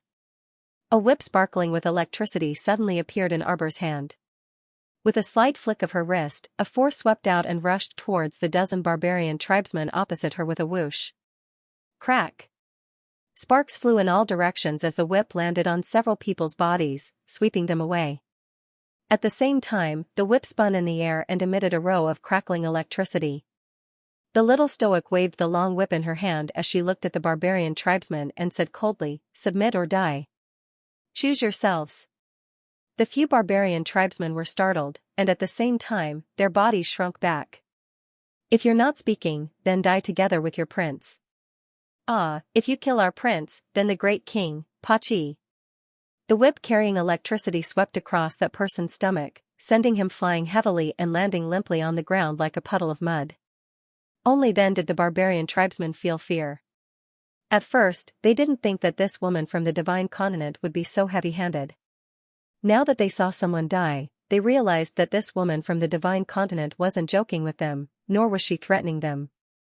If they didn't submit, they really would die. "I submit, I submit." The first person immediately crawled over and knelt at Arbor's feet, wailing in a tearful voice, I'm willing to submit. Honorable Miss, we failed to recognize the pearl and offended you. Please forgive us." Prince Zulu was so angry that he almost fainted. He managed to yell, You dare to betray me." However, at this moment, in order to save their own lives, the barbarian tribesmen no longer cared about a broken prince who had almost lost his life. Moreover, as long as one person surrendered first, it would be much easier for the others to surrender. Moreover, in their opinion, there was nothing shameful about surrendering to the strong. They couldn't beat him in the first place, so why should they continue to pretend to be strong? Xiaomu swept them a disdainful glance, and her gaze swept over their fawning faces. Afterwards, she turned to that Prince Zulu, whose eyes were about to burst, and said coldly, "It goes without saying who exactly is the coward." A faint smile appeared in Mu Rochin's eyes. She didn't know why, but when she saw the little crown princess beat up that bastard, she felt a trace of satisfaction in her heart. Perhaps the little crown princess herself didn't know, but when she was unrestrained and even a little domineering, she was so dazzling that people couldn't look away. Cough, cough, cough. Zulu suddenly laughed wildly. "You're at death's door, yet you still dare to be so insolent. Be careful or you'll die of laughter." The young maidservant beside Mu Rochin glared hatefully at Prince Zulu. Zulu roared angrily, "You people from the divine continent are all hypocrites like this. You knew you were about to lose, so you forcefully dragged this prince out. You." His gaze landed on Guishuan, and his eyes turned. Zulu roared angrily, You brat, this woman is the reinforcements you called over, right? You knew you were about to lose, so you used this method to escape. Simply shameful." Guishuan's face flushed red, and he subconsciously clenched his fists. "What nonsense are you spouting? How could the young crown princess be the reinforcements Guishuan, called over? Don't joke around, not to mention that it was still unknown who would emerge victorious in the competition between him and this pig-headed prince. Even if he knew he was about to lose, he couldn't have called for reinforcements like the stoic face. There was still enmity between the two of them. Was this Prince Zulu beaten up by the young crown princess and had his head blown off? His words were a complete mess and simply illogical. Arbor gazed icily at the barbarian who hooted and said icily, "Stalling for time is useless." At this moment, there was true silence in front of the elegant pleasure house. One could hear a pin drop. Even Prince Zulu, who was yelling at the top of his lungs, was hit by the young crown princess's icy words. He instantly shut up, as if he had fallen into an ice cellar. "I thought that since you dared to provoke me, you naturally had the courage to bear the consequences of this provocation." Arbor's gaze swept over Prince Zulu, who was being dragged to the ground. "However, I seem to have misjudged your courage. You're executing me like this? I won't accept it." Prince Zulu shouted harshly. His shoulders were forcefully pressed down, and he couldn't budge at all. "You think I'll continue to waste words with you?" Arbor glanced at him coldly, and his gaze swept over to Madame Luo, who was kneeling on the side with her head lowered. A calm glance swept over, and Madame Luo was immediately dragged forward. She jumped in fright and couldn't help but cry out in alarm, "What are you doing? What are you doing? Tie him up." Xiaomu waved her hand slightly, and two purple forest guards immediately dragged the shrieking Madame Luo over and tied her to the target rack. Madame Luo's eyes almost popped out of their sockets. She opened her mouth wide and shouted in shock, Crown Princess, what are you doing? How can you treat me like this without asking for the reason?" Madame Luo almost asked, "Do you still want your reputation? You are the Crown Princess of the Divine Land. Is it really okay for you to be so cruel?" The noble ladies who were watching the commotion in front of the elegant lounge were also shocked by the scene. Arbor's cold gaze shifted to her face, and he said expressionlessly, "Still not willing to speak? You must be the one who called this idiot prince over. The Zhongli estate is secretly colluding with the barbarian tribes. They're up to no good." The little crown princess said coldly, "Everyone has the right to punish them." Madame Luo's eyes narrowed, and she shrieked, "Crown Princess, you can eat whatever you want, but you can't speak nonsense like this. What evidence do you have to say this? Are you trying to frame the Zhongli family in public? Evidence?" Arbor sneered and glanced back at the two purple forest guards. "In the Divine Land, is there any punishment that can make people confess? I heard that royal father has a barrel of bliss that seems to be quite fun. Why don't you lend it to this crown princess so that the prince can play with it?" If Madame Luo hadn't been tied up, she would have collapsed to the ground long ago. At this moment, she felt unprecedented regret and fear. She had only heard people say that the young crown princess wasn't to be trifled with, but it wasn't until she dared to provoke her that she finally understood how those unlucky fellows felt. She regretted it. She regretted that she had been pressured by her mother-in-law and accepted today's mission. Unexpectedly, Prince Zulu had just started his provocation and was beaten down by the crown princess with lightning speed. His current sorry state was truly frightening. Replying to the crown princess, the common punishment is flogging. A purple forest guard cupped his fists and said, if you want to escalate the punishment, you can start with cutting off fingers, chopping off hands, or chopping off feet. See which one the crown princess likes? Eldest Xianxia couldn't help but twitch his mouth. This purple forest guard was rather interesting. Freaking, see which one the crown princess likes? Did they think this was cooking? The young crown princess swept a glance at the sweating Prince Zulu. Then let's start with cutting off fingers. Prince Zulu paled and shouted angrily, what are you doing? Are you trying to beat me into a confession? The young crown princess shook her head expressionlessly. I only want to beat you into confessing, not beat you into a confession. Prince Zulu still wanted to spout nonsense, but the purple forest guard didn't waste time with him. He directly took out a small bamboo board about the width of a palm. On it was a slender nail that emitted a frightening cold light under the sunlight. Before the purple forest guard's hand could fall, Prince Zulu's face was covered in cold sweat as he shrieked. He spoke rapidly, I want to compete with you in archery. If you win, I'll tell you everything. If you lose, you have to let this prince go. Otherwise, I won't say anything even if you beat me to death. Then you can go die. This idiot was rather persistent in competing with archery. It looked like he was rather confident in his archery skills. Send someone to guard the Mu family's garden. If anyone dares to trespass, kill them. Arbor coldly issued an order. Immediately, dozens of figures flew out from the shadows and rushed out of the garden. Cold sweat dripped down the foreheads of the barbarian tribesmen. They finally realized that it was completely unwise to be unreasonable with this little girl in a place like the Divine Province. Who knew how many hidden guards were hiding around the little stoic? Arbor turned to look at Kuru, who was sweating profusely. Your men can't get in. We're just wasting each other's time. She glanced at the pitiful creature indifferently. Fine, it's still early. I'll fulfill your dying wish. This crown princess can compete with you in archery, but the rules will be according to my rules. A moment later, Prince Zulu's shoulder was finally released. Rubbing his aching arm, Zulu moved his arm slightly. When his gaze shifted forward, his pupils involuntarily contracted. The target had already been moved to the garden's entrance. There was a full 800 meters between the Elegance restaurant's entrance and the target. A black cloth covered Prince Zulu's eyes. He could only spread out his spiritual conscience to sense Madame Luo, who was 800 meters away and clattering her teeth.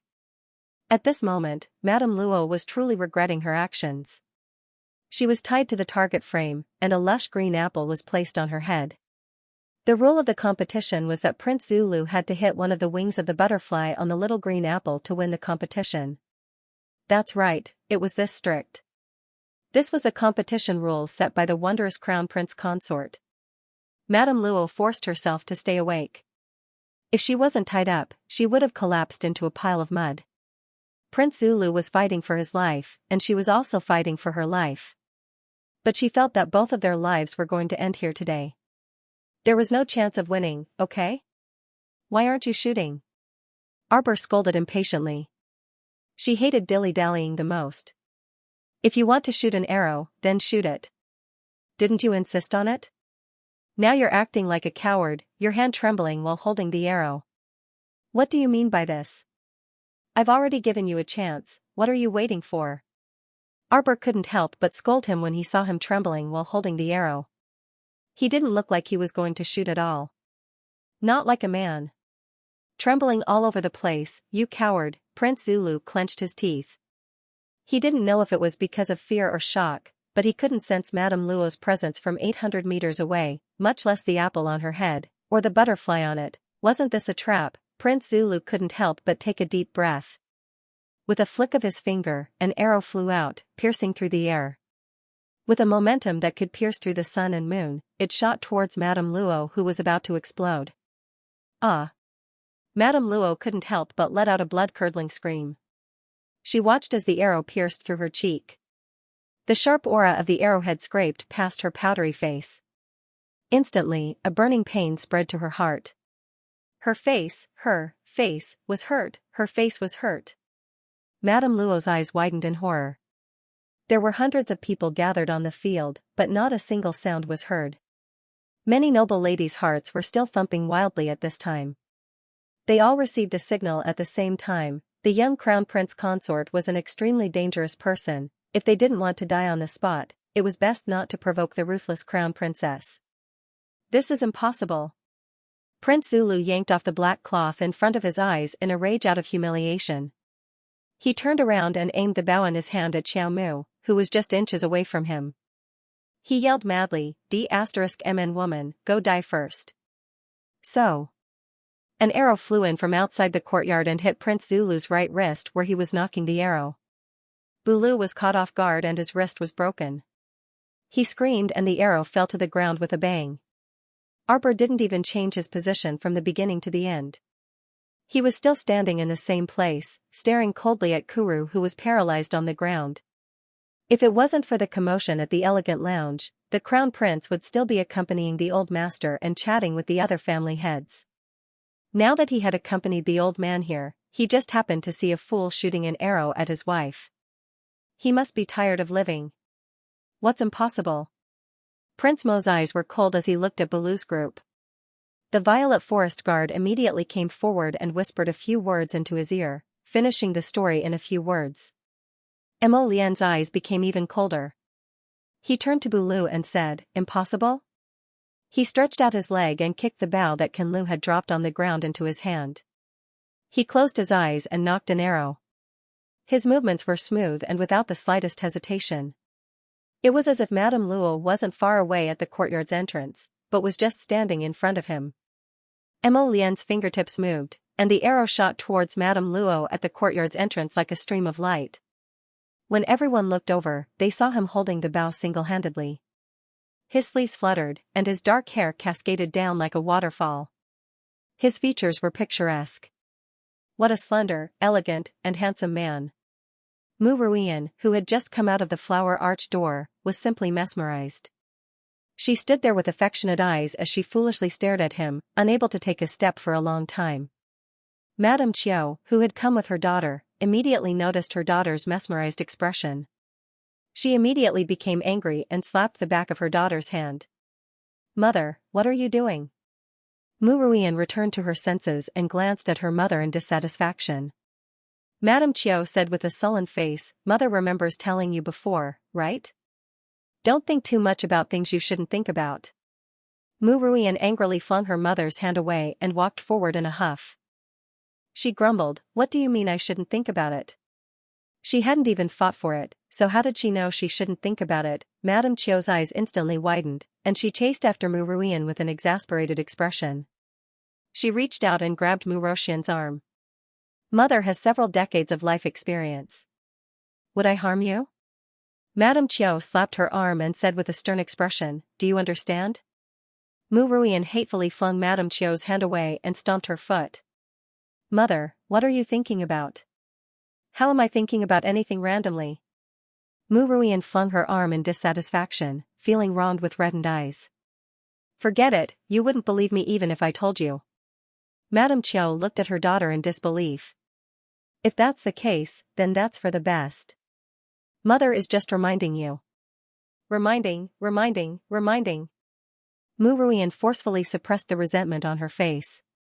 Her fingers retracted slightly as she tightly clenched her fists.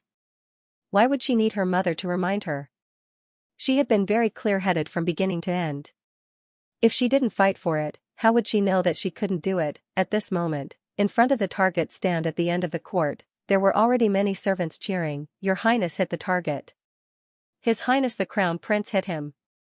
His Highness the Crown Prince raised his hand and shot an arrow. Without the slightest hesitation, the arrow instantly hit its target. Everyone saw it clearly. At this time, someone was holding the green little apple and hurriedly ran over. He said with a smile, I got it.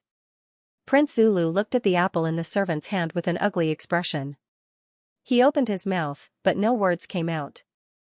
The arrow was clearly a very ordinary arrowhead, but it really pierced through the butterfly's wings and nailed the poor little butterfly to the apple. Xiaomu pursed her small lips and pulled out the arrowhead from the small apple.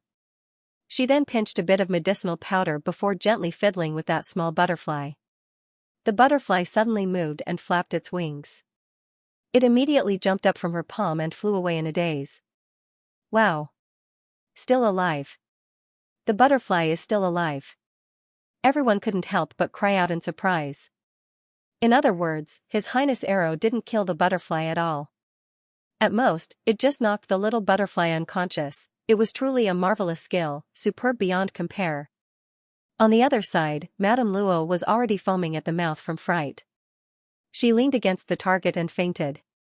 She had truly fainted from fright. There was no other reason than the fact that the Crown Prince's sword whistled through the air. Its power was truly astonishing. In that instant, Madame Luo felt as if her head was about to be pierced through and shot to death. How could she not be scared out of her wits and pass out? Did you see that? Mo Lian tossed the bow in her hand indifferently and glanced coolly at the dumbstruck Prince Zulu. Who says it's impossible? That's because you can't. Prince Zulu's tanned face instantly flushed red. This was the first time in his life that he, Prince Zulu, was mocked for not being able to do it. This was intolerable. Zulu's eyes widened as he glared at Prince Mo. That's because I was injured. You weren't injured, so of course you're stronger than me. Oh? Mo Lian glanced at him and curled her lips in disdain.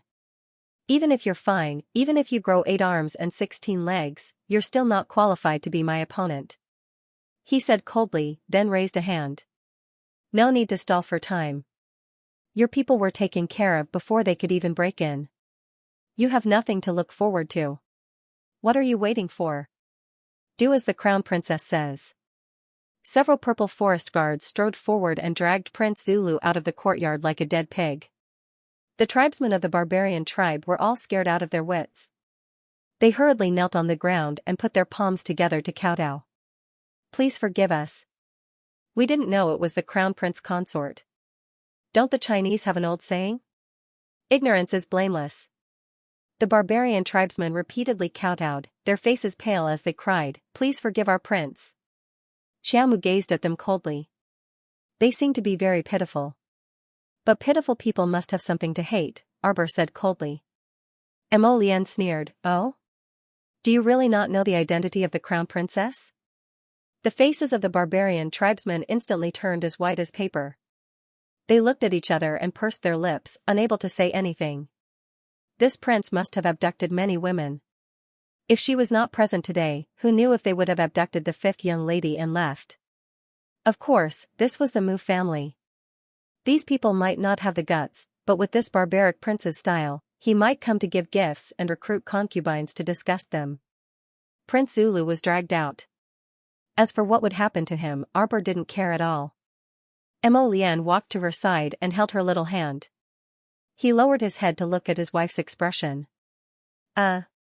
Not bad. He didn't seem to be angry. He raised his hand and patted her little head. Jojo, let's walk around. We have nothing to do anyway. Arbor couldn't help but find it funny. She knew that Mo Lian saw that she was in a bad mood and wanted to walk with her to relieve her boredom. Actually, she was very calm. To her, Zulu was nothing more than a fly. Could a person get angry with a fly? If you see a fly flying over, just slap it to death. Could it be that you would be so angry that you couldn't eat because of a fly? That was impossible. She tilted her little head at him and nodded. At this time, the old man also walked over and said with a smile, Crown Prince, there's still some time before lunch. Why don't you take Jojo to the side hall to eat something first? The old man felt that it was better to let these two little fiends play together as soon as possible. Was it easy for him to hold a banquet? Now, she even had to suffer such a fright. Jojo, are you hungry?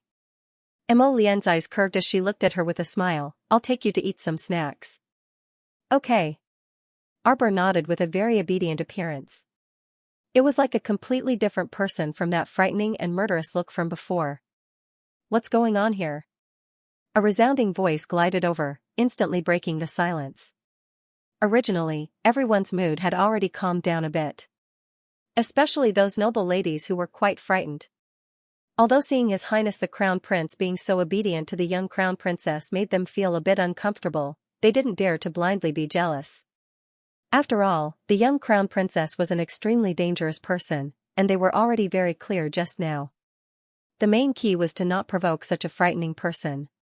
Secondly, they had to befriend her.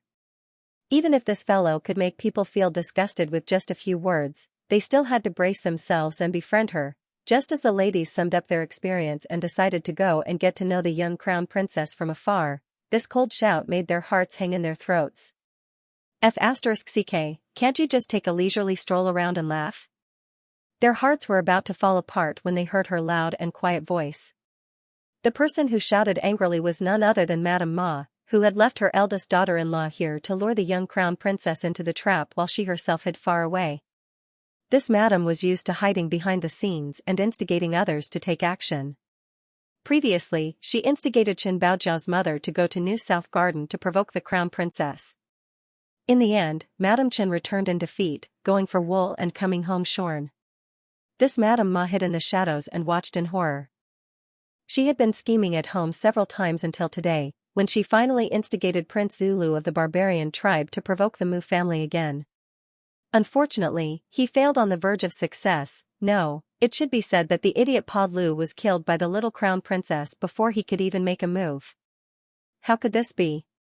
Madame Zhongli was puzzled. This little Crown Princess wasn't some kind of immortal. She wouldn't be able to see through the other party's strategy. She had only just stuck out her butt. Could it be that she knew what they wanted to do? Their original plan was for Prince Zulu to provoke the Mu family, and then inadvertently have intimate contact with the little Crown Princess. Right after that, they would wantonly announce that the Crown Prince Consort and Prince Zulu were in an ambiguous relationship. After that, there would naturally be a series of actions to prove that this ambiguous relationship was absolutely true and effective. They were determined to sabotage the young Crown Prince Consort and His Highness the Crown Prince's marriage. As long as she ruined the marriage and made her lose her Crown Princess identity, there would be a series of good shows waiting for her in the future. Did the Crown Princess think that this matter was over? It wasn't over. Pod Lu was just the beginning. She caused the death of her daughter. Madame Ma was determined to make her die a horrible death, but all of this plan, inexplicably, before it could even be implemented, it died prematurely at the speed of light. Pod Lu didn't even touch a single strand of the little Crown Princess hair, let alone touch anything. In fact, Madame Ma had already discussed with Kong Lu before. Her conditions were very tempting, and Madame Ma had repeatedly praised the Crown Princess's beauty in front of Kong Lu. Kong Lu was completely moved and agreed to cooperate with her plan. This had taken her a lot of effort. Everything had been so perfect, but why did it fail? Madame Ma was puzzled. At this moment, she clenched her fists and tried to suppress her anger. She walked in front of the Crown Prince and the Crown Princess and bowed respectfully. Madame Ma said faintly in a strangely calm voice, "How did this subject's daughter-in-law offend Your Highness and the Crown Princess? She was tied to that target frame and suffered such pain?" These two people didn't care about the general's residence at all. A trace of anger appeared in Madame Ma's eyes. Even His Majesty had always been polite to the general's residence, but the Crown Prince and his wife treated them like this. Arbor looked at her coldly. "Madame Zhongli, you're not hiding anymore?" Madame Ma paused and then said, "This subject doesn't understand what the Crown Princess means." Arbor raised his hand and tugged at Mo Lian's sleeve with an expression that said, "I can't be bothered to talk to this person." Mo Lian was a bit amused. She looked down at her, then looked up at Madame Ma and said with a half-smile, "You don't think that we don't know what you and Kong Lu are up to, do you?" Madame Ma froze and felt a thin layer of cold sweat on her back. But she quickly calmed down. She didn't show it on her face, but she sneered silently in her heart. "This madam isn't some 16-year-old little girl. How could I be tricked by a brat like you so casually? Your Highness the Crown Prince is joking." Madame Ma bowed graciously and said with a smile, "What could this subject and Prince Kong Lu be up to? Hasn't Kong Lu been staying at your Zhongli residence these days?" The Crown Prince said faintly. Madame Ma was not flustered at all. The imperial city was only so big. Prince Zulu's visit to the general's residence was very open and aboveboard. It was a meeting between friends. The general's residence was upright and not afraid of others talking about it.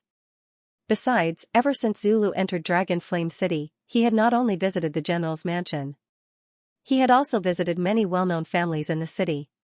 If His Highness the Crown Prince wanted to convict the general's estate based on this point, he might not be too inexperienced. Hades Ba, the Crown Prince called out. A ghostly figure appeared out of thin air and threw something at Madame Ma's feet without any explanation. Madame Ma was shocked. She lowered her head to take a closer look and almost screamed out loud. Her expression changed greatly and she took a few steps back. It was the round head of Prince Zulu, and a bloody confession. Zulu has confessed everything. What else do you have to say? Mrs. Ma took a few steps back. She looked up with a pale face and stared at the man in front of her in disbelief. Such a crude and violent method did not leave any room for rebuttal.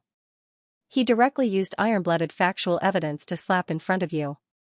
It's written clearly in the confession, Mo Lian said faintly. Your plan is clear at a glance. What else is there to say? Madame Zhongli. Go and invite General Zhongli over, Mo Lian said calmly.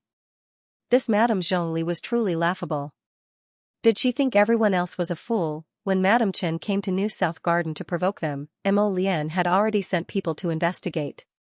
She had long known that Madame Chen was a bird that stuck her head out and was instigated by Madame Zhongli, who was hiding behind the scenes.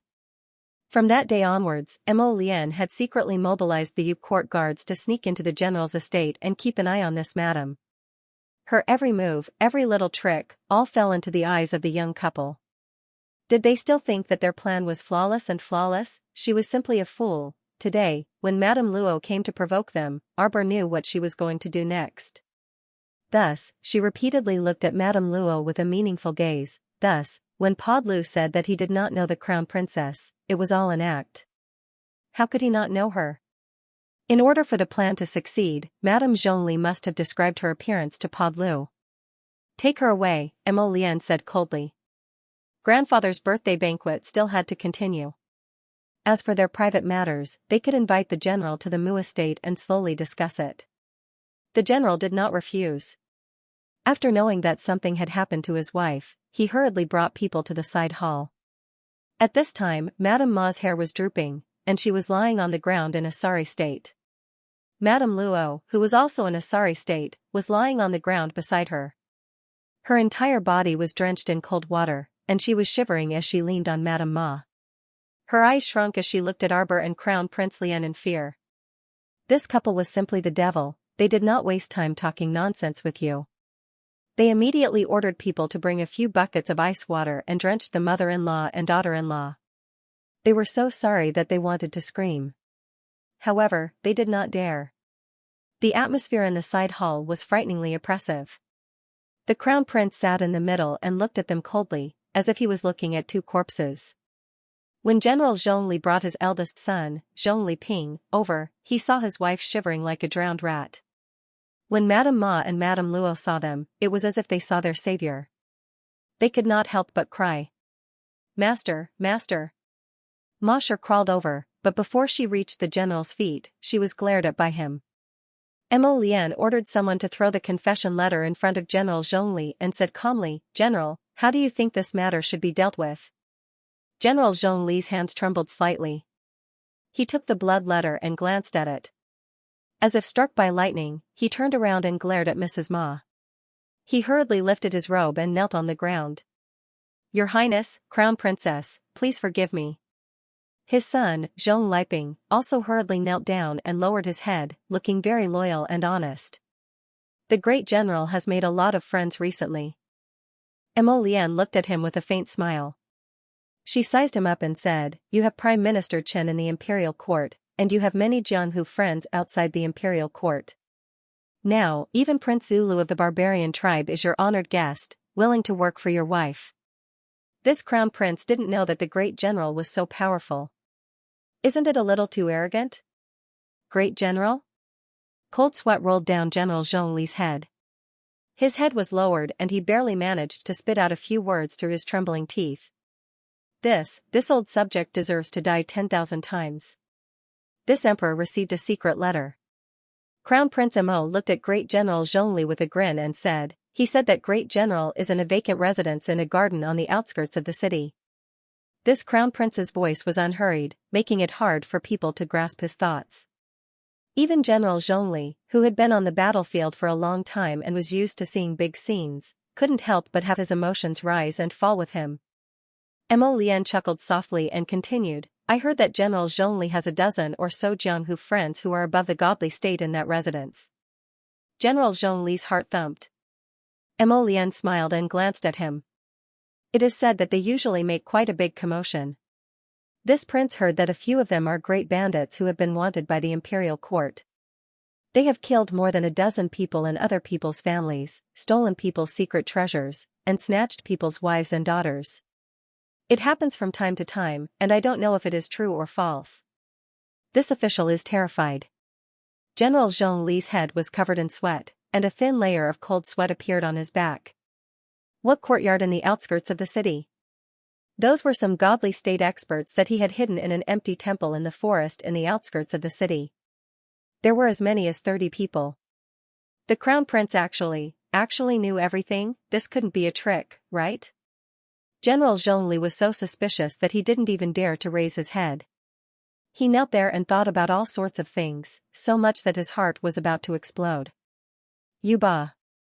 The ghostly figure appeared in front of General Zhongli again and threw a few large gunny sacks on the ground. A pile of round and bulging heads rolled out from the inside. They looked ferocious and terrifying, and each of them looked like they had died with their eyes open. Ah ah ah ah ah. Madame Luo and Madame Ma hugged their heads and screamed. They were so scared that their hearts were about to burst. Devil, this crown prince in front of them must be the reincarnation of a devil, the reincarnation of a ghost. Zhongli Ping, who was kneeling behind General Zhongli, was also trembling all over. From head to toe, every pore felt a layer of terrifying coldness. Xiaomu expressionlessly looked at this family of 4, and her small nose inadvertently wrinkled as she knitted her brows. Prince Mo looked at her as if he had sensed something. He raised his hand and held her small hand. His gaze was cold. Why aren't you packing up? It stinks to his Jojo. He touched his wife and raised his hand to fan her face. A faint medicinal fragrance wafted from his palm and immediately covered the stench of blood in the hall. General Zhongli was now fully aware that the crown prince must know everything. Although this crown prince had just returned to the imperial court, he was very resourceful. He was even able to find out about the fugitives he had placed in the rundown temple outside the city. This person was too terrifying. Great General, Prince Mo looked at him with a smile and said calmly, what do you think we should do? This old subject deserves 10,000 deaths. This old subject deserves 10,000 deaths. This old subject deserves 10,000 deaths. This old subject deserves 10,000 deaths. This old subject deserves 10,000 deaths. This old subject deserves 10,000 deaths. This old subject deserves 10,000 deaths. This old subject deserves 10,000 deaths. This old subject deserves 10,000 deaths. This old subject deserves 10,000 deaths. This old subject deserves 10,000 deaths. This old subject deserves 10,000 deaths. This old subject deserves 10,000 deaths. This old subject deserves 10,000 deaths. This old subject deserves 10,000 deaths. This old subject deserves 10,000 deaths. This old subject deserves 10,000 deaths. This old subject deserves 10,000 deaths. This old subject deserves 10,000 deaths. This old subject deserves 10,000 deaths. This old subject deserves 10,000 deaths. This old subject deserves 10,000 deaths. This old subject deserves 10,000 deaths. This old subject deserves 10,000 deaths. This old subject deserves 10,000 deaths. This old subject deserves 10,000 deaths. This old subject deserves 10,000 deaths. This Emolien's lips curled up as she asked with a smile, you want me to submit a memorial to His Majesty to sentence you with the crime of having your entire family exterminated? Or will you obediently hand over the commander's seal and retire to your hometown? I know what to do. Emolien held his wife's hand. When they appeared in the banquet hall again, General Zhongli's family had already apologized to Old Master Mu and left first. Zhongli's family probably wouldn't be able to taste the dragon meat now. Greetings, Your Highness the Crown Prince and Crown Princess. The women were very quiet this time. When they saw the two coming from afar, they hurriedly bowed. No one dared to provoke the little Crown Princess again. First Madam, Song Lu hurried over and whispered in her ear. Mu Qingyao's expression changed. Let's go and take a look. Mu Qingyao gritted her teeth and said in a low voice, but she still smiled obsequiously and nodded politely to the ladies. Excuse me, ladies and gentlemen. The ladies were all noble ladies from noble families, so they naturally knew that there were always some troublesome matters in such a big family that were inconvenient to let the guests know. Since Madame Mu wanted to avoid them to deal with the family affairs, they naturally wouldn't drag her to continue chatting. They all nodded politely at Mu Qingya and watched her leave in a hurry with her personal maid.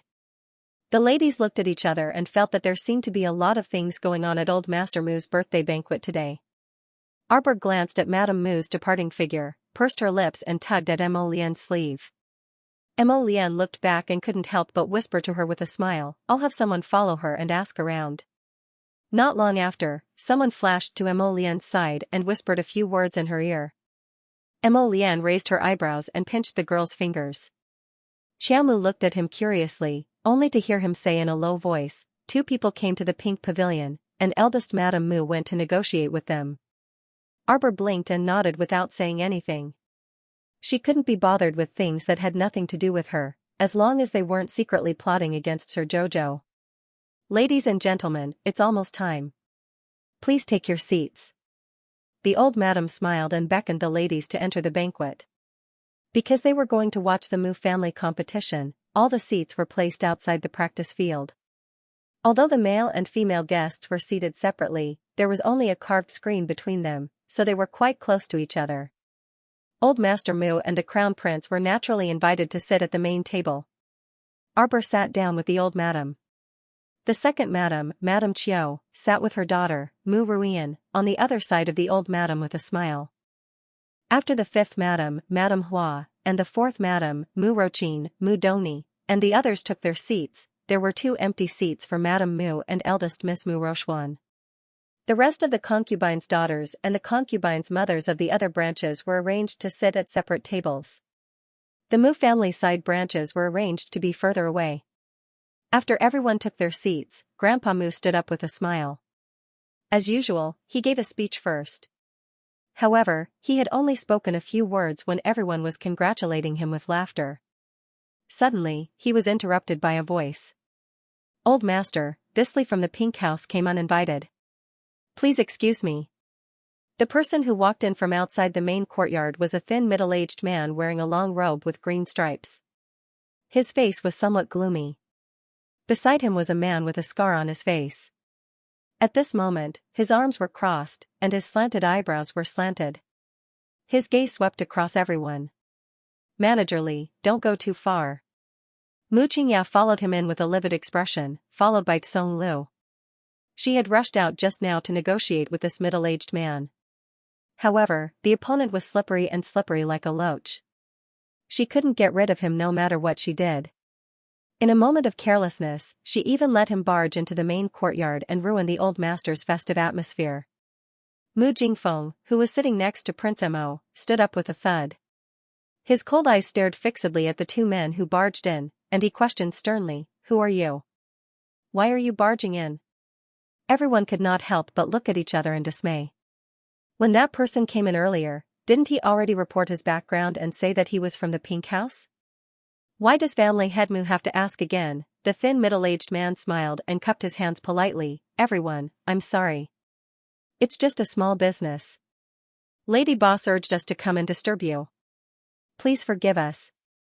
Although he said so, the look in his eyes made everyone understand that he was here to make trouble for Grandpa Mu when the guests were about to arrive on his birthday. Old Master Mu's face darkened. He stared at Steward Li with his eagle-like eyes for a while and asked coldly, May I know why Pin Lu is here? Well said, well said. Steward Li laughed. His malicious eyes looked around and suddenly fell on Matriarch Mu and Arbor's table. Hearing Steward Li's voice, the 5th madam began to feel uneasy. When she saw Steward Li's gaze shooting over like an arrow, she couldn't help but jump in fright. She evasively turned her face and avoided Mu Rochin's gaze. Haha, found you. Steward Li strode over from the banquet area with the burly man with a scar on his face. He went straight to Arbor's table and took out a piece of paper from his pocket. He shook it and said with a smile, "Fifth madam, we've finally found you. Your loan has been overdue for 3 days. You've been hiding from us for the past few days. We had no choice but to come and ask for it. Speaking of which, this isn't a big deal. The fifth madam of the Mu family can't even pay a trifling 30 million spirit coins? That's impossible." Matriarch Mu's face darkened. Before she could say anything, Mu Dongni stood up and pointed at Stewardly, shouting angrily, "You came at the right time. Give me back my 1 million spirit coins. You're the steward of Pinlu, so you should be a manager. Give me back my money." Arbor sat expressionlessly beside Matriarch Mu and handed her a medicine bottle. Matriarch Mu took a sip and calmed down slightly. Stewardly turned to Mu Dongni with a funny expression, "Madam, who are you? I don't think we've met before. Where did you get the money from?" "My sister-in-law lent my 1 million spirit coins to you guys to use as money for your stamp money. Don't tell me you don't know." Everyone looked at each other in dismay, and gossips began to spread. The old madam was almost angered to death by her pig-brained daughter. She slammed the table and shouted, "Sit down." Mu Dongni sat down awkwardly, but her eyes were still glaring at Director Li. Head Stewardly chuckled. "Madam, you can eat whatever you want, but you can't say whatever you want. Our pink house is a small business and we operate honestly. We never do illegal things like placing money in the bank. When we lend money to others, there is a contract. The interest is also within the reasonable scope of Shenzhou's regulations. We only lend Fifth Madam money because we treat her as one of our own. If it were an outsider, we wouldn't lend it to her." "Fifth sister-in-law, what's wrong with you?" Mu Dongni shouted, "Didn't you say that you lent my money to Fenlu? Why was it that someone else had come to collect their debt? What on earth did you do with my 1 million yuan? Don't tell me you're really keeping a gigolo?" Madame Mu's face turned red. "Don't talk nonsense." Mu Jingyang rushed over and roared, "What else are you hiding from me?" After returning home that day, Mu Jingyang taught this woman a lesson. Thinking that today was the old master's birthday banquet, he gave Madame Hua some face and did not slap her face. At this moment, he was extremely regretful. If he had known this would happen, he would have smashed her face and made her stay in the house. That way, she would not have embarrassed the family in front of so many people and made him lose so much face. "Fifth sister-in-law, are you still not telling the truth?" Mu Dongni scolded, "Where did you take my 1 million yuan?" Madame Hua covered her face and sobbed, looking somewhat pitiful. Mu Dongni angrily pounded the table and pursed her lips, whispering, "What are you crying for? Can crying help? Hurry up and explain everything clearly. Why did the steward of the pink house say that you owe someone money? How much do you owe?" I. Madame Hua stammered as she explained the matter. It turned out that the two brats of the fifth branch owed someone hundreds of thousands of spirit coins while drinking wine at the pink house. When the fifth branch's wife, who was already struggling to make ends meet, learned of this matter, it was as if a thunderbolt had struck her on a sunny day. In order to pay off the debt, she gritted her teeth and tightened her belt to pay off half of it, but in the end, she could not pay off the other half. If she also paid off the other half, the fifth branch could only starve for half a year. Thus, without any other choice, Madame Hua gritted her teeth and borrowed money from the pink house to pay off the previous debt and slowly pay off the new one. As a result, the interest accumulated, like a snowball, the principal and interest rolled bigger and bigger until the hole could not be filled. Mu Jingyang was dumbfounded. He turned his head and glared fiercely at his two timid sons. So the root of this disaster was with these two bastards. Because the fifth branch's wife had no children of her own, she had always raised these two bastards as her own. Madame Hua had always doted on her children, so when something happened, her first reaction was not to find Mu Jingyang to solve it, but to think of a way to fill the hole that the two children had made. No wonder those two bastards were crying like that while hugging their mother yesterday. It turned out that it was because of their guilt. Mu Jingyang also felt a little guilty. When he hit his wife yesterday, he did not show any mercy, but now, he regretted it. These two rascals, see if I don't beat them to death. Seeing that Mu Jingyang was about to explode, Huasher hurriedly went forward to pull him back. Mu Jingyang shook off Huasher's hand and rushed to the two brats, wanting to give them a good beating. Mu Wuzi hugged his younger brother, who was 1 year younger than him. The two of them tried to hide under the table. Old Master Mu was speechless as he watched the farce. He couldn't help but yell, "Stop it!" At this moment, Madame Hua hurriedly stepped forward and grabbed Mu Jingyang's hand. She whispered, "Husband, don't hit the child here." Stewardly of the pink house laughed twice and said with a smile, "That's right, that's right. Fifth Lord, if you want to teach the child a lesson, you can do it when you go back. But for now, let's settle the debt first, lest we make things difficult for the little ones." Arbor looked at Huasher as if he was looking at a weirdo. Could it be that the money for the horse that day was borrowed from this pink house? Huasher nodded with a sullen face.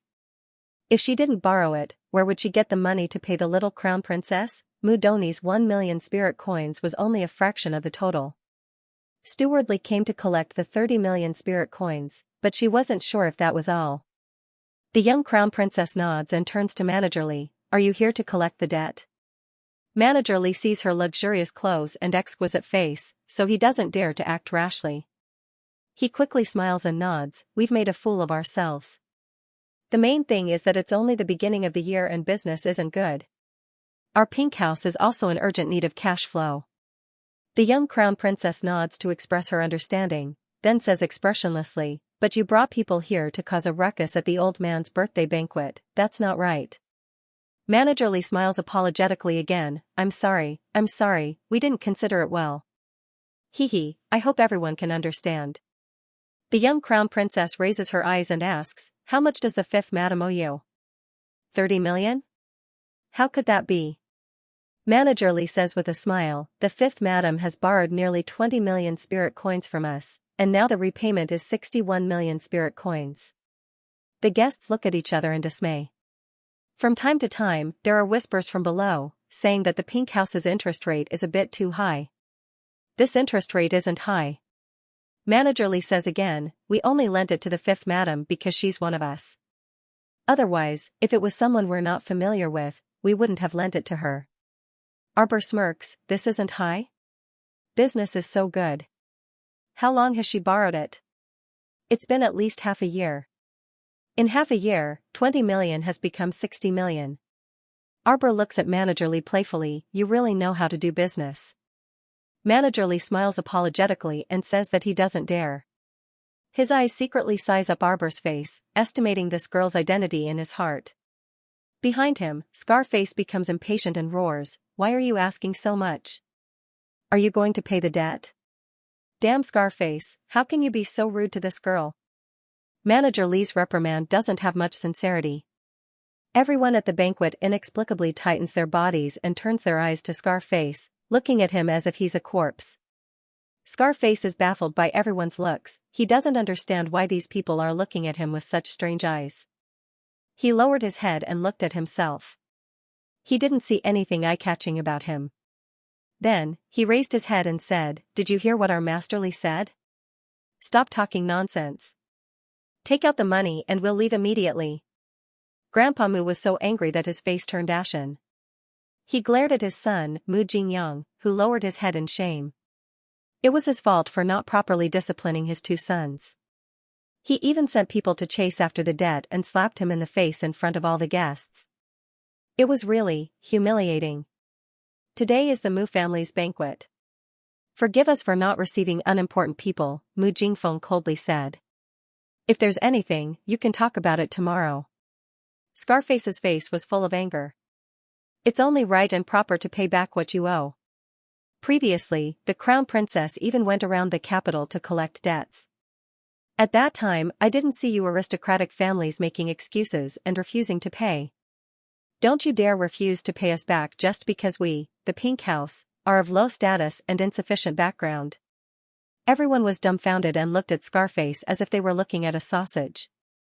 Does this guy know that the person standing in front of him is the crown princess he's talking about? Could it be that this guy still thinks that he's following the little crown princess blindly? Arbor frowned and unhurriedly said, "Where are the crown princess personal guards?" Everyone's lips twitched fiercely. Emolienne stood up. She wanted to laugh but held it in. 7 or 8 purple forest guards darted out from behind. Without waiting for the little crown princess's order, they pounced on them and caught Stewardly and Scarface in a few moves. Both of them were forced to kneel on the ground with their arms tied behind their backs. Everyone wanted to laugh, but they didn't dare to laugh out loud. Was there something wrong with that scarred face's brain? He actually dared to act so arrogantly in front of the young crown prince consort. He even said that he was learning from the little crown princess and going to the Mu family to collect debts. He even freaking felt that it was only right for her to do so. How could they be the same? It was only right for the little crown princess to collect debts, but it didn't mean that these two could also come to the Mu family to slap their faces. Arbor looked expressionlessly at the two kneeling on the ground and said coldly, "Tell your master to come and talk in person. Now, scram." "Hey, how could you do this?" Scarface stiffened his neck and wanted to yell, but Stewardly hurriedly struggled over and flicked his head on Scarface's head. Was this idiot deaf or something? Didn't he hear the little girl in front of him call herself the crown princess? This was the little crown princess with the stoic face that was widely rumored in Dragon Flame City recently. No wonder he felt a little flustered just now. It was because he was facing the stoic face. Stewardly turned around and smiled apologetically at Arbor, revealing a few yellow front teeth. "Crown princess, please forgive us.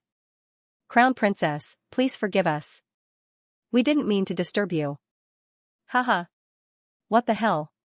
Didn't they say that the crown princess and the Mu family had a strained relationship?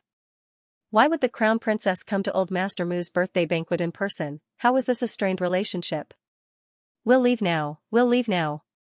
Stewardly grabbed Scarface and turned around, wanting to slip away. Unexpectedly, the young crown prince consort said coldly from behind them, "Hold on. You want to leave just like that?" Stewardly was baffled, and his heart skipped a beat. He hurriedly turned around and smiled awkwardly. "Crown princess, do you have any other orders? You two suddenly barged in and disrupted my eating mood." Arbor glanced at them coldly. Compensation. All the family heads present, whether it was the Mu family head, the Long family head, or the Gu family head, could not help but feel their eyelids twitch slightly. Because the word compensation was too king frightening. They hadn't forgotten that the young crown prince consort had formed a debt collection team a while ago. Every day, she would lead the team to knock on doors and collect reparations. They didn't know why, but they felt their hearts, and it was very, for some reason, when she saw the two fools from Fenlu being dissed by the crown princess and being asked for compensation by the crown princess, she actually felt slightly pleased. "You two, use your, is. You. Ha ha ha." Old Master Duan couldn't resist laughing. Compensation is good. This old man's drinking mood has also been disrupted. Compensation indeed, compensation. Stewardly couldn't resist sweating. "Crown princess, this lowly 1,000,000 spirit coins, pay up and scram." The little crown princess's crisp voice resounded above the residents. Fifth young Master Qin couldn't resist rolling his eyes. This fellow really was a money grubber. She clearly opened her eyes at the sight of money, but she still pretended in front of him last time. Steward Li's eyes nearly popped out, and he almost exclaimed, "Are you crazy?" The little crown princess glanced at him coldly. "If you don't want to pay, then give me your life." "What do you want?" Scarface panicked. "How can you be so unreasonable?" "Husband." The young crown prince consort shot up with a displeased expression on her face. Look, the people and matters that his Jojo was too lazy to deal with were conventionally summoned to her husband. Mo Lian inwardly found it funny as he walked over. He lightly coughed and reached out to grab her little hand, giving her a "leave it to your husband" look. When he turned to look at Manager Li and Scarface, his face instantly sank. This crown prince has never needed to reason with anyone. "Everyone, take them away." Don't. Manager Li jumped in fright and hurriedly said, We'll pay. But we don't have that many spirit coins on us right now." The little crown princess waved her hand and Kai Xiu held back her laughter as she hurriedly handed her crown princess a pen and paper. "Right." Arbor impatiently waved his hand. "A debt of 1,000,000 spirit coins, 5% interest for 2 hours." The little crown princess coldly said, "Write it clearly." "What? 5% interest for 2 hours? 2 hours.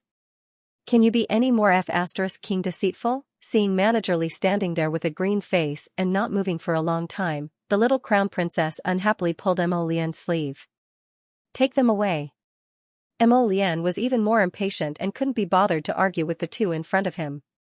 Coming to disturb his Jojo's meal, they deserved to die. It looked like they were really going to be dragged away and beaten to death. Manager Li didn't dare to hesitate and quickly signed the IOU, even paying the money. The young crown prince consort took it and looked around before saying with a nod, "Scram." Manager Li and Scarface were given the cold shoulder and didn't dare to continue staying here. They shrunk their necks and ran away with their tails between their legs. Arbor indifferently glanced at the purple forest guard behind him. "Go guard outside. I don't want to see anyone from Pink House for 5 days." Everyone was dumbfounded. No, it wasn't. What did the crown princess mean? Was he going to collect the debt from the pink brothel after compounding the interest of this 1 million yuan? Yes, that's what it meant. After all, the crown princess gave him a 5% profit for every 2 hours, 50 days and 60 hours. That would be pushing Fenlu to the brink of death. Blood pit. Everyone looked at the little crown princess in shock. Then, they silently picked up the bowls in front of them and pretended that they were eating happily. Grandpa Mu coughs and repeats his opening speech. Then, he asks everyone to pick up their chopsticks. As the sound of cups and plates rang out, the originally deathly silent atmosphere began to slowly recover as if spring had returned to the earth. Madame Hua of the fifth branch hung her head like a defeated rooster. She ate absent-mindedly. After toasting for a while, the atmosphere finally became lively again. Gradually, people began to joke and chat with each other. The MC hosting the banquet trembled in fear for a while. Now, he finally regained some of his smile and remembered that he was about to start the process. Thus, he said, the descendants will come forward to present their gifts. This was basically the same process every year. It was also the time for the branches to display their strength and wealth. But this time, the crown prince and his wife were present. Naturally, according to etiquette, the crown prince and his wife were the first to present their gifts. The two stood up from their seats and walked to a corner. They bowed to Grandpa Mu and said, "I wish Grandpa Mu happiness and longevity." The little crown princess casually took out an exquisite palm-sized box from her inner world and handed it over. What kind of gift can such a small box contain? Mu Royan muttered and pursed her lips. However, she didn't dare to say it out loud and only mumbled it in her throat. The others naturally craned their necks to look curiously. They all wanted to see what was inside the small box that the crown princess presented. The noble ladies, who had experienced several calamities in succession, were all very well behaved at this moment. None of them dared to make a sound or make up stories, but there was a hint of curiosity in their eyes. What kind of rare treasure could such a small box contain? Old Master Mu chuckled as he reached out to take the small box. This small box was tightly sealed. From the outside, nothing could be seen. Not even a trace of smell leaked out. Old Master Mu held the box in his hand and appeared very happy. He nodded repeatedly and said, "Good, good. You're considerate." Before he could finish his sentence, Mu Rochuan quickly walked up and bowed. Grandfather, granddaughter presents a mechanism diagram of hundreds and thousands of children and grandchildren. This diagram contains 3 different formations that can withstand a fatal attack at a critical moment. After saying that, she clapped her hands. Immediately, someone carried a mechanism diagram that looked like a screen over and placed it on the ground. A complete mechanism diagram appeared in front of everyone. Many young boys and girls were drawn on the formation diagram. Every one of them had different expressions, and their eyes shone brightly. At first glance, it looked densely packed and somewhat terrifying. Arbor took 2 steps back and grabbed Mo Lian's finger. Mo Lian also grabbed her little hand and nodded at Old Master Mu. He held his little wife's hand and wanted to return to the banquet. Unexpectedly, Mu Rochuan turned to look at them and said indifferently, "Since it's a gift, we naturally have to present it to everyone. For example, the 5th branch's Jade Buddha hand." Mu Rochuan pointed at the Jade Buddha hand that the 5th branch's madam ordered people to bring up, then pointed at the gifts from the other branches. "And our mechanism diagram. Those are all things that everyone can admire." The 5th branch's madam stood there awkwardly and didn't make a sound. In order to buy this Jade Buddha hand, she had borrowed money from Fenlu. It really wasn't worth praising. Arbor frowned and looked up at Mu Rochuan. Mu Xingchen had already stepped forward and glanced at Mu Rochuan with an unperturbed expression. Rochuan, step back. Mu Rochuan stood in front of the guests with a cold expression and did not retreat. She said with an indifferent expression, how can people appreciate something in a box? Mu Jingxua, who was ordering people to carry a box that was as tall as a person forward, let out a few muffled coughs. He swept a glance at Mu Rochuan and snapped, you're meddling too much. Why do you care what other people give you? You can leave after you're done. My gift is also in the box. Who made the rule that gifts must be opened in public? Bah, Mu Rochuan curled her lips coldly. You don't dare to open it in a box? How could he let everyone appreciate it? Sixth uncle, do you think I'm wrong? Then give me a reason to convince me. Mu Jingxuan was fuming. He waved his fan carelessly and sneered, I'm your sixth uncle. Don't be rude. Back off. Mu Rochuan did not move a single step. Old Master Mu couldn't help but frown. Just as he was about to mediate, he heard Mu Rochuan say, come, open the gift. This time, Mu Jingxuan jumped up. He watched as 2 or 3 servants ran up to him and began to open his big box. He angrily pointed his folding fan at Mu Rochuan and angrily said, You. Was there something wrong with Mu Rochuan? In the past, she was well-educated, well-mannered, gentle, and elegant. She looked like a well-bred young miss from a wealthy family and looked pretty good in every way. But looking at her today, she simply looked repulsive and crazy. Why did she open his box for no reason? What did this have to do with her? Mu Jingxuan's face was ashen. He wanted to chase those servants away but was unexpectedly stopped by Mu Rochuan. Sixth uncle, don't be anxious. It'll be quick. Mu Rochuan said mildly. Mu Jingxuan was simply furious. Who said it would be quick? He didn't want anyone to touch his gift box at all. Alright, the more he looked at her, the more she looked like someone with something wrong with her head. Mu Jingxuan forcefully pushed Mu Rochuan away and said angrily, get out of my way. Don't block the way. Mu Rochuan looked at him coldly and blocked his path from beginning to end. Meanwhile, those nimble servants had already opened Mu Jingxuan's big box. Everyone thought they would see some peerless treasure, but in the end, it was still a box. Mu Jingxuan's expression became slightly unnatural, but the others didn't notice. They only felt that this sixth Master Mu was really considerate. The packaging was so good, and he actually made a double-layered box. Everyone's originally craned necks moved slightly, and they all sat up properly. Those servants who were opening the gift box were also stunned, and they immediately turned to look in eldest Miss's direction. Mu Rochuan nodded at them again, and the servants nimbly started to open the box again. Mu Rochuan, don't go overboard. Mu Jingxuan looked at her angrily, and he couldn't help but feel anxious inwardly. In the past, when the old master received gifts, he would directly order people to lock them up in the storeroom. Who would have thought that this would happen today? Those disciples from the branch families also looked at each other with slightly flustered expressions, inwardly blaming Mu Rochuan, this willful eldest miss, for being meddlesome. Why did she choose to open the gift box in front of all the guests? Although everyone would do their best to prepare gifts for the old master's birthday every year to please him, the branch families weren't strong enough. Naturally, they weren't as wealthy as the direct descendants. Everyone was well aware of these matters. As long as the intention was there, it was done. In the past, most of the gifts were kept in boxes, and there was never any mention of opening the boxes in public.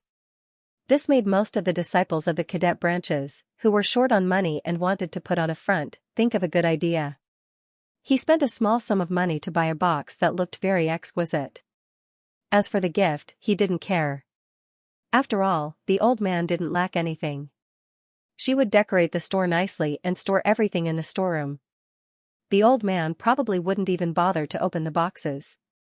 This had been a tradition for many years, and it had never failed. Moreover, the old man's birthday banquet was held once a year.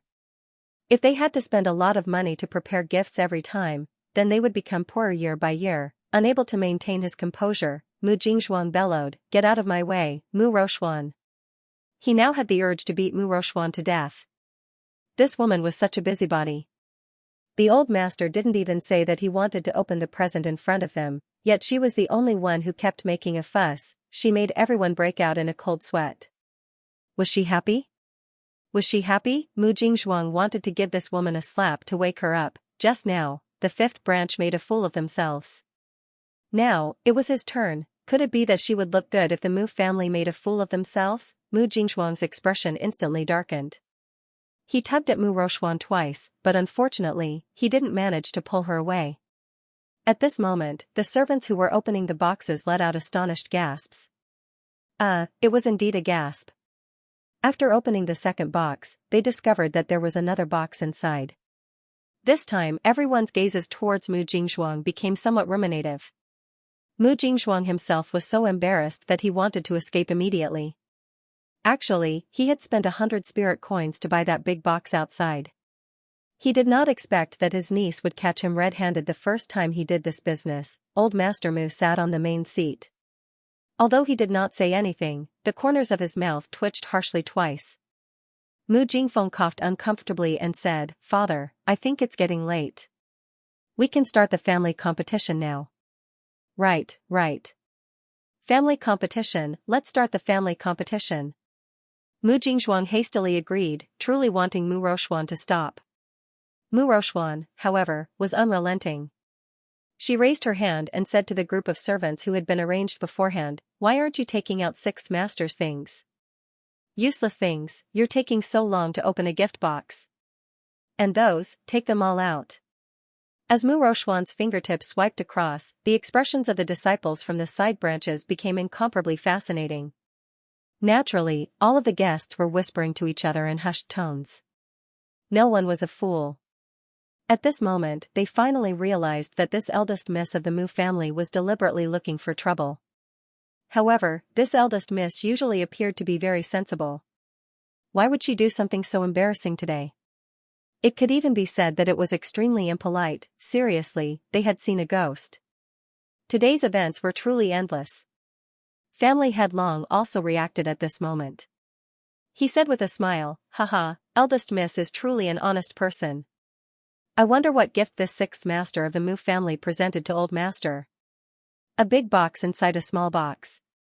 This must be the best of the best. Otherwise, why would he need to wrap it up so carefully?" Matriarch Mu, she knew her son very well. This fellow was most likely going to make a fool of himself today. Mu Jingxuang hastily rushed forward and wanted to kick those servants away, but Mu Roxuan reached out to stop him. "Sixth uncle, why are you so nervous? Could it be that you've given Grandpa an unworthy gift? Your grandpa's son. It's one thing to see those disciples from the side branches fooling around, but you couldn't have learned from them and deliberately made a fake gift to fool Grandpa, right?" Mu Jingxuang, old Master Mu was speechless. He hurriedly said, "It doesn't matter whether they are polite or not. The main purpose of this birthday banquet is to test the cultivation ability of the disciples in the family. In addition, it is to let everyone gather together at the same time to promote the relationship between the clansmen." Old Master Mu spoke with great emotion, and the clansmen all lowered their heads in shame. After a while, Mu Jingxuang's gift box was finally opened. Everyone counted and found that sixth Master Mu had a total of 16 boxes. Finally, he took out a small black jar. When he opened it, it was actually a handful of black soil. Everyone was speechless. "Big brother, you're King cheating me." Old Master Mu's expression could no longer remain calm. He jumped up from the stool with a whoosh and lifted his leg to kick Mu Jingxuang's butt. This son of Tch, did he want his father to be buried as soon as possible so that he could rest in peace? It was obvious that the soil was from the backyard of the house. Mo Lian was secretly amused. He pulled his wife's hand and dodged to the side. Suddenly, he noticed that the little fellow had lowered her head and her shoulders were trembling slightly.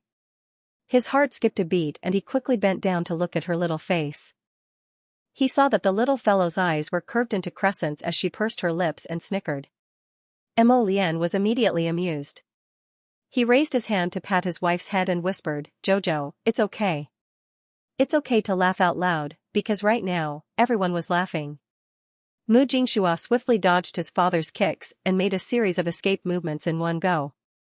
When old Master Mu looked up again, the son of Tch had already run into the crowd and was out of reach. "You're too much of a scammer. You just grabbed a handful of soil from your own backyard and gave it to your father without spending a single cent." Little did they know that sixth Master Mu had spent some money on the beautiful box. The guests couldn't help but laugh. Seeing Old Master Mu's ugly expression, they tried hard to hold back their laughter, but it was so damn difficult. Long Shoshin laughed and said, "Sixth Master Mu is indeed a man of character." Ha ha, ha ha, ha ha ha. At this time, the gifts from the side branches had also been opened. Each gift was weirder and cheaper than the last. Someone actually gave Old Master Mu a cheap silver bracelet. They were sure that Old Master Mu would throw the gifts into the storage room every year and never count them. Old Master Mu sighed and said, "I used to tell you not to give gifts. In the end, all of you said that I can't do that. How can I not give gifts on my birthday?" Old Master Mu sounded a little helpless. "In the end, you put on a facade every year. You didn't give me gifts to celebrate my birthday, but in fact, it became a competition between all of you. I thought about it. Since that's the case, I might as well treat all of you equally. I won't open the gifts and put them in the storage room first. When you need them after you get married, I'll open the storage room and return them to you." Fortunately, none of the descendants in the family had gotten married in the past 2 years, right? Otherwise, the old man would have fainted on the spot from anger if he had opened the box and found all these crooked pieces of trash. Now, in order to save money and keep up appearances, all of you have learned to work hard on the gift boxes. It must have taken a lot of effort to find all these exquisite and beautiful boxes, right? Maybe you have to pay for it? Grandpa Mu's eyes widened. Everyone was speechless, not knowing what to say. The sour feeling of being exposed in public was really indescribable. It was one thing for her to feel guilty towards her grandfather, but she also hated Mu Rochuan to the core. This Mu family's eldest miss was indeed a good-for-nothing. "It's fine if you're otherworldly, but now you're trying to ruin our show. If you can't stand the side branches deceiving the old master, can't you secretly warn them? Why did he have to do this when the house was full of guests?" Now that things had turned out like this, everyone's faces had been tarnished. Was this young miss in a good mood? Mu Qingyao was a smart girl. She knew that her daughter had offended everyone in the clan with what she did today. How could he not understand the ways of the world? She tightened her grip on the handkerchief in her hand and was about to walk forward when she heard Mu Rochuan say, "There's still a box that hasn't been opened." Everyone's gaze followed her finger and landed on Old Master Mu's hand. It was the small brocade box that the crown princess had handed over. Everyone silently glanced at eldest Miss Mu and secretly shook their heads. This Missy really couldn't keep her cool. Missy had done so much, but her target was actually the crown princess, right? The people from the side branches were even angrier, so, after all that, they were merely the guiding stones. Her real target was the crown princess. In the end, they, the cannon fodder, had become the Missy's sacrificial lambs. Everyone's gaze toward Mu Rochuan turned unfriendly. Seeing this, Mu Qingyao's heart skipped a beat, and she hurriedly walked up to berate her. "Rochuan, stop fooling around. This foolish daughter of his. Could she not tell that everyone in the clan had become very unfriendly towards her? This matter was truly unsightly." As a junior, she was giving orders in front of Old Master Mu, insisting that others open the gift box. How could Old Master Mu like her when she didn't see the big picture? Mu Qingyao was vexed. How did a tactful person like her raise such an unreasonable daughter? Mu Rochuan turned a deaf ear to Mu Qingyao's words. She only looked at the box in Old Master Mu's hand with a mocking gaze. "Grandpa," Old Master Mu's face darkened. "Open it or not, it's up to me. Leave." After fooling around for so long, the atmosphere finally turned good, but at this moment, it was stifling again. Old Master Mu felt very stifled. Was it easy to organize a birthday banquet? But, Grandpa. Mu Rochuan wanted to say more, but Old Master Mu glared at her. Mu Jingfeng berated, "All right, all of you leave. Those who passed the preliminaries yesterday, go prepare for the clan competition." Mu Rochuan clenched her fists and resentfully took a step back, her gaze fixed on Arbor. Arbor casually glanced back at her and suddenly said, "You want to see what I gave Old Master so much?" Mu Rochuan pursed her lips and didn't say anything, looking at him provocatively. Xiamu sized her up. "Let's make a bet?" Old Master Mu's eyelids twitched inexplicably. He was about to remind Mu Rochuan, this pitiful granddaughter of his, when he heard her speak. "Bet on what?" "I bet that my gift is the most valuable present. No amount of money could buy it, and it wasn't sold on the black market either." If I win, you have to give me your spatial ring. If you win, you can name any conditions you want. Arbor tilted his head and said indifferently. Mu Rochuan's gaze instantly became incomparably sharp. Alright, Rochuan, don't mess around. Mu Qingyao interrupted her daughter and turned to smile at Arbor. She said gently, Crown Princess, Rochuan doesn't know any better. Don't hold it against her. The items that the Crown Princess sold were naturally peerless and priceless. I hope that the Crown Princess will not joke with Rochuan. The little Crown Princess stared at Mu Qingyao coldly for a long time until Mu Qingyao lowered her head. Then, she slowly said, You can't afford to play? Anger flashed in Mu Rochuan's eyes. Just as she was about to take a step forward to speak, she felt her fingers tighten. Looking down, she saw that her mother was holding her hand tightly. Humph, the little Crown Princess snorted coldly and her gaze circled Mu Qingyao. With this sly woman around, she wouldn't be able to trick her daughter today. If you can't afford to play, then don't talk nonsense. Arbor turned and walked back to his seat, showing no intention of revealing the item in the brocade box. Fine. I'll bet with you. She hadn't even taken 2 steps when she heard Mu Rochuan's shout from behind. Mu Rochuan retracted her hand and forcefully pushed Mu Qingyao away. She used so much force that Mu Qingyao almost fell to the ground. Fortunately, Song Lu reacted quickly and supported First Madam. When she raised her head and saw that First Madam's face was slightly pale, she couldn't help but be shocked and angry. Eldest Miss, how can you treat First Madam like this? Arbor turned around and his gaze indifferently fell on Mu Rochuan. He raised a finger and lightly shook it. Don't regret it. Mu Rochuan sneered. Such a small box, I'm guessing it's a pill. Even if this girl knew how to refine pills since she was in her mother's womb, she probably couldn't refine any exceptional pills at such a young age. Since that was the case, how could a mere pill compare to the mechanism diagram she presented? It's a pill. Arbor nodded. You guessed correctly. Sir, before you open the box, you should set up a defensive barrier first. Xiaomu reminded faintly.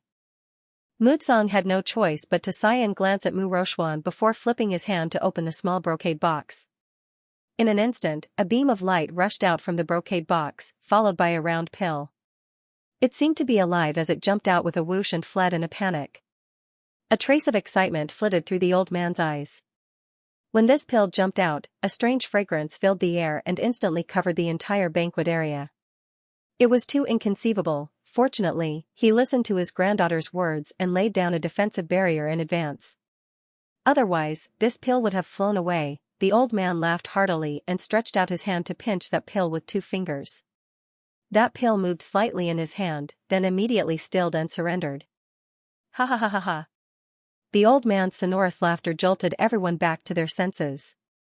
Family head Qin jumped up, his voice trembling with excitement. He widened his eyes in disbelief. Black-veined pill. It's a black-veined longevity pill. The crowd was in an uproar. Even if they had never eaten a black-veined medicinal pill before, they were still people from large aristocratic families. They still had this bit of knowledge. A black-veined medicinal pill was a top-grade medicinal pill.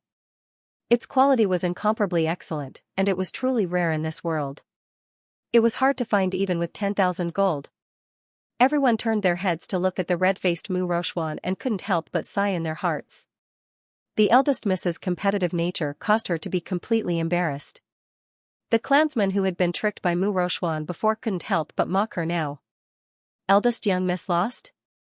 Just because you don't have the foresight, you think that others can't bring out anything good? Wouldn't everything be fine if I had listened to First Madam's advice? At this moment, family head Qin had already walked over quickly. Can I have a look? Under everyone's watchful eyes, the old man wasn't afraid that family head Qin would rob him. He smiled as he placed the elixir into the brocade box and handed it over to family head Qin. Family head Qin held it in his hand and praised it repeatedly. As expected, it's a supreme-grade medicinal pill, a divine grade 1. Divine-level top-grade longevity pill. His eyes couldn't help but emit a strange light. In recent years, a supreme-grade longevity pill of such excellent quality was truly rare. Today, it had truly opened his eyes. Everyone from the Qin estate swarmed forward. At this moment, they all wished that they could snatch the pill from family head Qin's hands. Fifth young master Qin glanced at the little girl in amazement. You concocted this? The little girl threw him a dull look. It was this tsundere attitude. When he had asked her to treat his illness, he had suffered quite a bit at her hands. This girl was clearly so rich and didn't lack money at all, so why was she so obsessed with money? She wasn't even willing to let go of her own older sister's spatial ring. Impossible, impossible. Mu Rochuan shook her head repeatedly, disbelief written all over her face. She didn't believe it. How could a girl who wasn't much older than her possibly concoct a divine-rank medicinal pill? She was a divine-rank alchemist. Impossible. If she was a divine-rank alchemist, she would have long been famous in the 3 provinces. Alright, after all, the birth of such a young divine-rank alchemist would definitely cause a sensation in the world. However, she had never heard of a divine-rank alchemist like her. Never. Liar. She was definitely a liar. You're lying. Mu Rochuan berated angrily. It's impossible for you to concoct a divine-rank medicinal pill.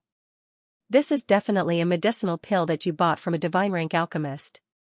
Arbor coldly swept her a glance. Is there a difference? That's right, was there a difference? Their bet was that the crown princess's gift was the best among all the gifts. It was something that couldn't be bought with money and couldn't be bought on the black market, right? Right now, the crown princess had already won. What did Mu Rochuan mean by this? She wasn't willing to admit that she had lost the bet, but what was the point of this? With so many people watching, if she wanted to renege on the bet, she would have to be truly shameless. Mu Qingyao's face had already darkened, and she berated, Rochuan, you must accept your loss. Don't let all the uncles here look down on you. Hand over the item. Mu Rochuan retreated a step. She looked at her mother in disbelief, her expression looking very disappointed and incomprehensible. Her mother was the first to stand up and berate her again. When she looked at her, her gaze was so cold, as if she was merely a stranger to her. How could it be like this? Since when did she, Mu Rochuan, end up in such a situation where she was deserted by everyone? Mu Jingfeng furrowed his brows. It was rare for him to find his conscience and say, Crown Princess, you and Rochuan are sisters. This interspatial ring isn't a big deal to you. Don't force her over such a small matter. Would Arbor give Mu Jingfeng face? Naturally, the answer was no. She did not even look at Mu Jingfeng. It was as if he was a dirty thing that could not enter her eyes at all. Such an attitude immediately stimulated Mu family head's self-esteem. In front of others, he was somewhat unable to vent his anger, but the anger in his heart burned fiercely, and the anger rushed straight to his heart. Rochuan. Mu Qingyao scolded angrily, her eyes filled with disappointment for her daughter. She was the one who wanted to compete, but she did not have the magnanimity to hand over the item after losing. Such a Mu Rochuan truly made her feel extremely disappointed. This was the daughter she had painstakingly nurtured since she was young. Mu Qingyao took a deep breath, closed her eyes slightly, and said with a tired expression, Rochuan, you must accept your loss. Accept your loss? A trace of anger flashed across Mu Rochuan's eyes. She suddenly took a step back and rushed toward the battle stage that had been built. Everyone turned their heads in unison, and their gazes followed her frantically running figure. Mu Rochuan landed on the stage with a whoosh. She turned her head and flung her long hair behind her back. She said sternly, isn't the competition going on? Arbor, you can only get this space ring if you defeat me. Then, she took off the ring from her finger and threw it into the air. Everyone looked over and saw that the small silver ring was wrapped in a ball of spiritual energy, floating in the air. Arbor looked up at her, then looked at Old Master Mu. What do you think, Old Master? Mu Tsang sighed and looked deeply at Mu Rochuan on the stage. Since Rochuan issued the challenge first, Jojo, you should go up and fight with her. At this moment, Grandpa Mu couldn't say anything like you have to stop before you go too far. He saw the hatred in Mu Rochuan's eyes and knew that she wouldn't show any mercy to Xiao when she made her move later. If she hurt Jojo, the Crown Prince would definitely not let it go, given how much he doted on Jojo. Forget it. If they encountered any danger, he could only thicken his skin and stop them. He didn't want to provoke the Crown Prince's wrath because of a competition. I hope Rochuan can be more sensible, Old Master Mu thought. His gaze involuntarily landed on Mu Rochuan, who was standing on the stage with her head held high. Arbor walked up the stage slowly, unlike Mu Rochuan, who gracefully leaped into the air with a fancy movement technique. It was very pleasing to the eye. Xiaomu slowly walked up step by step. She was plain and unremarkable, and her face was expressionless. She stared at Mu Rochuan with her pitch-black eyes that resembled ice pearls for quite a while before saying, "You have already lost the bet just now. The space ring was the prize of the previous bet. It has nothing to do with this competition." "You're scared?" Mu Rochuan asked sharply. Arbor shook his head. "If you lose this competition, you'll hand over your 5 properties in Dragon Flame City to me. If I lose, I'll still say the same thing. You can do whatever you want with me. Do you want to bet?" Everyone, the crown princess was clearly trying to kill Mu Rochuan, wasn't she? Mu Qingyao's eyes narrowed, and she hurriedly interjected, "Rochuan, you." She wanted her daughter to grow some brains. In the end, she had only spoken 3 words when Mu Rochuan nodded in agreement. Her eyes were filled with monstrous rage as she said word by word, "If you lose, I want you. Disappear before my eyes. Disappear forever." Arbor was expressionless. "Sure." Mu Rochuan abruptly retreated a few steps and waved her hand in front of her. Several offensive talismans jumped out and flew straight towards Arbor's face. "Die!" Mu Rochuan angrily shouted. Just as the attack talisman was about to reach Arbor, 2 binding talismans and sleeping talismans leaped out from her fingers and pounced towards Arbor. If she were to be struck by the talisman, with her cultivation, she would definitely be temporarily held back. She only needed a 2-second pause. Excitement bloomed in Mu Rochuan's eyes. It was a sense of joy that came from being determined to win. Arbor was dead meat. A purple talisman slowly floated in front of Arbor.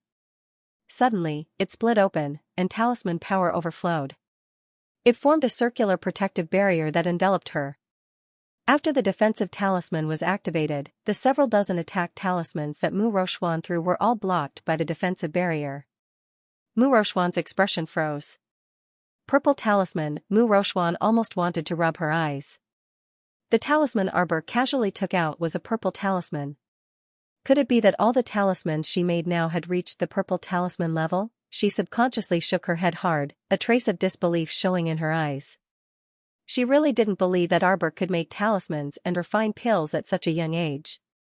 Who trained her? This girl grew up in the lower star domain. Okay, the lower star domain was generally lacking in spirit energy. Spirit techniques, talismans, and alchemy techniques were pitifully few in number. How exactly did she grow up? Didn't anyone find it suspicious? Her experience growing up was clearly abnormal, alright? Mu Rochuan's eyes were filled with dense murderous intent. With a flick of her finger, a blue talisman flew out from her fingertips. Some of the Mu family's more perceptive people immediately shouted. Eldest Miss threw out a Thunder Spirit talisman. The Thunder Spirit talisman Eldest Miss made can release 6 bolts of spirit lightning. Other than Eldest Young Master, Eldest Miss Thunder Spirit talisman is of the highest grade. What do you know? During the preliminaries this time, Eldest Young Master helped the Crown Princess draw quite a few 5 spirit talismans. A Mu family disciple who knew the truth pursed his lips in Mu Rochuan's direction. After all, they're blood-related siblings. It's normal for him to help the Crown Princess. Why do you think Eldest Miss is always targeting the Crown Princess? It's definitely because she's jealous. A group of Mu family disciples whispered below. Although their voices weren't loud, that kind of small voice floated into Mu Rochuan's ears from time to time, making her even more agitated and embarrassed.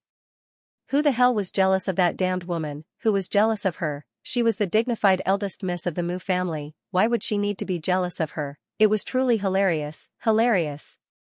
A trace of anger flitted across Mu Rochuan's eyes. Her fingers flew, and she threw out 3 more Thunder Spirit talismans. They surrounded Arbor from all sides and floated towards him. In the Mu family competition, only talismans could be used. Things like cultivation, spiritual power, pills, and the like could not be used. Therefore, Mu Rochuan believed that even if Arbor had used a purple talisman defensive talisman, it still wouldn't be able to withstand her 4 spiritual thunder talismans and 24 spiritual thunders. Old Master Mu's fingers gripped the armrest of the chair as he looked at Xiao Mu anxiously. Ro Xian really didn't know when to stop. Originally, in the clan competition, they would stop after a certain point, but when it came to her, it had become a fight to the death. Would Jojo's defensive talisman be able to withstand 24 bolts of lightning? Just as the elderly patriarch was hesitating on whether he should intervene, he suddenly saw Xiao Mu also fling out several defensive talismans with a flick of her sleeve, erecting 4 layers of defensive barriers around her. The high walls towered over her, protecting her properly. Several bolts of spiritual lightning struck the outer layer of the defensive barrier, but were unable to break through it. A trace of anger flashed across Mu Roxuan's eyes. Mu Roxuan was very familiar with those blue defensive talismans. They were the talismans her brother drew. Sure enough, her brother was biased to the heavens. Now, he only knew how to help Arbor bully her and didn't care about their past relationship at all. Mu Roxuan's face was incomparably gloomy. At this time, Arbor was standing inside the defensive wall and took out a talisman glowing with purple light from his small waist pouch. You should also try my Thunder Spirit talisman. Be careful. Miss Chow said expressionlessly. In the blink of an eye, Arbor flicked the purple talisman in his hand out. Everyone only saw a streak of light streak across the sky before the talisman suddenly exploded in front of Mu Roxuan. It was so fast that it was almost too much for the eyes to take in. Rumbling thunder and lightning streamed down from the sky.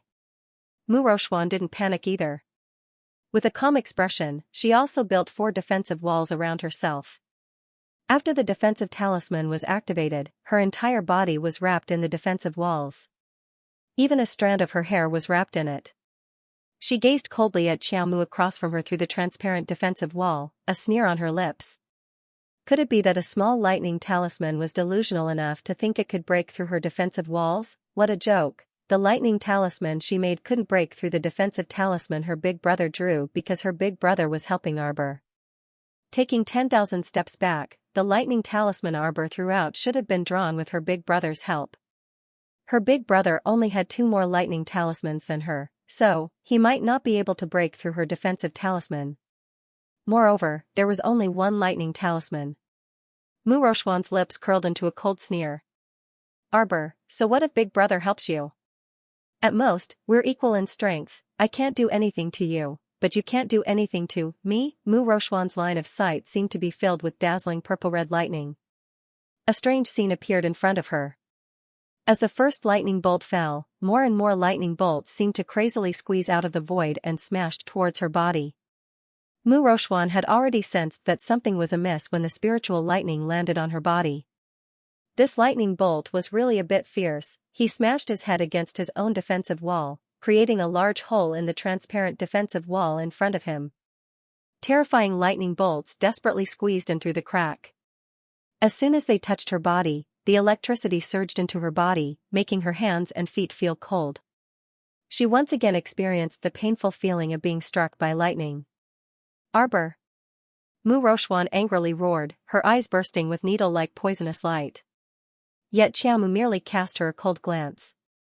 She didn't budge from her spot and merely watched as that spiritual thunder talisman completely enveloped her body. At this moment, everyone present was shocked. Naturally, everyone had seen the purple lightning talisman that the little crown princess had thrown out. Even though it was a purple talisman, there was only 1 of it. Even though it was powerful, it probably wouldn't last for long. Moreover, eldest Miss Mu had several defensive talismans in front of her to protect her. She should be fine. Unexpectedly, after the purple talisman was activated, a lightning cloud floated above Mu Roxuan's head. Just like that, with the supreme power of lightning, it fiercely smashed down on her body. What was even more shocking was that eldest Miss Mu couldn't even withstand the little crown princess' first bolt of spiritual lightning. The defensive wall had clearly cracked. At the same time, Mu Roxuan had no other choice but to throw out a few more defensive talismans to fill the cracks in the defensive wall in front of her. However, what was shocking was that the second defensive wall that Mu Roxuan had just released actually crumbled into pieces under the crackling of the 2 bolts of spiritual lightning. In the blink of an eye, Mu Roxuan's pupils fiercely shrank. With a flick of her fingers, 5 defensive talismans flew out and built 5 transparent defensive walls in front of her. However, what made people despair was that the lightning talisman's power was fierce. Just as the defensive wall was about to be completed, a bolt of spirit lightning struck down and shattered it with a loud bang. 9 bolts of spiritual lightning. Mu Yuanyuan tightly grasped Mu Lisheng's small hand and cried out excitedly, 9 bolts. 9 bolts of spiritual lightning. Mu Lisheng's eyes also emitted a strange light as she stared intently at the battle between the little crown princess and Mu Rochuan, her blood boiling.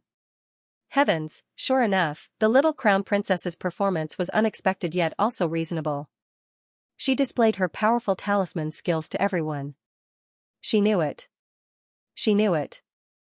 The little crown princess talisman skills were definitely superior to everyone in the Mu family. Her talisman crafting technique was obviously not on the same level as the talisman crafting techniques of all the Mu clan disciples. If the little crown princess was willing to give her a few pointers, she believed that her talisman skills would definitely advance by leaps and bounds.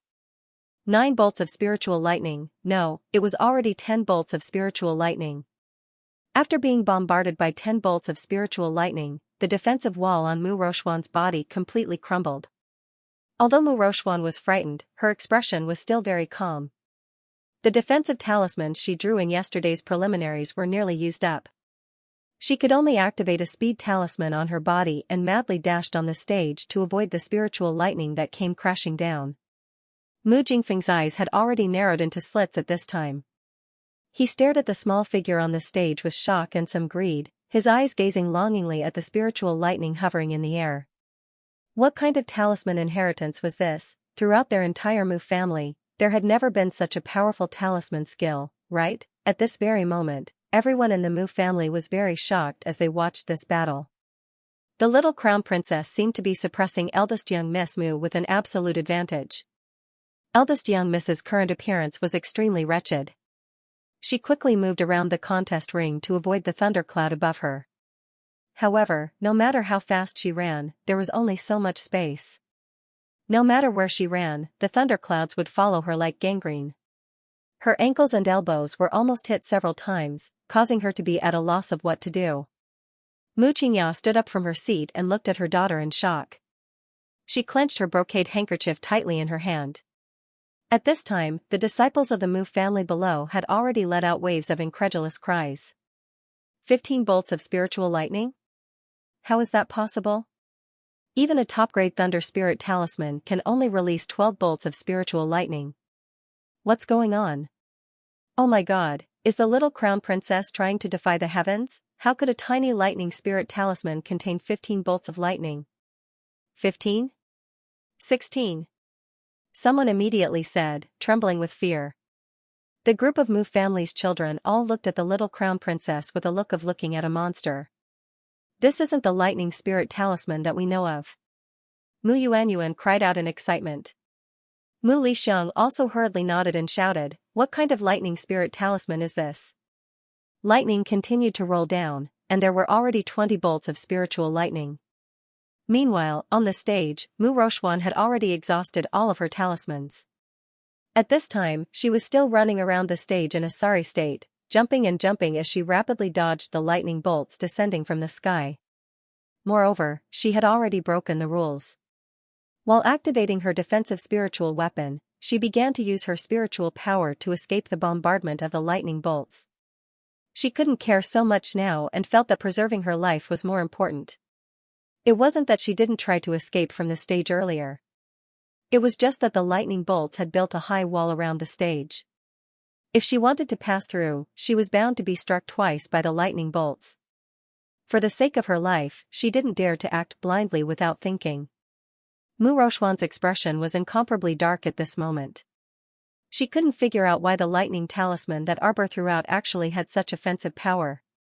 Why didn't it show any signs of stopping after more than 20 bolts of lightning? How many bolts of lightning could there be? This was also the question in Elder Mu Jingfeng, and the rest's hearts.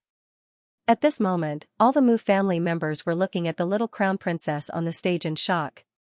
If it was said that they were just giving it a try in the beginning, leisurely watching the competition between the two juniors, they didn't take it seriously. But now, they were practically sizing them up with rapt attention, paying attention to their every move.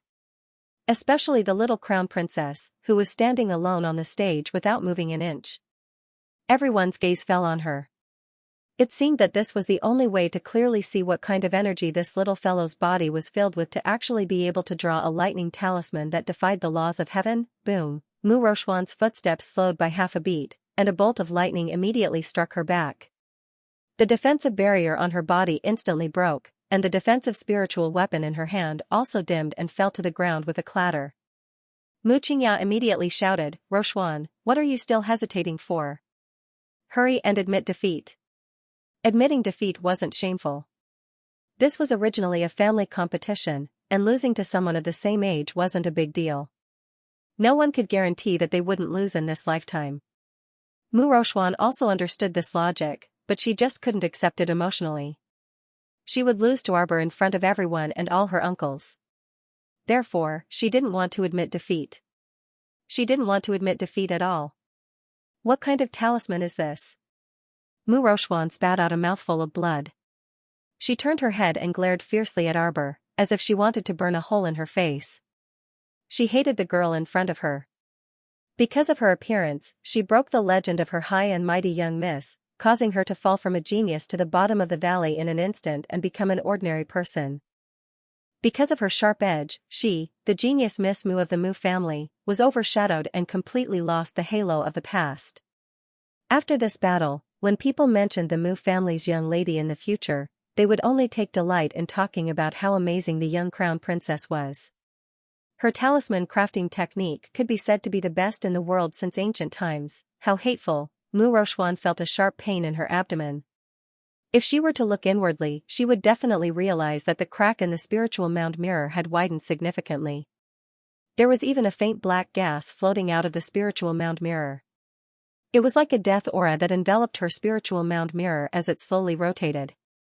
If she could notice it now or ask Grandpa Mu about it, Grandpa Mu would definitely be shocked and ask her to pay more attention to it. However, she did not notice the gloomy black gas. This was the initial phenomenon of mental demons growing crazily after the crack in the spiritual mound mirror. At this moment, this dark and demonic aura quietly took root in Mu Rochuan's heart and slowly grew. As it grew, it would slowly corrode her limbs and bones, invading the depths of her meridians. Once this demonic aura corroded her entire body, Mu Rochuan would lose all of her cultivation and explode from the inside out. At this time, as her inner demon slowly grew, Mu Rochuan would only discover that her cultivation was slowly regressing. If she didn't take this seriously, the consequences would be unthinkable. What kind of talisman is this? Another bolt of lightning struck Mu Rochuan's body. She only felt the power of the lightning slipping into her damaged meridians. It was running amok in all the meridians in her body, making her feel very uncomfortable. Arbor coldly glanced at her and said indifferently, "Third-level top-grade lightning talisman." What was a third-level top-grade lightning talisman? None of the Mu family disciples present had heard of it before. However, they weren't all fools. Just by hearing the name and combining it with the current situation on the stage, a portion of them were instantly enlightened. Third level? It can't be that there are 36 bolts of lightning, right? A Mu family disciple cried out in shock. Meanwhile, Mu Yuanyuan was already dumbfounded and subconsciously grabbed Mu Lixiang's hand. "Li Lixiang. Did you hear that?" Mu Lixiang nodded heavily, her eyes shining with excitement. As expected, wanting to befriend the crown princess from the start was absolutely correct. If she had the chance, she would definitely ask the little crown princess for guidance. The last 3 bolts of spiritual lightning struck Mu Rochuan's body. Mu Rochuan couldn't withstand it and was directly smashed to the ground by the lightning bolts. A trace of blood appeared in her mouth and she coughed several times. She felt her body become very heavy and she didn't even have the strength to lift a finger. Qiaomu glanced at Mu Rochuan before turning around to walk down the martial arts stage. She merely threw out the words, "You've lost." It was unknown if this sentence provoked Mu Rochuan, but she suddenly struggled to get up from the ground. She reached out to wipe the blood from the corner of her mouth and suddenly laughed with a hoarse voice. "You think you've won?" Mu Rochuan's voice instantly became extremely cold. Arbor turned to look at her and saw that her eyes were glowing with a strange light. Her expression was focused and somewhat distorted as she looked at her. "Did you win?" she shouted harshly. Mu Xianxia's heart skipped a beat. She wanted to rush up and drag her troublesome daughter off the stage. However, just as her body moved slightly, the old madam reached out and pressed the back of her hand. She shook her head at her. The competition is still going on. It's futile for you to go up. Based on Mu Rochuan's current situation, even if her father, Mu Jingfeng, went up, with Rochuan's competitive nature, she probably wouldn't listen to her father's words and obediently step down from the stage, much less Mu Xianxia, who was an ordinary person. The old madam sighed, feeling sorry for her granddaughter. She used to be such an obedient and sensible child. How could she have been blinded by jealousy and become so extremely terrifying? The competition isn't over yet. Mu Rochuan's eyes flashed with a strange light. She suddenly flung out several talismans shrouded in black aura from her sleeves and instantly pounced on Arbor's back. Mu Xingchen immediately stood up from his seat. Rochuan, what are you doing? Mu Rochuan's mind was already muddled by her desire to win, so how could she still hear Mu Xingchen's reprimand? Moreover, even if she heard Mu Xingchen's reprimand, she probably wouldn't take it to heart. In her heart, this big brother had already switched sides and completely stood on Arbor's side. They were no longer on the same path. Arbor slightly turned his head and frowned as he stared at the several talismans emitting dense black aura that Mu Rochuan threw over. It's a Mysticine talisman. A Mu family elder couldn't help but jump up and shout with a grave expression, how can eldest young misuse talismans? What was a Mysticine talisman? Everyone in the Mu family knew about it. It was a talisman filled with eviline energy drawn by a talisman master.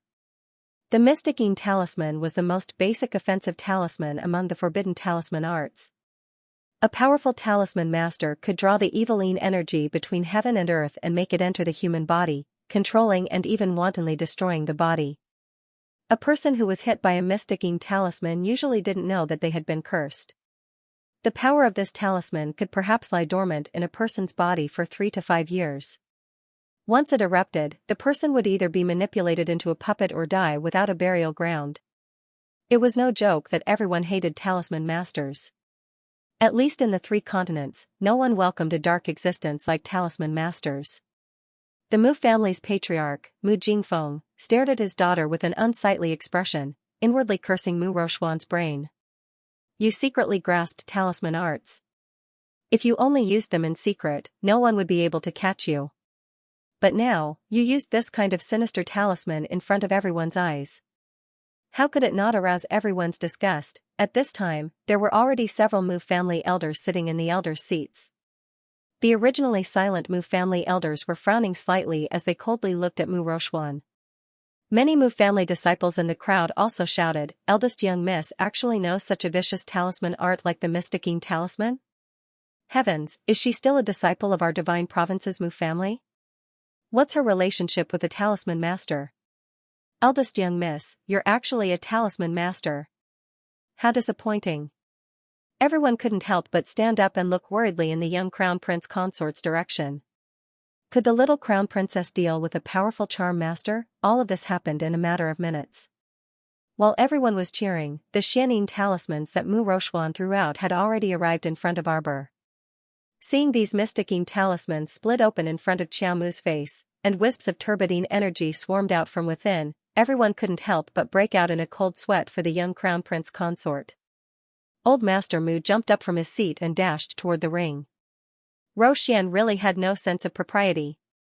With such a dense wave of energy, the little crown princess, everyone was flabbergasted when they discovered that the seemingly dense mass of energy froze in place when it was 3 inches away from the little crown princess. It wasn't willing to take even half a step forward. That mass of energy seemed to be extremely afraid of the little crown princess's body. After hesitating for a few seconds, it turned around with a whoosh and rushed directly in Mu Rochuan's direction. Everyone stared blankly at the scene before them, unable to understand what was going on. What was with this energy? Baleful energy also had things that were afraid of it. Everyone simultaneously glanced at the young crown prince consort. There was nothing unusual, but Mo Lian felt that his little wifey was like a ball of light. These evil and filthy things naturally had to stay away from the source of light and didn't dare to approach. Just like those ghosts that the little fellow encountered in the underground palace. Didn't these sinister and ghostly things also not dare to approach his wifey? Mo Lian secretly muttered in his heart. The more he thought about it, the more he felt that his conjecture was very reasonable. His wifey was definitely a ball of light, Arbor expressionlessly looked at the baleful energy that had retreated back and was rushing towards Mu Roshwan. Blinking her eyes, she looked down at her little hand in confusion. Just now, she was already prepared to throw out an Earth-grade defensive talisman to break these baleful energy. But, they were actually very perceptive and didn't come over. Since that was the case, she also didn't have the leisure to chase after these sinister and ghostly things. And at this very moment, Mu Roshwan was in big trouble. The baleful energy that she had released had actually turned around and wrapped around her. At this moment, Mu Roshwan's face was shrouded in a black fog. Her entire body was immersed in the black fog as she crazily swung her hands and kicked around while shouting, "Scram! All of you scram! Scram!" No one knew what she saw. People who were trapped by the baleful energy would naturally see all kinds of strange illusions. At this moment, an elderly elder of the Mu family's elder council stood up and said with a frosty expression, "Mu Roshwan lost." Before using the profounding talisman, she had already used her own cultivation and spiritual power, as well as borrowed external force to activate her spirit artifact to create a defensive barrier. Even so, she still lost. That elder said with a straight face, "She even used the profounding talisman, this kind of sinister and ghostly thing. This old man feels that Mu Roshwan must be severely punished. She should be locked up in the dungeon for the time being and wait for the elder council to discuss with the family head and old family head before deciding on how to deal with her." The moment he said those words, the surroundings instantly became silent. This Mu family elder's surname was Dao, and he was famous for being straightforward. After he emphasized this matter, Mu Roshwan felt even more embarrassed. Mu Xianxia hurriedly stood up. Just as she opened her mouth to defend her daughter, she heard Mu Jingfeng's stiff voice. "Elder Dao's words are very reasonable. Guards, Mu Roshwan has violated the family's rules and practiced the forbidden talisman technique without permission. Lock her up in the dungeon first and deal with her later." The guests couldn't help but look at each other. Today's events really came one after another. At this moment, the Mu family actually locked up their family's genius eldest miss in jail. However, when they thought about how this young miss actually practiced the forbidden talisman technique, everyone looked at her with hostility. Curse masters were known throughout the entire continent. They were a notorious race. These people often liked to hide in dark corners and secretly plot against others. Perhaps a charm master hiding in the crowd would secretly make a move against you and use charm techniques, causing you to never have a day of peace in the next few years, or even die suddenly. No one liked this kind of race. The people of the Divine Mainland would also have a change in expression at the mention of charm masters. Eldest Miss Mu was truly courting death. Before Mu Jingfeng could personally make a move, Elder Dao had already thrown out a wisp of divine power and tightly bound Mu Roshwan's hands. Mu Roshwan's body was instantly bound. She wanted to struggle free but was helpless. She could only scream, "Let go, let go. You guys, what do you want to do? Let go. Take her away." Mu Jingfeng glared angrily, appearing very agitated and abnormally angry. This Mu Roshwan was really getting more and more outrageous. It was fine if she couldn't help him, but now she was causing trouble for him everywhere, not letting him off. She was simply about to become a useless piece. Let go of me, you guys. Let go of me. Mu Roshwan screamed. Her hands were firmly bound by divine power, which made her feel a little at a loss. She had never been treated like this since she was young. She was flustered and appeared very angry as she kept yelling. However, at this moment, no one cared about her mood. Immediately, two Mu family members jumped onto the stage and took down the struggling and roaring Mu Roshwan. Mu Xianxia clenched her fists tightly. After a while, she slumped down on the stool. The crown princess wins this round. Xiaomu expressionlessly leaped down from the martial arts stage and walked towards her seat. Go, find Madame Mu and settle the accounts of Miss Mu's several properties in Dragon Flame City. Arbor indifferently turned his head and instructed Kai Xiao. Kai Xiao nodded in understanding and pursed her lips in response. She quickly walked to Mu Xianxia's side and whispered a few words to her. Although Arbor didn't show it on his face, he was secretly carefully observing Mu Xianxia's expression. He saw her nodding at Kai Xiao with a gentle and indifferent expression and whispering a few words to Kai Xiao. Her behavior was very appropriate and magnanimous, without the slightest trace of anger. Arbor couldn't help but frown. He immediately retracted his gaze and reached out to pick up the spoon with an indifferent expression. Was Madame Mu really able to keep her composure, or was she really friendly to her? Was he being too paranoid? Arbor thought. He put down the spoon and looked at Xianxia again. However, she saw that First Madame had turned her head and met her gaze. First Madame smiled faintly and nodded. There was not a trace of dissatisfaction in her expression. Xianxia walked to her side and whispered, First Madame said that after the banquet, she will send someone to deliver the land deeds that eldest miss owes the crown princess. Oh. The young crown prince consort nodded indifferently as she turned her gaze to the tournament stage. At this time, the second round of the Mu clan's disciple competition had already begun. Both sides' talisman techniques were a bit on par. However, after witnessing the wonderful talisman technique battle between the eldest miss and the crown princess, everyone felt as if they were chewing wax and didn't know what to eat. Even eldest Miss Mu couldn't compare to the talisman skills of these two, let alone the crown princess. Everyone drank while enjoying the Mu family competition. For a moment, the atmosphere was harmonious. Mu Tsang raised his cup and smiled at family head Qin, who came to propose a toast. The two whispered a few words. Suddenly, a hearty laugh sounded in the air. Ha ha ha, I'm not late, am I? Today, I heard that the talisman patrician families of the Divine Prefecture are holding a grand family competition. Disciple Qi Feng is passing by and would like to ask the brothers of the Mu clan for advice on talisman techniques. Song Prefecture's Phoenix the Arch City, Qi Feng, disciple of a talisman patrician family, is here to pay a visit to Old Master Mu. I wonder which brother from the Mu clan is interested and dares to compete with me.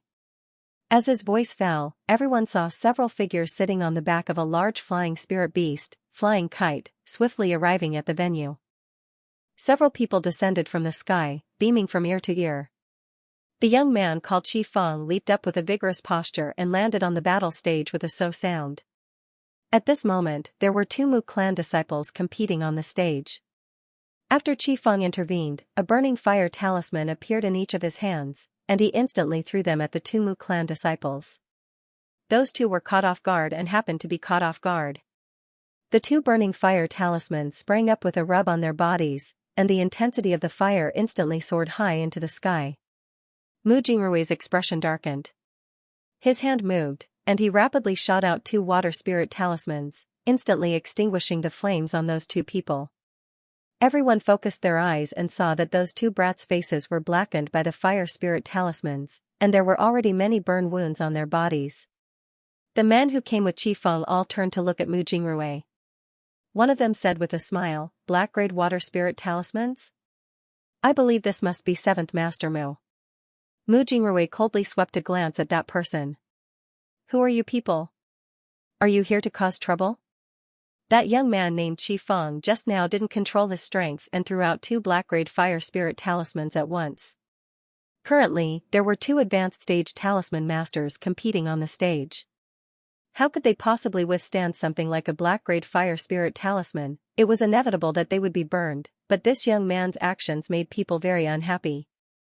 He suddenly appeared and interfered in the competition of other clans' disciples. If it was someone with a bit of common sense, they naturally wouldn't do such a disrespectful thing. Sigh, 7th Master Mu is too serious. The middle-aged man who spoke smiled and pointed at the young man on the stage. This is our Qi clan's young Master Feng. I am Old Zhong, a servant of the Qi clan. We are from the talisman patrician family of Song Prefecture's Phoenix the Arch City. The Mu family's disciples all looked at the Qi family's people who suddenly appeared with unkind eyes. Needless to say, these people from the Qi family were definitely here to mess things up, otherwise, why would she show up at Grandpa Mu's birthday party? Why would she come to the stage uninvited and throw out two dark-level fire talismans at the two disciples who were in the middle of the competition? Young Master Feng is the 33rd talisman master in our Qi family's younger generation. I'm 28 years old this year. Old Zhong chuckled as he explained. It would have been fine if he hadn't said anything, but once he did, everyone's expressions became a little strange. Especially the guests. They looked at the two Mu clan disciples on the battle stage, their faces blackened from the burns, and then looked at young Master Feng. Who won and who lost was immediately revealed. This young Master Feng was only 28 years old, yet he was able to subdue 2 talisman masters of the Mu family in one move. As for the 2 Mu clan disciples on the martial arts stage, it was obvious that they were much older than young Master Feng. Although the faces of the 2 Mu family disciples were burnt black, it could be seen from the expression on their faces that other than embarrassment, there was also a trace of shame. They had disgraced the Mu family. This young Master Feng had subdued them in one move, and they didn't even have the slightest ability to fight back. The Qi family's young master was only 28 years old, and he was only ranked 33rd among the Qi family's younger generation. With this ranking, he was able to suppress 2 Mu family disciples with one move. The 2 of them were so embarrassed that they could not lift their heads. This was truly shameful. If not for 7th Master's help just now, they might have been seriously injured by the other party's fire spirit talisman. The 2 of them drooped their heads and lowered them. Moving their feet, they ran down the stage dejectedly. And at this moment, only Qi Feng alone was standing on the enormous battling platform. This youth stood with his hands behind his back, looking like a talisman grandmaster and rather arrogant. This little brother has specially come to seek guidance from the Mu family disciples. I wonder which brother Mu is willing to come on stage and compete with this little brother. When Qi Feng's words fell, the entire venue was silent. The group of Mu clan disciples looked at each other, and all of them were at a loss of what to do. They were not fools. Anyone could see that this Qi Feng dared to challenge the Mu family alone, so he must have something extraordinary about him. The competition venue was in the Mu family. If the Mu family's eldest young master directly went up, he would definitely be able to suppress and defeat Qi Feng. However, Qi Feng had already said that he was ranked 33rd among the Qi family's younger generation. If the Mu family sent Mu Xianxia, who was ranked first, to deal with this fellow, wouldn't it be lowering Mu Xianxia's status too much? However, if they sent someone else, they might not necessarily win. Just as the elders were muttering to themselves, Mu Wuzi jumped up from his seat. I'll compete with you. His father, Mu Jingyang, subconsciously turned around and glared fiercely at his son. This impulsive fellow jumped out without seeing the situation clearly. As a father, how could he not know how good his son's talisman skills were? This Qi family disciple was a black-ranked talisman grandmaster, so his son was definitely not his match. However, Mu Wuzi had already stepped up, so as a father, he had no reason to crush his son's confidence. Thus, he could only glare fiercely at Mu Wuzi and say, "Don't show off." Mu Wuzi glanced at his father and hurriedly ran up the stage. He tilted his head and glared at Qi Feng. "Surname Qi, this young master will fight you."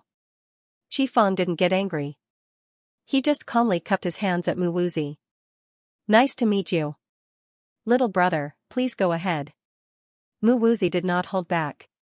Since the other party asked him to go first, there was no reason for him not to make the first move. In fact, for Mu Wuzi to be able to reach the high level of talisman master at the age of 13, he could already be considered a genius. However, he had taken after his father's temper since he was young. He was impulsive and easily angered. Now that he was on the stage, he threw 2 attack talismans at Qi Feng without hesitation. Qi Feng chuckled and threw out a defensive talisman to block the attack. Then, with a flick of his left hand, a fire talisman flew towards Mu Wuzi at lightning speed. Mu Jingrui's eyes darkened slightly as he exchanged glances with the Mu family's third uncle, Mu Jingyuan, who was sitting beside him. The other party really didn't come with good intentions. He had prepared quite a few fire talismans on him. It looked like he was determined to make their Mu family look bad this time. Mu Xianxia frowned. "I'll go chase him away." Mu Jingrui shook his head. "Xianxia, you can't go up." "Xianxia, you stay here." Mu Jingyuan nodded in agreement. Yet, the other party sent a small fry ranked 33rd to provoke them. If Xianxia had to go up and deal with this, then it meant that their Mu family had no one else. Aside from Xianxia, they did not have any other capable disciples. Mu Xianxia also understood this logic, but how could he watch someone come to his grandfather's birthday banquet to provoke them and not say anything? "Let's wait and see," Mu Jingrui said in a low voice, but his expression was frighteningly dark. This Qi Feng was a clown. If they did not take him down, then he would continue to disgust them. However, the most difficult thing to do now was that there were so many guests present in front of everyone. If the Mu family did not take out some real skills and take down this Qi family member, then everyone would definitely suspect that their Mu family was an unwarranted family. More seriously, they might even think that the Mu family of the Divine Prefecture's Talisman Patrician family was inferior to the Qi family of Tsangzhou's Phoenix Emperor City. In just a few moments, the match between Qi Feng and Mu Wuzi had reached a point where the victor was already decided. Although Mu Wuzi was still young and had outstanding talisman techniques, he would lose without any suspense in front of a black-ranked talisman master. The other party threw out an explosion talisman. As the stage shook, Mu Wuzi's figure quickly retreated. He somersaulted several times in the air, but he was still unable to avoid the flames from the explosion talisman. Once the flames touched his body, the layer of defense on his skin quickly withered away. Seeing that his son was about to be enveloped by the flames from the explosion talisman after the layer of defense burned away, Mu Jingyang could no longer bear it and jumped up. Fifth brother. Mu Jingrui called out and hurriedly reached out to stop him. If he rushed up the stage, others would definitely mock him in their hearts, even if they did not say anything. The son could not beat the other party, so the father rushed up. If word got out, it would not be good for the Mu family's reputation. Mu Jingyang was impulsive by nature. Being stopped by Mu Jingrui, his temper rushed up and he was about to explode. Mu Jingfeng said coldly, "Sit down. Go find Yuan. Let her go up and replace Mu Wuzi," Mu Jingfeng said indifferently. Mu He, who was standing behind him, nodded. He immediately accepted the order and walked behind the screen, towards the table where the girls from the cadet branch were seated. Mu Yuan immediately nodded in agreement after she conveyed the patriarch's intentions to Mu Yuan. Mu Lixiang, on the other hand, was not convinced. She pursed her lips and said in a low voice, "They never look for us when there's good stuff." Whenever she encountered such a difficult situation, she would always think of the disciples of the side branches. Replacing Mu Wuzi meant that Yuan would have to face the young master of the Qi family. It would be fine if she could beat him, but if Yuan couldn't beat the Qi clan's disciple, she might even be blamed by the Mu clan. Mu Yuan accepted the order and stood up. She just so happened to see the little crown princess looking over. She nodded at her with a smile and walked towards the battle arena. The disciples of the Mu family all around were whispering to each other in low voices. Now that Mu Yuan was on the stage, everyone's eyes were focused on her. Mu family, Mu Yuan. Please give me some pointers, young Master Qi. Mu Yuan leaped onto the battle arena and reached out to support Mu Wuzi, who had retreated several steps. She raised a water spirit talisman and slapped it on Mu Wuzi's body. The flames that had been rising on Mu Wuzi's body instantly disappeared. Qi Feng's eyes narrowed slightly as he looked at the girl in front of him with a slight smile. Mu Yuan was not very good-looking. At best, she could only be considered a delicate beauty. However, she was standing calmly in front of everyone, giving off a sense of security. Qi Feng glanced at the extinguished flames on Mu Wuzi's body. His eyes flashed as he smiled. The women of the Mu family are not inferior to any men. Mu Yuan's water spirit talisman must be a black-grade talisman. Otherwise, it would not be able to extinguish the flames on Mu Wuzi's body. Sister Yuan. Mu Wuzi naturally knew Mu Yuan. Moreover, he had a good relationship with her. This little brat usually submitted to the strong. Mu Yuan was a girl from the side family, but she was stronger than him. Mu Wuzi was very convinced of Mu Yuan's strength. "Alright, you can go down first and treat your wounds. Leave this to Sister Yuan." Mu Yuan smiled at him and chased him away. There were many small wounds on Mu Wuzi's body, all of which were formed during the battle. Qi Feng looked gentle and refined, but in reality, he was very heavy-handed. If Mu Wuzi had not been quick-witted, he would have been carried off the stage. Qi Feng smiled at Mu Yuan. "Miss Mu, please." Mu Yuan did not waste time talking nonsense with him. She cupped her fists and bowed. The moment she looked up, her eyes were already sharp as she attacked Qi Feng. Mu Yuan's hand gestures were very fast. With a flick of her hand, 3 talismans appeared. After the defensive talisman strengthened herself, the offensive talisman was already in front of Qifeng. Qifeng smiled coldly without panicking. He reached out and flicked away one of the offensive talismans. The talisman power contained in the other two offensive talismans was blocked in midair by the offensive talisman he threw out. The two offensive talismans collided and produced an earth-shattering sound. A vortex of power appeared in the air and spread out with a loud bang. Fortunately, the defensive talisman array around the martial arts stage had been reinforced. This wave of attack naturally did not affect the spectators sitting in the front row. The guest spirits were lifted, and the way they looked at Mu Yuanyuan also changed a little. Looking at the position the woman was sitting in, it was clear that she was not a direct descendant of the Mu family. It seemed that they had underestimated the Mu family. It was not that the Mu family did not have any talents. The powerful talisman technique displayed by a branch family disciple was already amazing. At this moment, Mu Yuanyuan was completely focused on Qifeng. When she saw him move his finger, an immobilization talisman floated over. She hurriedly turned around to dodge, but the body-securing talisman seemed to have a tracking function as it chased after her slender figure. No matter how many times Mu Yuanyuan tried to dodge, she couldn't avoid it. Mu Yuanyuan frowned. She took out two defensive talismans from her inner world and quickly opened them, erecting two defensive walls around her. The body-securing talisman suddenly pounced over and exploded in front of her eyes. Mu Yuanyuan felt a strong binding of talisman power. She was actually frozen in place. Of course, being immobilized only lasted for an instant. Mu Yuanyuan immediately used the adversity-dispelling talisman to break free from the immobilization talisman. In the eyes of an outsider, this was only a matter of 1 or 2 seconds. Of course, some juniors with poor eyesight didn't even notice that Mu Yuanyuan had been immobilized for 1 or 2 seconds. But it was precisely this 1 or 2 seconds of immobilization. Qifeng took the opportunity to throw out an explosion talisman, which exploded on Mu Yuanyuan's body. Following a loud bang, the ground shook violently. Mu Yuanyuan's body was sent flying backwards by the explosion talisman. She landed on the edge of the stage with a thud, half of her body hanging upside down. She spat out a large amount of blood, evidently severely injured. Good. At this very moment, someone suddenly cheered and clapped his hands together, producing a resounding slap. All the guests looked at each other in dismay before turning their gazes to that Qi family's old servant. This guy actually slapped them in the face, and even shouted the word good so loudly. Sure enough, when the word good fell, the faces of all the Mu family disciples, including Old Master Mu, changed at the same time. All the Mu family disciples glared at that old fellow.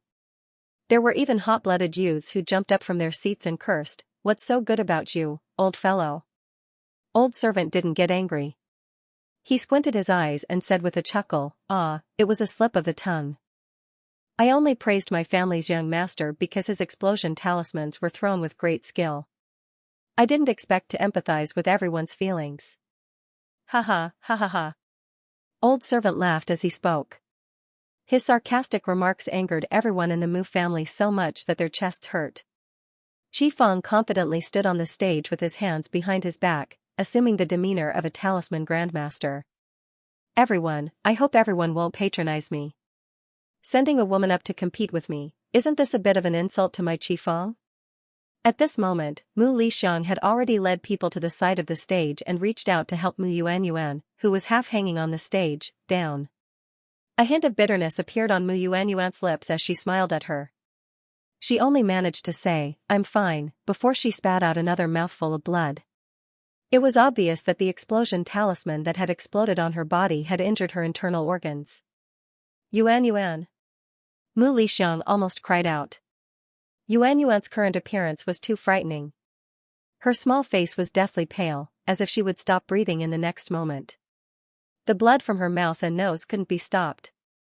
Mu Jingrui also hurried over at this moment and took out a healing pill for Mu Yuanyuan to consume. He turned to glare at Qifeng with fury and said, "You were too heavy-handed. How can you beat someone up like this in a sparring session?" Sorry. Qifeng hurriedly explained with a smile, "I was the one who acted inappropriately. I have a healing pill here. I hope that after Miss takes it, your body will feel slightly better." When Mu Lixiang saw this lowly man's chuckle as he handed over a black pill, she was immediately enraged. She reached out and slapped Qifeng's hand. "Who wants your medicinal pills?" Scram. Old Zhong's face darkened as he mocked, "What's wrong?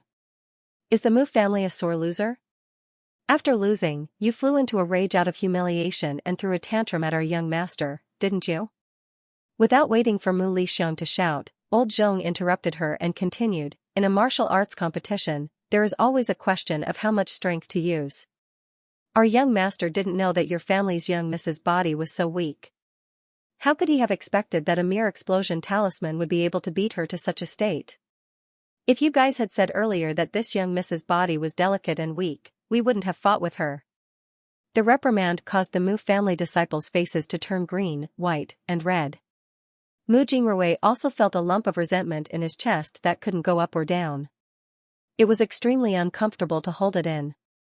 Mu Xingchen stood up and coldly said, "Since young Master Qi is so formidable, I, Mu Xingchen, am willing to experience young Master Qi's brilliant moves." Qifeng's eyes flickered. Who in the 3 provinces didn't know of Mu Xingchen's great name? He was the Mu family's most outstanding genius eldest young master.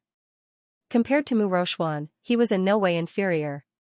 Rumor had it that this eldest young master Mu was already a black stage talisman master. Moreover, his cultivation had already broken through to the divine realm, so he was also a very formidable cultivator.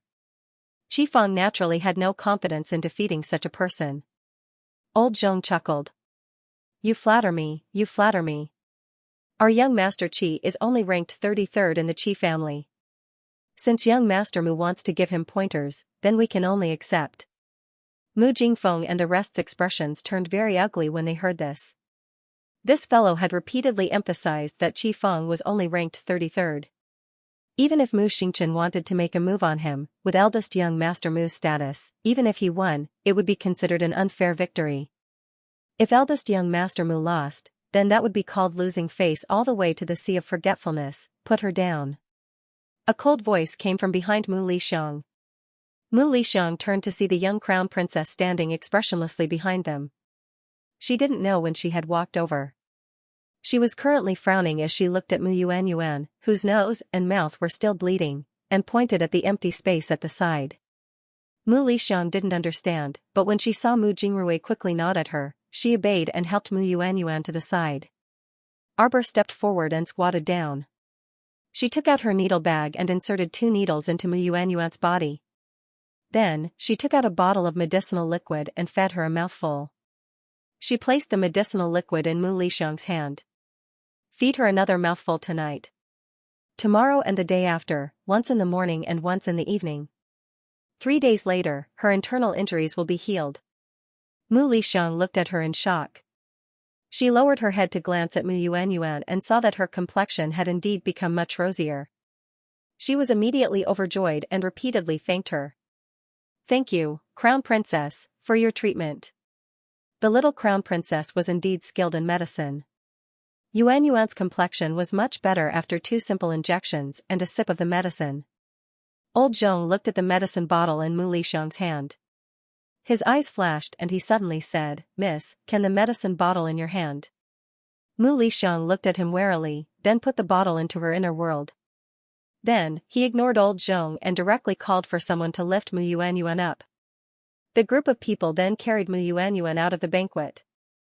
Old Zhong's expression darkened.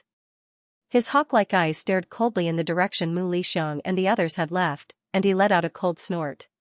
Following which, his gaze landed on the young crown prince consort in a good mood. "This is?" Arbor was too lazy to bother with him. His body flashed, and he was already standing on the contest ring. His eyes flashed like cold lightning. "I will compete with you on behalf of my big brother." Qifeng looked at the little girl in front of him, who was like a jade sculpture, and sparks flashed through his eyes. "Little girl, your body is delicate and weak. Don't cry when you lose."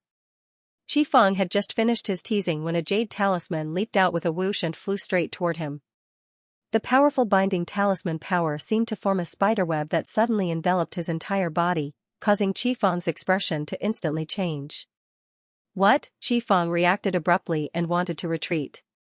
However, the 8 trigrams binding talisman that Arbor tossed out had already taken effect. Wherever the crowd looked, circles of 8 trigrams appeared in front of Qifeng. Like rolling waves, one after another, they ruthlessly smashed onto the unlucky young master of the Qi family. Qifeng roared angrily, and a strong defensive light burst out from his body. 4 defensive talismans cracked simultaneously, forming 4 defensive walls around him. However, it was of no use. The 8 trigrams binding talisman that was tossed out was still like waves, constantly smashing onto Qifeng's body. At first, Qifeng could still barely use his cultivation to resist the first few waves. After being smashed by the 8 trigrams binding talisman a dozen times, he suddenly felt that his limbs and bones, from his hands to his feet, were all bound. He was actually bound on the spot by the 8 trigrams binding talisman. Although everyone's eyes could not see it, he felt as if he was trapped in a huge spider web, unable to move an inch. At this moment, Qifeng stood dumbfounded on the battle stage, unable to move even half a step. Although the others also saw the 8 trigrams binding talisman landing on Qifeng's body like waves, the 8 trigrams binding talisman only appeared for a moment before disappearing. When they looked at Qifeng now, they only saw that he was left on the battle stage like a block of wood. Clearly, his sorry state was somewhat laughable. Arbor's gaze landed coldly on this person. He raised his hand, and a jade talisman jumped in front of him and slowly flew up, hanging high above Qifeng's head. So what if she's a woman? Are women inferior to you? Arbor swept a cold glance at Qifeng. Qifeng was completely bound by the 8 trigrams binding talisman at this moment. Other than his eyeballs that could move slightly, he could not move at all. He was also very anxious at this moment, thinking of every possible way to break free from the bindings. However, after a few seconds, he still could not move an inch. Even his fingers could not move half an inch. Explode. Arbor glanced at him indifferently and said coldly. With a loud boom, everyone at the meeting felt the chairs under them shake a few times, and their faces couldn't help but change. The might of this explosion talisman was clearly much more powerful than the one Qifeng had used on Mu Yuanyuan. This was a jade talisman, and it was glowing with a purple light. It was obviously a purple talisman. Everyone saw that the talisman that Qifeng had used to hit Mu Yuanyuan was a blue talisman drawn on talisman paper. It was very different from the jade talisman used by the little crown princess in front of him.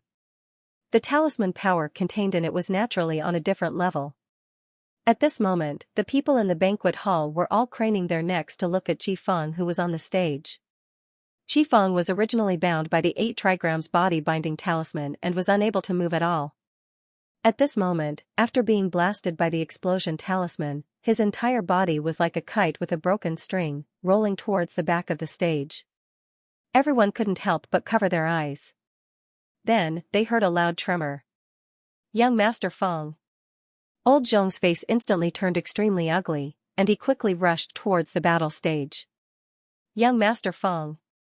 Young Master Feng. Several members of the Qi family also rushed over with old Zhong and hurriedly helped Qifeng, who was lying on the ground and foaming at the mouth, up. Wah! Qifeng bent his body and curled up into a prawn. Before he could say anything, he spat out a mouthful of blood on the ground. Following that, he coughed out blood and leaned on old Zhong's body in a dispirited manner. He gasped for breath and made a noise in his throat, but he couldn't say anything. Qifeng's eyes were currently glaring at the young crown princess in front of him with resentment and fear. His eyes couldn't conceal his fury. However, old Zhong couldn't bear it anymore and roared, "What is your Mu clan doing? We agreed to compare notes, so how can you injure our young Master Feng to this extent?" The young crown princess looked at them expressionlessly and frowned at the questioning old Zhong. After a long pause, she said, "You didn't use immobilization talismans and explosion talismans earlier? You can use them? I can't use them? Only you can win, but I can't win?"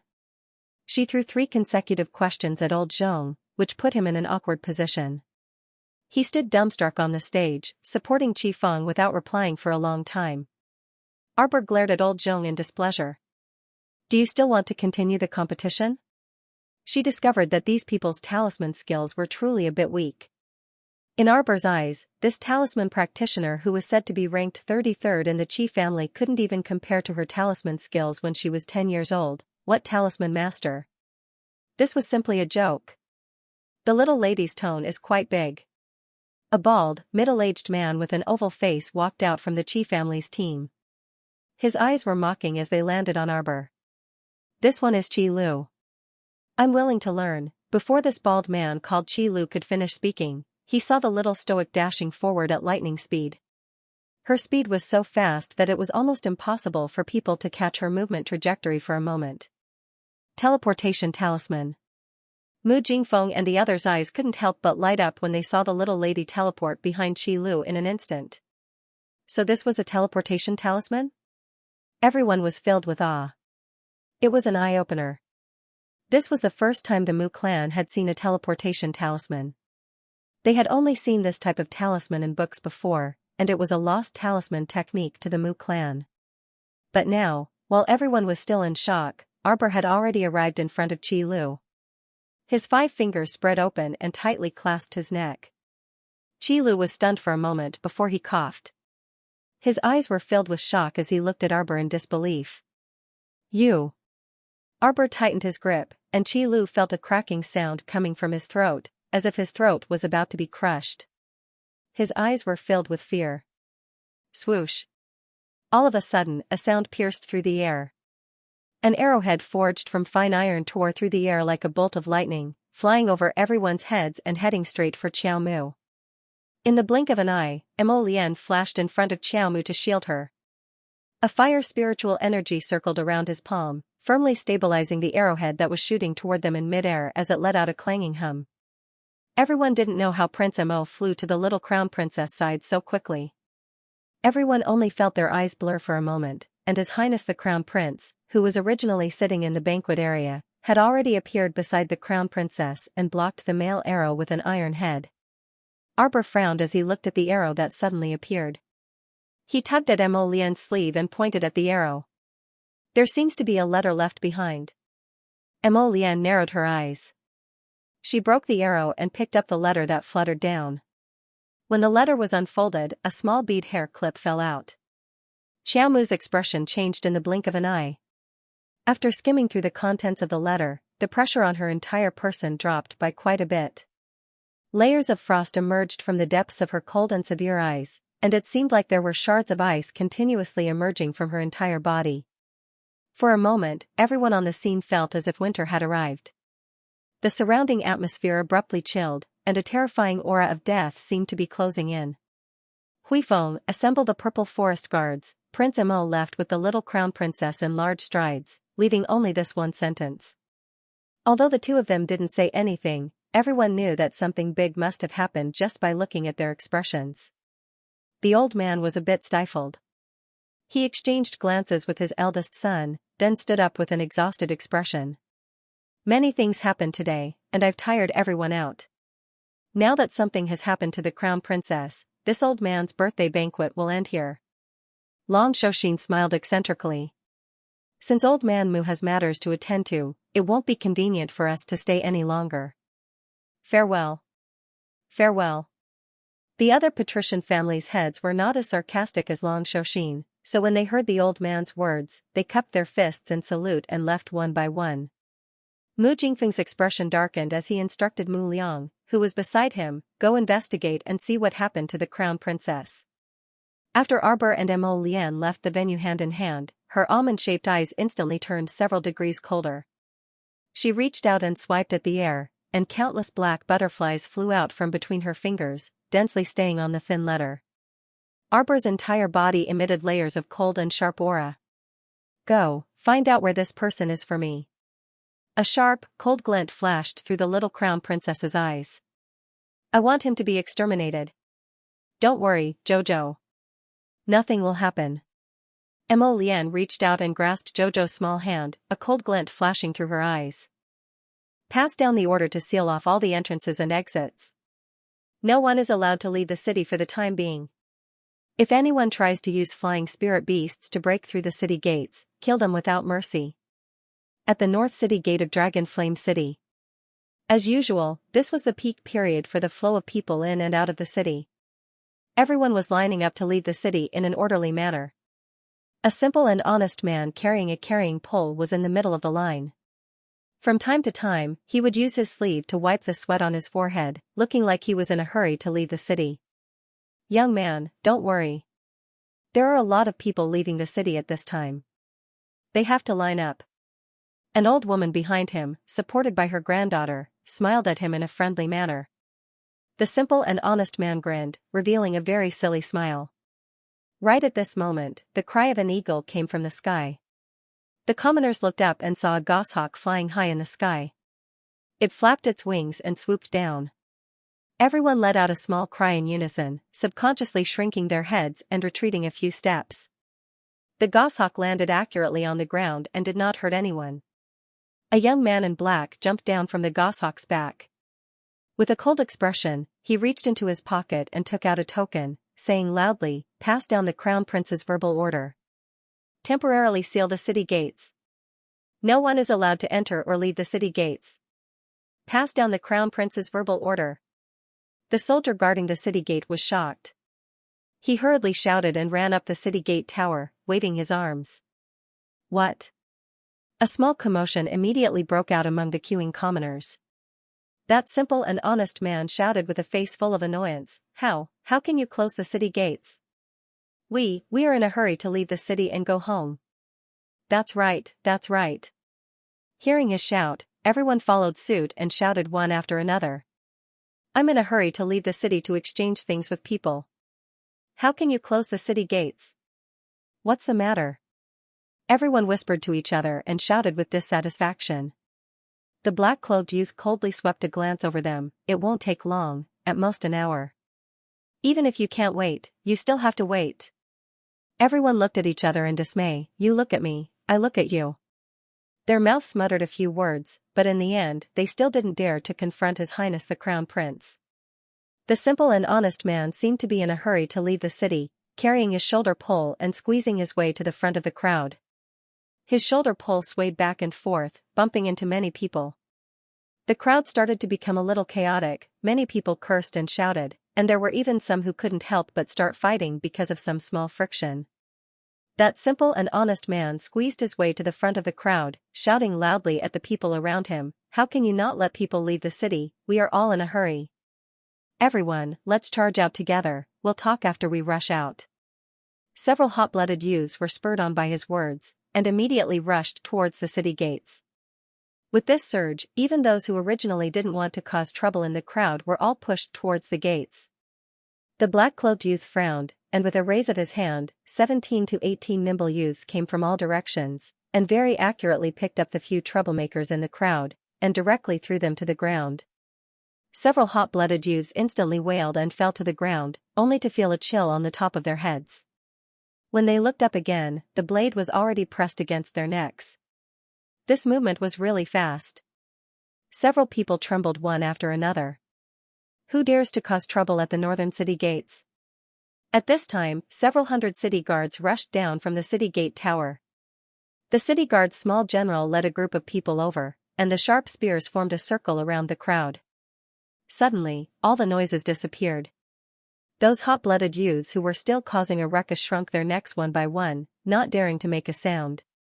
The guard quickly ran to the side of the black-clothed youth, cupped his hands, and said, "Sir, the city gate has been closed." The black-clothed youth nodded.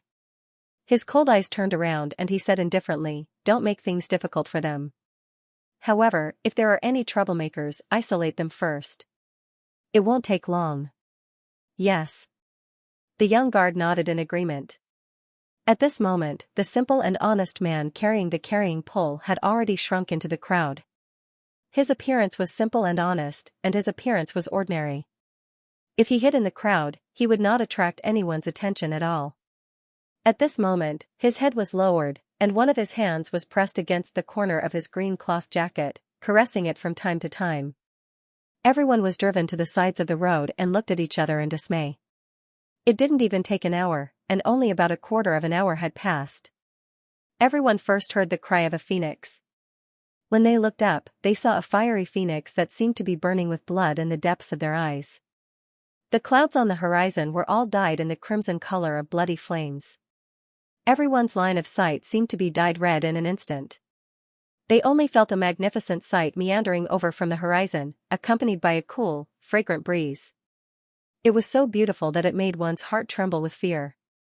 When they arrived above the northern city gate, Lien reached out to grab Arbor's body. The two of them didn't wait for the fire phoenix to descend and jumped down first. They landed lightly on the ground and swept their chilly gazes over everyone in front of them. At this moment, there were thousands of people gathered at the northern city gate. However, at this moment, regardless of whether they were commoners or guards, everyone kept their mouths shut and didn't dare to make a sound. The city gate sunk into a deathly stillness. Lien loosened her fingers slightly and whispered, "Here?" Arbor nodded. With a flick of his finger, countless black butterflies rustled and flew toward the front of the crowd. Everyone looked up one after another. The timid ones hastily dodged those butterflies, while the braver ones crouched on the ground and craned their necks to watch.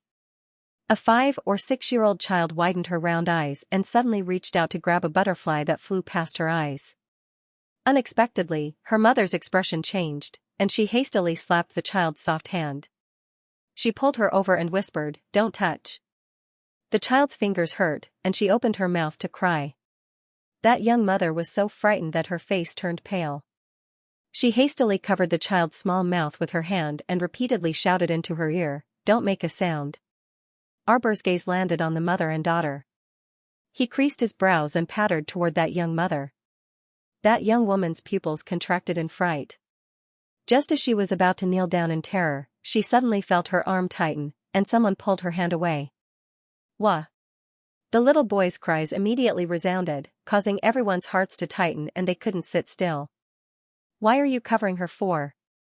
Arbor glanced at that young mother in displeasure. He looked down and saw that the child's mouth and nose were already a bit red from being covered. "So sorry."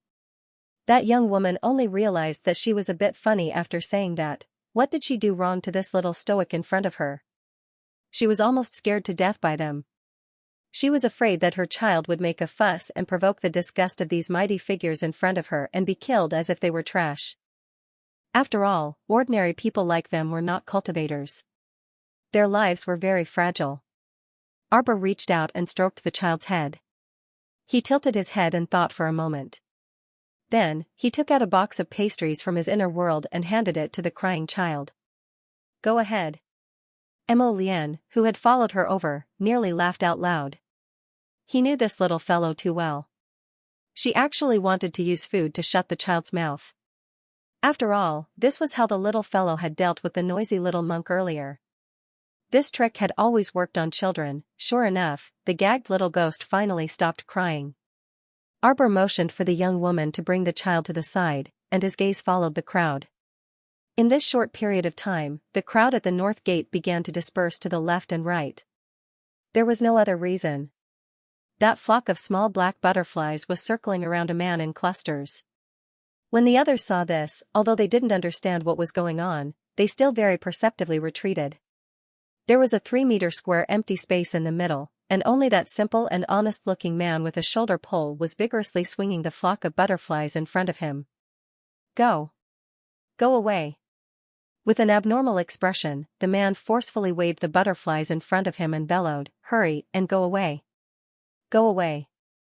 Arbor coldly gazed at him, her gaze so focused that it was as if she was examining a fresh corpse. She didn't seem to move much, but she had already arrived in front of the man carrying the carrying pole. At this moment, the honest-looking man carrying the carrying pole no longer pretended to be carrying it. At some point in time, he had tossed the carrying pole to the ground. At this moment, he was completely focused and nervously stirring the butterflies with his hands.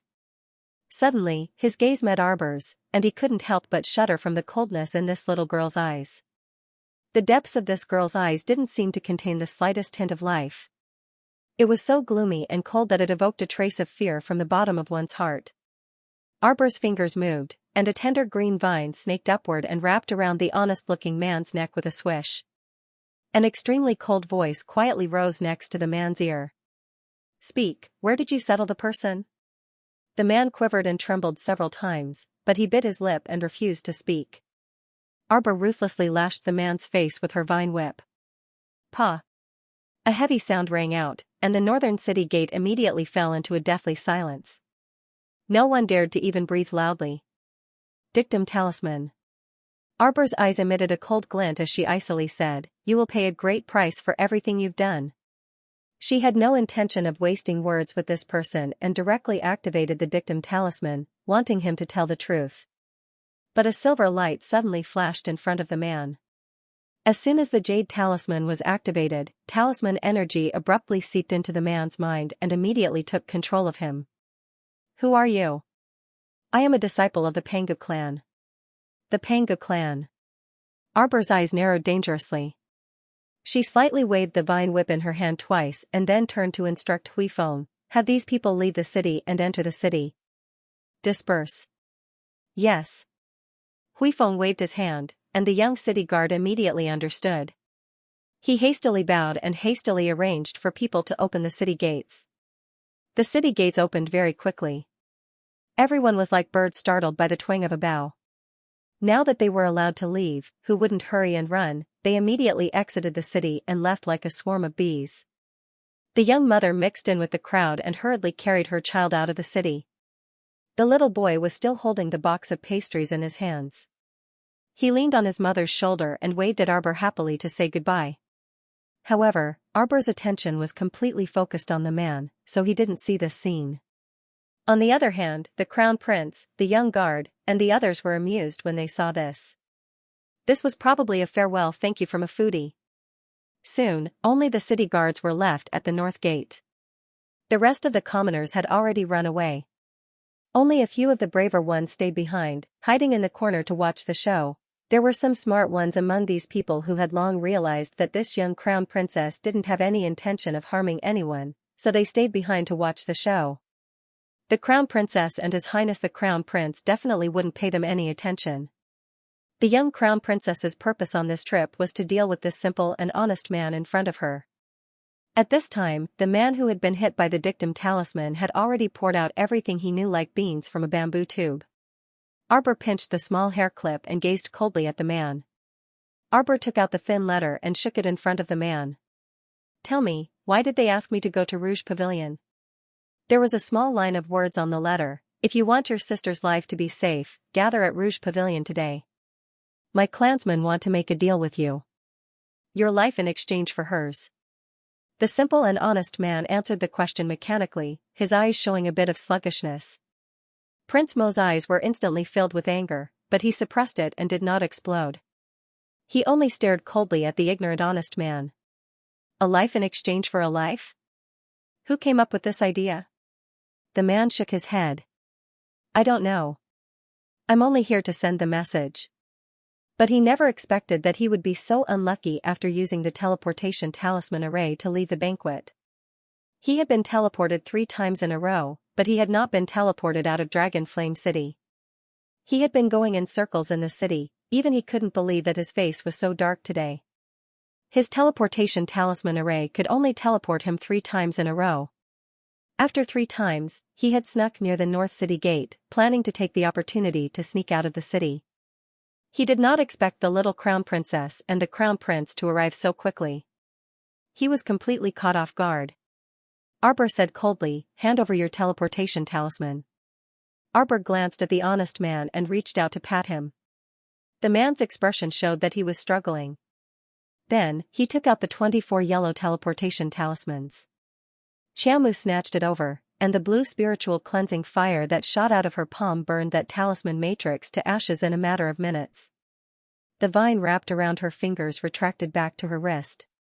Arbor stared coldly at the honest man in front of him and said sternly, "Are you curious why the teleportation talisman array has been making you go in circles in Dragon Flame City?"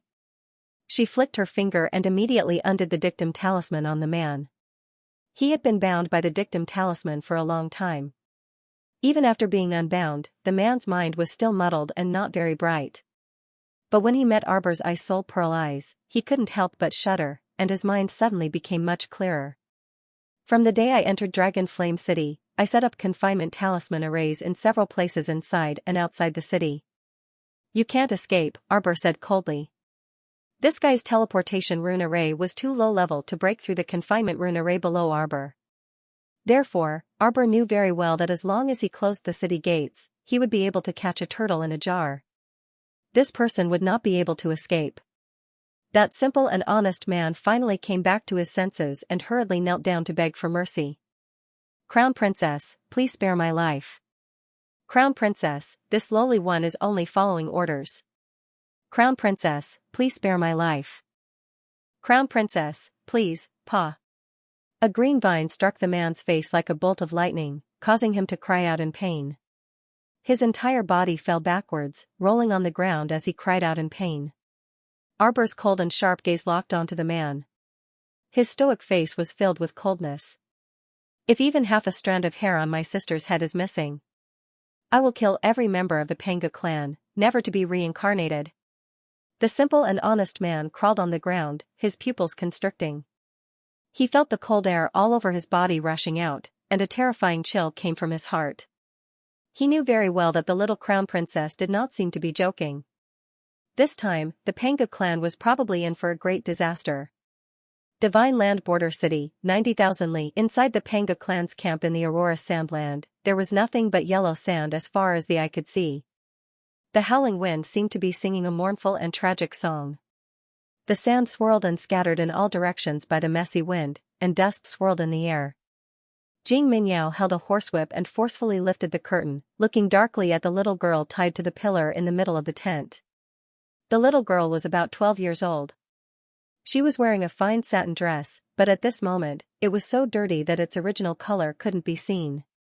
Her black eyes were fiercely glaring at Jing Minyao in front of her, and she coldly said, "Kill me if you have the guts. I still respect you as a person, but I really look down on you for being so hesitant and indecisive."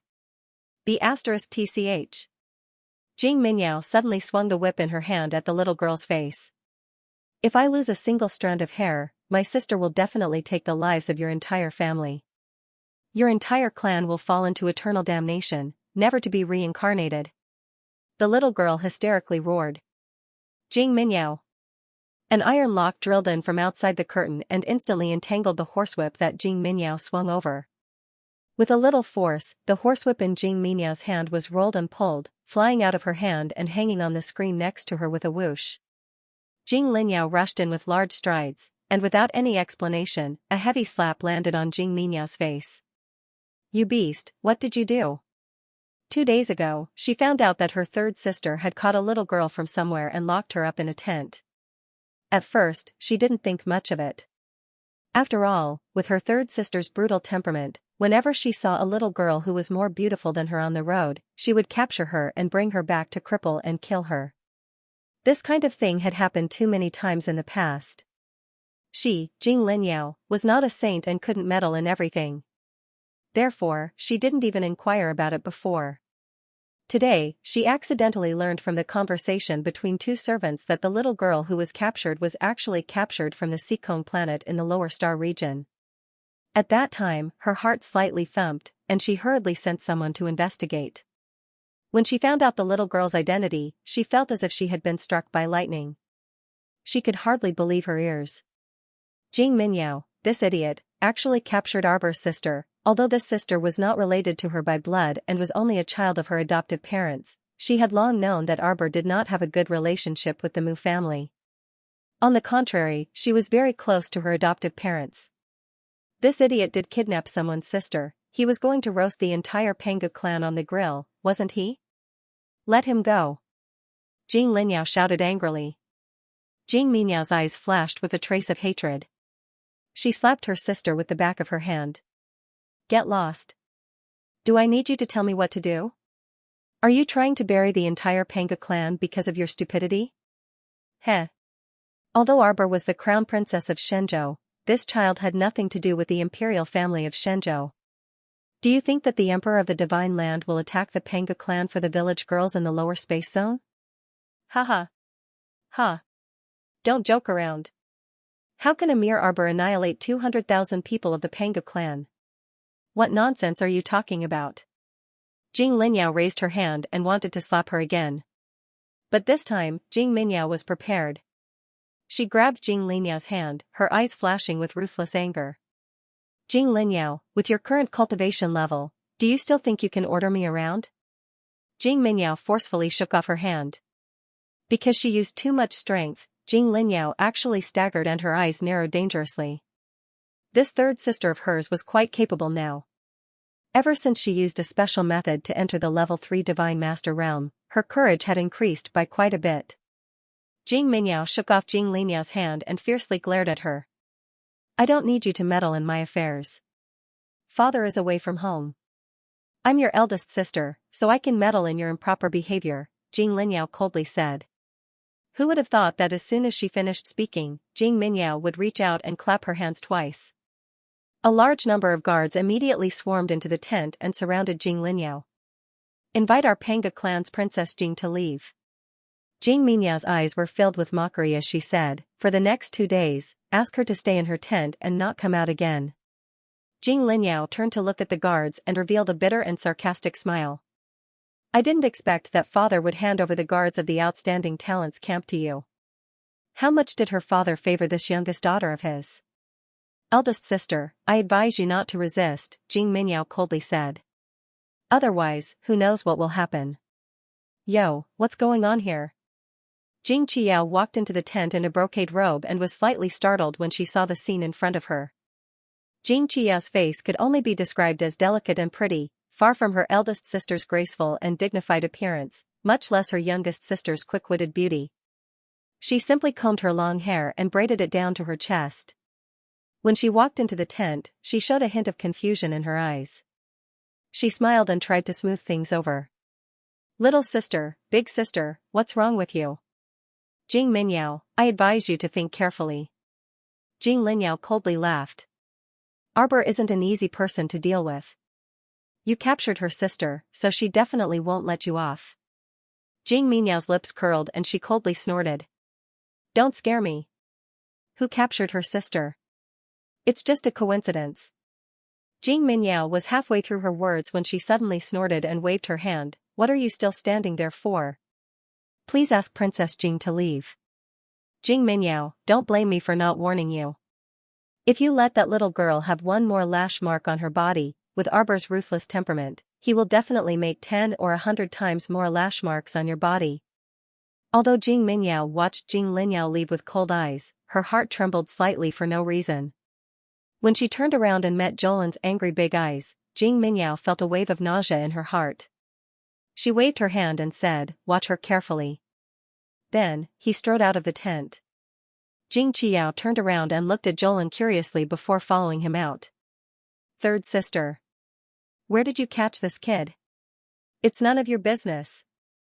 Jing Mingyao flew into a rage out of humiliation and left. On the other side, Jing Linyao was escorted to a tent by several guards. Princess, please. Jing Linyao coldly stared at the guards in front of her, her face full of resentment. Do you think this is being loyal to your duty? Father didn't give you to her to do as she pleases. You're accomplices to a villain, helping her mess around. In the end, you'll only harm the lives of your entire clan. The guards looked at each other in dismay. Why aren't you telling us what's going on? Third Miss wasn't the one who caught the girl, one of the guards said. 2 days ago, when Third Miss went for a walk in the Haga district, a black-clothed man suddenly appeared and threw the girl to Third Mississippi. That man also said that he ran into someone sent by Captain Jing to investigate on Seekong planet in the lower star zone. The men sent by Guard Commander Jing have all been killed. The guard spilled the beans like a bamboo tube. He made a prompt decision to capture the Crown Princess' younger sister. That's why he was able to escape in such a dangerous situation. We also felt that this matter was very strange. However, when Third Miss heard that the girl was the younger sister of the Crown Princess of the Divine Province, she insisted on doing it and didn't listen to anyone's advice at all. Our spies in the imperial capital of the Divine Province should have already made their move. What move? Jing Linyao suddenly had a bad premonition and her entire body tensed up. The guard lowered his head and whispered, yesterday, I heard that Third Miss sent the spy in the imperial capital to deliver a letter to the Crown Princess. Jing Linyao's eyes widened in shock and she immediately walked out of the tent. The guards hurriedly stopped her and said with shame, Princess Jing, I'm sorry. We can't disobey Third Miss orders. Jing Linyao naturally knew that Outstanding Talent Camp only obeyed the orders of the person holding the tablet. Now that the tablet was in Jing Minyao's hands, the people of Outstanding Talent Camp would only listen to her orders. Jing Linyao nodded and clenched her fists. She said coldly, I know you have your difficulties, but you have to believe me. If you don't let me out to make arrangements, the Aurora Desert will be destroyed overnight. All the members of the Panga clan will be annihilated. She knew the young crown princess too well. When they first met in Shuntian Prefecture, the young crown princess was determined to execute Jing Minyao with her own hands. The crown princess had never been a kind person. An eye for an eye, the crown princess definitely wouldn't let any of them off since Jing Minyao, this idiot, had kidnapped her younger sister. She had to go out and arrange everything, Chiibu. She couldn't imagine it. It was as if she could already see a sea of blood and corpses in front of her. Princess Jing. The guards looked at each other and hesitantly reached out to stop her. Believe me. If you don't let me out now, it'll be too late. Jing Linyao snapped. If anything happens, I'll take responsibility. The guards looked at each other. Because of Princess Jing's prestige in the clan, they didn't dare to stop her and withdrew their hands at the same time. Jing Linyao got out of the tent and sent a signal to the sky. This was a signal to Jing Jia. Although her father was not very reliable, Jing Linyao knew that only when her father came back as soon as possible could they stop the war that was about to start. Jing Minyao came out of her tent and pointed at Jing Linyao with a face full of resentment, arrest her. Hundreds of outstanding talent camps guards rushed up and fought with the dozens of guards that came out from Jing Linyao's side. The scene was a bit chaotic. The tent was torn apart and several stoves that were placed outside the tent fell down one after another. The fire started to spread and accidentally set Jolin's tent on fire. Jing Linyao's expression changed greatly. She hurriedly shouted, "Go save her." At the same time, at Rouge Pavilion in Dragon Flame City, Arbor was already waiting in the lobby of Rouge Pavilion before it was even evening. Huifeng quickly walked in and whispered something into the crown prince's ear. Prince Emo nodded and turned to look at Arbor. He held her small hand and said softly, "Everything has been arranged. We can leave immediately." Miss Chow nodded expressionlessly and spat out 2 words from between her teeth, "No hurry." The shopkeeper of Rouge Pavilion was hiding behind the counter. He felt a burst of cold air above his head and couldn't help but shiver. Ever since the 2 distinguished guests brought in a group of black-cloaked guards, the people in the store all ran out of the store tactfully. Although the young guard gave him a small bag of spirit coins and told him not to worry about it and to leave on his own, the shopkeeper still felt uneasy in his heart, as if something bad was about to happen. He chose to stay as long as the shop was still there and the people were still there. Right now, Xiaomu was not in the mood to care about the thoughts of irrelevant people. She held a flower cup in her hand, which emitted a faint cracking sound. Although no expression could be discerned from her face, she was abnormally furious on the inside, wanting to slaughter all of her enemies. These people were truly extraordinarily bold to dare go to the lower star sector to mess with her family. Good, very good, since that was the case, she would let them clearly know the price they would have to pay for messing with her family. Huifeng lifted the curtain and walked inside. His sharp gaze met the crown prince's, and he gave a slight nod as he stepped to the side a couple of steps. A tall and sturdy man walked in with 3 or 4 attendants. Upon seeing the young crown princess, a smile appeared on that man's face. He laughed loudly and said, I've kept the crown princess waiting. This must be His Highness the Crown Prince." "Cut the crap." Arbor coldly interrupted him. "What conditions does the Panga clan want before you're willing to let them go? Speak." The burly man's expression changed slightly, and he chuckled awkwardly. "What are you saying, Crown Princess? What is our relationship with the Panga clan?" The little crown princess raised her hand slightly, and Huifeng clapped his hands, ordering someone to carry out the honest man from the Panga clan and throw him in front of the brawny man. "Is this your companion?" The muscular man's face changed slightly, and he looked up at Arbor in disbelief. This person was actually captured by them?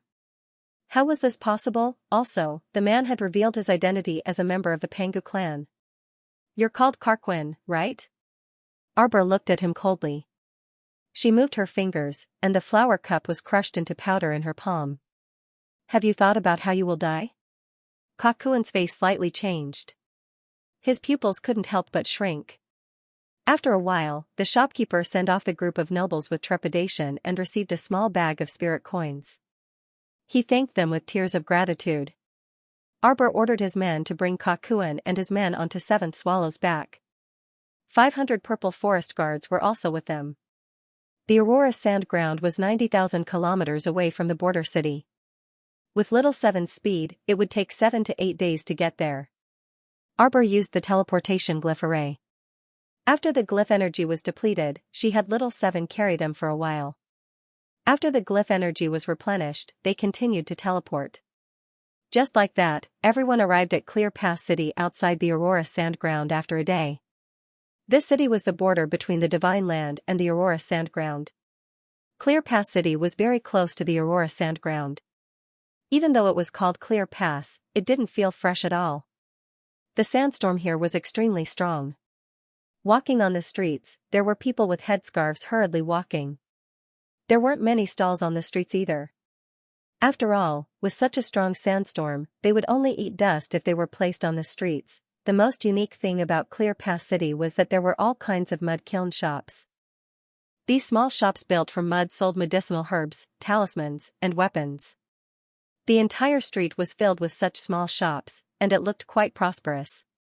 However, all the merchants who frequented this place knew that the prices of Clear Pass City's goods were not cheap. It could be said that the goods in Clear Pass City were more expensive than those in the nearby cities, but the goods were only average.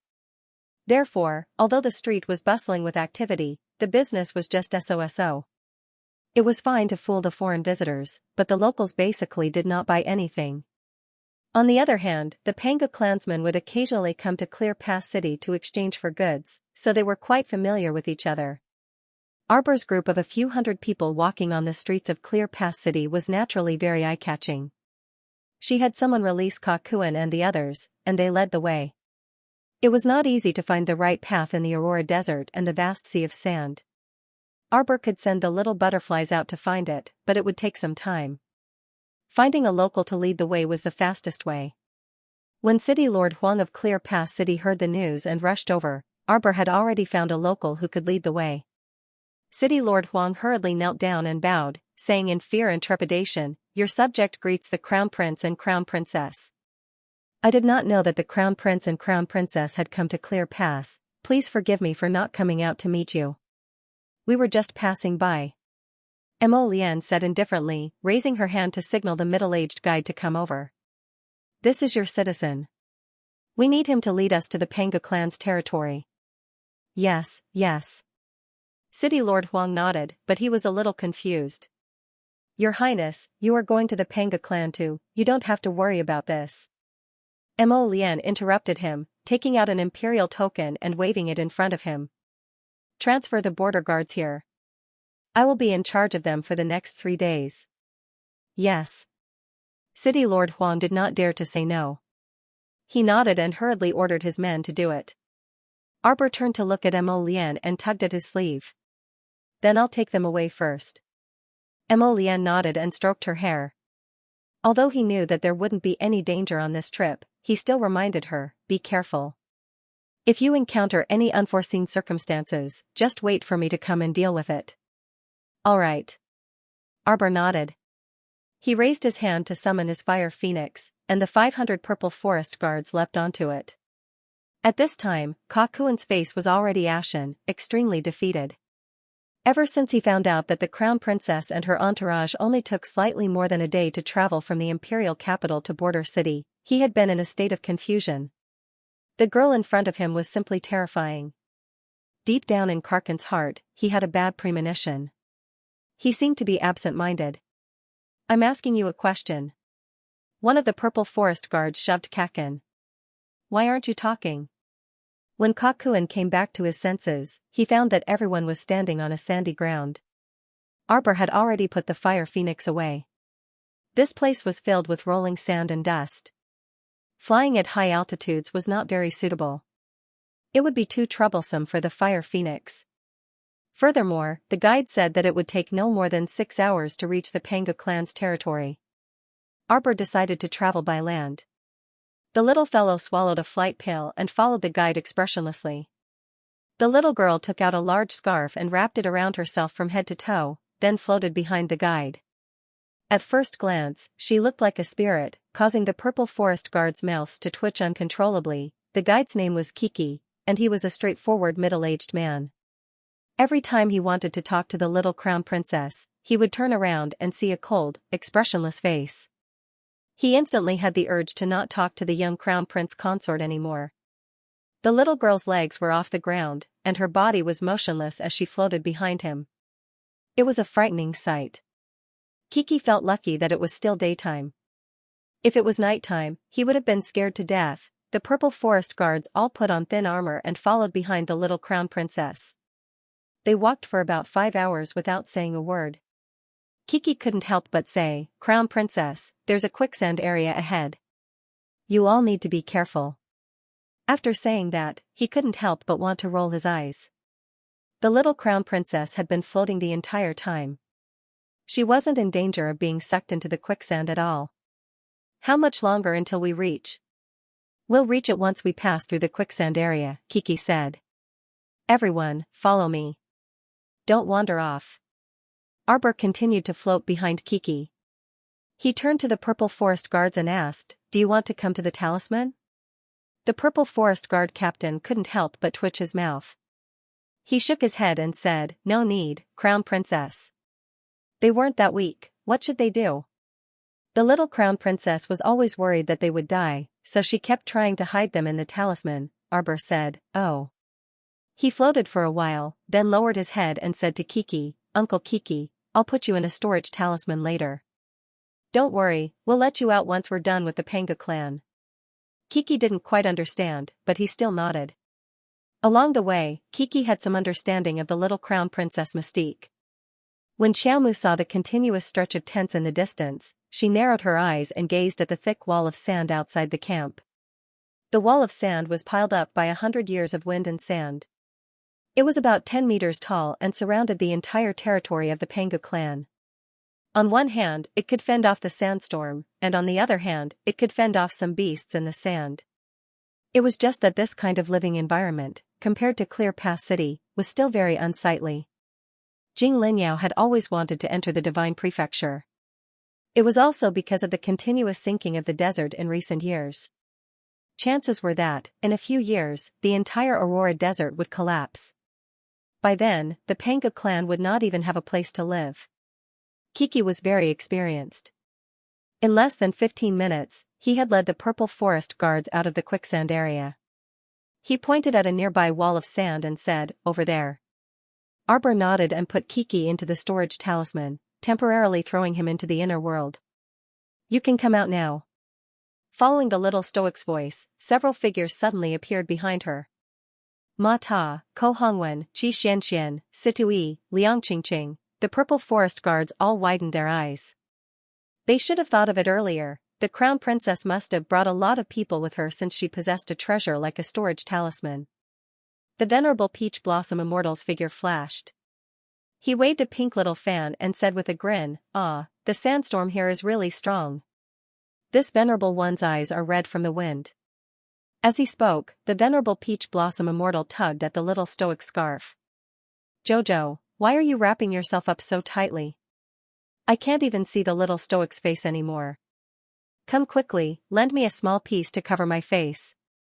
Because the sandstorm was unbearably strong, Arbor then covered her small face with 2 or 3 scarves, revealing a pair of bright, rolling eyes that were as cold as ice. The more the venerable Peach Blossom Immortal looked at her, the more interested he found her. He couldn't resist teasing this little girl. After snatching a scarf to cover his face, the venerable Peach Blossom Immortal quietly asked, "Jojo, are we going to charge in and fight now?" Arbor shook her small head and solemnly gazed at the camp behind the sand wall. "Why are we still wasting words with them? Let's charge in and capture the main culprit and give her a death by 1,000 cuts. I'm sure she'll be willing to hand over Jojo's younger sister." The peony fairy flipped a strand of her hair flirtatiously and slandered with a chuckle. Arbor raised her hand and expressionlessly blocked this group of fellows who wanted to charge into the camp. She raised her hand slightly, and countless light gray little sand scorpions abruptly flowed out from between her fingers. They rustled as they crawled in the sand. Little by little, they accumulated into an ocean, and gradually, they densely covered the sky and earth like a sea of scorpions, enclosing half of the entire camp. The peony fairy's scalp tingled as she watched. She reflexively took a small step back and coughed. F***ck, charging in to capture people and beat them to death was a more humane method of punishment, right, Jojo? This guy didn't want to do anything at all. He first surrounded them with sand scorpions, then he would definitely take the next step. He was angry, he was angry. Sir Jojo must be very angry right now. Everyone took a small step back in unison. Only the venerable Peach Blossom Immortal moved 2 inches closer to Xiaomu while waving his pink little red fan. He winked and said with a smile, people will definitely flee outside in a while. Let's use vines to circle around the sand wall. Arbor had the same idea. She turned to look at him and nodded vigorously. Ma Yingchen raised her hand and a wood spirit shot out, landing on the towering sand wall in front of her. Soon, the wood spirit formed a winding vine and began to take root and sprout, spreading in all directions. Everyone felt as if a visual feast had appeared in front of them. This was the power of a transcendent god to control the 5 spirits. The originally slow-growing vines, with the help of Xingchen's saint energy, rapidly extended their branches and leaves, covering the sky and covering the earth, rapidly spreading out outside the earthen wall. With an incomparable suppressive force, it circled the entire camp several times and extended into the sky. After only 15 minutes, the entire territory of the Pangu clan was enshrouded in vines. The tiny sand scorpions crawled in through the gaps in the vines. More and more of them swarmed in. When the people in the territory of the Pangu clan realized that something was wrong, most of them were too scared to come out of their tents. The intertwining vines as thick as the mouth of a bull propped up a giant roof in the territory of the Pangu clan, covering the sky and the sun. As for the soldiers who were patrolling outside the tents, when they realized that something was wrong, they quickly ran toward 3rd Miss Jing's tent. On the way, they encountered a large number of sand scorpions and were forced into a bitter battle. There was no lack of cultivators among the soldiers, but most of them were low-level spiritual masters. The defense and attack of each of these tiny sand scorpions were comparable to that of a level 6 spiritual master. Although their levels were not high, they were enough to deal with most of the guards. Moreover, they were so dense that they covered the sky and the earth, giving people a feeling of fear at first glance. Arbor pursed her lips and looked coldly at the Pangu clan's land. Her voice was crisp and cold, like spring water dripping from a snowy mountain, every word smashing into the depths of people's hearts. Patriarch of the Jing family, come out. Jing Linyao, who was imprisoned in a tent and anxiously wiping the face of a girl on the bed, subconsciously shrank her fingers when she heard Arbor's voice. His eyes immediately revealed a look of shock. She rushed to the entrance of the tent, only to see an overwhelming number of sand scorpions crawling in the clan's land. Some soldiers resisted but were immediately swept into the sand scorpions and drowned into pieces. However, if they did not fight with the sand scorpions would not bite them wantonly. Instead, they drove the Pangu soldiers to an open space. A guard of the Pride camp ran in a panic and hurriedly said, "Princess, it's not good. Strong enemies are invading. What should we do now?" Jing Linyao was already shocked beyond words. She knew very well that it would take the fastest flying beast 7 or 8 days to reach the Pangu clan's land from Dragon Flame City. But the crown princess arrived in 2 days. What was going on? She turned to look at Jolin, who was lying motionless on the bed, and frowned. Ever since the day of the fire, Jolin had been hit by Jing Minyao when she struggled to escape and was severely injured. She had been in a coma for the past 2 days. Jing Linyao wanted to wake the girl up, but she had fed her all kinds of medicine, but it was not very effective. She even asked the witch doctor to check on Jolin, but the answer she got was that the girl was likely to die. It was obvious how heavy Jing Minyao's slap was. After all, one was a little girl who had not even reached the spiritual realm, while the other was a level 3 divine master. The difference in strength was too great. Jing Linyao took a deep breath and turned to look at the soldier. "Father, have you arrived?" The latter shook his head. Jing Linyao quickly walked to the bed and helped Jolin up. The curtain of the tent was suddenly lifted up high by someone and then lowered down. Jing Minyao spun in front of Xiao Lin like a storm, grabbed Xiao Lin's wrist and shouted at the pale-faced guards behind her, "Drag her out." "Jing Minyao, what are you doing?" Jing Linyao was so angry that she hurriedly reached out to stop her.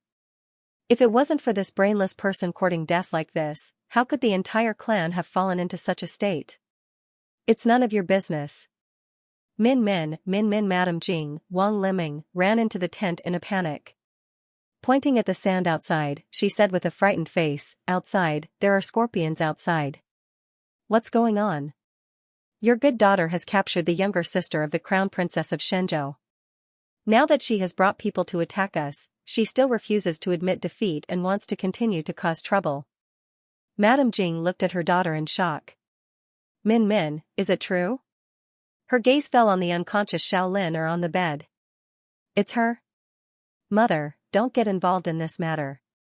"How can mother not get involved? How many more people do you want to kill with your willfulness?" Jing Qiao angrily followed them in. She lifted the tent flap and let them see the sand scorpions that blotted out the sky and covered the earth. End of chapter 3402. Don't forget to subscribe, like, and share the video to support the channel.